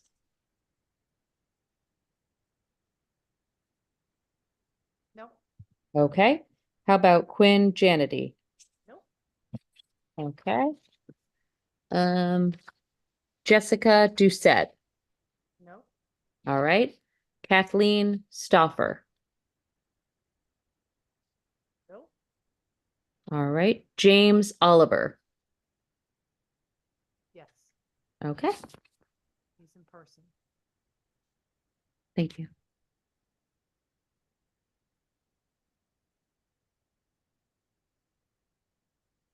Good evening, members of the Appropriations Committee. My name is James Oliver, and I'm an Associate Director with Horizons, a private nonprofit agency in South Windham. I speak before you in opposition to House Bill 5048.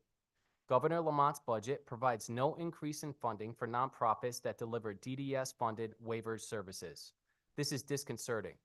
Notwithstanding the state providing a COLA for nonprofits last year, these gains were ineffectual inflation outpaced the COLA, and despite the influx of cash from a robust stock market and COVID relief funds that propelled other sectors of the economy into the black, nonprofits and human services somehow find themselves further behind the 8 ball now than they were before the pandemic.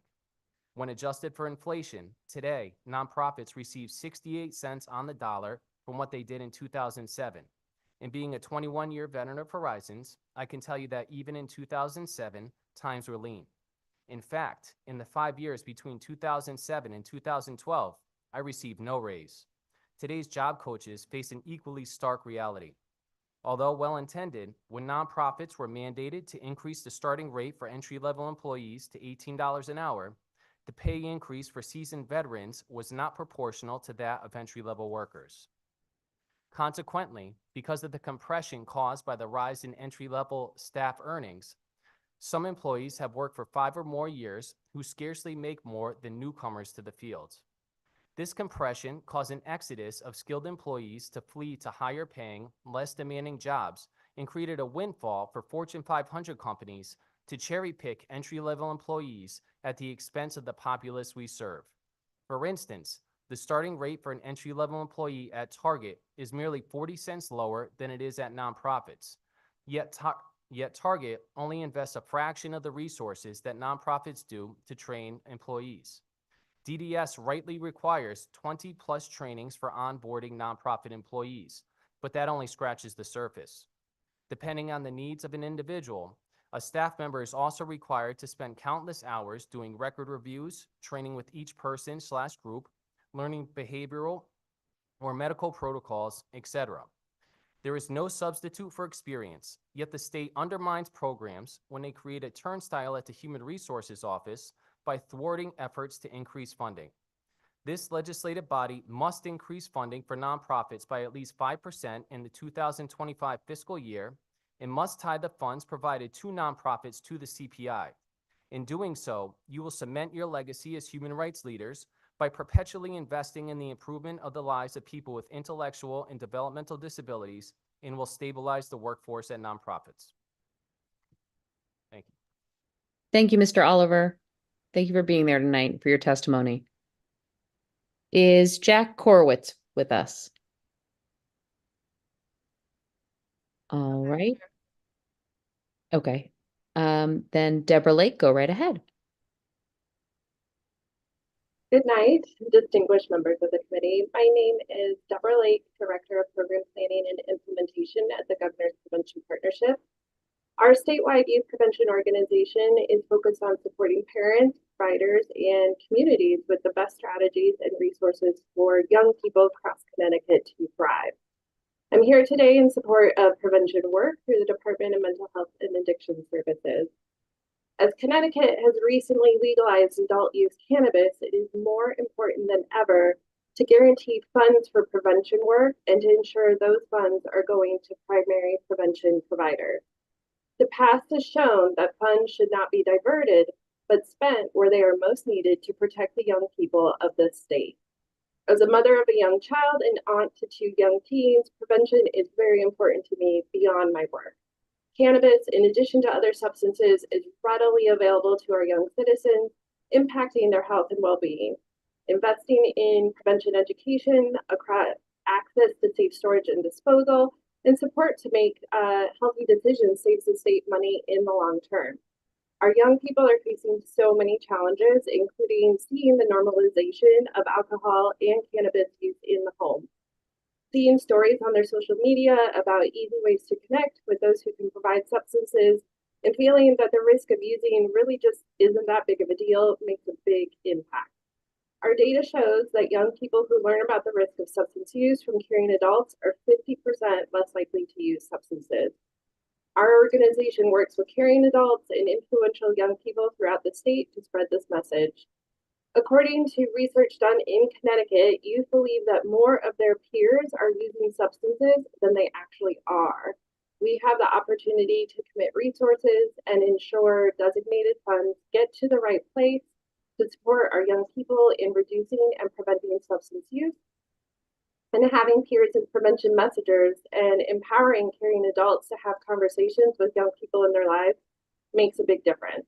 Having access to safe storage and safe disposal can literally save the lives of young children and pets.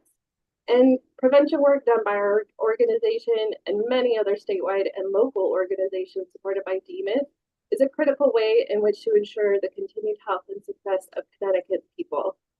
Many issues come down to the health and well-being of our communities, especially our young people. And we just want to thank you for your commitment to supporting and funding organizations such as the Governor's Prevention Partnership for the future of our state. Thank you. Thank you, Ms. Lake, for your testimony tonight.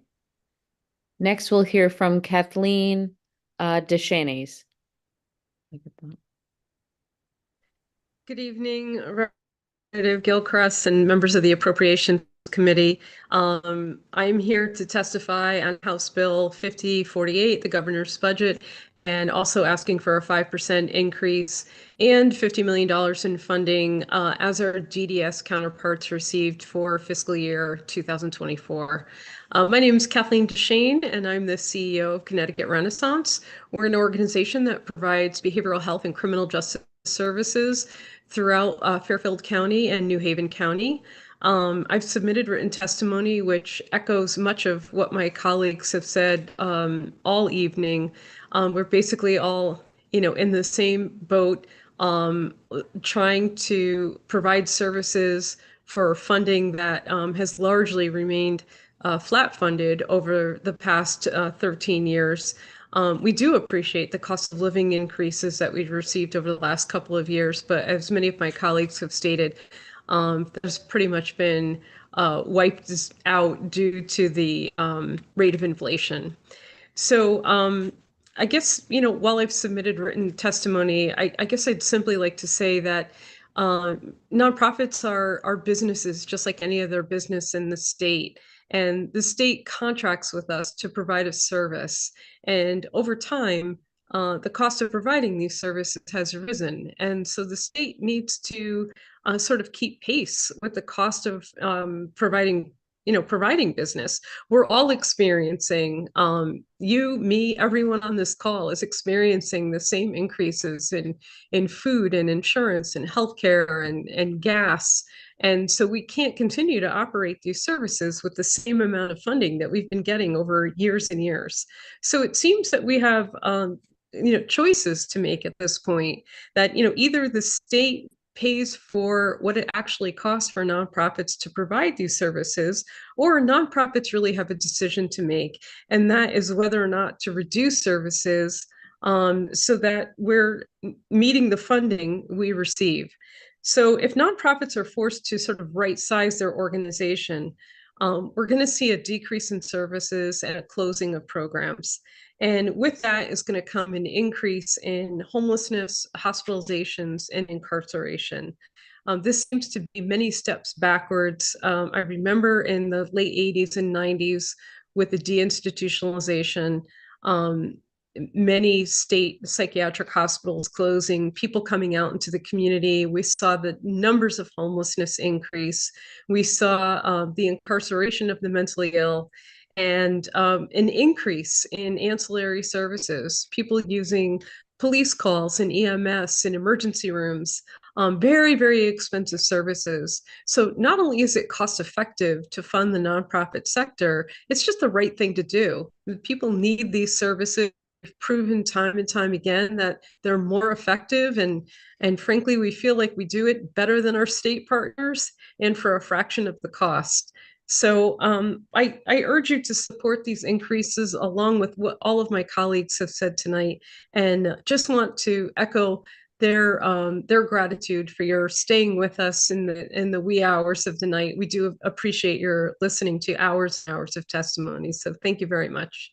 Thank you, Ms. DeShanes. Thank you for your testimony and for being here. Next is Joseph Drexler with us. In person, Madam Chair. Great, thank you. Good evening, esteemed members of the Appropriations Committee. My name is Joseph Drexler. I'm the Executive Director of Residential Management Services, a nonprofit that supports people with intellectual disabilities. We support about 235 people, primarily living in community living arrangements, and we have about 475 employees. Thank you for the opportunity to testify on the HB 6659, the governor's budget, and I'm here to request funding for the nonprofits of 5%. Thank you for your past support. Unfortunately, I think I have more history than just about anybody around this field, and go back into the early 80s. And so I know the history of funding, and Governor O'Neill was the last administration that provided the kind of consistent funding that you've provided the last few years. And so I thank you. And in many ways, I'm sorry for you that I'm here with everybody else asking for more. Unfortunately, both you and the private providers inherited a legacy of 40 years of neglect. And one of the things that I just jotted down, I was going through this, is I realized that when I started as a direct care staff, I made 45% more than minimum wage. Now, minimum wage was $2.75, but I made 45% more. Direct care staff now make 10% more than minimum wage. Is it a wonder that we have no staff? Okay, we've made a mess, and I got to be part of the administration of DDS for many years, and tried to make the best out of budgets with 0% increases and 1% increases. We made a mess, and COVID was sort of the straw. Years ago, I remember an executive director talking about the Maryanne bridge collapse and saying, this is what's going to happen to the private sector. They were absolutely right. COVID was that last thing, and it's a disaster. I looked online, our staff started at 17 and a quarter, and I looked online, a delivery driver, $19.75 an hour. Veterinary customer service, 16 to 24 an hour. Lawn work, 17 an hour. Pool service technician, 21.63. Fast food cashier, 16%.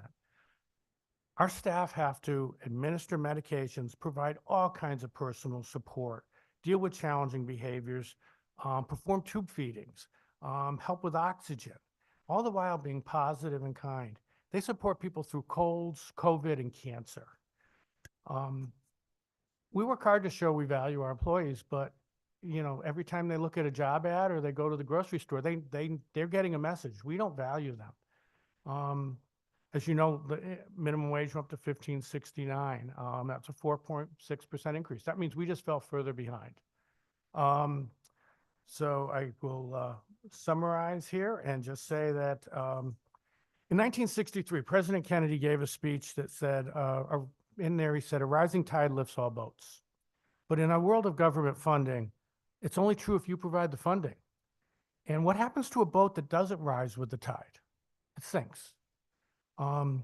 So please don't let the service system built with the resilience of people with intellectual disabilities, the love and advocacy of families, and the sweat of thousands of employees sink. Thank you for the opportunity to provide my perspective on the budget. Please support increased funding for the nonprofits. Thank you, Mr. Drexler, for your testimony and for your work. Next is Heather Latoro with us. I am. Right, go right ahead. It's still evening. Good evening. My name's Heather Latoro, and I work at Marrakesh. I might look familiar because it's my 38th anniversary at my organization. And we support everyone with a need in the state. We have contracts with DEMIS and DDS and DCF and DSS and everyone else. And we support people with intellectual disabilities and people with physical disabilities or with autism, people who are homeless, people with chronic mental illness, who suffer from addiction, who need safe, affordable housing, youth in the foster care program. We support anyone with a need in the state of Connecticut. We support that with 650 of the most caring, dedicated employees. And along with our colleagues here, we help people every day, 365 days a year, and 24/7. The failure of indexing the nonprofit human service provider contracts with inflation over the decades has caused not only longer waiting lists for services and holes in services, but caused the majority of the human service nonprofit employees to join the category of economically disadvantaged and vulnerable. So today I got a review on Glassdoor. You could imagine how that is very important to me in this time when you know everyone here needs so many employees. We have 650, but we're down over 100 since COVID. So Glassdoor is important. So we had the review. And although the person works for us and likes working for us, she said, I'm still not paid what I'm worth. And I got upset because I don't think I deserve that review. I would pay her what she deserves. I want to give her back to you guys and say, that's your review. That's your Glassdoor review. To pay people what they deserve is important. And, that's really important to people, the people we support. You saw the families here and the individuals that receive the services. I hope that my phone is not ringing now from one of a parent that I promised services to about 18 months ago. She has two daughters with intellectual disabilities and medical concerns, and one daughter we promised you could move into our group home. Then we had to close the group home before she moved in because we couldn't hire enough staff. So we promised her a space in another group home. We said, you can move into this group home. And she's going to. It's just that we have to make sure that we have enough staff there that are trained and able to help this family. Last Friday, our team went out to pick up a lady with intellectual disabilities who lived at home with her parents her whole life. Her whole life, lived at home.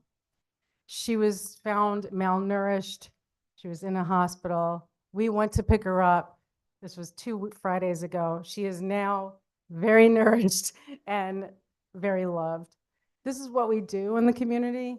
And I think I heard my time. So I just want to say this, and I'll look at Senator Marks because she's very passionate about this too. Don't allow anything less than a 5% COLA for human service nonprofits. Don't allow it. Please don't allow it this year. We need it. Thank you. Thank you, Ms. Latoro. Thank you for your testimony and your work. I'm going to call on our next person and then turn it over to my good colleague, Senator Marks. So next up is Carrie Jaffe. Can you hear me? Yep, go right ahead. Okay. Good evening, members of the Appropriations Committee. I am the clinical manager at ARI of Connecticut. I am here to request you to increase funding for community nonprofits by 5% in fiscal year 2025. I want you to take a short walk with me to walk in my shoes. There are acute staff shortages throughout the nonprofits serving the developmentally disabled population. Managers are filling shifts due to staff shortages. Staff turnover is frequent. Managers are afraid to terminate poor employees unless they want to be working many additional hours beyond the many hours they already work. Direct care staff salaries are roughly equal to what is offered at entry-level supermarkets or fast food restaurant positions. In my agency, 40% of the people we serve in our residential services are dual diagnosed, taking psychiatric medications. Some are aggressive, some not just verbally, but physically. Others are self-abusive. The skills to serve such individuals require a level of skill and competency in therapeutic fields like applied behavior analysis and counseling that precious few staff have. Other individuals served by agencies like mine have severe medical issues. Many with Down syndrome succumb to Alzheimer's. Can you hear their screams, their delusions, their frequent crying out? I can. The same behavior issues are often repeated year after year in endless meetings because of the inability to successfully resolve them due to the staff turnover and lack of competencies to meet the challenge. And that costs money, needlessly wasted. There continues to be a high number of substantiated cases of negligence and abuse. As a manager of clinical services with 2 master's degrees in clinical fields and advanced postgraduate training in applied behavior analysis with my agency for 31 years, I make $30,000 to $50,000 less than those in the public sector or in comparable positions in other related fields. And I am not the exception, but rather the rule. I have been in the field for 40 years, and let me be blunt with you. Services were better back in the 80s when I first started. We have not improved. We are going backwards. Despite many dedicated staff, what DDS encourages about being person-centered fall on deaf ears on too many staff who see the people they serve as doing it for attention or are spoiled. Too many staff ask for punishment strategies, not realizing that the people they serve have so little opportunities that they take for granted every day. One day in the future, when salaries are higher, when the field is professionalized and credentialed with identified competencies needed to serve our population the way we should, things will be better. Unfortunately, I will likely be long dead and buried. So walk in my shoes. Now tell me, is that good enough? Would you accept that? Thank you. Thank you, Mr. Tracy. We appreciate your testimony. Susan Brousseau? No?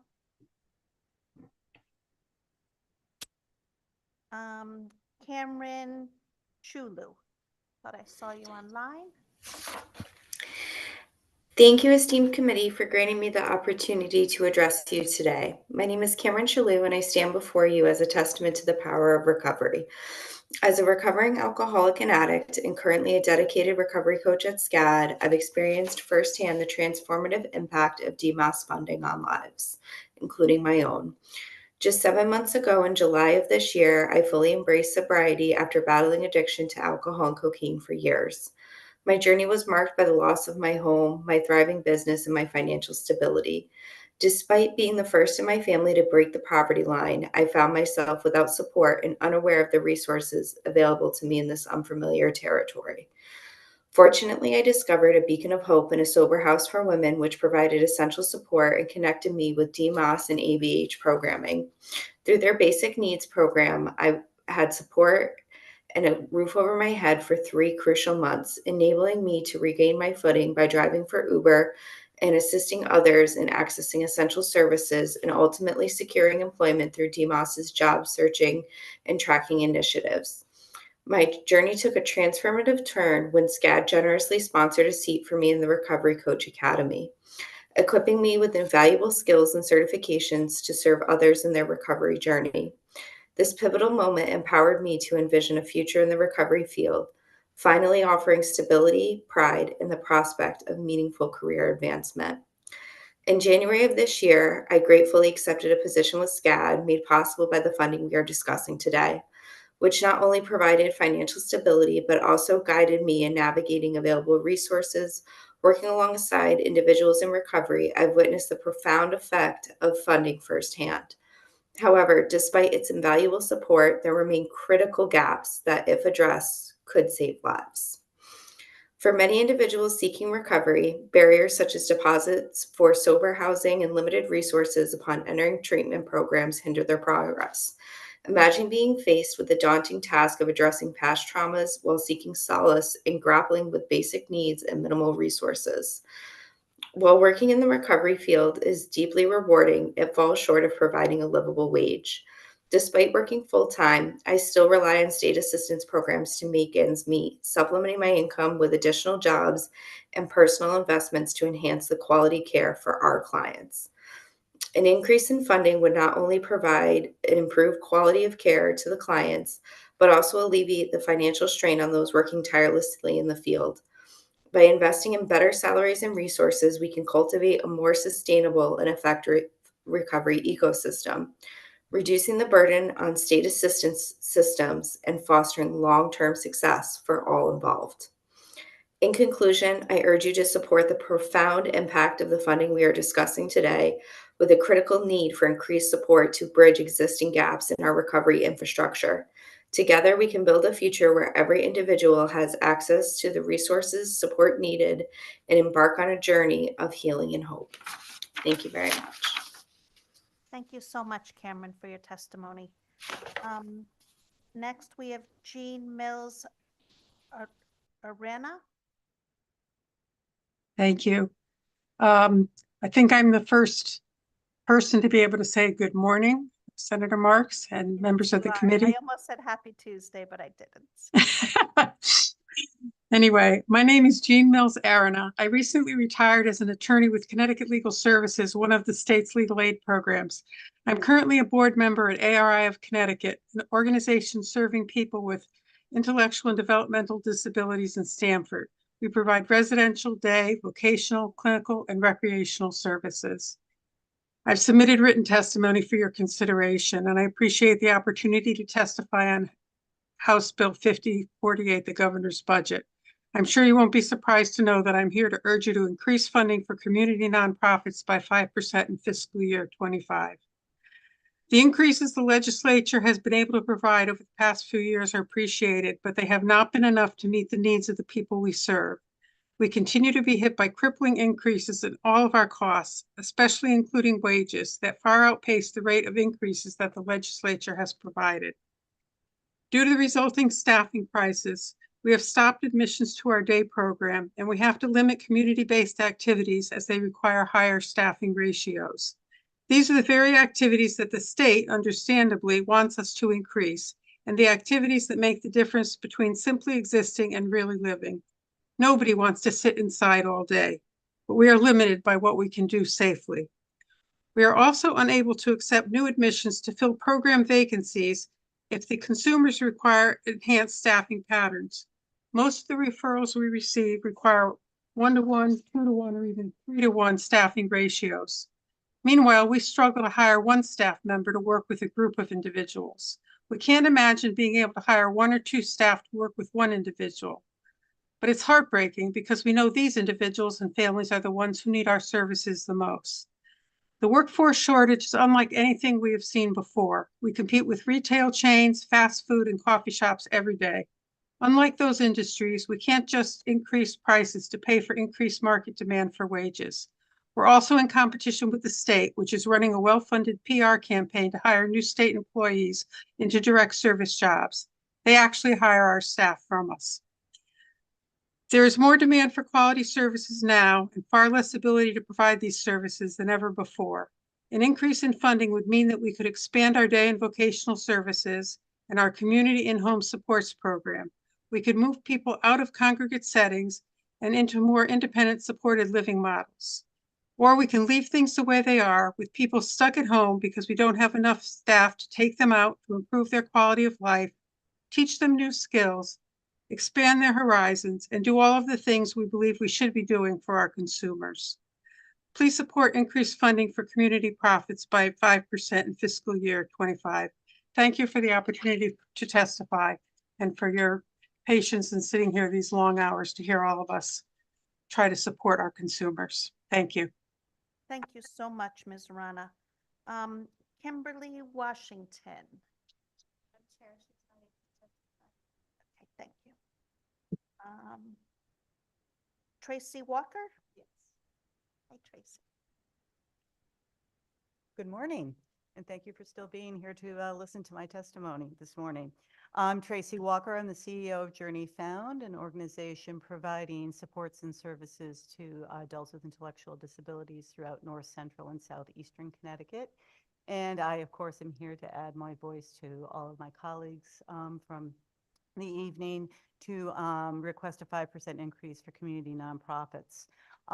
This is not the time to stop the progress that we've made over the past few years. Indeed, halting the progress that we've made will actually help reverse the increases that we've already seen. Inflation has started that process, and to halt us right now would be an actual reversal of all that good work and all of the good things that we've collectively done over the past few years. Journey Found is a provider that works with extremely challenging behavioral folks and helps them be extremely successful, requiring that most of our folks have 1-to-1 or 2-to-1 staffing.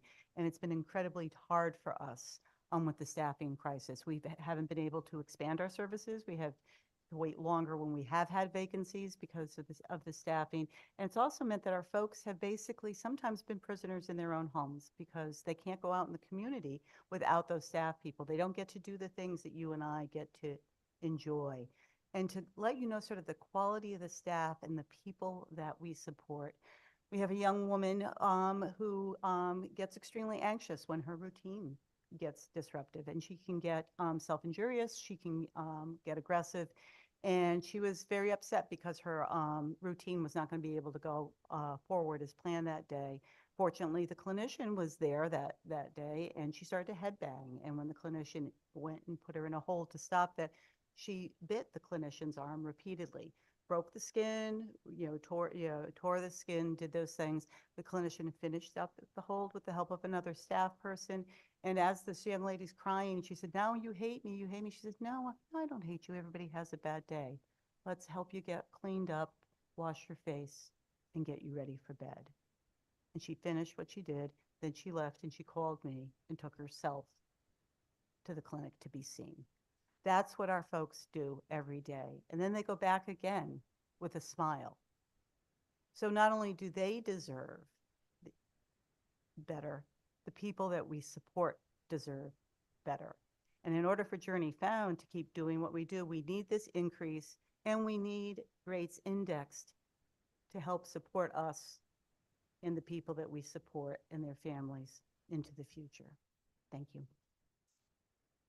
Thank you so much for your testimony, Ms. Walker. Next, we have Catherine Whitney.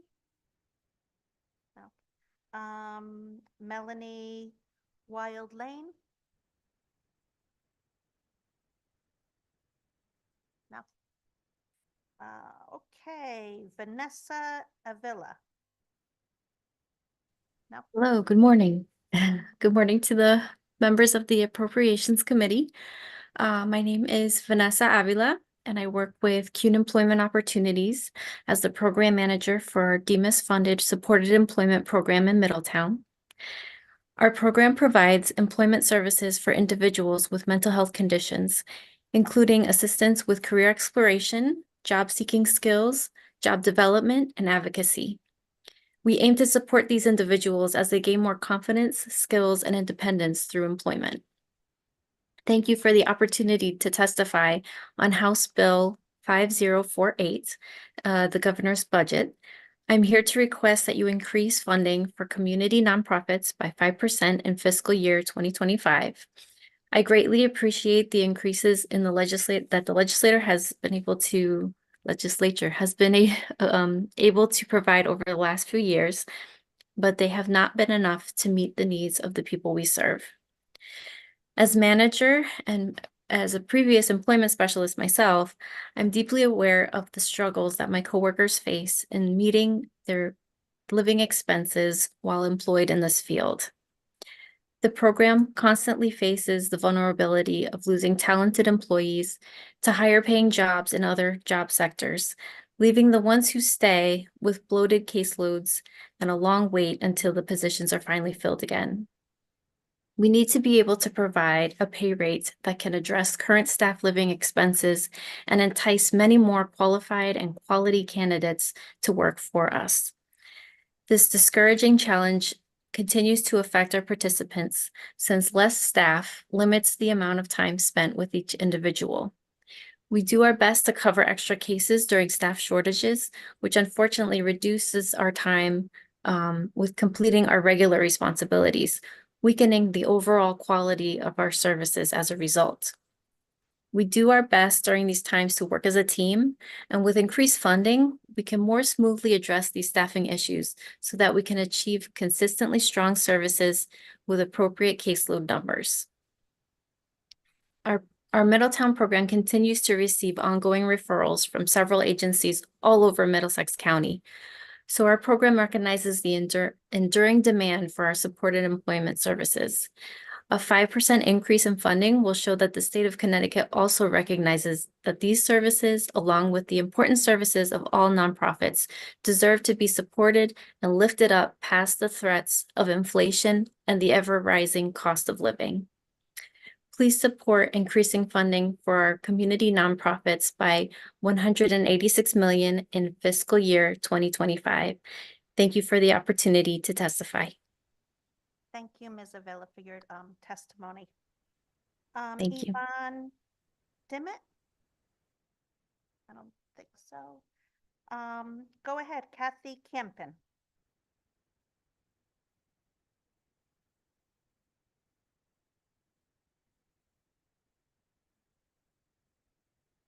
I think you have to unmute, Ms. Campen. Greetings. Yep. Can you hear me? We sure can.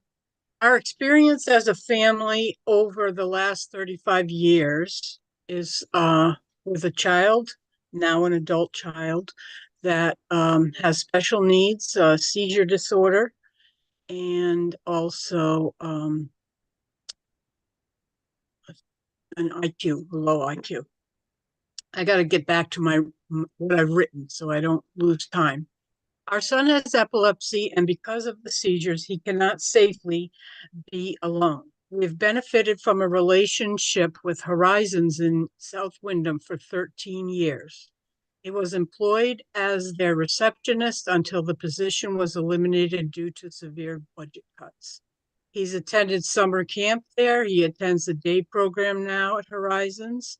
They supervise his daily activities and care. They support him during his seizures and afterward, as he needs to sleep while recovering fully from the seizure. Horizons is his other home. Horizons provides transportation, which would otherwise be a burden for his father and myself. As his aging parents, we fear what will be available in his future. His condition will not change. Our aging will not change. And we need to know that his physical, mental, and spiritual, emotional needs will be met as if we were providing the care ourselves. The proposed cuts for places and programs such as Horizons terrifies us. As parents who've been involved with the Special Olympics for 24 years, we know many families who are in similar situations. We need safe, well-run programs for our loved ones. For that to be a reality, something must happen financially, not just for the upcoming budget, but as many people have said, for budgets on an annual basis. We need to put these citizens at the forefront of our minds. The need to hire well-educated, trained people to care for our sons and daughters is paramount. When the minimum wage increases and the salary of an employee who has been there for years does not, it's ridiculous. To think that we can't pay long-term dedicated employees what they deserve because it's not in the budget, very, very sad. Where do you think they'll go? As many people said, fast food places, convenience stores, retail stores, because they're paying over the minimum wage to start. It doesn't make sense to have our well-trained caring, loving employees drawn from positions that benefit some of the neediest people in our society. We need to see these programs receive additional monies to pay long-term, trained, loving, caring employees that we trust so that they can be retained in a position that they enjoy and that we especially need. The number of places and programs that could help our loved ones have been reduced due to funding and the lack of being able to continue with their employees there, the number of employees. You wrap up, please. Sure, one more sentence here. The number of places and programs that could help our loved ones have been reduced, and I believe it's because they cannot afford to keep their employees. They don't have budgets to support the missions and goals that they were established to meet. Thank you for your time. And thank you so much for your moving testimony. Lucy McMillan? Hi, good morning, members of the Appropriations Committee. I'm Lucy McMillan, Chief Development Officer at Oak Hill and Gilead Community Services. Together, Oak Hill and Gilead employ over 1,700 talented and dedicated staff across 90 program sites in Connecticut. And at Oak Hill and Gilead, we support the most vulnerable of Connecticut citizens. They are your neighbors, your friends, and your relatives. They are community members who need help the most. This year, the governor has suggested a 0% cost of living adjustment for those workers. This is devastating to our staff and the individuals we serve. Today, I'm here to ask you to support a 5% increase for nonprofits in FY25. As Chief Development Officer, I engage with many of the people we serve. I meet their families, I hear their stories, I visit our clients in group homes where they live and our students in their classrooms. In one classroom, a little girl and her family have just moved to Connecticut from Texas to access our unique program at Oak Hill School. In Texas, she had to travel for 4 hours daily to a school that could support her needs. At Oak Hill School, her family has found a refuge. Our staff have given them hope once again that everything will be okay. Our staff are changing lives for the better. The work we do is meaningful, but can be among the most challenging, difficult, and exhausting in our state's workforce. They are paid far less than they deserve, yet they continue on because of their dedication and love for the individuals they serve. When Mike entered Gilead's Feral Treatment Center, he was at his lowest point, battling addiction since the age of 14. Mike never felt like he truly had a chance. With unwavering confidence and compassion, the staff at Feral guided Mike through recovery. I wish I could take you on a visit to one of our group homes, treatment centers, or schools. If I could, then I wouldn't have to be here today speaking with you, because you would see for yourself just what they face on a day-to-day basis. The physical and emotional challenges, the struggle of long hours because of a workforce shortage, the lack of respect that is reflected in the wages they are paid. And still they smile, they show up every shift for work and shower group home residents, students, and clients with support and care. 3 years ago, you called them heroes, and now they are little more than a line item on your budget. I have no problem coming here before you and acting as an advocate for our staff. They deserve everything we can get for them. But it's shameful that we are required year after year, budget after budget, to come here and beg for what is right, beg for adequate pay, beg for a cost of living increase that should be automatically indexed to inflation. Nonprofits like Oak Hill and Gilead lift people up, ensuring that they can enjoy the highest possible quality of life despite any obstacle. Our services mean everything to the individuals we serve. What do they mean to you? Thank you so much for this opportunity. And thank you, Ms. McMillan, very much for your testimony and staying up with us tonight. Karen Niag? Good morning, members of the Appropriations Committee. I'm Karen Niag. My daughter Stephanie has a severe genetic condition. She is the reason why I'm here tonight to respectfully ask for your commitment in supporting a 5% increase in the 2025 budget for nonprofit organizations. Stephanie's wellness is dependent on quality staff, and they deserve a wage that's livable. I have submitted a testimony today for Bill 5048. My daughter is at 27 years old now, just recently went to the DMV to obtain a non-driver's license ID. To gain this ID, Stephanie was supported by a caring staff member who had Stephanie's birth certificate, her social security card, and mail, which showed her home address as a group home. This moment hit home to me as a parent that I no longer held any critical information on my daughter's life. That Oak Hill totally supported my daughter, and the community of care providers are so responsible for my daughter's care. Stephanie is an adult that requires complete care from head to toe. She has a large binder that I call her Bible of care. All staff that work with Stephanie are required to know all the guidelines and implement the rules of daily care. This is no easy task. Much training is needed to start working and remain working with Stephanie. She is nonverbal, she has behavioral issues, which requires the staff, the whole community, to understand her needs for an entire day.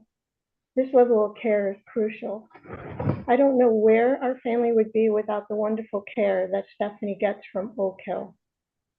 February is historically for me is a month that I come before my elected officials to request an increased budget. I open my heart before you, and I hope for change. And sometimes frankly, I just don't feel heard. Too many years without proper increase, especially during a healthy budget, is a heartbreaker. I echo the voices of many parents of Oak Hill surrounding concerns of lack of staffing, and I applaud Oak Hill for fighting vigorously through the tough budget. I fear for my daughter's group home's future without funding. I thank you for your committee for hearing me and hearing my plea, and for supporting the 5% increase in 2025 and index for inflation. Thank you. Thank you, Ms. Niha, for your very moving testimony and for staying up late with us tonight. Thank you. Jennifer Fagan? I don't think so. How about Jennifer Chadukowicz? Well, that was perfect, Senator Oh, Marks. Well I done. practiced. Good morning, Senator Marks and other representatives all hanging in here with us. Thank you very much. My name is Jennifer Chadukowicz, and I'm the Chief Strategy Officer at SCAD, Southeastern Council on Alcoholism and Drug Dependence. We provide a full continuum of care. You've heard Stacy's testimony, and I'm sure you're familiar with it. Our front door withdrawal management, all the way to our community services, recovery coaches in the community, one of whom you heard from just a few moments ago. We serve over 5,000 clients a year. That's 5,000 of your children, brothers, sisters, mothers, fathers, uncles, cousins, neighbors that we serve every year, with 190 employees in Southeastern Connecticut. The most important introduction that I can make to you here tonight, though, is that I'm a woman in long-term recovery, and I found my recovery in June of 1988 in the glory days of treatment, when everybody got 28 days of treatment. They got aftercare, they got wraparound services when they came home, and as a result of that, I'll be celebrating 36 years of recovery. What we want today is for that same level of care with the pay to match. That would be lovely. So in my role as Chief Strategy Officer, I help find the funding for SCAD. And in Southeastern Connecticut, we all scramble over the same little piles of money.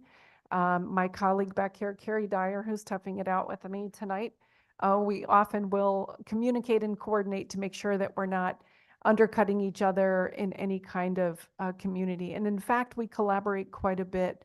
Child and Family Agency, as well as Reliance Health. We work really closely together to make sure we maximize those dollars. We have the same bills that you have with a residential treatment program like Lebanon Pines, as you can imagine. The food costs are exorbitant. And I'm just going to make this joke because I love them all, but we've got 100 guys out there at Lebanon Pines, and they eat like 100 guys. I have 4 adult sons, and let me tell you, having to feed 100 adult sons, it's just off the charts, grocery costs. And then you've got the bedding costs. because nobody wants to sleep on dirty bedding, whether it's stained or anything else. You have to keep that bedding fresh and new. Cleaning supplies, clothing, laundry supplies, medical supplies, the list goes on. Just the repair cost, the cost of materials, just plywood and 2x4s is off the charts right now to do just normal repairs. We're going to talk about staffing. I know I've got like 30 seconds left, but I need to drive home what everybody else has said here tonight. We have a 40% clinical vacancy rate. That means that the clinicians we have are running all the groups and signing all the notes. We're burning them out. It's not fair. We've got to be able to provide a living wage. So we're going to say, please reject this budget. We need 5% more, and we need to index to a cost of living increase going forward in the future. Thank you so much for all your service. Thank you, Jennifer, so much for being here. Great to see you. And you know, we're kind of going on working a double tonight, but I can tell you it's a hell of a lot easier doing a double as a senator than it is doing a double as a nurse. Yeah, so yeah, so thank you. Next we have Benzora. No. And Pamela Fields. Paul Bocchio, why don't you tell me yes? When should I say yes? Thank you. Adrian Williams. Oh, see, I shouldn't have asked. Michael Van Vlanderen. You're killing it. That's I fantastic. know. That's why they put you in charge. Good morning, Senator Marks and other distinguished panelists and hardy souls. My name is Mike Van Vlanderen, and I've been with Reliance Health in Southeastern Connecticut for the better part of my adult life right out of college, so about 33 years.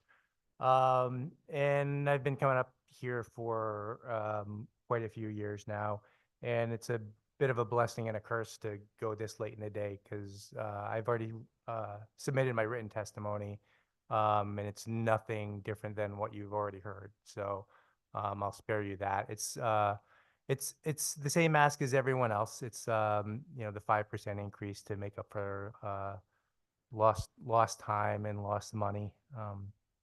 It's challenging to sit here, and I've been here all day.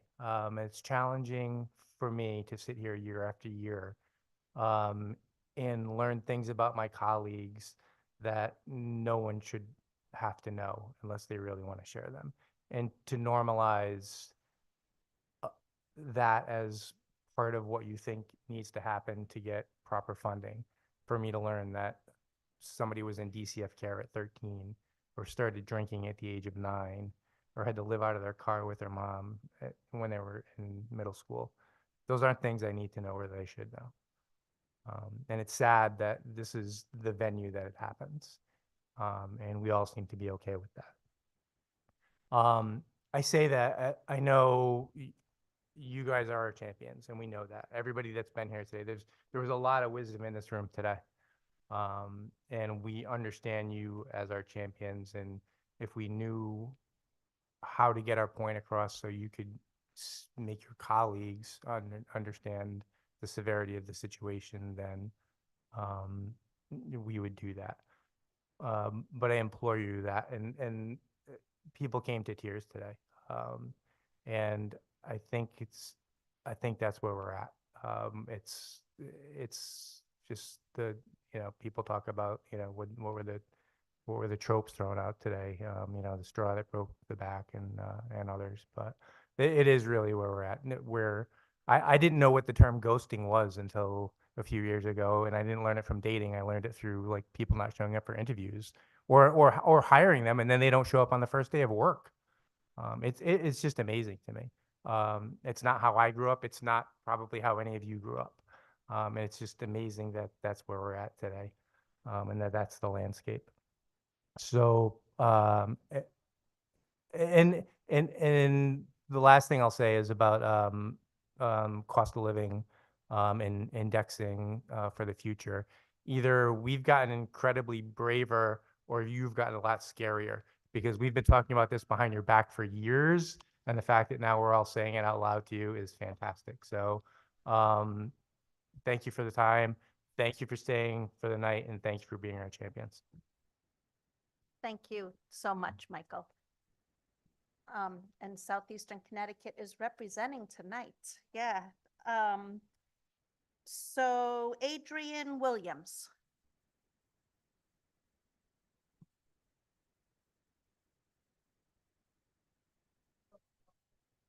I think it's the wrong Adrienne, is it? I'm Adrienne Benjamin. Do you want Adrienne Benjamin or Adrienne Williams? No, we love you, Adrienne, but no. No, it's a little too, it's just not fair. I'm sorry, Adrienne. That's okay. I'm still awake. I'm trying. Yeah, soon. Jessica Chang. Yes. Hello. Hi, good morning, esteemed council. My name is Jessica Chan. I'm a pediatric nurse practitioner and the program manager of medical services at Child and Family Agency of Southeastern Connecticut, also known as CFA to our community. I oversee 22 school-based health centers in New London, Groton, Stonington, Ledyard, and Lerne districts. And I also serve on the executive committee for the Connecticut Association of School-Based Health Centers. I appreciate the opportunity to testify on House Bill 5048, the governor's budget. I also want to acknowledge and thank Senator Summers, who's a fierce advocate and supporter of our agency's school-based health center program. I'm here, as everyone else is, to request an increase in funding for community nonprofits by a minimum of 5% for fiscal year 25 and COLA for our school-based health centers. Our school-based program provides integrated medical and mental health services at no out-of-pocket cost to families. As a private non-FQ nonprofit agency, insurance reimbursements for encounters are minimal, if any, and monthly write-offs are becoming astronomical. Master's level nurse practitioners and behavioral health clinicians staff our centers. These providers are the absolute backbone of our program success. They work with the most high-risk youth in our community and literally are saving lives. Our clinicians are also exposed to really high levels of vicarious trauma. The last thing they should have to worry about is their livelihood if they're not receiving adequate compensation, including cost of living raises. Employee retention is at risk if funding remains stagnant. And I'm so proud to say that we actually have no clinical vacancies right now, but this is absolutely at risk if we don't get this funding. In preparation for School-Based Advocacy Day that was last week at the Capitol, we asked our providers to collect impact stories from the students and families we serve. We received a ton of stories from students with medical conditions and mental health conditions, all receiving care during the school day where they're most accessible and where it's readily available, thanks to our program. And as I reviewed testimonials, I noticed recurring phrases and quotes like, "Our lives are better," "The school-based providers' tireless work and sacrifices have made my family's life and world better," and "I'm certain our lives would have been very difficult without the school-based health center." The stories shared are the cases my fellow supervisors and I consult on daily. The 20-week pregnant student who was hiding her pregnancy from her family and had yet to obtain prenatal care. A student who was physically assaulted by her parent but considered an adult to the state at only 18 years old, expected to make her way without a home, car, or cell phone. Or a high school athlete who was an A student who considered hanging himself last summer, but determined that would not be an efficient enough way to die by suicide. These students received services in their school-based health center by our providers, and through that integrated model, received referrals for prenatal care to a community partner supporting victims of domestic violence and for urgent mental health counseling, respectively. I implore the Appropriations Committee and Health Subcommittee to consider this increase in vital funding to include a minimum of 5% for nonprofits. Prioritize this increase in funding, prioritize COLA, and prioritize these agencies and providers who are showing up for these students and families. I thank you for your time, and I'm happy to answer any questions. Thank you so much, Jessica. We don't do questions, otherwise we'd be here till Thursday. We're gonna go. Thank you very much. Yeah, thank you. Dee Dee, I don't believe I saw Dee Dee. No, let's jump to Or 247, please. Madam Nicholas, Chair. yep. Nicholas Payne, please. Yes, good morning. My name is Nicholas Payne from New Milford. and I'm testifying for the budget for the gun violence prevention on behalf of CAGV, Connecticut Against Gun Violence. Now, one of the reasons why I'm here is because our daughter, back in 2008, when she was a student at Northeastern University, was shot dead in her own apartment by a drug dealer who got the wrong address. Now, that apartment was in a housing association, mixed market rent and subsidized apartment. I don't know whether that has any bearing on the matter, but that's where gun violence found her. Then we joined the survivors of homicide in Connecticut. And I remember talking to a couple whose son was murdered, shot dead in Hartford after he took a wrong exit off I-84. So to me, it can happen to anyone. Now, also, you think this would not happen these days because cars have navigation systems, but do we really have to consider that navigation systems are not a convenience feature? They are a safety feature to avoid you getting into the wrong neighborhood by mistake and getting shot. Is this the world we live in? Gun violence prevention will help stop it. Also, obviously what we're doing is trying to shut down a informal system of justice in Connecticut's largest cities. And to do that, you need to generate trust in everyone involved to trust that the government can deliver justice. Now, to do that, you need consistency.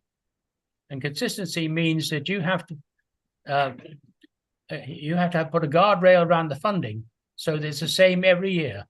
Because I hear from people that what the insiders say is, what they hear most is, will you be there for me, bro? Will you be there for me, bro? Like they have been let down before, they don't want to be let down again. And so I thank you in arrears to the committee for the opportunity to testify, and a good morning to you all. Thank you. And thank you so much for your testimony. I don't know who that was, but I don't believe Sue is here. I believe, if I'm correct, next is Johanna Schubert. Hello, distinguished members of the Appropriations Committee. My name is Johanna Schubert, and I serve as the director of the Connecticut Hospital Violence Prevention Program Collaborative at Hartford Communities That Care, a nonprofit in the north end of Hartford. Our agency is joining other advocates here today to underscore the importance of preserving the dollars allocated to the Department of Public Health's Commission on Community Violence Prevention and Intervention. Hartford Communities That Care started in 1998 with a youth program at Fox Middle School called Stump the Violence. Brother Carl Hardrick, our CEO Andrew Woods, and others realized that tensions that began during the school day were spilling out and leading to violence in the streets. We recognized that early intervention, mentoring, and supporting the whole family would be key to stopping this violence. As one of our young leaders says, youth development is violence prevention. Over the last 25 years, we've worked hard towards that goal, and today, Hartford Communities That Care supports 4 distinct yet overlapping programs that focus on our mission of creating a drug-free and violence-free environment.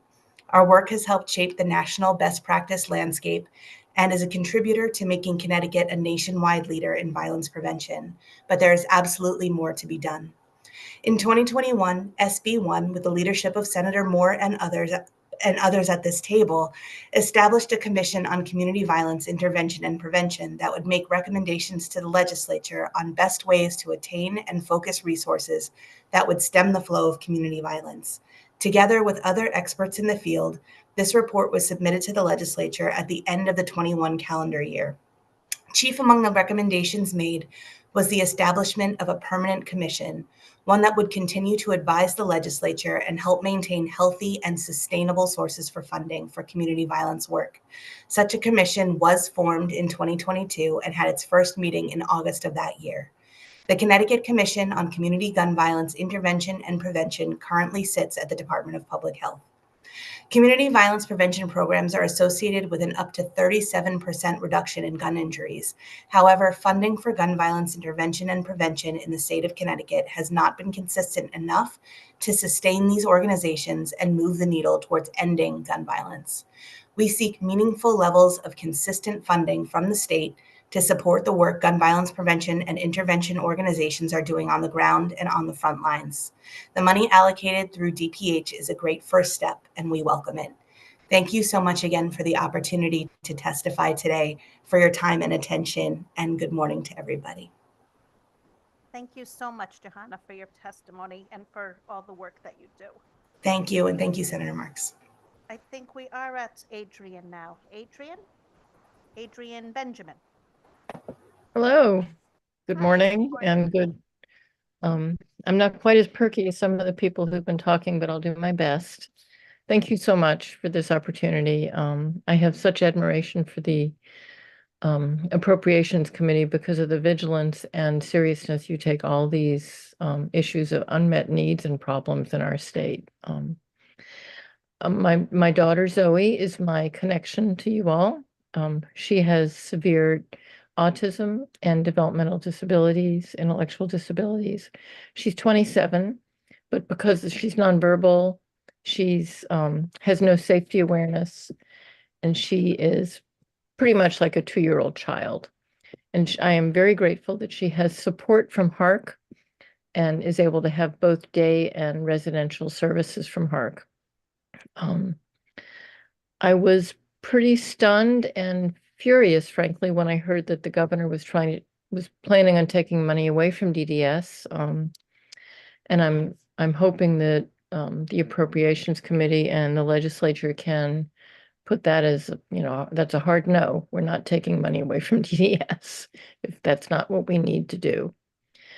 And I want to talk about these fiscal guardrails. We hear about, well, there's fiscal guardrails, so we're stuck. We can't do anything. We can't help any of these people that need so much help because of the fiscal guardrails. Well, I want to look at guardrails differently, and I think it's worth thinking about. There's human guardrails where my daughter lives. It's the human guardrails that prevent her from running out into the street. It's the human guardrails that prevent her from walking into the kitchen and putting her hand in a hot pot of soup. It's the human guardrails that cut up her meat at mealtime to make sure she doesn't choke. And the human guardrails who make sure she gets the correct medicine every day at the right time. So she doesn't have seizures anymore. Yay, big yay. So obviously I'm talking about the staff, the direct support professionals who we rely on. 24/7, snow, sleet, day, night, they're there. And they are the critical human guardrails that keep DDS and other systems alive. Where would we be without them? It is stunning to me that we have to remind people that living on $17.25 an hour is not enough. Everyone knows that. Raise your hand if that's the wage you want. We know that. I understand that the Alliance and I'm a mom advocate. I don't run an agency. I don't have to buy a handicap van. So if they say they need 5% more in cost of living, fine. I don't think that's enough, but that's just me. The problem with staffing is directly related to the waiting list. And we haven't talked that much about the details of the waiting list today. When I was here last year testifying at this hearing, I read that the emergency waiting list was 66 people. So that's DDS saying there's 66 people that need an immediate answer to their problem, immediate residential help of some kind or another. Now the emergency waiting list is 116. It's gone up. That is not progress. And I don't know what those families are going through, but obviously it's quite serious if DDS calls them emergencies. In addition, there's something called the urgent list, and the urgent list is supposed to be people that they think they'll need some kind of residential option within the next year. Your time has expired. Could you summarize, please? Has it actually expired? Okay. I know. Sorry. We're in trouble. Obviously, the agencies are in trouble. Listening to the gentleman from Oak Hill and the Kennedy Center and Heather from Marrakesh really has me scared because it seems like they're scared. So I'm really hoping we can get this increase and educate more legislators the ones who aren't here at I know you have our back. I know the Appropriations Committee is on our side. I feel that very deeply, and after 10 years of speaking here, I believe that. But please let us know what else we can do. Who else should we talk to? Who else should we invite to visit our group homes so that other people in the legislature who are more resistant to this increase and all the way up to the tippity top so that we can get what we need for our families and the agencies. Thank you. Yep, and thank you. And if I borrow your human guardrails, I hope it's okay, because that was good. It was really Please good. do. Yeah, thank you. Please do. Thank you so much for everything. Michelle, Karen, or Kaylee Brown, either of you here? No, okay. Olivia Langley, please. Good morning. Let me just scroll up. Okay. Good morning, members of Appropriations Committee. My name is Olivia Langley. I'm the Program Manager of Connecticut Violence Intervention and Prevention. I'm also a supporter of Connecticut Against Gun Violence and a survivor. I am the typical product of intervention and prevention programs. A majority of Connecticut gun homicides occur in the 3 largest cities, so Hartford, Bridgeport, and New Haven. And as we know, today's victims can easily be tomorrow's perpetrator if services are not implemented. CTVIP works with the highest risk youth in New Haven. We have worked with the schools and have identified services to implement and work with 7th and 8th graders. The freshman year, we've also identified that the transition from the 7th and 8th grade to freshman year is the hardest transition, with increases in community violence, bullying, and student truancy and dropout rates. CTVIP works to engage youth women in violence prevention strategies and conflict resolution skills in a unique sorority-like makerspace program. Our programs begin with understanding that bullying can be face-to-face with verbal or physical aggression or through technology via cyberbullying on cell phones or computers. An important finding is that bullying can also co-occur with other types of aggression and risky behaviors that can lead to community violence. So our target population, again, as I mentioned, is 7th to 8th graders who have been identified as the highest risk and designated of becoming involved in the justice system. We have expanded our Voices curriculum to implement a creative arts component to explore engineering, where we define a problem, and science, where we ask a question. So we tackle these through making, where students or clients actively engage in creating or upscaling a physical product by identifying a problem, working out a solution, or building something. So imagine 7th and 8th grade New Haven Public School girls working intensively alone or in a small, noisy group, movable benchmarks, or on the floor or anywhere, experimenting, tinkering, failing, learning, or succeeding, and celebrating when they do, where failure is seen not as an endpoint, but rather as a monetary pause in the path of success. So studies show that it takes $30,000 to service one at-risk individual in our community. So currently we service 8 schools with a minimum of 10 girls in each class. So if you do the math, it would take $2.4 million to properly service these high-risk individuals. I'm definitely not here to ask for $2.4 million because I know that's very unrealistic, but I am testifying in support of protecting the combined $3.9 million, including the governor's budget, to fund programs like Makerspace program. So our evidence-based prevention and intervention programs like ours with individuals to develop social-emotional decision-making, which leads to a safer New Haven. And thank you for your time. Thank you for that very informative testimony. Are there any other testifiers? Oh, okay. Thomas, can't see anymore. Thomas Fischler. Good morning, Senator Marks. Thank you for having me. My name is Tom Fischler from Sarah Inc. We provide services through enrichment and employment programs and birth to 3 services. We serve over 1,800 adults and children annually.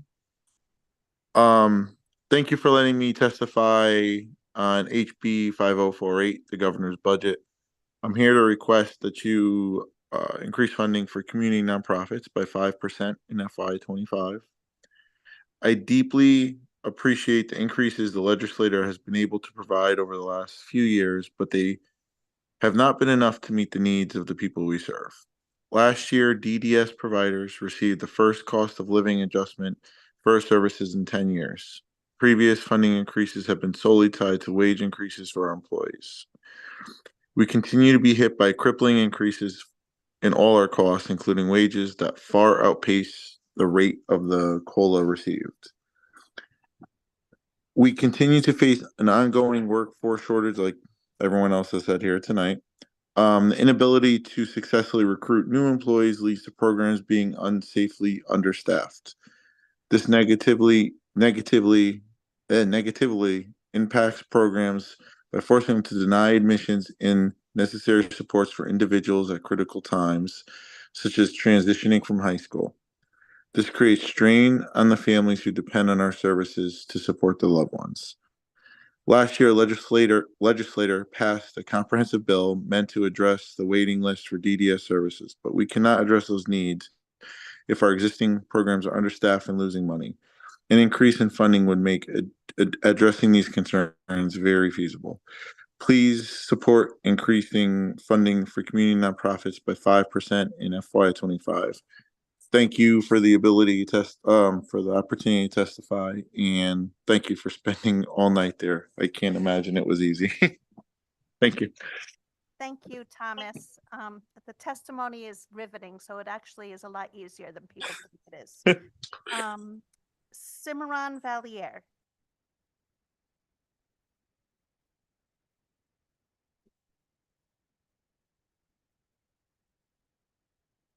Yeah. Are you there, sir? Hi, good morning. Ma'am? Sorry. No problem. Good morning.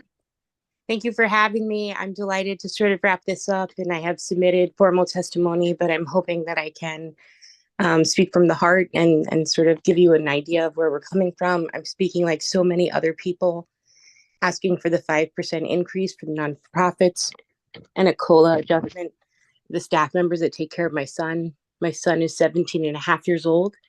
He was born in 2006 with several genetic mutations, and he suffers from both intellectual disability and physical disability. We have had sort of the pleasure of working with so many of the departments that have testified today throughout his life. He has been with DDS, DCF, DSS, the whole alphabet, and we've certainly been on a journey. In the last 3 years, as he entered puberty, we sort of lost control. He had been discharged from most of the schools in the state. He had had lots of police involvement.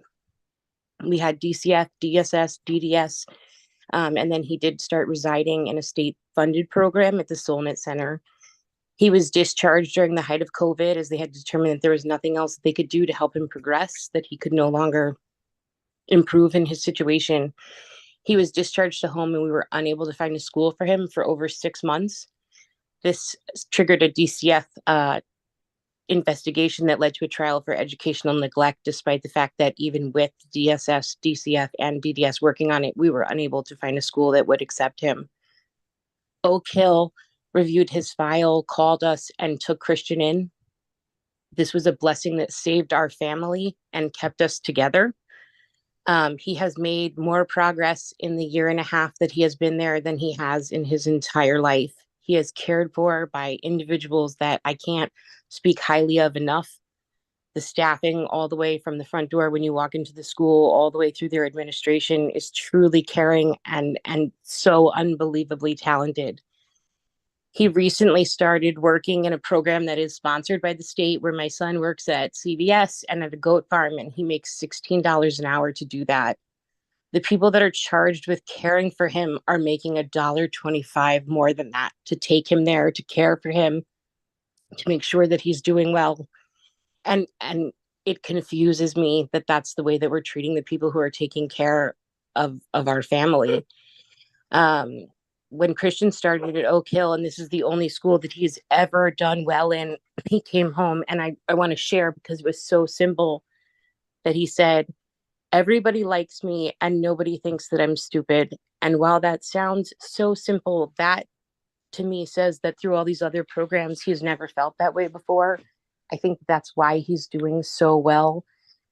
So I encourage, I implore, I beg that, you know, as a state, we take care of our people who are doing this so difficult job.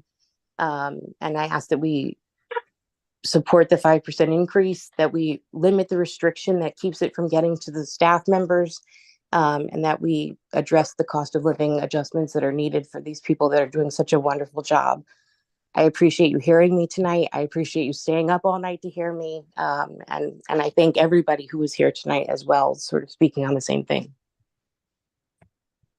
Thank you, Simran, for testifying. So happy your son's doing well. And when you testified, you couldn't see us all, but everybody sighed and put their hand to their hearts. So it was moving testimony. So thank you so much. Thank you for having me. Yeah, thank you. Alejo Fudge. Yes. So thank you again for making it this far. It's definitely been quite the day. I'd just like to, thank the members of the Appropriations Committee for making it, to this point. We're in the home stretch, and I'll try to be brief in this late hour. My name is Alejo Fudge. I'm a lifelong resident of Connecticut and currently serve as the Director of Software Engineering at VRSIM. We are an East Hartford-based company which designs virtual reality and simulation-based training systems for the skilled trades. These include welding, industrial painting, certified nursing, and emergency medical response. And as we heard again and again today, Connecticut has a well-documented workforce shortage in emergency medical services. And to address this issue effectively, we must introduce practical measures. One step in the right direction is the incorporation of applied learning opportunities within the workplace using virtual reality. Our systems, designed and built here in Connecticut, combine kinesthetic learning with virtual reality to support skills training needs by aiding in the preparation for certification, spot training, and pre-employment qualification. Additionally, our training systems are an effective recruitment and career outreach tool. Utilizing virtual reality training simplifies the process of adequately training both current and prospective EMS professionals.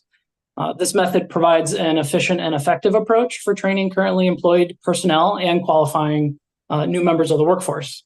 For 20 years, VRSIM has found consistent success in facilitating skills development through blended learning methodologies. Research studies prove that replicating traditional kinesthetic learning experiences using virtual reality create a more effective training experience than traditional models alone. And virtual reality training today is the modern apprenticeship. Nowhere is this approach more effective than helping employers who are improving and expanding their workforce. Investing in the current workforce enhances employee retention and fosters adaptability within the organization. By upskilling existing employees, companies leverage institutional knowledge and experience, ultimately leading to improved productivity and competitiveness in the workspace market. With quality instruction and administrative support, our systems provide an apprentice-level training experience that will enhance spot training of existing employees and the qualification of incoming EMS workforce. VRSIM is seeking a $500,000 pilot program that would allow us to provide these systems and the necessary user training for Connecticut EMS employers and educational programs to invest in practical virtual reality training systems for upscaling their workforces in 2024 and beyond. And with that, again, I thank you for listening to my testimony today, and I'm glad we all made it this late into the night, and thank you again. Thank you so much, Alejo, for that very interesting program. And then our last speaker, Jennifer Fagan, thank you for coming back. And the floor is yours.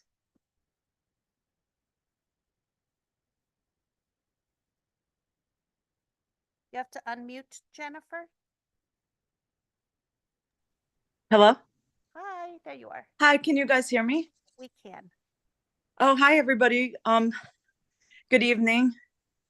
My name is Jennifer Fagan, and I've been working at Goodwill of Southern New England for nearly 20 years as a job coach, working with developmentally disabled adult people. I am here today to let you know that the work we do is very important and life-changing. We're making a difference in people's lives daily who live with unique challenges through the power of work, resources, and personal growth opportunities. We're cultivating a sense of community and belonging, and we are assisting our individuals in building self-esteem, friendship, and vital work skills that they can take pride in. It's exciting to see how we're changing lives every day by providing these services to our individuals. I have seen individuals' growth over time with our assistance. Our program is helping the world to be a better place by encouraging acceptance, growth, and self-worth through work skills and other resources we provide. I have personally seen individuals with life-threatening illness continue to attend our programs. Our individuals also tend to rarely miss a day of work. They truly benefit from the services that we provide that gives their lives true purpose and fulfillment. If we got an increase in funding, we would be able to increase the staff wages, which would greatly improve our programs and ultimately benefit the individuals we serve. If funding is not increased, our individuals will ultimately suffer and not be able to obtain the services they need to live fulfilling lives. Please support increasing funding for community nonprofits by 5% million in FY25. And thank you for the opportunity to testify. Thank you so much for your testimony, Jennifer. And we are done. Am I supposed to say something official?